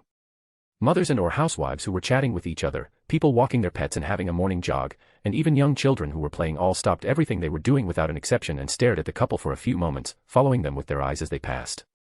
The two didn't mind the stare. After all, they've gotten used to it given the attention they've received in their homeworld. Aika hummed as she hugged Yuji's arm tightly with a brilliant smile, burying his strong, muscular arms deep in between her massive breasts. Her entire figure seemed to shine from her beautiful smile, making it impossible for everyone to not notice her and not be entranced.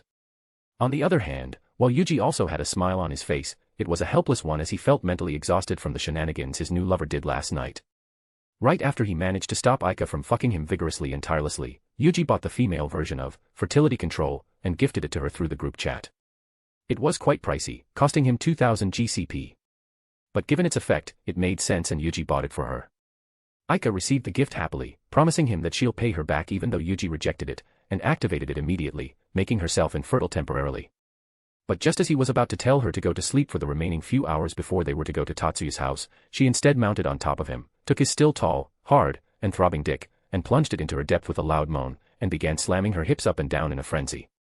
He had tried to stop her through the last shred of sheer will and reason. He had left as she continued to erode it with every slam of her hips. She had made her come countless times, but she was still fucking him for hours, even until the sun began to rise. Trying to get at least 2 hours for them to rest, have breakfast, and clean up, Yuuji pushed her down and initiated his counterattack by fucking her brains out as wildly as he could, hoping it would satisfy her. But instead, she filled his room with sexy, loud moans, demanding more, until she finally snapped out of her trance and was only an hour away from the promised time. I wonder what position we should try next. Ah. That's right. I still haven't sucked your dick. I can't believe I forgot about that. Yuuji, let's go to that park toilet. I'll suck your dick in one of the SSSSHHH. How could you say something like that in public? What if people hear it? Yuuji covered her mouth with his hand in a panic and looked around. Fortunately, no one seemed to have heard what she said, given they were still staring at them dazedly. MMH. Ah, sorry. What did you say? He released her mouth and saw her pouting and glaring adorably at him. This is just how I am. And whose fault is it that made me addicted to your dick? I know, and I love this mischievous, perverted side of you as well. But there's a time and place for everything. Also, you're the one who keeps slamming your hips on me last night. It's because it feels so good. But fine. I'll act appropriately next time. Aika leaned her head on his shoulder as Yuuji let out a small sigh and smiled softly at her. He lowered his head towards her and kissed her softly on the head. You can act as pervertedly as you want in the house when we're alone, so hold it in when we're outside, okay? Yuuji. Aika looked up at him, her eyes widened as she stared at him wordlessly. Then, suddenly, her hold around his arm tightened and she began pulling on him. What are you doing? Let's go to the toilet, after all. I want to give you lots of love now. Aika kept pulling despite Yuuji's words and resistance. Like I said. Keep those kinds of things in our house. And we need to meet up with Tatsuya first. In the end, they finally resumed their walk to Tatsuya's house after Yuuji showered her with kisses and promised her another wild night right after they go home. Soon, the two arrived before a 3-storied house on a hill with walls, around 3 meters tall with lights affixed on the lower part of it, surrounding it. It was a beautiful house with a size exceeding the average size, but compared to the luxurious mansion Yuuji and Aika received, any house built in this area would be average in plain comparison. Entering the property, Yuuji pressed on the doorbell and the two waited in front of the entrance. He had already informed Tatsuya that they were coming the moment they left the mansion, and Tatsuya had also told them that he already told his sister that he was expecting guests, so there shouldn't be a problem. Then a few moments later, the door opened and revealed a young man in dark-colored long sleeves and long pants, standing with an erect, straight posture at around 175 centimeters. He had a set of deep-set eyes, a piercing gaze, jet black hair, and a small, almost unnoticeable, smile. He was austere and competent-looking, but otherwise plain in appearance. Upon seeing the young man, Yuuji smiled at him and Aika waved her hand with a similarly brilliant smile while still hugging Yuji's arm. "I'm very happy to have finally met you, Tatsuya." "Hello. We finally meet, Tatsuya." His almost unnoticeable smile grew a little wider as he replied. "It is nice to finally meet you as well, Yuuji, Aika. Please, come in." "Thank you."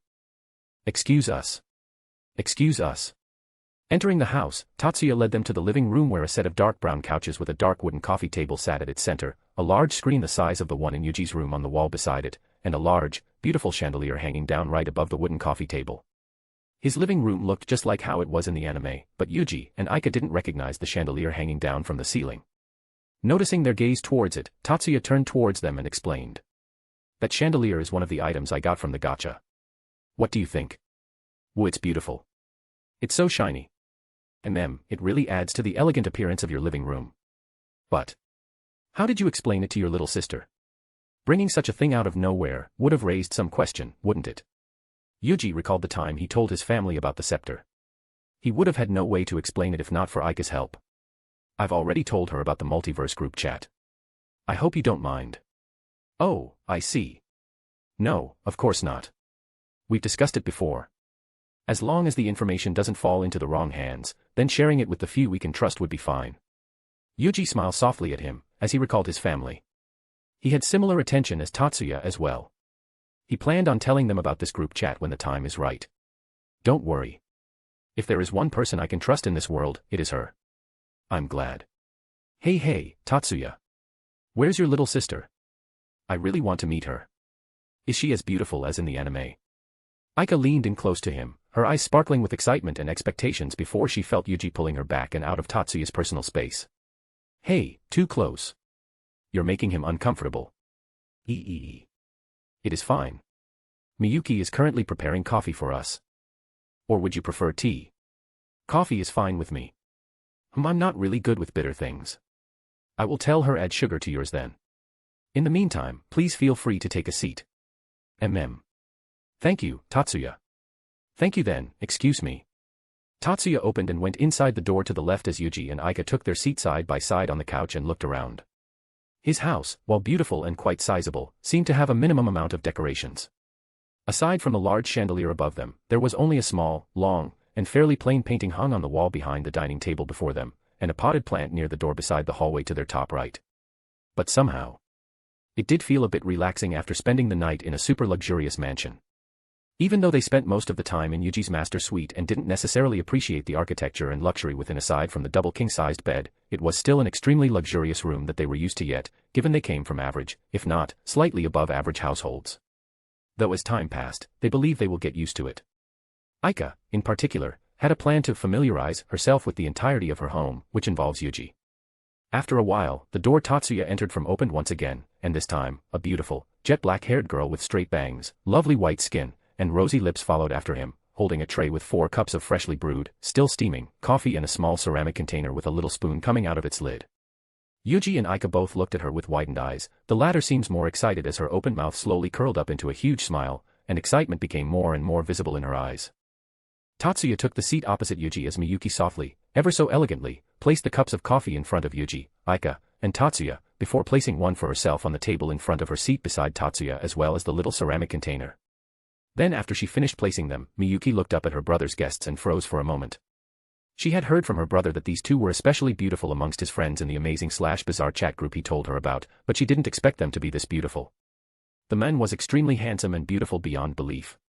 He easily surpassed any young master she had met from the 10 Masters clans, the assistant houses, or even actors she saw in shows and movies. Meanwhile, the woman was also strikingly beautiful and gorgeous. And she has such a developed figure that she couldn't believe she was of the same age as her. It was the first time she had ever met someone with beauty on par, or even surpassing her. Miyuki. Ah, please excuse me. It is nice to meet you. My name is Shiba Miyuki. Oh, please forgive me for my late introductions as well.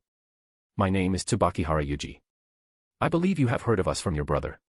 Yes, I have heard about the Multiverse chat group. Please rest easy. I shall not share this precious information with any soul. Seeing nothing but truth and honesty in her eyes, Yuuji smiled softly and slightly lowered his head to her. Thank you. Hey, Aika. Stop staring already and introduce your dash. Woo. You're so cool. You must be Miyuki-chan, right? Ah, you look like a porcelain doll. How could such an adorable girl exist in real life? Miyuki yelped in surprise when the beautiful girl before her began looking at her with the eyes of a predator and a wide grin. Her hands wriggled creepily as if she was groping something in midair, causing Miyuki to begin taking a few steps backward as Aika began to rise from her seat and approach her. Don't be scared, Miyuki-chan, let's have a little friendly skinship between women, okay? I promise I will be Gen UWAH. What are you doing? Just before Aika could come any closer to their friend's little sister, Yuuji held her back by her waist and pulled her back towards him. What are you doing, Yuuji?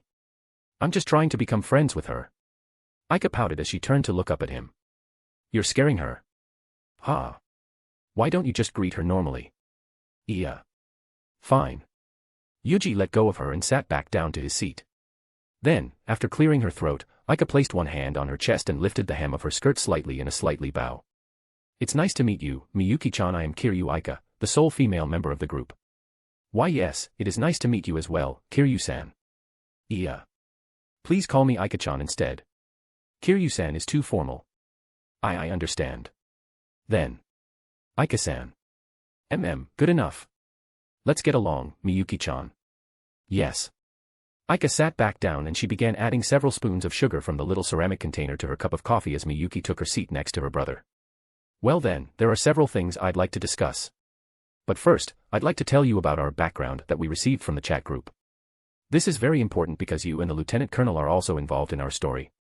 Miyuki gasped and Tatsuya's eyes widened slightly from Yuji's words, having been caught off guard by the information he was telling them. Lieutenant Colonel. Lieutenant Colonel Harunobu Kazama. Yes. Aika, would it be fine if I tell them my background first? Sure, we have the same background anyway. All right. Then firstly, Aika and I were supposedly artificially engineered magicians meant to be the greatest by the now destroyed unnamed organization. What? This time, his surprise was even more obvious as his piercing eyes grew even sharper while Miyuki's eyes widened in shock before glancing at her brother. Surprising, isn't it? Well, there is no need for you to worry. It is just a story the group chat had created and made it believable in reality and to the people related to it. Aika and I never actually experienced it. To us, it is just a memory, akin to a story we read in a book. I see. So this is what is meant by background, huh? We never actually experience it, but we have the memory, and anyone related to it will also believe it to be true. Any evidence that would prove its legitimacy would also exist. I think. That is, certainly convenient. Tatsuya fell into deep thought for a moment, memories of the experiments he was subjected to surfacing in his memory after hearing Yuji's words. But soon, he cleared his mind and shook away those thoughts and focused back onto Yuji's words. Please, continue. All right. The unnamed organizations were destroyed by us with the help of the Lieutenant Colonel. And it seems like we are now under him and have joined the same battalion as you, Tatsuya. During that time, the three of us had worked together on a mission, which we could use to explain our relationship. A mission. Tatsuya looked down to his cup and began going through his memories related to the mission Yuji referred to, but nothing came up. Judging by your reaction, perhaps members of the group chat are exempted from this. I think so. I do not remember what mission we went on together, or even if you are in the battalion. I see. Well, then I guess it is the right decision for us to talk about this first before meeting anyone else in this world. Indeed. As she listened, Miyuki couldn't help but be speechless. This multiverse group chat her brother told her about. The only reason why she believed him at all was that she knew he would never lie to her. But everything her brother had told her about it was unbelievable beyond imagination. The fact that there are other worlds beside them, that he could communicate with them, that there was a fiction based on their world that predicted their future, and even received extremely expensive items and godly powers like the one he received. Everything sounded like the ramblings of a fever dream of an unstable person. But the proof was before her. They were right here before her. The people from another world that her brother got to know from the group chat. And to integrate their existence in the world, the Multiverse Group Chat could even bend reality and people's memories without them even knowing about it. It was beyond unbelievable. What sort of magic could it accomplish? No. Could magic even achieve such a thing? Upon finishing giving Tatsuya details of his and Aika's stories and the powers they've received, Yuuji finally took a sip of his now slightly lukewarm coffee as Tatsuya processed the information he gave. It was surprisingly very delicious despite already being lukewarm, almost on par with the coffee his aunt made. There was a sophisticated depth of bitterness in the coffee that was perfectly balanced by the slight acidity, giving it a richer, more profound taste, and leaving him with a pleasant aftertaste. Then as he finished his cup of coffee, Tatsuya looked back up to him and spoke. I've understood the situation now. I don't think we'd need to worry too much. Our identity might only be revealed to our soon-to-be friends during the attack in Yokohama, so there shouldn't be a problem until then. I agree.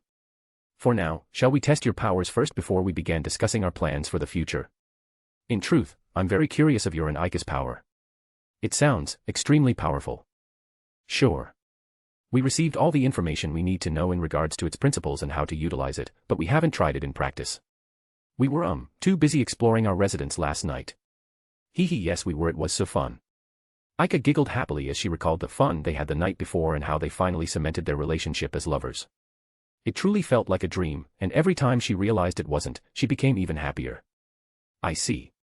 I'm quite curious about your house as well. May we come and visit? Sure, you will always be welcomed. You can even come tomorrow if you'd like. We've explored a bit, but there is still a lot of places we haven't seen. We can explore it together if you'd like. Thank you. I look forward to it. Then, let's go. Tatsuya turned to his sister and tapped her shoulder softly. Miyuki, would you like to come as well? Tatsuya tilted his head a bit upon getting no response from her.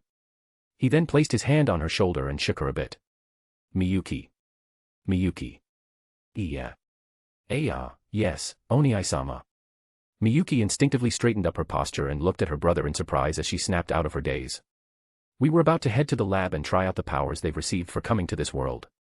Would you like to come? Yes.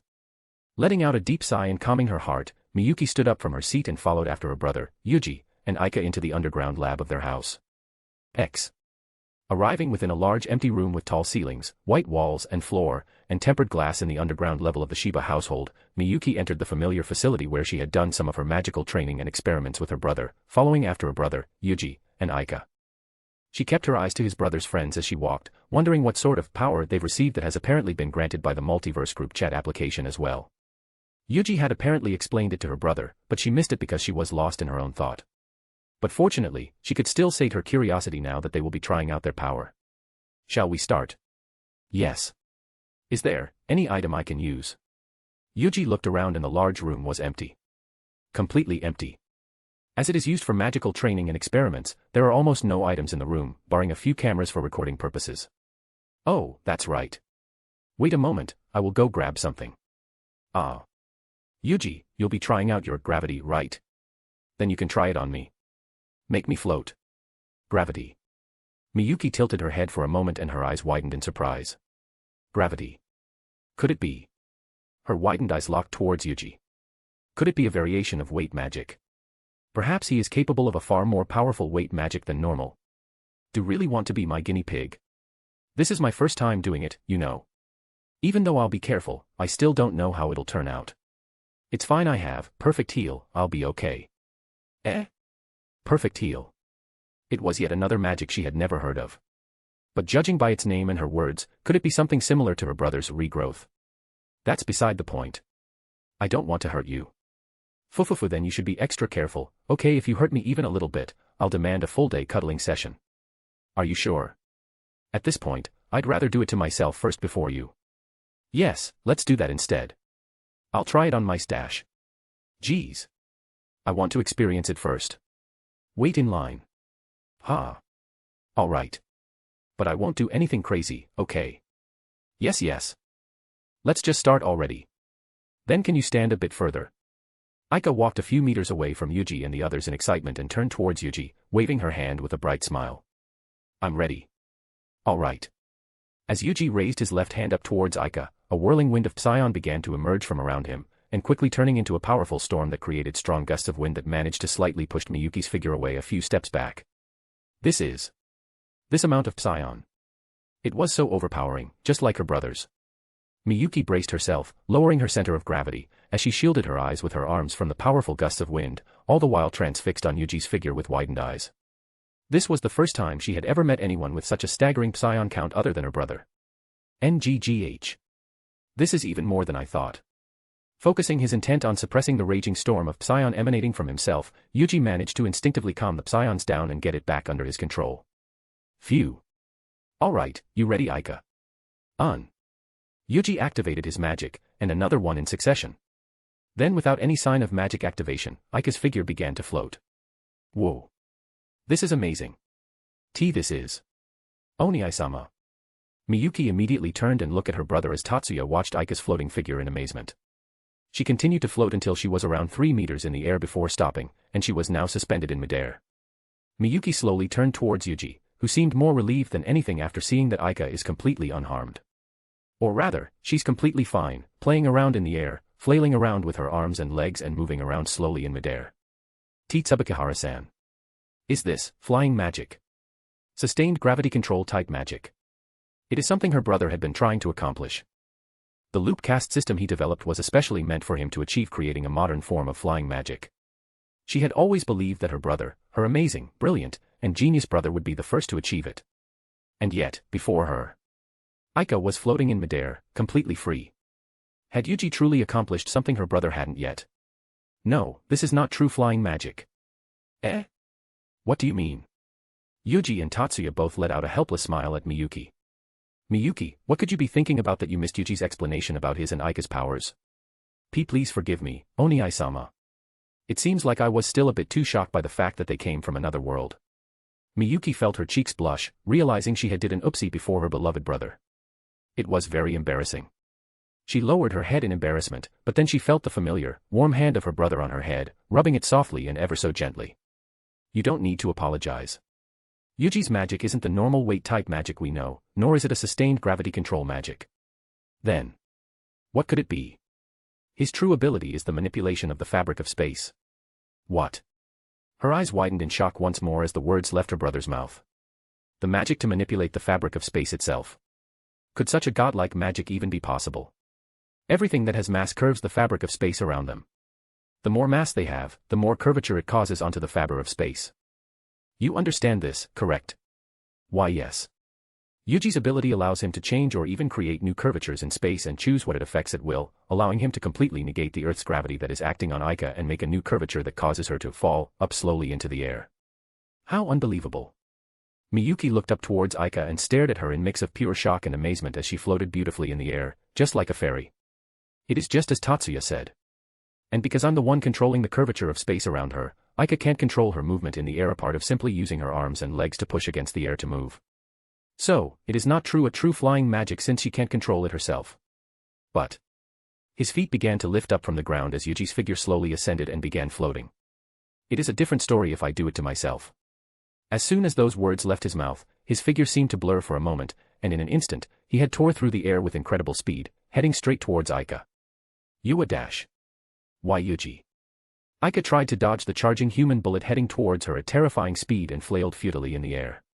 But as he was about to hit her, he dodged around her figure, moved behind her, and pulled her gently into his embrace by her waist and rested his chin on her shoulders. Oh my god. Why you scared me? Jeez. Ahahaha. I'm sorry. I just wanted to test how fast I can go. Turns out, it seems like I could go even faster than this. Jeez. I almost had a heart attack. Aika felt all her weight left her body and leaned back towards Yuuji, entrusting all her weight to him as she enjoyed being in his embrace. Do you want to fly around a little? But now that I've lost all my strength because of you, I'll have you princess carry me around. All right. Hee hee.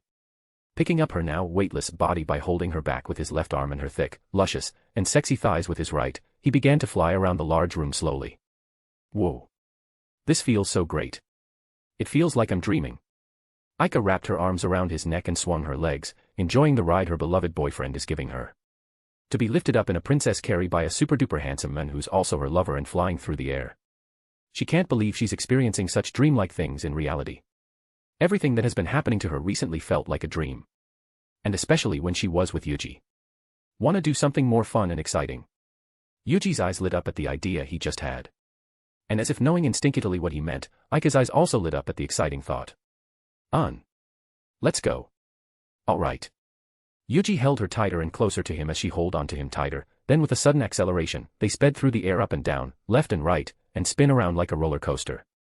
And as the two began cheering in excitement in the air, Miyuki's amazement was slowly replaced by curiosity at their relationship. They seemed very close to each other. To be in such close contact with each other, and even touching each other so intimately.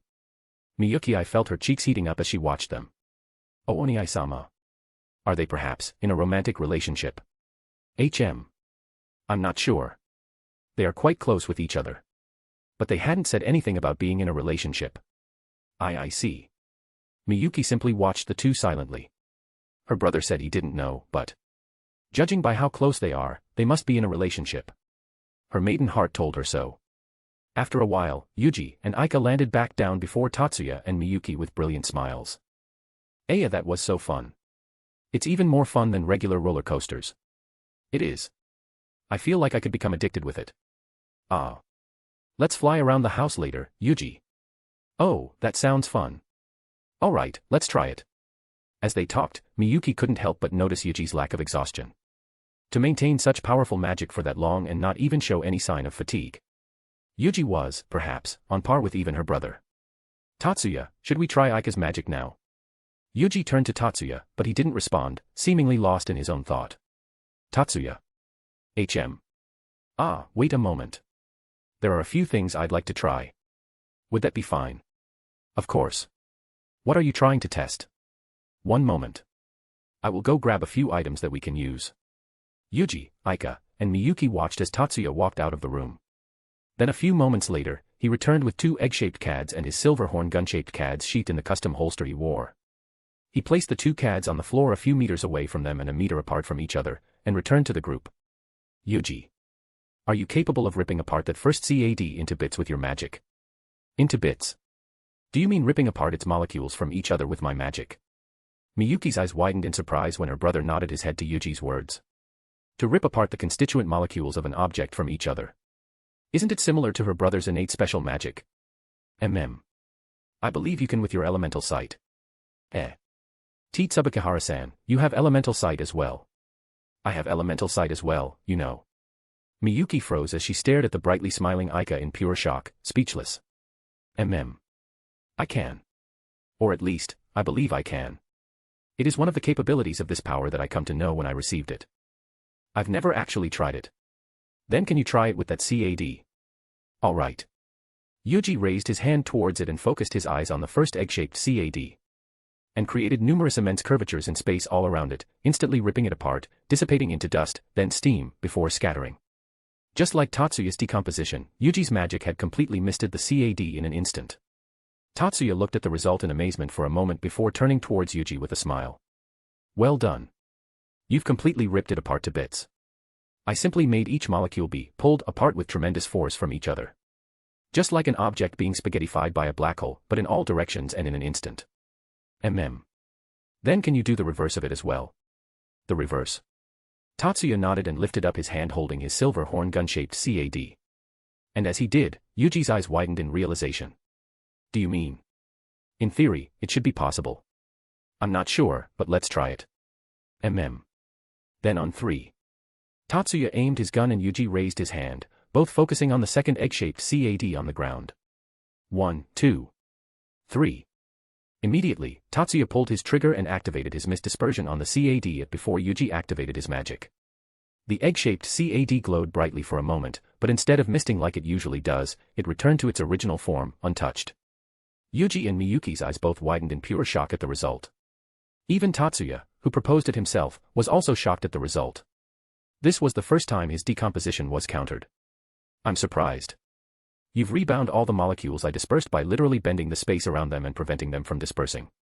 I'm even more surprised. I know it is possible in theory, but seeing it happen in reality. Tatsuya smiled softly and turned towards Yuji. It seems like we won't have to worry about any future troubles with you and Aika now here. Ahahaha. Tatsuya lowered his gun, placed it back into his holster, and turned towards Aika. Alright. Would you like to test your ability now?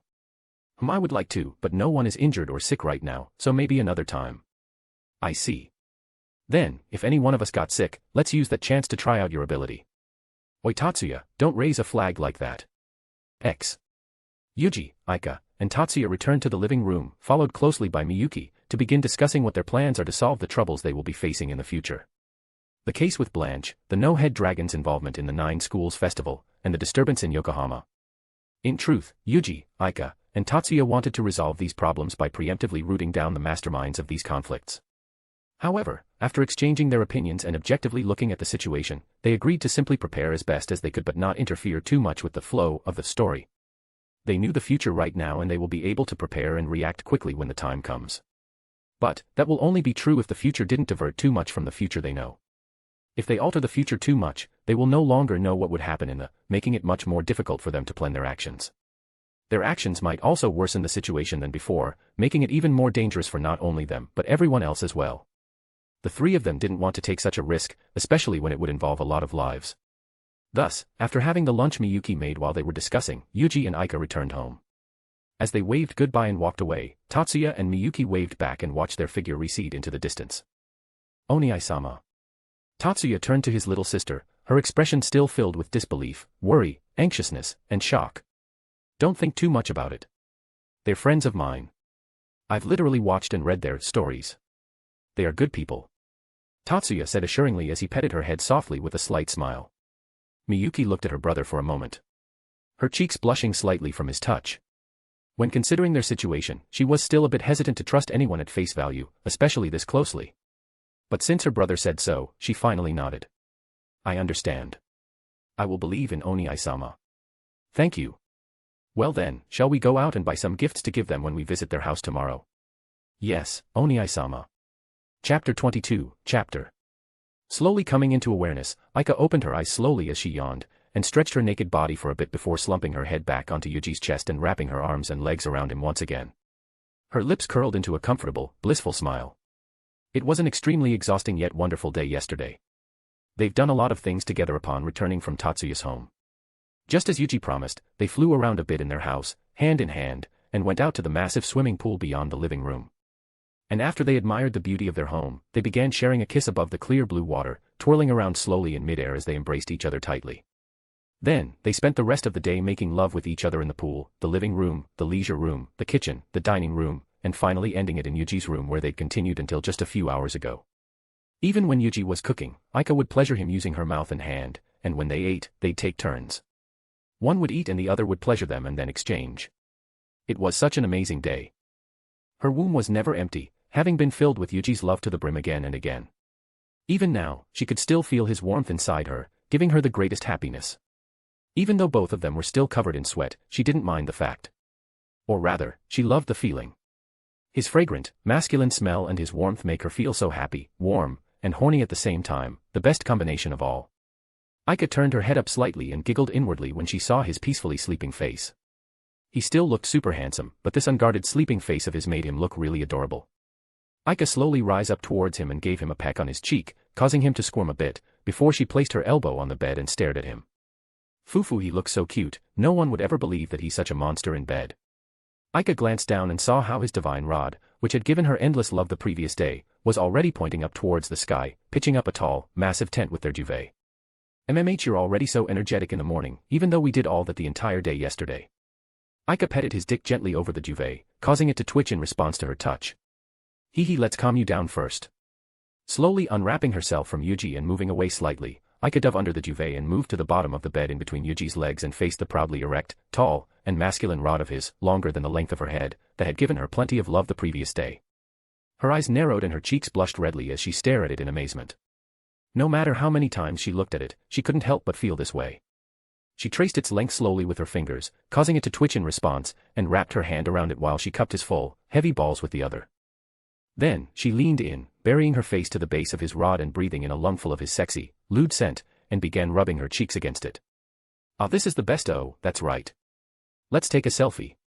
I've always wanted to take those lewd pictures I've seen in porn." She kissed his balls softly, promising to return shortly, before slowly making her way back up and picking up her phone that had been resting just beside her head pillow. She unlocked it, but just as she was about to open her camera, her eyes widened in shock. "What?" Her panicked voice woke Yuuji up. He immediately sprang up and turned towards her. "What's wrong, Aika? Did something happen?" "Why, Yuuji? We're in trouble. What's wrong?" Without even answering him, Aika shoved her phone to his face and showed him her screen. The first thing he noticed that was on her screen was her wallpaper. It was one of his more daring selfies he sent to her begrudgingly after her begging. He couldn't understand how she convinced him that it was a good idea to send her something like that at the time. But thinking back to it now, he realized that she had already charmed him by then. Then, the next thing he noticed was her clock. It read 8:30, and immediately, his eyes went wide. "What? It's already 8:30. Yes. We need to tidy up quickly. The entire house is a mess." Yuuji looked around and saw their furniture out of place, some decorations knocked down, and the entire room filled with the smell of sex and bodily fluids. Even though their natural scent had a nice fragrance and the smell of their sex more pleasant than normal, they wouldn't be able to disguise it as the scent of a room freshener. Moreover, he remembered that their clothes and underwear were spread out all over the house when they fucked each other all around the first floor. "We need to clean up and take a bath now. Yuuji and Miyuki will be arriving in half an hour. You clean up. I need to take a bath." "I'll go in your bath, okay?" "All right. I'll get in too after I'm done cleaning." Make it quick." Without even getting dressed, Yuuji cast his magic and tear through the air and out of his room while Aika immediately head to Yuji's bathroom. With his speed and precision, Yuuji managed to pick up all of their clothes and underwear that they took off one by one in separate places, and tidied up their kitchen, leisure room, dining room, and living room in around 15 minutes. Then, he quickly went to Aika's room to get some clothes and underwear for her and rushed back to his room. Then, he quickly tidied up the couches, table, and decor in his room, and then head into the bathroom. "Aika, I've brought you some clothes and underwear. They're in the first walk-in closet," Yuuji said as he went past the showering Aika and into the shower in his mini-gym. Thank you." The two quickly prepared themselves, cleaning off the sweat and fluids from the previous day-filled debauchery off their body, and dressing up as quickly as they could in this chaotic morning.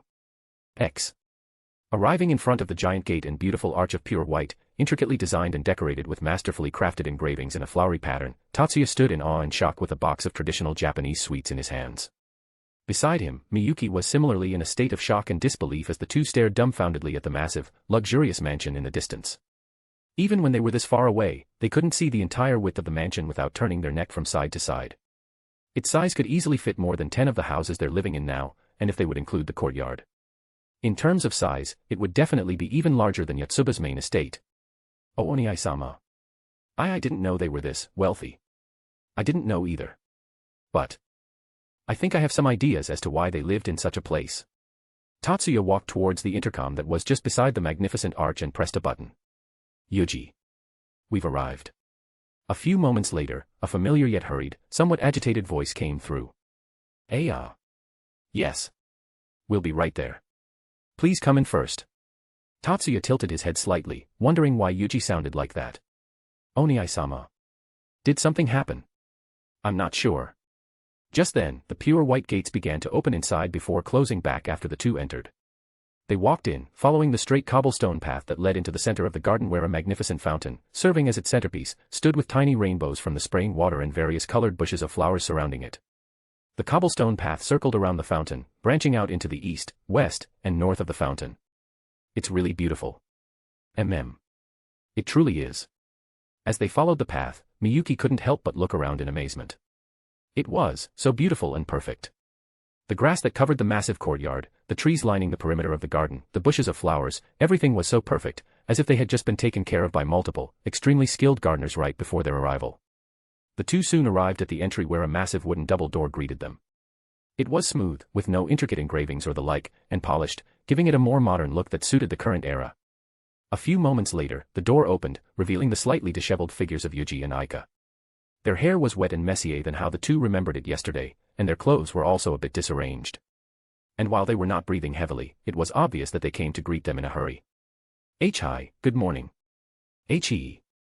It's nice to see you. I'm sorry, did we came early? No you didn't. We were the pens at fault.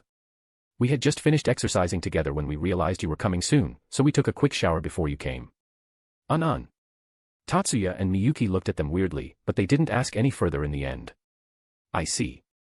I'd love to see your training grounds. Considering the size of your home, it must be quite spacious. We were just exercising in the small private gym I have in my room. I don't know if we have a large training ground like yours. We've only gone around the first floor of our home. There's still the second floor and probably several floors below that we haven't seen yet. And we thought we could explore it together with the two of you today. I see. I look forward to it. Likewise. Please come in. Letting the two inside, Yuuji and Aika lead them to the living room. As they walked slightly ahead, the two let out a silent sigh and whispered quietly to each other while Tatsuya and Miyuki's attention was stolen by the magnificent, grand interior of their home. Yuuji. I forgot. Have you sprayed some air freshener all over the house?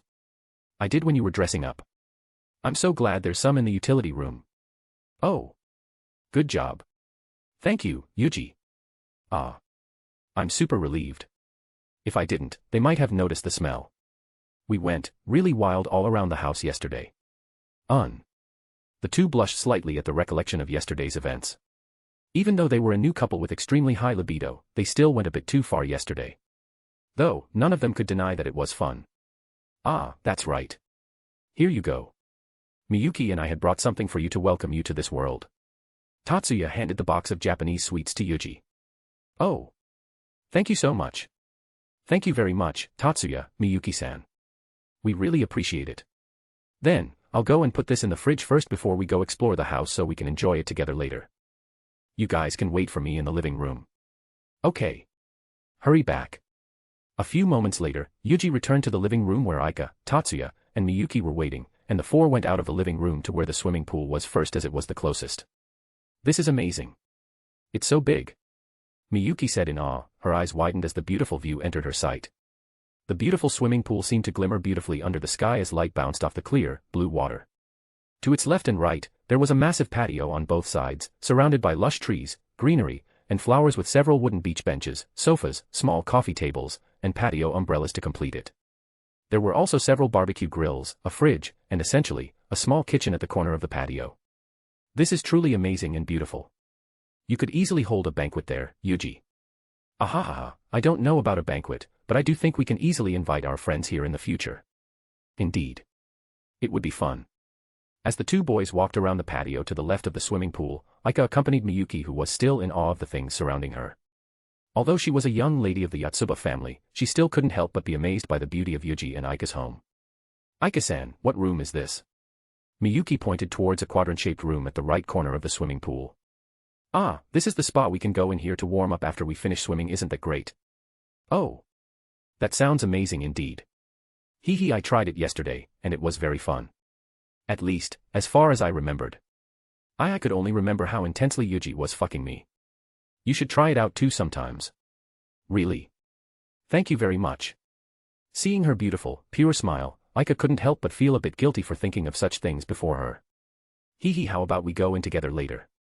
Later. I don't know if we would be staying for long. Do you have business later on? No, we don't. But Oni-sama and I haven't decided yet so. Then let's ask him, now. Aika waved her hands in the air and began raising her voice to Tatsuya and Yuuji who were still looking around the patio. Tatsuya. You and Miyuki should stay for the night. We've got plenty of rooms for you. Aika-san. Tatsuya and Yuuji turned towards them and began approaching them. Oi, Aika. What are you saying all of a sudden? Isn't it fine? We've got plenty of rooms, and just one night wouldn't hurt, right? Well, we do. But what if they're busy? Miyuki told me that they're free today. Oh.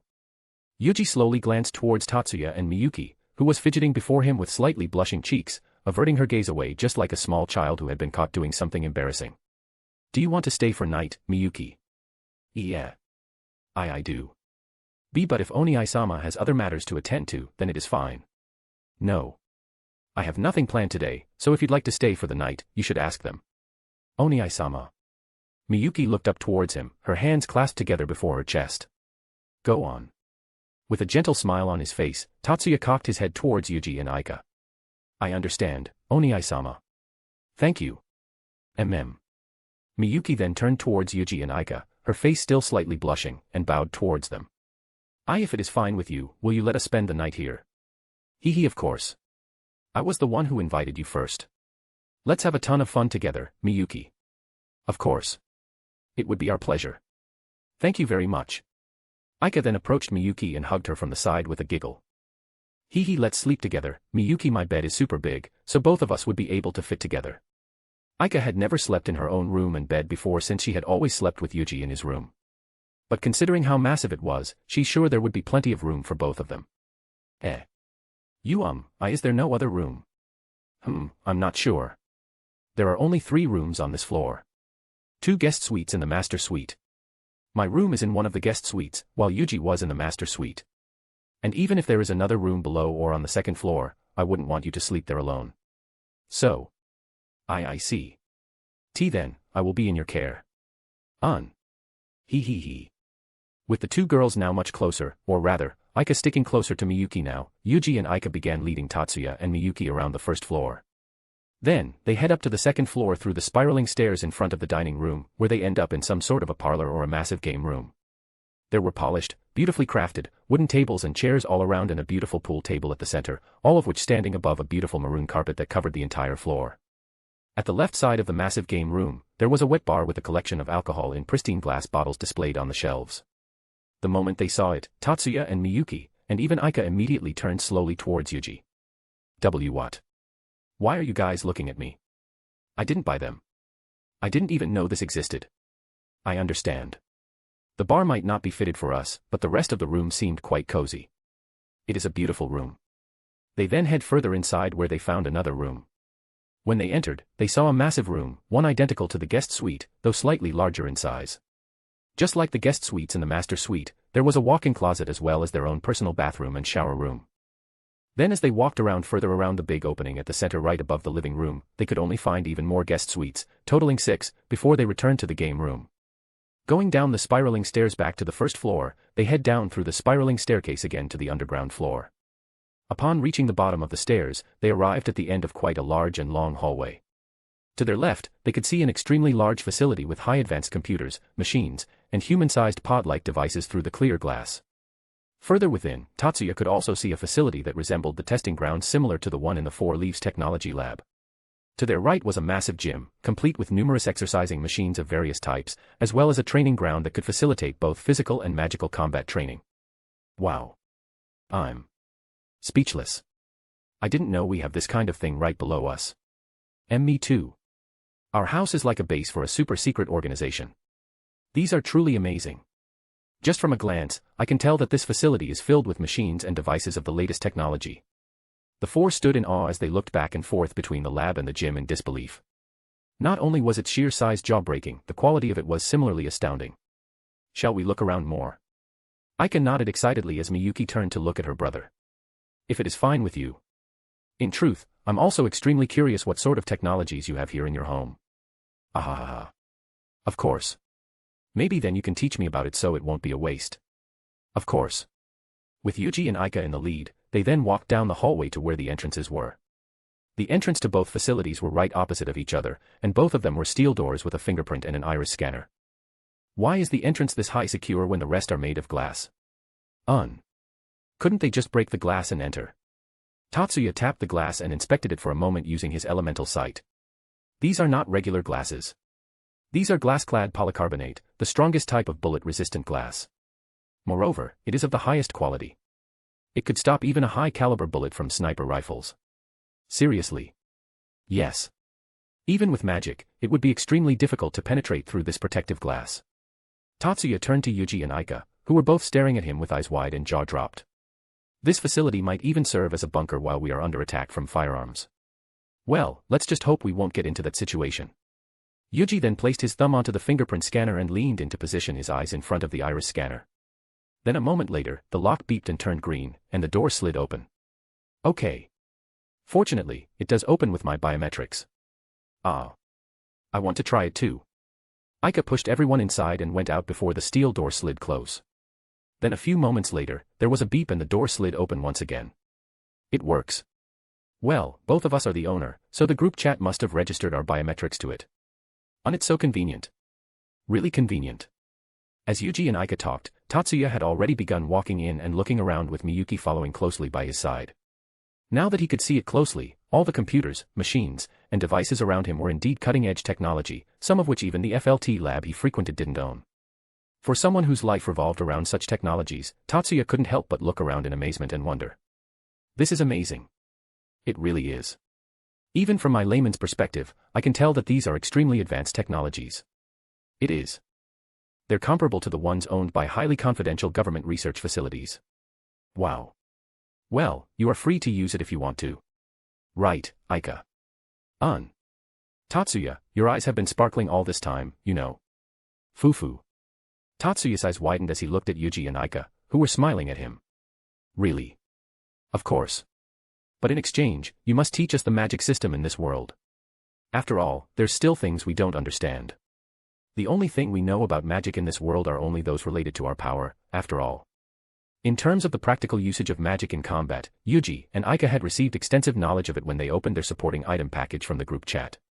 However, in regards to the intricate magical system of this world and the usage of magic for something other than combat, such as Tatsuya's objective of creating a sustainable energy resource using magic without the need for magicians to be its literal parts, their knowledge only extends to what has been explained in the anime. Of course. Thank you so much. Having such technologies at my disposal will be a tremendous help in my research. No problem. Hee hee. Seeing her Oni-sama having this much fun, Miyuki also couldn't help but feel happy for him. It has truly been such a long time since her Oni-sama enjoyed his daily life the way he is now. Oni-sama. I'm glad. Miyuki, what are you doing? Let's go, they're leaving us. Ah, yes. After exploring the underground levels for a few hours, as Tatsuya quickly became absorbed in his exploration, the four had dinner cooked by Yuuji himself before separating into their respective rooms to get ready for the night. Yuuji went to his room, Tatsuya to one of the guest suites, and Aika and Miyuki to the room Aika owned but never slept in. Upon arriving, Miyuki looked around in amazement. Wow, it's so neat and clean. Aika-san, you must have spent a lot of time tidying up your room. And no, it's not that much, hee hee hee. Aika laughed awkwardly and averted her gaze, feeling slightly ashamed. The reason why it's so clean is because I've been sleeping in Yuji's room all this time. If I slept here. She recalled the room she lived in back in her world. While she wasn't an especially messy person, she wasn't a neat person either. There are mangas, light novels, and clothes sprawled everywhere in her room, and only her cultured stuff were neatly kept in a secret place that only she knew. She didn't mean to lie to Miyuki, but after being complimented and regarded so highly by such a cute girl like her, Aika couldn't muster the courage to tell her. Alright. Let's go take a bath. You can borrow my pajamas for tonight. Yes, thank you very much. One after the other, the two took their baths and changed into their pajamas before heading to bed. As they were laying down in the darkened room, Aika tapped Miyuki's arm with a soft grin on her face. Hey, Miyuki, let's have a girls' talk. Girls' talk, is it? I understand. What is it that you wish to talk about? I'm not sure. How about you? Do you have any questions for me? Miyuki thought for a moment as Aika looked at her in anticipation. This was her first time she had ever slept over with a friend and had girls' talk, so she wasn't sure what to talk about. However, there was one thing she had been curious about ever since meeting them. If I may ask. What is your relationship with Yuji-san? You seemed quite close, but even Oni-sama didn't know what your relationship was. Well, that's because we haven't really got the chance to tell him. Yuji and I started dating 2 days ago specifically, the night when we first arrived in this world and met for the first time. Really? And was it really that surprising? As you said, we were acting quite chummy with each other, so I don't think it's that surprising. I did expect the two of you to have feelings for each other, but I didn't expect you to already be dating. I've heard from Oni-sama that you all met just around a week ago, so how could you become a couple so quickly? Well, in truth, I've been talking with Yuji much more than the other guys and I've been slowly falling in love with him since we started talking. Aika scratched her cheeks awkwardly as Miyuki stared at her, giving her full attention. When we talk over the group chat, I couldn't help but feel an indescribable closeness to him. It was as if I've known him much longer than we've actually known each other. He was nice, funny, gentle, honest, understanding, considerate, and I had a lot of fun talking with him. I feel extremely comfortable with him, even though I've never met him. It's the first time I've ever felt this way. Aika looked up towards the high ceiling and continued. And when we finally met for the first time, all those feelings became even clearer. I finally realized that I really do love him. So I approached him at the dead of night and confessed. Yeah. You confessed that quickly. And at the dead of night. Ha ha ha, I just couldn't hold it back anymore. And fortunately, he also felt the same way. He told me he couldn't believe how compatible we are and how comfortable he was with me even though we've never met. He. And you started dating right then and there. And after all, I can't hold it back anymore. He even said that he won't ever let go of me. How can I not after he said that Kaya? Miyuki looked at Aika in bewilderment as she giggled. While she was a lady from a prestigious family, Miyuki wasn't completely oblivious to the societal norm of the common people, including the norm regarding romantic relationships. And in this day and age, to be dating someone they just knew about for a few days was unthinkable. At most, their relationship would be friends, or perhaps close friends. See, could this be the norm in their worlds? As she mused, Miyuki snapped out of her daze when she felt a tapping on her arm once again. Hey, what about you, Miyuki? How is it going with your beloved Oni-sama? Yeah. What? There's no need to be that surprised. We know about the future, so of course we know about your feelings for you Oni-sama as well. Ah, really? You. Wait. Does that mean Oni-sama knows about it as well? I'm not sure. He never really talked about it, so I think he hadn't realized it as well. I see. Miyuki slumped down as she let out a heavy sigh. On one side, she was glad that her feelings for him weren't revealed to him yet. But on the other, she felt a bit sad that he hadn't realized her feelings for him. You don't need to worry, Miyuki. Tatsuya only has eyes for you. You're the most precious existence in his life. And I know he cares for you a ton. So you just need to keep on pushing. Keep on attacking until you break his nigh impenetrable defenses. But I wouldn't want to bother Oni-sama. What are you saying? There's no troubling anyone when it comes to love. Well, except if you go too far when it's one-sided. But in this case, it's not. He cares and loves you so much, and it's obvious that you're always enamored by him. So you must keep doing your best. Is it that obvious? Maybe it's because we know about the future that it seems obvious, but to others, you may just seem like a pair of especially close siblings. I see. Then, please keep it a secret for now, Aika-san. Oni-sama is going through a lot, and I wouldn't want to add to his stress.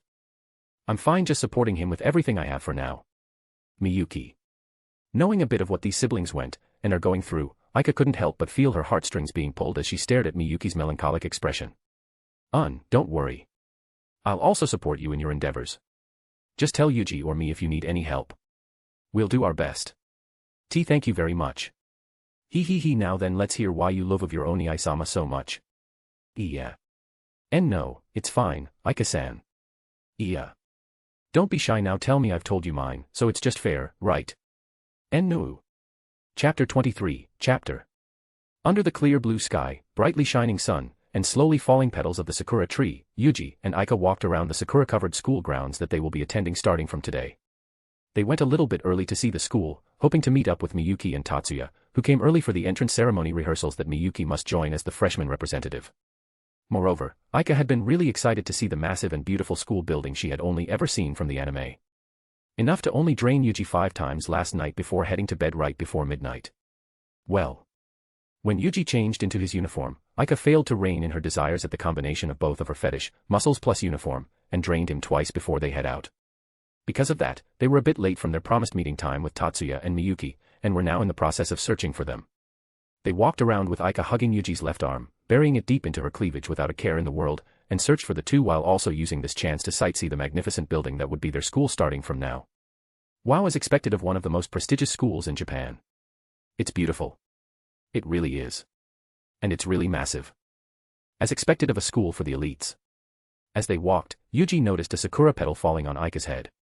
Then there must be a lot of high-class ladies, aren't you excited you dash? As Aika turned her gaze towards Yuuji in a teasing manner, her entire body froze when she saw how close his unfair face was to her. Then with a soft, gentle touch, Yuuji picked the sakura petal off her head and smiled softly. Sorry, there was a sakura petal on your head and picked it up so I didn't hear what you said. Can you repeat that? Her cheeks blushed redly and she quickly averted her face away. And nothing. It was nothing. Come on, let's go search for Tatsuya. All right. Slightly confused by the strangeness of her actions, Yuuji quietly let Aika lead him by his arm and silently enjoyed the heavenly sensation of her breasts. Looking towards the row of sakura trees in its peak, Yuuji noticed two girls a slight distance away from him and Aika, staring at them in a daze and flushed cheeks. He knew full well what those expressions meant by now, so he consciously made an effort to not smile despite knowing full well how rude it was. But, he still nodded his head slightly to them, making them blush even more. Right then, he felt a tug to his left arm. He turned his attention to it, and saw Aika looking at him with her cheeks inflated and her lips pouting. Hey, how could you seduce random girls when you're with me? I would have understood if it's a girl we know, but you can't seduce random girls. What made you think I'm seducing them? I was just being polite. I didn't even smile at them. So you're saying you're a natural-born lady killer? Well, I guess that makes sense, given your face. I never insinuated that kind of thing. Yuuji let out a small sigh as he looked at Aika apologetically. I'm sorry. I should have just ignored them knowing my situation. Aika looked at him for a moment before replacing her pout with a smile. It's fine. I just don't want you to become a playboy who'll fuck every girl he meets. I will never do that. You know that full well, don't you? Yuuji looked Aika straight in the eyes. His expression, fully serious without a hint of deceit. Yes, I do know. But, it's still better for you to not tempt them and break their heart later. I'm not asking you to ignore all the girls, but just try to be careful. Aika slowly raised her hand and touched his cheek. After all, this face alone is enough to make any girl head over heels for you. Okay. Yuuji held the hand that was touching his face and nuzzled his face with a soft smile. I understand. I want you to be careful too, okay? I don't know what I'll do to the guy who'd try to seduce you. At the very least, let's just say that you'll be using your perfect heel on him if he does. Just the thought of some guy trying to seduce his beloved girlfriend while ogling her sexy body with his disgusting gaze was enough to make his blood boil and plan a magic training session with a live target. Seeing his serious expression, Aika couldn't help but giggle at his words. Do you think I could fall in love with anyone else after seeing that smile of yours? I hope not. Because I'll never let you go. I know, don't worry, you've seduced me into becoming your personal plaything forever. Aika grinned and raised her eyebrows up and down teasingly at him. How many times do I have to tell you not to say it that way? You're my beloved girlfriend. But sometimes is fine, right? It's kinky. Only when we're in bed. Lady in the streets, slutty in the sheets. Got it. With Aika now giggling as she dragged the speechless Yuuji by his arm, they continued to walk around the school grounds until something, or rather, someone stole their attention. There he is.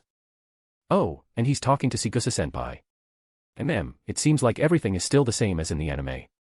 Yuuji let out a small sigh of relief upon confirming that everything still progressed just like in the anime despite his and Aika's presence in the world.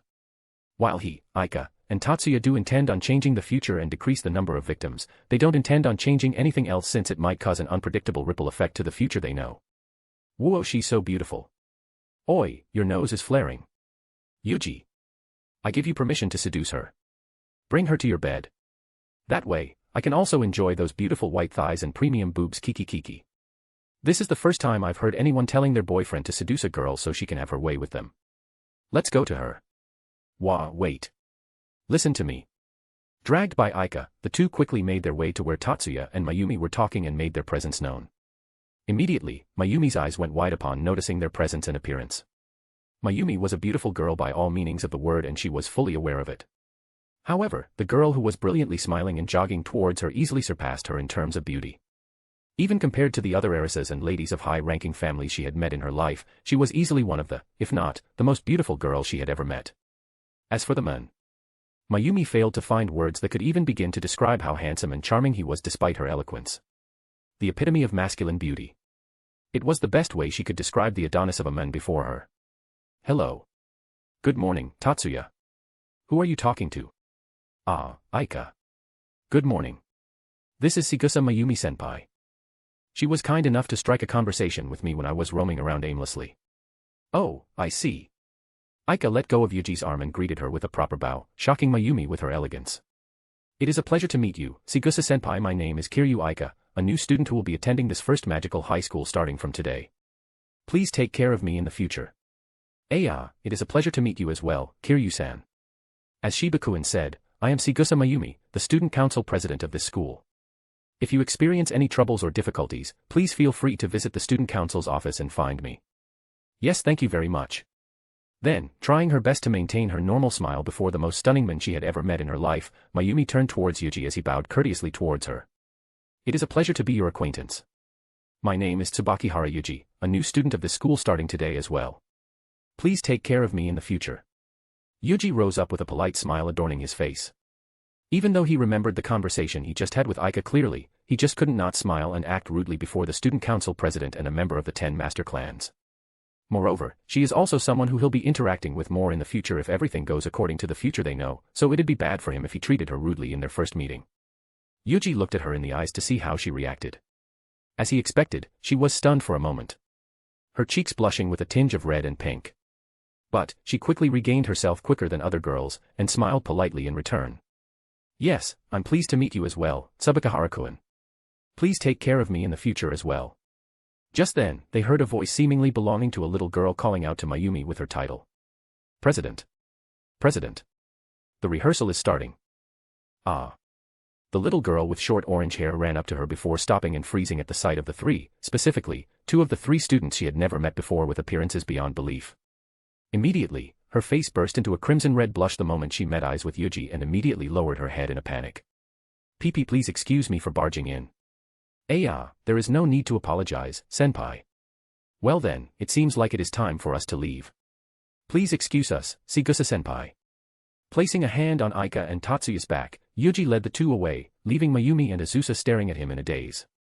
Having gone quite a distance away, Aika twirled around and hugged Yuji's arm once again and grinned at him teasingly. Oh my, you just made such a cute senpai that flustered, what a sinful man. How was that my fault? Ha. It'll definitely be awkward when we meet again. I believe so. That was Nakaju Azusa-senpai, a member of the student council. She's someone who we will definitely meet again in the future. Ha. Yes. Thank you for reminding me, Tatsuya. Don't worry, Yuji. I'll help you get along with her. I also want a legal loli in my feast after all, Kakik. I'll ignore that last part for now. Let's just walk around a bit more so I can take my mind off things and go to the hall for our entrance ceremony. Alright. Okawe. X. Numerous newly admitted students of the National Magic University affiliated First High School had filled the hall where the matriculation ceremony would be conducted when Yuji, Aika, and Tatsuya entered. Their appearance quickly garnered the attention of everyone around them, regardless of gender, as usual. But perhaps due to the prestigious and formal setting they're currently in, no one fortunately seemed to be ill-mannered enough to approach them directly. Thus, aside from shrieks and whispers that quickly rippled throughout the crowd around them, they were able to search for a seat peacefully. Going up to the second floor, where they knew there'd be open seats, the 3 sat down on the balcony of the second floor, the same seats that Tatsuya sat on in the anime. And as expected, countless eyes were still focused on them. But this time, with a mix of shock and confusion as well when they saw the emblem on Yuji and Aika's uniform. Although not spoken, there was a clear separation between Course 1 and Course 2 students. The Course 1 students, who had a pure white flower in their emblem, filled the majority of the seats in the first floor, where the acoustics and view of the stage were better. While the Course 2 students, with blank emblems on their uniform, filled the majority of the second floor. Thus, for Yuji and Aika, who weren't only Course 1 students but who had also garnered countless attention with their appearance, to sit on the second floor surprised quite a lot of students. However, the 3 didn't seem to mind it in the least. Yuji and Tatsuya were chatting like normal, while Aika looked around the hall in awe, comparing it to her school, Kuo Academy's hall. While Kuo Academy was a prestigious school as well, considering it is located in what would be considered the outskirts instead of a major city, it is still less grand than the amazing hall she's in right now. Well, it wasn't a fair comparison in the first place, given the difference in technology of their worlds. A few moments later, Aika saw 2 girls approaching her in her periphery. Excuse me. May we take these seats? Aika immediately turned to the voice, and as she expected, it was them. The 2 girls she must be friends with. Of course. Please, take a seat. Upon seeing her closer, both Mizuki and Erika widened their eyes for a moment and let out a small gasp. They were both aware that she was a beauty upon seeing her figure from afar as well as the number of gazes she pulled. But, she was even more beautiful than they expected. Even though they were both attracted to males, they couldn't help but admit how their hearts skipped a beat when she smiled at them. Thank you. Still a bit shocked, the 2 took a seat beside her, trying to calm their hearts. My name is Kiryu Aika, it's nice to meet you too. And my name is Shibata Mizuki. It's nice to meet you as well. And I'm Chiba Erika. Nice to meet you, Kiryu-san. Aika smiled brilliantly, trying to hold back her excitement from seeing the real-life versions of the anime characters she watched. They were even more beautiful in real life. Just call me Aika. Can I call you Mizuki-chan and Erika-chan too? Of course, Aika-san. Sure. Seeing the cute, timid girl that was Mizuki, and the cool, short-haired, tomboyish, yet also beautiful girl that was Erika, Aika couldn't help but begin fantasizing about them. A big-breasted timid girl and a cool, tomboyish girl, and if we add Mayumi-senpai to the mix as well. Yufufu. A glint appeared on the corners of her eyes as an idea came to mind. Ah, that's right, can I introduce you to my friends as well? Your friends? Oi, Yuuji, Tatsuya. Listen here. Mizuki and Erika shifted their heads slightly to look past Aika, and they immediately froze the moment they saw Yuuji. Here. Meet my new friends. Yuuji looked past her and saw two girls that he instantly recognized. Ah, it is nice to meet you. My name is Tsubakihara Yuuji. My name is Tatsuya Shiba. It is nice to meet you as well. Why yes. I am Shibata Mizuki. It's nice to meet you. I'm Chiba Erika. Nice to meet you. Seeing Mizuki and Erika clearly becoming flustered and blushing up a storm the moment they saw Yuuji, Aika secretly celebrated in her mind for her success. Now, she just needs to smooth their relationship over so that both of them become more comfortable with Yuuji. After all, she knew that Yuuji wouldn't get with someone unless they shared a close bond, and it'd be hard to form that bond if Mizuki and Erika were to be a mess every time they saw him. We will now begin the matriculation ceremony for the National Magic University-affiliated First High School.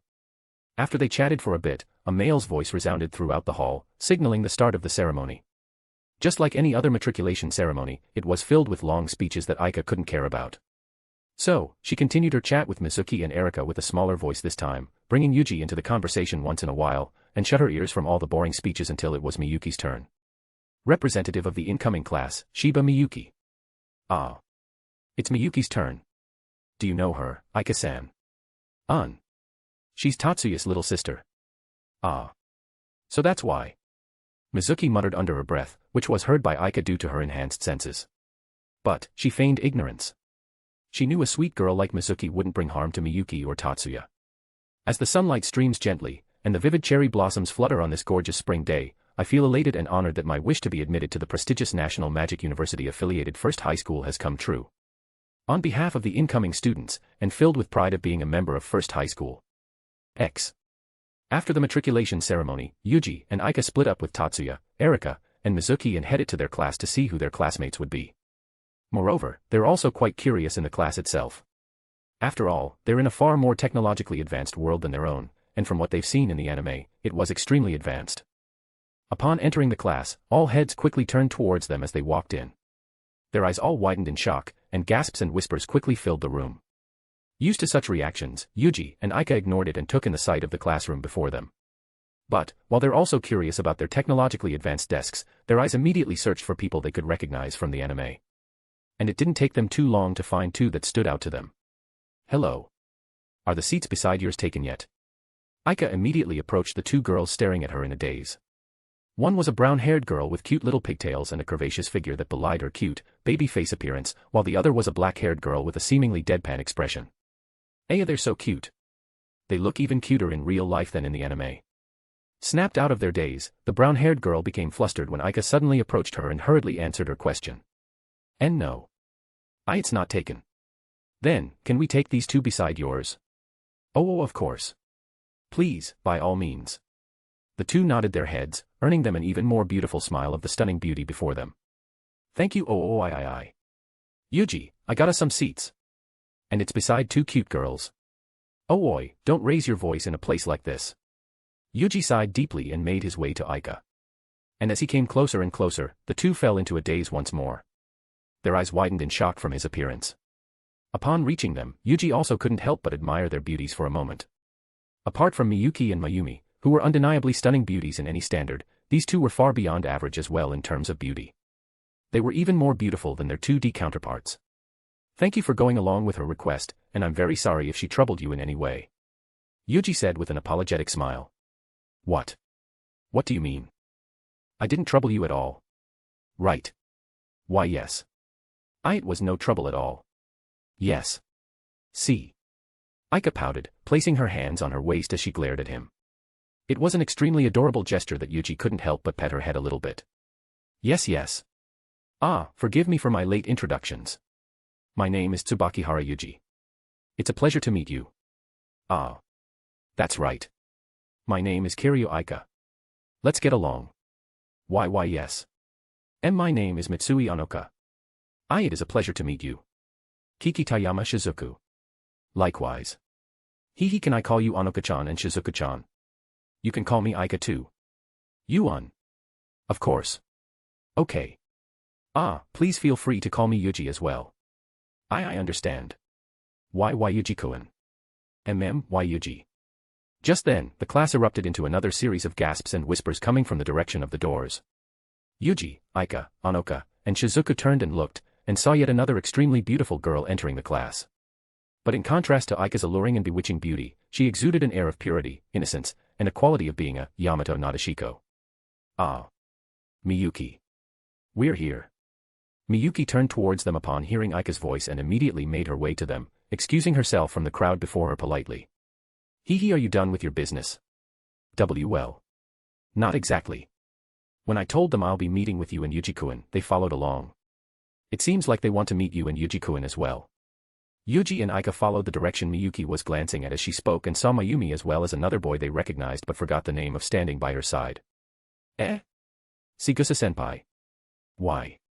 They were trying to recruit me into the student council, and it seems like Sigusa-senpai wishes to meet the two of you again after your interaction this morning. That's right. We met her when she was talking with Tatsuya. But why does she want to meet us again?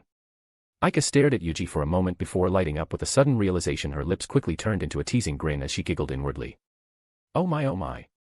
She fell even faster than expected. Kakik, it seems like I'll be able to have a taste of my beautiful student council president senpai much faster than I thought. Noticing Aika's perverted grin, which Miyuki, Anoka, and Shizuka missed since they're staring at him, Yuuji gave her a quick chop on the head. Ouch. I see. Well, no harm in hearing what they wanted to say. But before that, I want to introduce you to our new friends. Meet Mitsui-san and Kitayama-san. Hello. It is nice to meet you. My name is Mitsui Anoka. I am Kitayama Shizuku.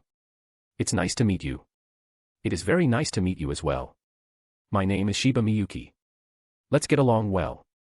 Alright, now that we're all acquainted, let's all go meet your brother, Miyuki. That's okay with you, right, Anoka-chan, Shizuku-chan? Why yes. We have nothing to do anyways. Great. Then, let's go. The five then headed out of the class where they were met with Mayumi and the brown-haired boy standing beside her.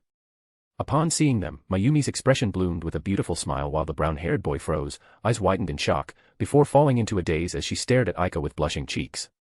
It is nice to see you again, Yuuji-kun. Aika-san, I hope I am not bothering you. It is nice to see you again, President. Is there something you need from us? Yuuji moved forward and stood in front of Aika, shielding her from the brown-haired boy's gaze, who snapped out of his daze. He immediately shifted gaze towards him and froze once again in shock for a moment before averting his gaze downward. Oh, it is nothing much. I was just curious about the two freshman Course 1 students who seem to be very close with Tatsuya-kun, a Course 2 student. He has been a close friend of ours for quite a while, President. Oh, I see. That's right. Please let me introduce him to you. He is Hattori Hanzo-kun, the Vice President of the Student Council. I see. It is nice to meet you, Hattori-senpai. Likewise. Hanzo lowered his head and retreated back slightly from the sheer presence and pressure Yuuji emanated towards him. He knew he was in the wrong for blatantly staring at a woman, no matter how stunning and beautiful she was. Even more if she was in a relationship. The shock of suddenly being in the presence of such a beautiful girl didn't give him an excuse to stare at her, and he deserved the enmity Yuuji emitted towards him. But, this was the first time he had ever felt this kind of pressure. It was as if he was standing before a giant, or in the presence of a king. This sort of pressure. It was even far more suffocating than even the pressure Jumanji Kaito exerted. And no one else seemed to realize it. He was no ordinary man. Hanzo realized this immediately from just one interaction. That's right. We are all going to meet up with Tatsuya, but it seems like you have unfinished business with Miyuki. Shall we wait for you to finish your talk with her? No, there's no need for that, Yuuji-kun. How about we walk and talk, Miyuki-san? Just until we meet Tatsuya-kun. Yes. I am fine with that, Sigusa-senpai. Then, let's go. With Mayumi leading the group with Miyuki by her side, followed closely by Hanzo, and Yuuji, Aika, Anoka, and Shizuka following behind them, they quickly gained a lot of attention from students as they walked through the hallways. Not only was it due to Yuuji and Aika's appearance, but the presence of the student council president, her vice, and the beautiful freshman representative who had just given a speech this morning also caused many eyes to turn towards them. And the amount of attention only increased as they entered the area where Course 2 classrooms were located. All of them unconsciously stepped aside, giving way for their group, as they stared in surprise, wondering what these high-profile Course 1 students were doing here. Ah, it's Tatsuya. There's Erika and Mizuki too. Oniai-sama. Miyuki immediately made her way towards her brother after hearing Aika's words, followed closely by Aika as she dragged Anoka and Shizuka by their arms. Please excuse us, President. Yuuji bowed his head towards Mayumi and followed after his friends. Ah, Miyuki. Are you done with your business with Chigusa-senpai, Miyuki? Yes, we are, Tatsuya-kun. We are just introducing ourselves to her for today. Mayumi said with a soft smile as she approached Tatsuya and the others. President. Then, we shall excuse ourselves first. Hanzo widened his eyes and unintentionally raised his voice in shock. They were supposed to try and recruit the freshman representative to the council today, and potentially the 2 other excellent students who were walking with them right now. But, Mayumi didn't even entertain his outburst and walked away. Coo. His expression twisted into a pure display of disdain as he glared at Tatsuya before turning back and following after the student council president. But as he walked past Yuuji, he felt a chill down his spine and froze as Yuuji leaned towards him and whispered. Tsubakihara-kun. Hanzo slowly turned towards him, fighting the pressure he was emanating from his sheer presence, and glared. But the moment he saw Yuji's eyes, his body instinctively tried to take a step back before something seemed to hold him in place. I truly can't understand why everyone discriminates against those in the Course 2 department. Even you, senpai, who I regard as an admirable student of this prestigious school. After all, Course 2 students are still accepted into this school, Japan's top magic university-affiliated high school, because they excel and possess superb talent in something else other than their magic power, aren't they? Is everyone so short-sighted that they'd only see the weakness in someone else and not their strength? Hanzo clenched his teeth and fists as he listened to Yuji's words. Well, I'm glad that at least Chigusa-senpai, our amazing student council president, and my friends don't have such prejudice. I'm sorry for holding you up and having you listen to my idle ponderings, senpai. Hanzo glared at Yuuji one last time before turning away with a humph and walking away. Yuuji watched him as he walked away with his fist still clenched tightly, and turned towards his friends. What's wrong? Tatsuya, Erika, Mizuki, Anoka, and Shizuka stared at him with widened eyes before they all broke into a smile. It's nothing. Thank you, Yuuji. Tatsuya said with a small smile. I'm sorry if it makes you comfortable, but I'm just really tired of his attitude. You got him good, Yuuji. Though I can't believe you said all that to the vice president on your first day of school. Erika placed her hands on her waist and smiled at him in amazement while Mizuki nodded her head to her words. Well, let's forget about that for now. Ah, that's right. We haven't introduced Kitayama-san and Mitsui-san to you guys. That's right. Guys, meet our new friends we made in the class. Chapter 24, Chapter. Returning from their matriculation ceremony, Yuuji and Aika returned to their home along with Tatsuya and Miyuki. They planned on testing the CADs Yuuji and Aika received from the group chat using the technology they have in the basement of their home. And after they finished, Yuuji asked him if he would teach him how to do maintenance and the basics of CADs as well as the basics of programming a spell into it while he checked their CADs. After all, in terms of technical knowledge, Yuuji knew very well that Tatsuya was a master in this field, and he didn't want to miss this valuable chance to learn more about the technology in this world that he might be able to reproduce to some extent in his world. They stayed in the lab for hours, and by the end of it, Yuuji was able to perform a basic checkup and maintenance of his own and Aika's CAD as well as program a simple spell into his own. I'm truly surprised. You learn things very quickly, Yuuji. Ahahaha. It's thanks to my accelerated learning speed and programming proficiency. Yuuji stretched his arms up and leaned back to his seat. Though his body didn't hurt, there was still a relieving and satisfying sensation from stretching his body after staying in a seated position for hours in front of the computer. As you know, programming in this world is very different from programming back in my world since the technology here is far more advanced. Moreover, there's no such thing as programming magic into machines in my world, so it's a little hard for me to wrap the concept around my head at first.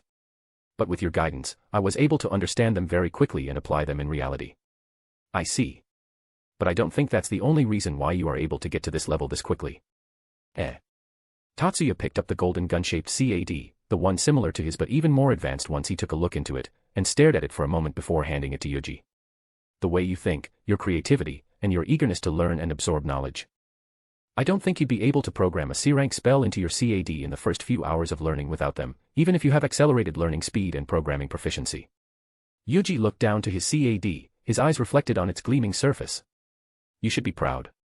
You are the first person I've ever met to be able to learn it this quickly. Even Miyuki had a harder time at first. A smile slowly bloomed on his face as he stared at his CAD. Thank you. It means a lot, coming from you. Just then, the sound of the metal door sliding open resounded along with light footsteps and a familiar cheerful voice. Oh, aye. Dinner's ready. You guys have been here for hours, you know. Aika jumped and clung onto Yuji's back, wrapping her arms around him as she completely leaned her entire weight onto him, while Miyuki made her way calmly to her brother's side. Oh, is it that time already? Time went by quite fast. What were you doing anyway? Aika tilted her head to the side and peeked over Yuji's shoulder to see the screen in front of him. I'm learning how to maintain and calibrate CADs and also the basics of programming a spell into it from Tatsuya. Really? That's great. Then, I'll leave the maintenance and upgrades of my CAD to you. Aren't you interested in learning about this? I'll just learn about it in school. I'll leave the actual thing to you, hubby. Aika giggled and rubbed her cheeks against Yuji's. Ha. What if I don't want to? Fufufu, don't worry, I have plenty of ways to convince you to do it for me. Aika said, pushing her heavy mountainous breasts to his back and pecking him on his cheeks. Why you little. He. Watching their interaction, Miyuki blushed and quickly turned her attention to her brother. Oni-sama, shall we have dinner now? Of course. Let's go, you two. Oh, right. Let's go. Okay. You fufu, you both can look forward to this meal. Miyuki and I did our best making it. The next morning. It was their first day of class, and just like any other school, the first day was reserved for introductions, students getting used to their surroundings, as well as checking their class schedules and the like. Yuuji did the same, accessing his student profile through the computer in his desk to check on his schedules, class requirements, and some other miscellaneous subjects such as the clubs that existed in the school. And to his surprise, this elite magic high school had similar clubs to the schools in his world. There were sports-oriented clubs such as soccer, karate, kendo, etc., as well as culture-oriented clubs such as the Tea Ceremony Club.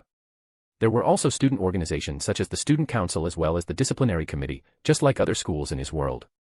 Though, they do have much more influence and power here, given they're led either by members of the 10 master clans or a fairly powerful and promising magician.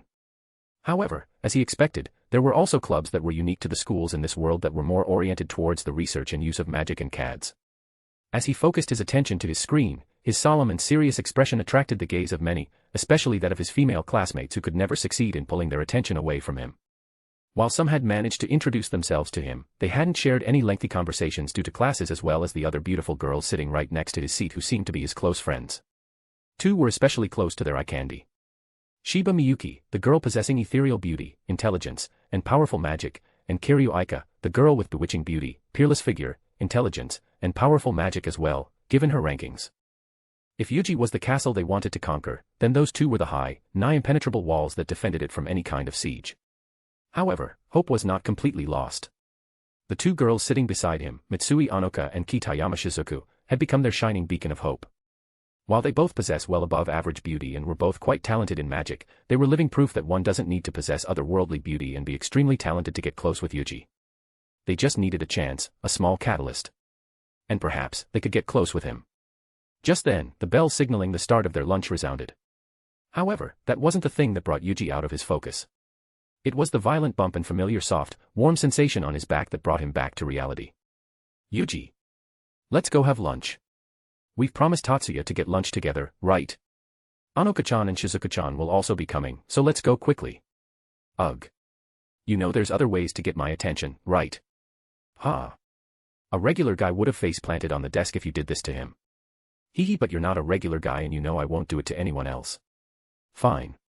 Aika let go of Yuuji as he stood up from his seat and turned towards Anoka, Shizuku, and Miyuki. I'm sorry for the wait. Are we ready to go? Why yes.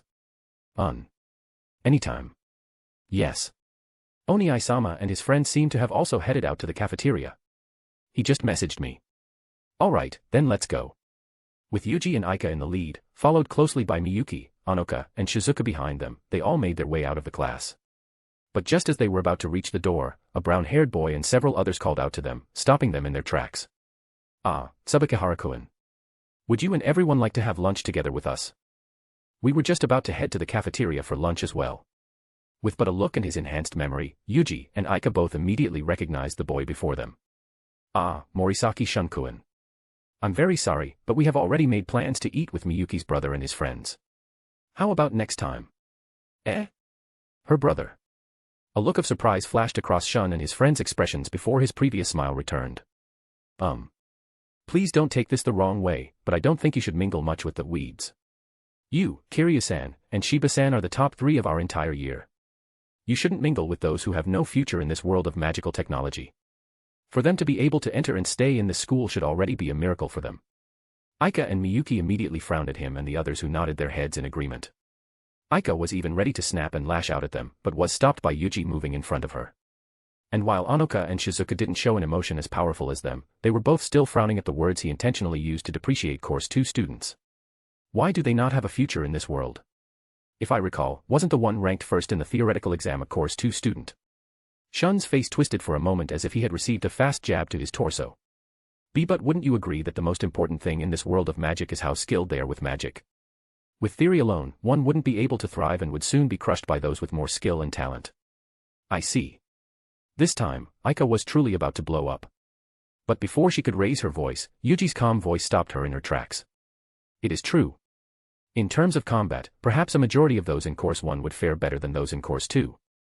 However, you should know that magic isn't the end-all and be-all in combat, am I right? As someone experienced in real combat situations, Shun couldn't find a word to refute Yuji's words. I dare to bet there are some in Course 2 with the physical prowess to subdue magicians before they could cast a spell. Well, even if there isn't, the world of magic doesn't revolve solely around combat in the first place, right? What? Research into the utilization of magic to create a sustainable and renewable energy source, the technological advancement of CADs, and the advancement of magical technology in daily life utilization.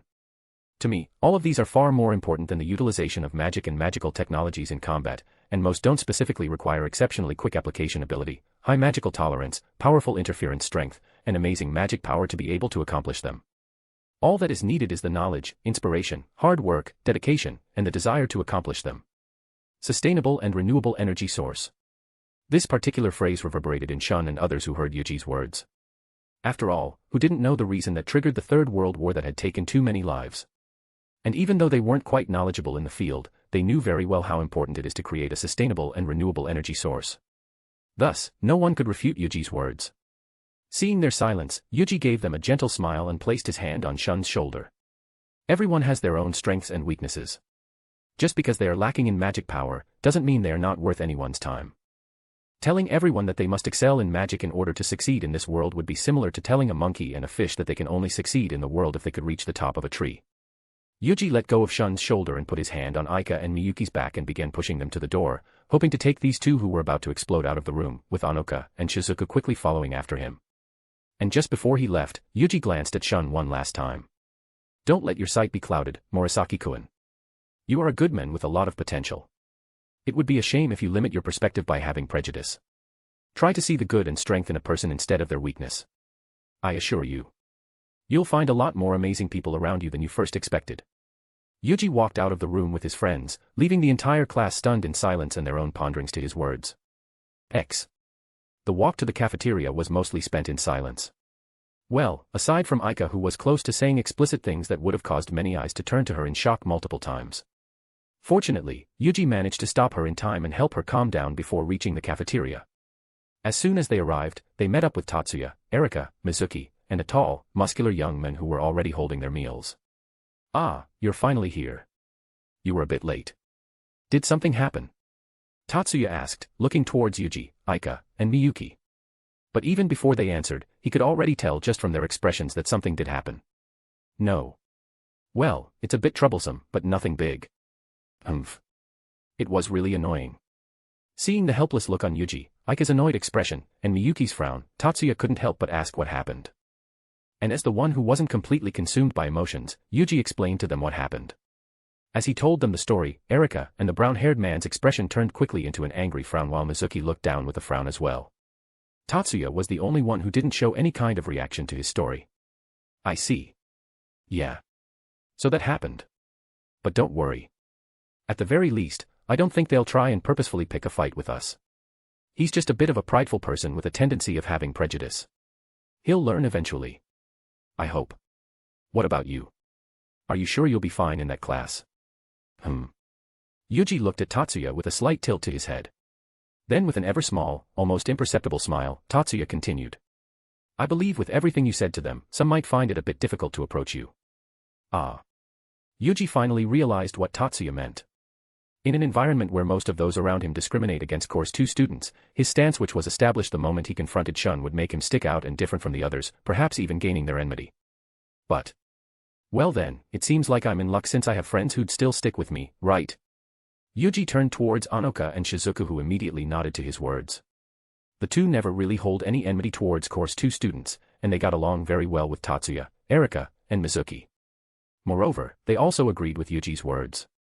One should see and focus on the strength in each other, rather than their weakness. See. I'm glad. This time, Tatsuya's smile was no longer only perceptible to those with keen eyes like Yuuji and Aika or those who had known him for years like Miyuki. He was actually smiling and truly felt a sense of relief and happiness from knowing that his friends didn't held such discriminatory belief. Hee, that was really well said, Yuuji. I really wish I could see his face when you say it. Erika skipped towards Yuuji and bumped her fist on his arm with a grin. Well, what can I say?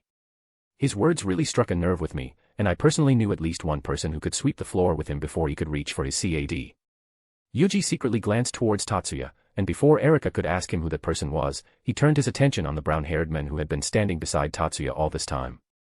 Anyway, I believe this is our first meeting. Hello, my name is Tsubakihara Yuuji. It's nice to meet you. I'm Saiju Leonard. It's nice to meet you too. Leo quickly took the hand Yuuji gave and shook it with a wide grin. After listening to his story, Leo's perception of Yuuji was already sky-high. He's someone he could definitely get along with. Sorry, I was quite surprised to see a Course 1 student acting like that. Most of them were not that pleasant folks, in my experience. It's fine. I can't say for the rest of the student body, but at the very least, you won't find any of the unpleasant sorts in this group. Yuuji smiled and glanced towards Aika, Miyuki, Anoka, and Shizuku. Nice to meet you, I'm Kiryu Aika. Shiba Miyuki. It is a pleasure to meet you. My name is Mitsui Anoka. It is nice to meet you. Kitayama Shizuku. A pleasure. Oh. A pleasure to meet you guys too. Well then, we'll go ahead and buy something first. Can you guys grab a seat for us too? Of course. Leave it to us. Thank you. After school. Yuuji, Aika, Miyuki, Anoka, and Shizuku had promised to go home with Tatsuya and the others and grab some ice cream on the way home. They've promised to meet up near the school gate, and upon exiting the building, they could already see Tatsuya's group waiting for them there. Sorry for the wait. It's fine. We just got here as well. Mizuki replied to Aika with a kind smile. Alright, then let's go dash.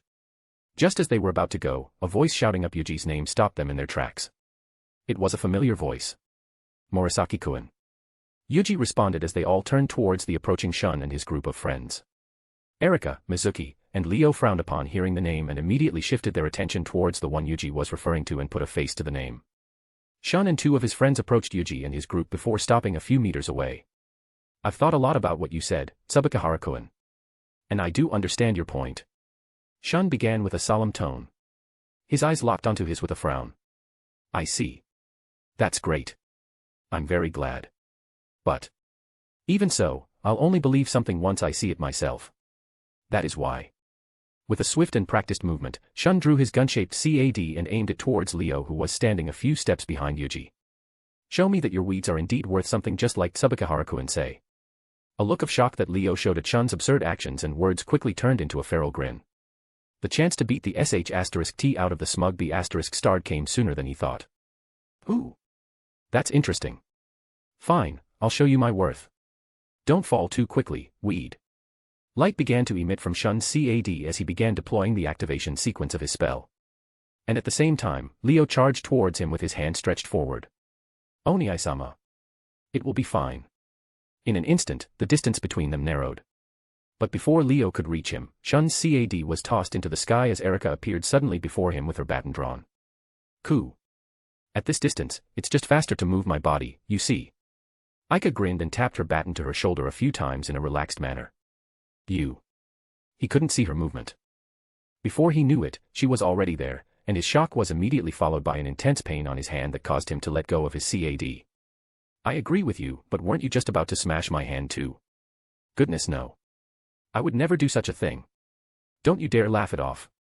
Shun stumbled backward as the pain in his hand was still stinging from the hit. I dare to bet there are some in course 2 with the physical prowess to subdue magicians before they could cast a spell. Is this what Tsubakihara meant?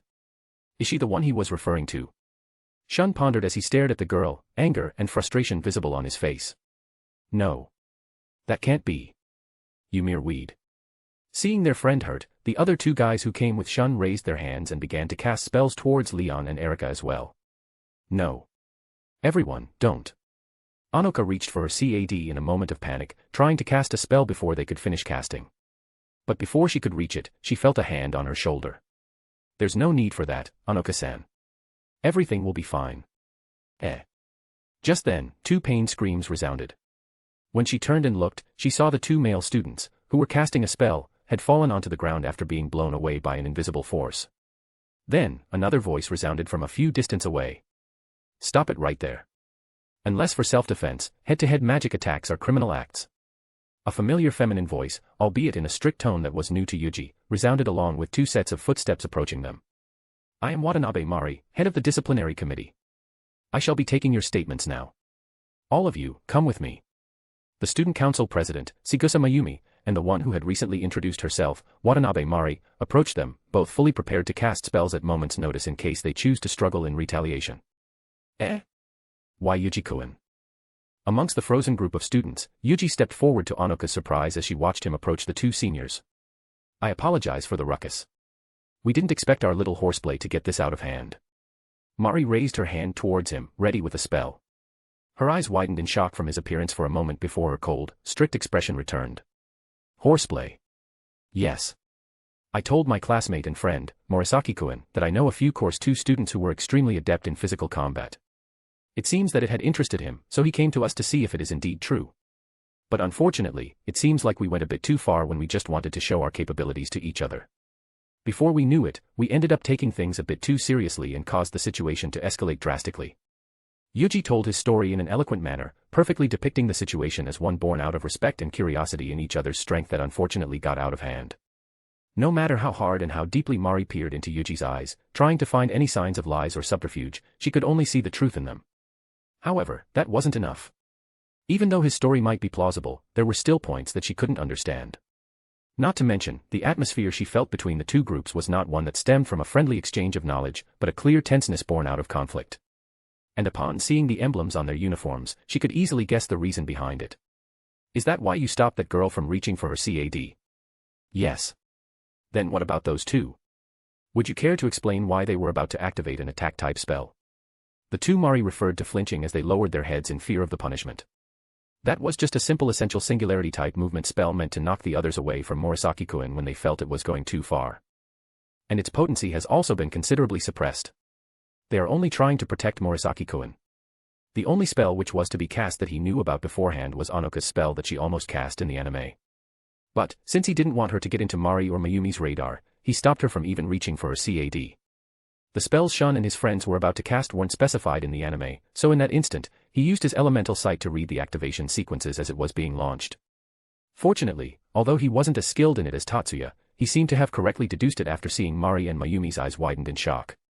Oh. I see that you have the ability to read activation sequences as it is being launched. I learned it from my friend who is extremely adept in analysis. I'm still green in that field. However, as it was a simple spell, I was able to deduce it correctly. Yuuji sneaked a glance at Tatsuya and returned his gaze towards Mari. I see. I truly apologize for causing this ruckus. Mari looked at Yuuji as he lowered his head, still hesitating on how she should pursue this case. But as she was deliberating, Mayumi moved in front of her and smiled brightly. That should do it, don't you think, Mari? Yuuji-kun has apologized as well, so I think that's enough. Mayumi then turned towards Yuuji and the rest of the group with a gentle yet prim smile. Showcasing each other's speciality in order to gain knowledge is not prohibited. However, the use of magic still entails detailed restrictions. It would be wise to refrain from any self-schooling that involves magic activation. Since the president herself seems to be so inclined, I shall look the other way as well this time. However, make sure none of this is repeated again in the future. Yuuji, Aika, and the others all bowed towards Mari and Mayumi as they started to walk away. But just after a few steps, Mari stopped and turned back towards Yuuji. What is your name? Class 1A, Tsubakihara Yuuji. Her eyes widened in recognition of the name before narrowing once again. Tsubakihara Yuuji. I see. Interesting. Don't cause any trouble again, honor student. I understand. Mari and Mayumi then walked away, heading back into the school building, as Yuuji watched their backs receding into the distance. Tsubakihara-kun. Yuuji turned to his side, his gaze meeting Shun's as he kept his frowning expression at him.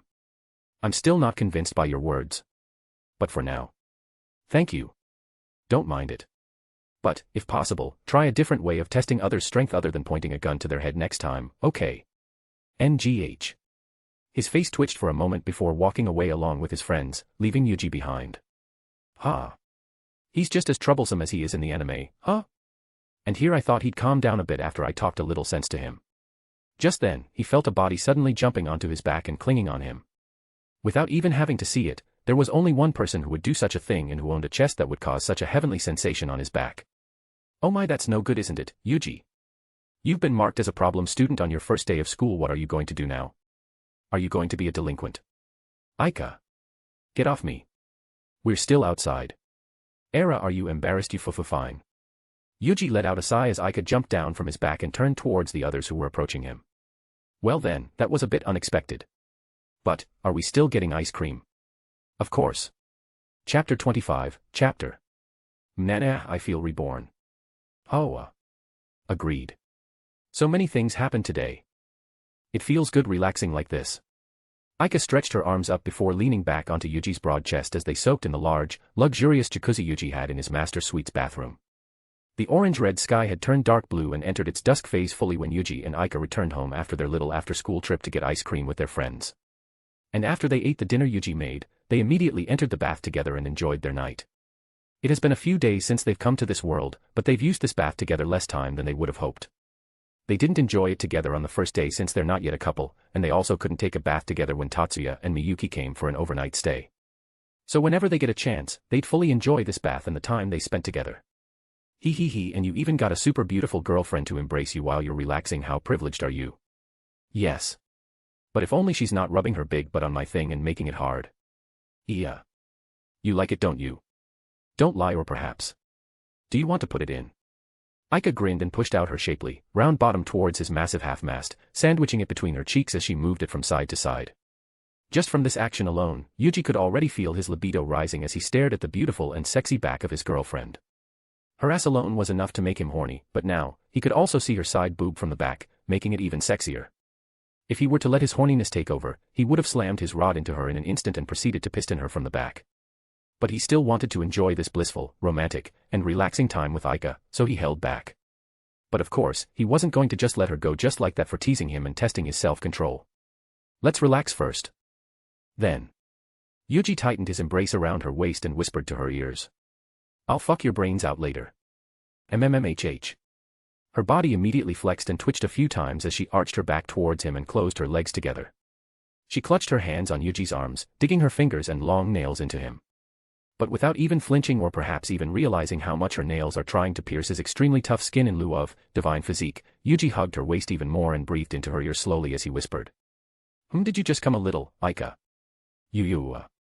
Why, you know how weak I am to your voice, and your dick have been poking my ass all this time. There's no way I won't get horny. Hee, I see. But let's save it for later, okay? For now, let's just relax and enjoy the bath. Yuuji loosened his embrace on her waist and turned her head slightly so he could kiss her lips, and leaned back, pulling Aika with him so she would be leaning back on his chest. Moo. You tease. Despite feeling a bit vexed because she won't be having her beloved rod slammed into her now, Aika also began to relax and pulled his arms around her waist tighter before resting her head on his chest. So. What do you think about our first day of school, Aika? It's fine. The lessons are easy to follow, though any class has become very easy to follow ever since I got my SSR. But they're interesting, definitely more so than the subjects I'm learning in my school. How about you? The girls are cute, aren't they? Why do you always go there immediately? Of course I am. I want to get Erika, Mizuki, Sigusa-senpai, Anoka, and Shizuku into my bed. And to do that, I need you to get them to your bed so I can enjoy them too. In truth, I want to get Watanabe-senpai and Miyuki too, but they already have someone they love, so I won't NTR them. What? I'm sorry, can you say that again? I want you to get them into your bed so I can enjoy them too. What the hell are you thinking about? What? Don't say you don't think they're all super cute and attractive. 'Cause I know you'd be lying, hee hee. Of course they're beautiful, but that doesn't mean I want to have sex with them. Really? Aika narrowed her eyes as she stared at him with a grin. She knew he was interested in them.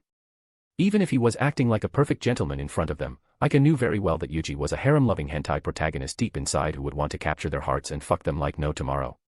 After all, she had experienced it herself and became his first victim. And she knew if he gave it a bit of effort, he'd definitely be able to make them head over heels for him. Under his girlfriend's knowing gaze, Yuuji couldn't find any excuse. She knew him very well by now, and she knew his deepest desire as well. He couldn't find anything to deflect her question. Oh okay, fine. I won't deny it. But it doesn't mean I want to pursue them actively and get them to have sex with me. I'd prefer it if it could happen naturally. Also, I don't know if they'll accept being my girlfriend if they know they won't be the only one. Hee hee, don't worry about that, I'll help you. I'll push them all in the right direction and make sure they'll all accept being in your harem. Don't force them, please. I'm happy you think that way, but I really want a relationship that stems from love, not just lust, okay? Aika smiled softly and turned around to face Yuuji and hugged him softly. Don't worry. I won't. I know what sort of person you are. You're not someone who only thinks with his dick. The fact that you won't buy that skill that'd let you control your sperm fertility is all the proof I need. You'd only have sex with the girl you'd want to marry, and that is one of the reasons why I fell even more for you. Aika let go of him and moved away slightly so that she could see him in the eyes and continued. I'll help them be with you only if they are truly in love with you, and make them accept being in your harem so that no one gets hurt and we can all be happy together. Yuuji stared deeply into her beautiful eyes before slumping down and burying his face in between her heavenly chest as he tightened his arms around her waist. I'm still not sure how I feel about this harem thing. I know I accepted it before because I'm already too mad for you and because there's still a bit of time for me to sort it out before I return to my family and confess my feelings for them. But if I do end up falling for them, please just know that you will always be in my heart forever. Aika hugged his head and stroked his head softly, her lips curled into a gentle smile. I know. You filled both my heart and my womb with plenty of your love. I know very well how much you love me. I just want you to be happy too. I don't want our relationship to be a shackle for you. And don't worry. I'm not the type of girl who'd want to monopolize you. I'm fine sharing you with other girls. Though, I hope you don't mind if I take a bite out of them too. Okay. Yuuji raised his head from her cleavage. Thank you, Aika. I love you. I love you too, Yuuji. Their heads gravitated towards each other ever so slowly, their eyes never leaving each other's until their lips finally united into a chaste, loving kiss. And as the feeling of love and lust for each other overflowed, they made passionate, romantic, and kinky love with each other for the rest of the night until the sun rose once more. Early in the morning. Yuuji and Aika headed to school together, both having no sleep at all as they spent the entire night making love. And, despite the rigorous exercise they did for the entire night, they showed no sign of being sleep-deprived or exhausted. In fact, they looked even more radiant, especially Aika, who had a brilliant smile on her face. Aika loved feeling Yuji's warmth in her womb. However, since she had to go to school, it would have immediately spilled out whether she wanted it or not and create a huge puddle of thick white cum under her the moment she stood up, especially considering the amount of cum he pumped into her. But, an inspiration came to her in the form of a brilliant idea. She asked Yuuji if he could use his innate active magic ability to keep his cum from spilling out of her womb before they head out. It was a truly shocking request, and one he didn't know he could fulfill. But since it was her request, Yuuji tried his best to do it. He used his elemental sight, focusing his attention to her genital area and seeing its inner structures. Then, he activated his magic and bended the space within her womb slightly and targeted his cum so it would fall into her womb instead of out. It was minute enough to not cause any discomfort, but still accomplish his goal. Now, even while she was walking, his cum would still be falling into her womb instead of out. She never felt so happy going to school before. She might even have Yuuji do this every morning so that she could have his warmth in her womb until the time she got a refill. On their way to school, a familiar voice calling out their name caused them to stop and look back. Good morning, Yuuji-kun, Aika-san. Good morning to you as well, President. Good morning, Prez. Mayumi's smile grew even wider and brighter as the two slightly bowed their head and greeted her back. There's something I would like to discuss with the two of you as well as Miyuki-san. May I know your plans for lunch? Is it a continuation of yesterday's discussion, President? It is. Yuuji stared at her for a moment, peering into her eyes as he fell into a thought. There must be only one spot open in the student council if I recall the anime correctly. And it would traditionally be the freshman representative. But if she's inviting the three of us, In the anime, only Miyuki was invited for lunch to let Mayumi persuade her into joining the student council.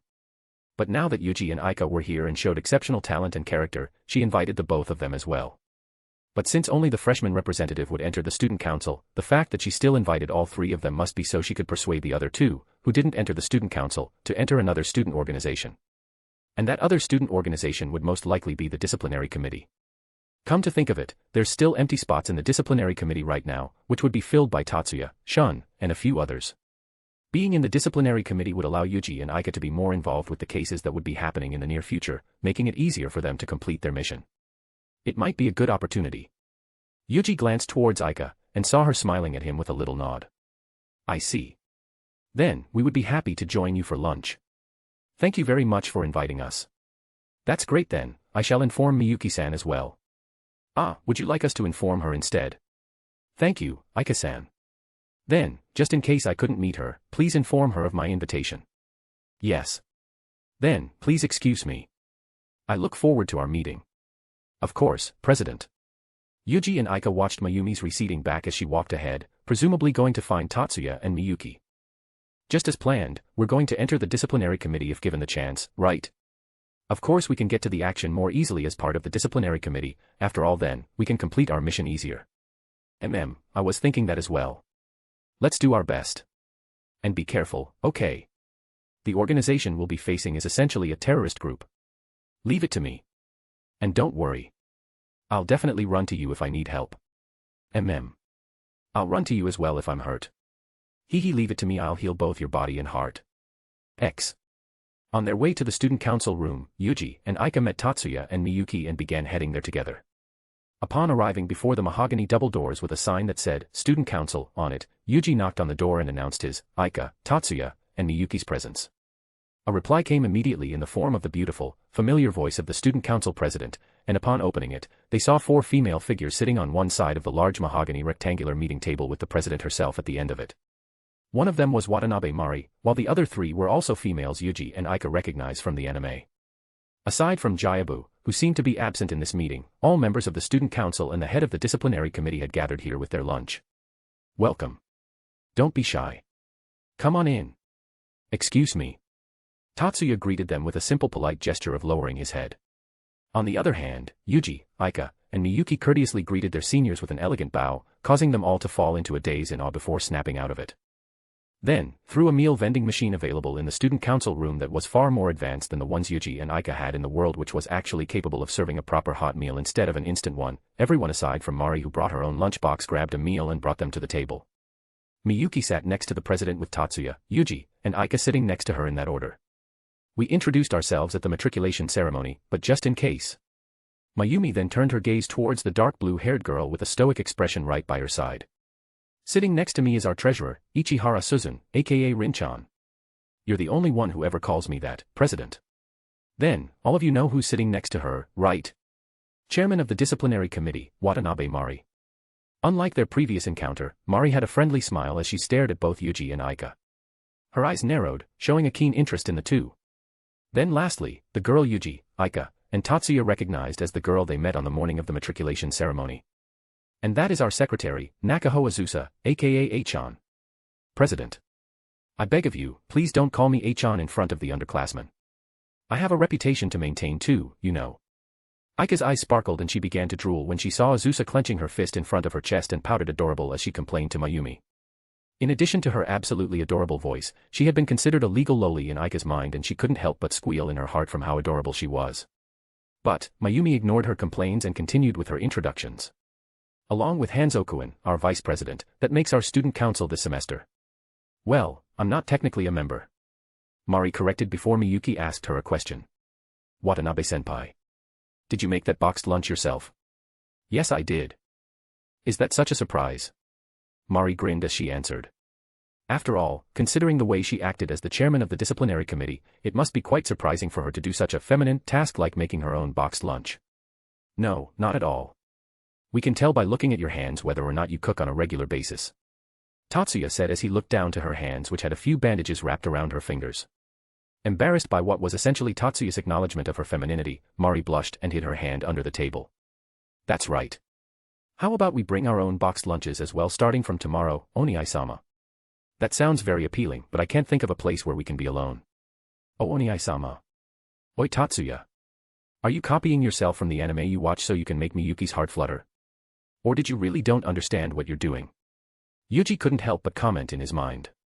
Everything that had been happening up until had been following the flow of the anime he knew of, but he didn't expect Tatsuya to stick to it this much.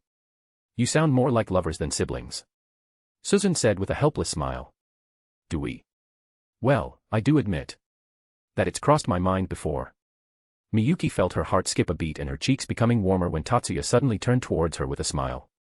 That if we weren't related by blood, I'd want her as my lover. Asterisk cough. Yuuji couldn't help but choke on his food a bit when he heard Tatsuya going through even with that line. Tatsuya. Are you really going through with this? You know you'll just raise her hopes up, don't you? Yuuji glanced towards Tatsuya and saw him still smiling at Miyuki. But before the promised punchline of Tatsuya saying it was a joke, Aika suddenly shook his arm and looked at him with sparkling eyes.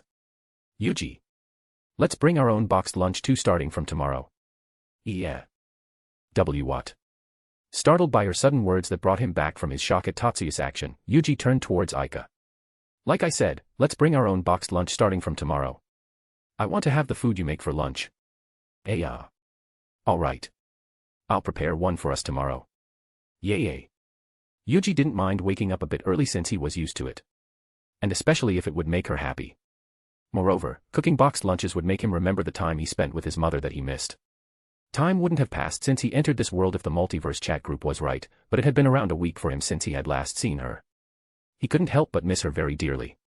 Tsubakihara-kun, are you able to cook? Mari, along with the rest of the student council members, redirected their shock from Tatsuya's declaration to Yuuji when they heard Aika's words. Ah, yes I can. Given I live away from my parents, I've learned how to cook, though it isn't anything special.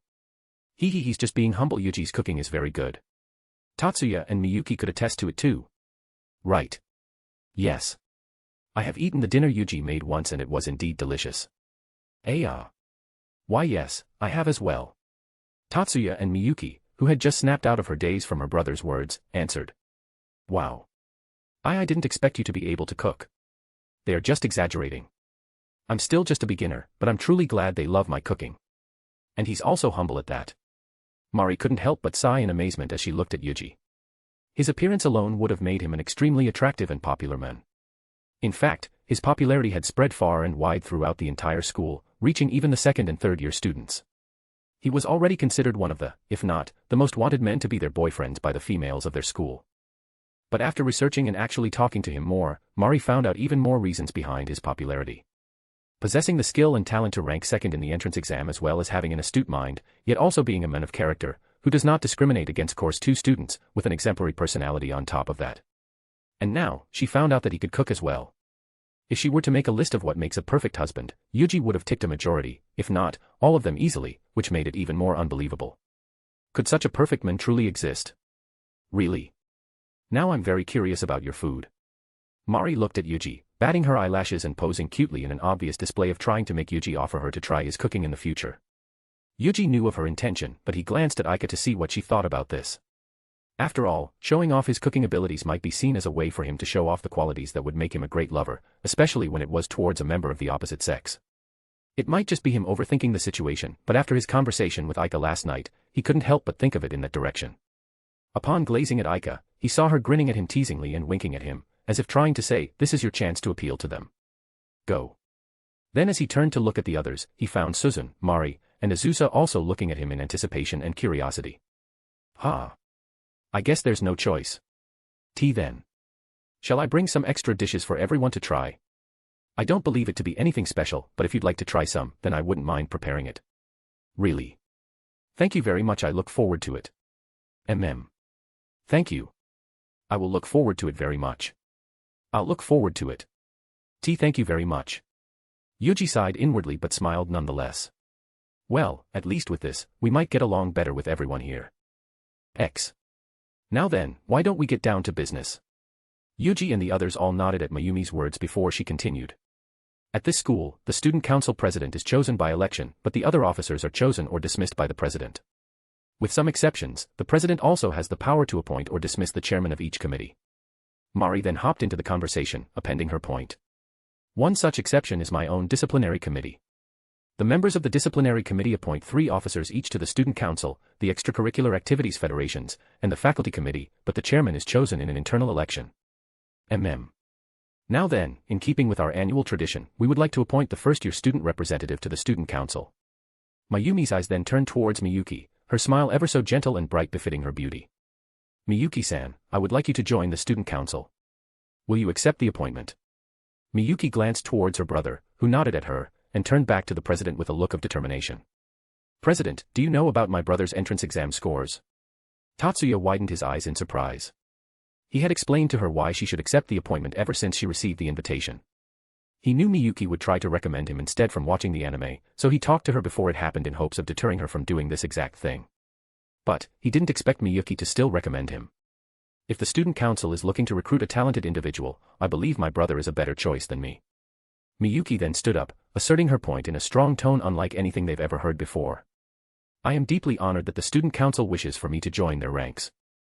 It would be my pleasure to join you at the foot of your table, but is there any way that you could bring my brother on board as well? The room went silent as Miyuki finished heartfelt request.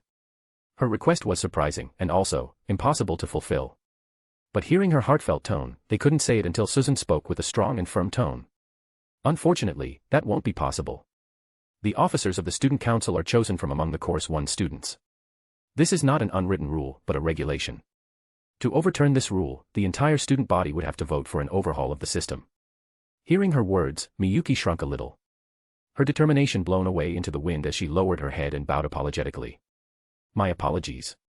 Please forgive me for being so forward and so out of line. The atmosphere turned awkward after the slight disturbance Miyuki caused before Mayumi tried her best to put the conversation back on the rail.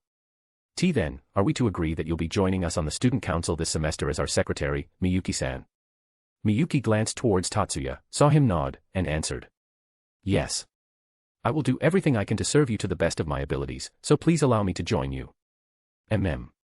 As for the specifics of your duties, Achan will explain it to you, okay? Can I jump in for a second? Mari raised her hand, getting everyone's attention. The student council still hasn't filled one remaining spot on the disciplinary committee that is left by a departing graduate. Well, there are still 3, but I've already had 2 people in mind for those 2 positions, so I still need 1 person to fill the remaining spot. Mari. I told you, we're still in the middle of the selection process. If I'm not mistaken, selecting a Course 2 student as a student council nominee for the disciplinary committee wouldn't be in violation of the rules, right? Mayumi's eyes widened in realization and stood up in excitement. Nice one, Mari. That's right, for the disciplinary committee, it would pose no problem. That's right. Mari smiled and turned towards Yuuji and Aika, leaning in as she rested her elbows on the table and placed her chin on her hands.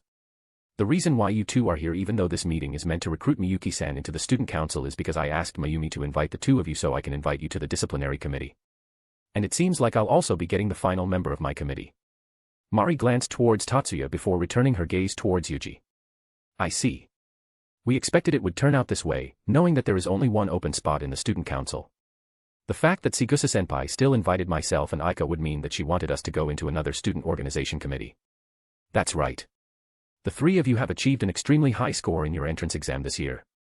So much so that you left the 4th and 5th place in the dust. That is why, if Miyuki-san would enter the student council, I would like to have the 2 of you in my disciplinary committee. Mari turned her gaze towards Tatsuya, her eyes peering deep inside him, before looking back at Yuuji. I saw you glanced at Tatsuya-kun when you said you learned how to read activation sequences as it launches from a friend. So, I'm willing to put my bet on him for having the ability to enter my committee. I see. Yuuji let out a sigh inwardly, relieved that his little plan worked.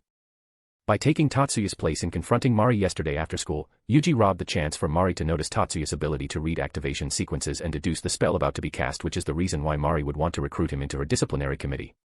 However, he still wanted Tatsuya to join it so they would be able to clear their quest easier, so Yuuji purposefully glanced at Tatsuya when he said that, hoping she would notice. I understand. I would be honored to join you as a member of the disciplinary committee. Me too. I look forward to working with you, Watanabe-senpai. I look forward to working with the 2 of you as well. How about you, Tatsuya-kun? I understand. I look forward to working with you as well. Chapter 26, Chapter. And, just a food for thought. If I were to make an arc in the Seiken no Quasar world, what element would you want Yuuji to have control over? Was thinking carbon, but there's already another character with that element. Please give me some suggestions XD. I might be making an arc for this world in the future. After classes ended, Yuuji, Aika, Tatsuya, and Miyuki met up and head to the student council office together once again to meet with Mayumi, Mari, and the rest of the student council to discuss what their jobs would entail as a member of the student council and the disciplinary committee. They won't be starting their activities today, since it is already close to sundown, but just to introduce themselves to their rooms and chat a bit with their respective leaders.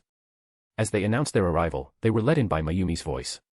Upon entering, they were welcomed by Mayumi and Mari while Suzune and Azusa turned and nodded their heads towards them.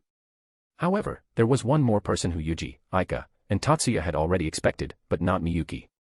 Standing before the window, looking out into the massive courtyard of their school, was the student council vice president, Hattori Jayabu.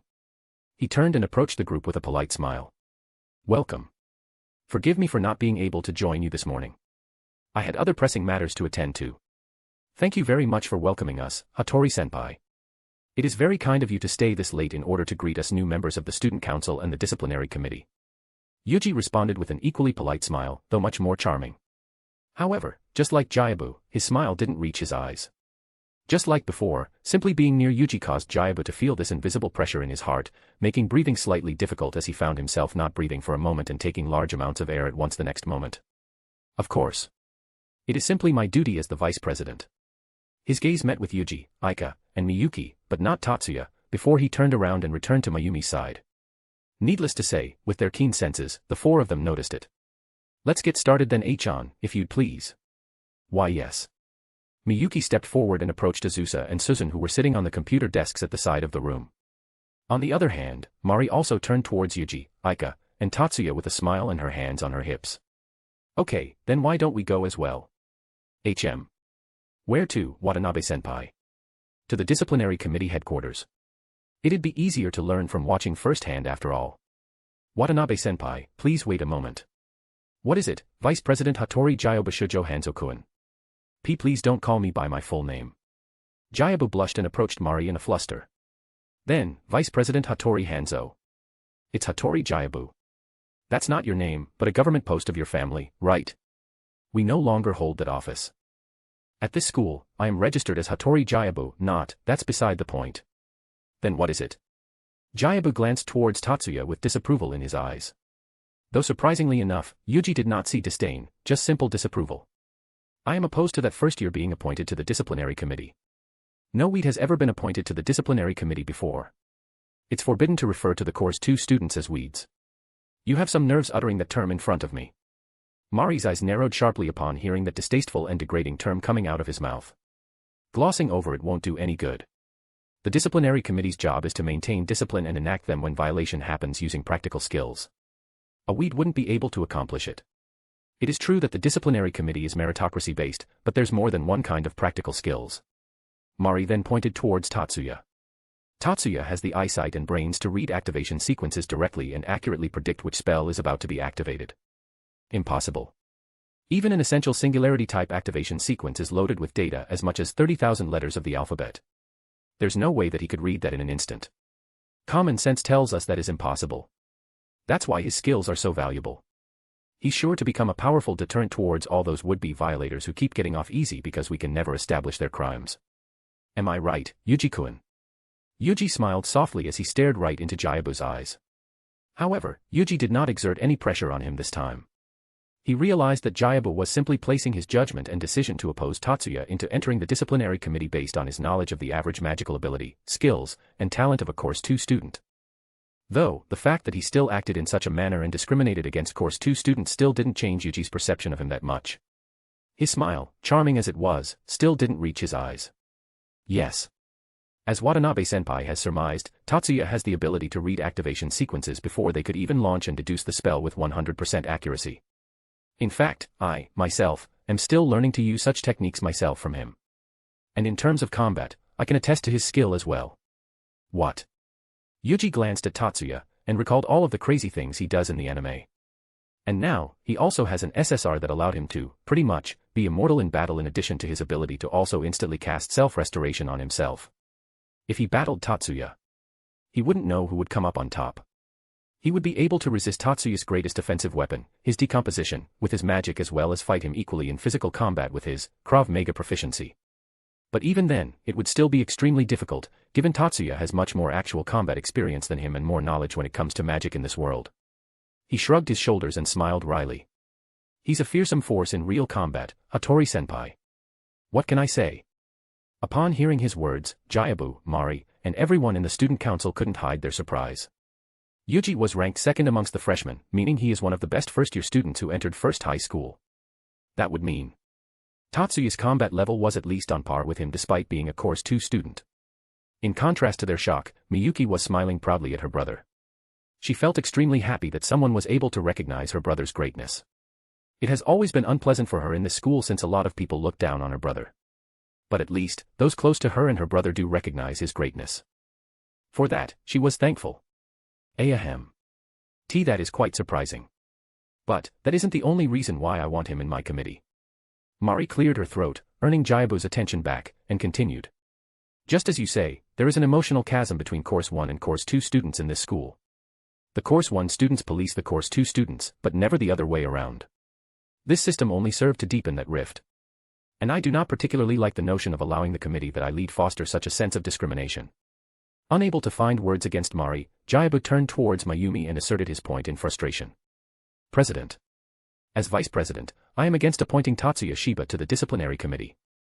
A Course 2 student lacking magical power is not suitable as a member of the disciplinary committee. Ha. It seems I have misjudged you more than I expected, Hattori-senpai. Tsubakihara-kun. Jayabu widened his eyes and turned towards Yuuji, blazing in anger. I first thought of you as a magician worthy of respect and someone who thinks rationally and logically. In fact, when I didn't see the disdain in your eyes before, I still thought that way. However, it seems like you are a hypocrite, contradicting yourself by letting your prejudice and pride cloud your judgment before even seeing his capabilities with your own eyes. Jayabu's fist clenched tightly and pointed his finger towards Tatsuya. If he does have the capabilities as you've said, then why is he a weed? He should be able to enter as a Course 1 student if he is as powerful as you suggest. The method of assessment only lets us see their capability as a magician in general. However, there is still more to enacting discipline to violators than simply neutralizing threats in combat, am I right? As Watanabe-senpai has said herself, Tatsuya's ability to deduce spells simply from seeing a glance of the activation sequence would allow the disciplinary committee to enact discipline to violators who they couldn't bring justice upon before. Why are you so against having such a talent? Ku. Mayumi, Suzune, Azusa, and Mari widened their eyes in shock as they watched Yuuji completely decimating Jayabu in a war of words and logic. It was their first time ever seeing Jayabu reduced into such a state. Yuuji looked at Jayabu, who was now looking down at the floor with his fists clenched tightly.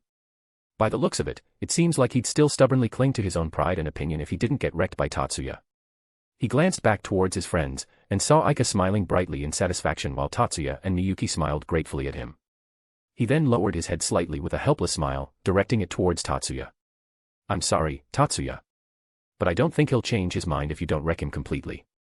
And seemingly understanding his intention, Tatsuya smiled helplessly and nodded at him as well.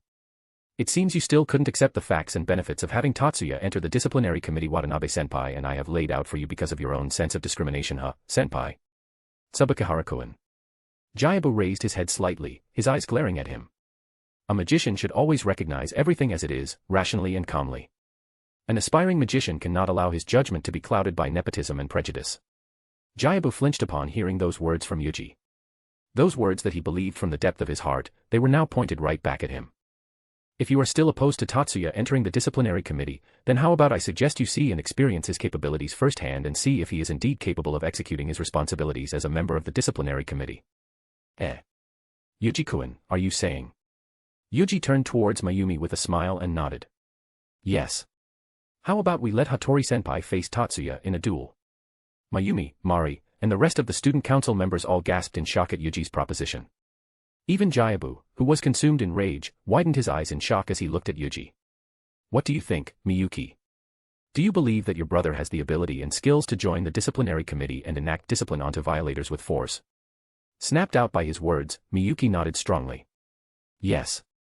I believe that my brother would be able to perform exceptionally as a member of the disciplinary committee. Now shaking, Jayabu slowly raised his head towards Yuuji before shifting his gaze towards Tatsuya. Fine. I'm going to show you just how much you need to know your place. Faced by his intensity, Tatsuya didn't flinch and simply nodded. Very well. I shall prove to you that my sister and my friends are not clouded in their judgment. Heading to the third practice room where the duel would be held, Yuuji, Tatsuya, and the others walked silently through the hallway that had been tinted orange-red from the light of the afternoon sun entering through the windows. Tatsuya seemed unperturbed in the least, walking silently with a briefcase in his hand, containing his silver horn CAD. Miyuki glanced towards her brother with worry in her eyes. She was confident in her brother's power that he would best Jaibu in this duel. But she was worried if he got mad at her for making him show off his power in front of a member of the 10 master clans, Mari, and the other members of the student council. Yuuji, whose arm was hugged by Aika since there was nobody else in this hallway, also looked at him apologetically. He tried talking to Jaibu and reasoned with him so Tatsuya won't have to duel him in order for him to enter the disciplinary committee. He even tried to intimidate him a little to curb his hostility. But he was more stubborn than he thought. I'm sorry, Tatsuya. I tried to reason with him but I apologize as well. I've caused trouble for you once again. They all stopped as Tatsuya, who was leading the group at the front, halted and turned around. There's no reason for the two of you to apologize. Tatsuya's lips curved up into a small smile and petted Miyuki's head as tears began to accumulate in her eyes. I've told you on the day of the matriculation ceremony, right? I'm always saved because you're always getting angry in my place, since I can't get angry. He then turned towards Yuuji with the same smile. And I know how hard you've tried to prevent this, and I am very grateful. So don't apologize. Tatsuya. Tatsuya turned towards his sister and moved his hand from her head to her cheek, caressing it gently. Don't tell me you're sorry. Isn't there a more fitting phrase for this moment? Miyuki wiped the tears from her eyes and nodded. Yes. Good luck, and do your best. Beat him up, Tatsuya. That's right. I can't wait to see his stupid face of shock when you beat him. Ah. I'll do my best. They all resumed making their way to the third practice room. Upon entering, everyone was already present and waiting. Suzun, Mayumi, and Azusa were standing on the sides near the wall, while Mari stood at the center with Jaibu a few distance away to one side. Tatsuya quickly made his preparations, loading his silver horn gun and stepped to the other side while Miyuki, Yuuji, and Aika joined Mayumi and the others at the side. Upon seeing Tatsuya putting one of the many storage devices he brought in his briefcase into his gun-shaped CAD, Mari couldn't help but ask. Do you always carry around multiple storage devices? Yes. After all, I don't have sufficient processing skills to master a general CAD. Tatsuya shifted his gaze from Mari towards Jaibu, who snorted quietly upon hearing his words and readied his right hand on the bracelet-type CAD on his left wrist. Yuuji-kun. Yes, Ichihara-senpai. I'm aware that you are rooting for Shiba-kun. But objectively speaking, Vice President Hattori is one of the best students in this school when it comes to magic duels. Even a Course 1 student would find it extremely difficult to best him in one. I understand what you are trying to say, Ichihara-senpai. And in truth, I know that a regular Course 2 student won't be able to best Hattori-senpai in a straight magic duel. However, Suzun glanced towards Yuuji and saw his face, filled with confidence. Hattori-senpai is currently not cautious enough. He's completely confident in his victory, rightfully so. That is why Tatsuya will win. After all, combat prowess is not synonymous with magic power. Suzun looked at him silently, her eyes filled with doubt and confusion. Well, let's just watch, Ichihara-senpai. I don't want to spoil it, after all. I understand. Mari stepped forward and looked at the two participants. I'm going to explain the rules now. Spells that proves fatal, as well as those that cause your opponent irreparable damage are forbidden. Direct attacks should never cause your opponents any more than a sprain. Weapons are prohibited. Bare-handed attacks are permitted. The winner will be declared either when one party acknowledges defeat, or when the referee determines that one party is unable to continue. I shall be using sheer force myself to deal with any infractions to the rules, so be prepared. That's it. Silence fell upon the room as the tense atmosphere began to fill it to the brim. The spectators held their breath, bated in anticipation, except for Aika and Yuuji who already knew the result. Are you ready? Begin. Jaibu raised his left hand towards Yuuji and activated his CAD. But in that instant, Tatsuya's figure suddenly blurred as he charged towards him. Then in the next, a sensation of immense nausea and headache hit him. He fell limp, but before he hit the ground, Yuuji suddenly appeared before the fallen vice president and caught him. Then with a charming smile, he turned towards the wide-eyed Mari. I believe the match has ended. May I bring Vice President Hattori to rest on the side? Yuuji lifted Jaibu up like a sack of potatoes over his shoulders with ease and walked back to where he stood before and placed him down, letting his body lean back against the wall. Mari and the others all stared at the unconscious Jaibu, befuddled. Then, she turned towards Tatsuya, who was walking back to the desk a few distance away where he put his briefcase. Wait. That move you made. Did you deploy a self-acceleration spell in advance? That wasn't magic. It was purely a physical technique. My brother practices ninjutsu. He is receiving training from Kokono Yukumo-sensei. Miyuki stepped forward and explained. That Kokono-sensei. Then. Mari then turned towards Yuuji, who had just finished laying Jaiba down and making sure he's okay. Does Tsubakihara-kun receive training from him as well? His movement from before when he caught the falling Jaiba before he hit the floor. They were extremely quick, just like Tatsuya's movement. He must have also received training from the master ninjutsu user, Mari thought. Ah, no I'm not. I've never had the pleasure of meeting Kokono-sensei. I've only heard about him from Tatsuya and Miyuki. Then. That movement. Did you cast a self-accelerating spell? I did not. I'm practicing another type of martial arts that allows me to move in such a manner. In truth, Krav Maga, the martial art he's proficient in, didn't have any techniques that allowed him to move that quickly. Unlike Tatsuya, who was using a technique, Yuji's lightning speed originated purely from his physique. He found out he could move that quickly during the basketball match he had a few days ago. I see. May I ask what it is?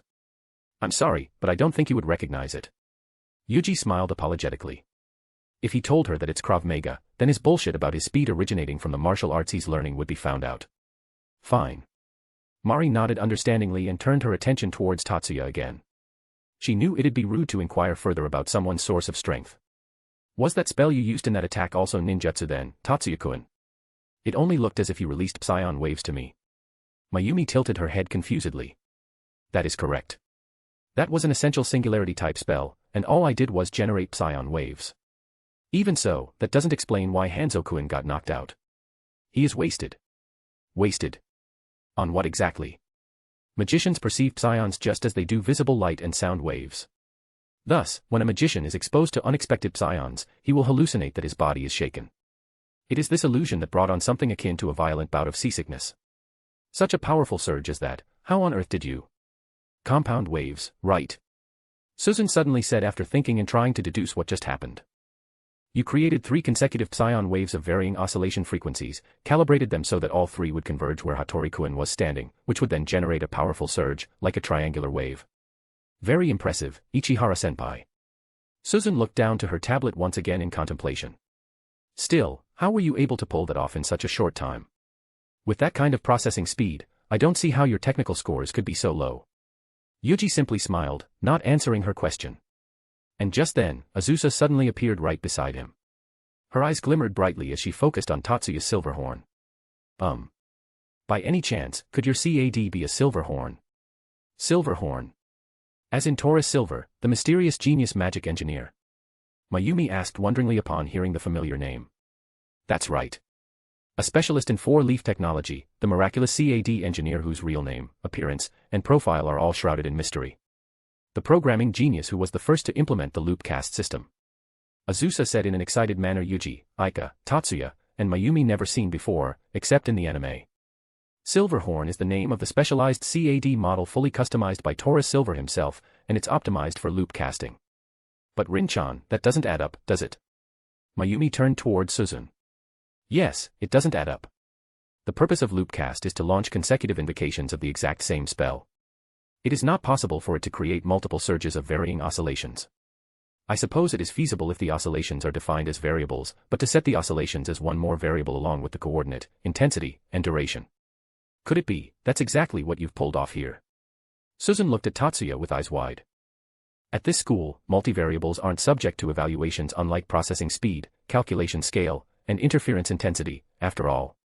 In the practical exams, magic skill scores are determined by spell invocation speed, scale of magic sequence, and target data rewriting strength. Hanzo slowly got up, still a bit unstable, as he clutched his pounding head. I see, so that's what happens when tests don't reflect your true abilities. Just then, Yuuji put Hanzo's arm around his shoulder and helped him up. Please don't rise too quickly. Take your time. Hanzo's eyes widened in shock when Yuuji suddenly helped him up. Not to mention, his tone, which was normally cold and calculated whenever he spoke to him, had a kind and gentle tone unlike anything he had ever heard. Just from his voice alone, Hanzo could tell that Yuuji didn't mean to rub his defeat on his face, but to truly help him up. Thank you, Tsubakihara-kun. With the help of Yuuji, Hanzo slowly stood up on his feet and let go of him. Then, he turned towards Miyuki and slightly lowered his head. Shiba-san. Yes. What I said before was truly rude of me. I was the one whose judgment was clouded. I hope you will forgive me. Miyuki smiled and similarly lowered her head and bowed gracefully. I am the one who was out of line. Please forgive me. I would like to apologize as well for speaking out of line and in such a rude manner as well, Hattori-senpai. I hope that we will be able to reconcile and wash this matter under the bridge. Jayaba widened his eyes slightly as he watched Yuji lowered his head and bowed towards him. But as the disagreement had been resolved, he lowered his head to him as well. Likewise. Hanzo Ten glanced towards Tatsuya, lowered his head slightly without a word, and walked away, exiting the third practice room. Silence filled the room for a few moments as Mari and Mayumi smiled helplessly at the awkward boy and watched him slowly exit the third practice room. Alright, we did get waylaid unexpectedly, but how about we get back on track and head to the disciplinary committee headquarters?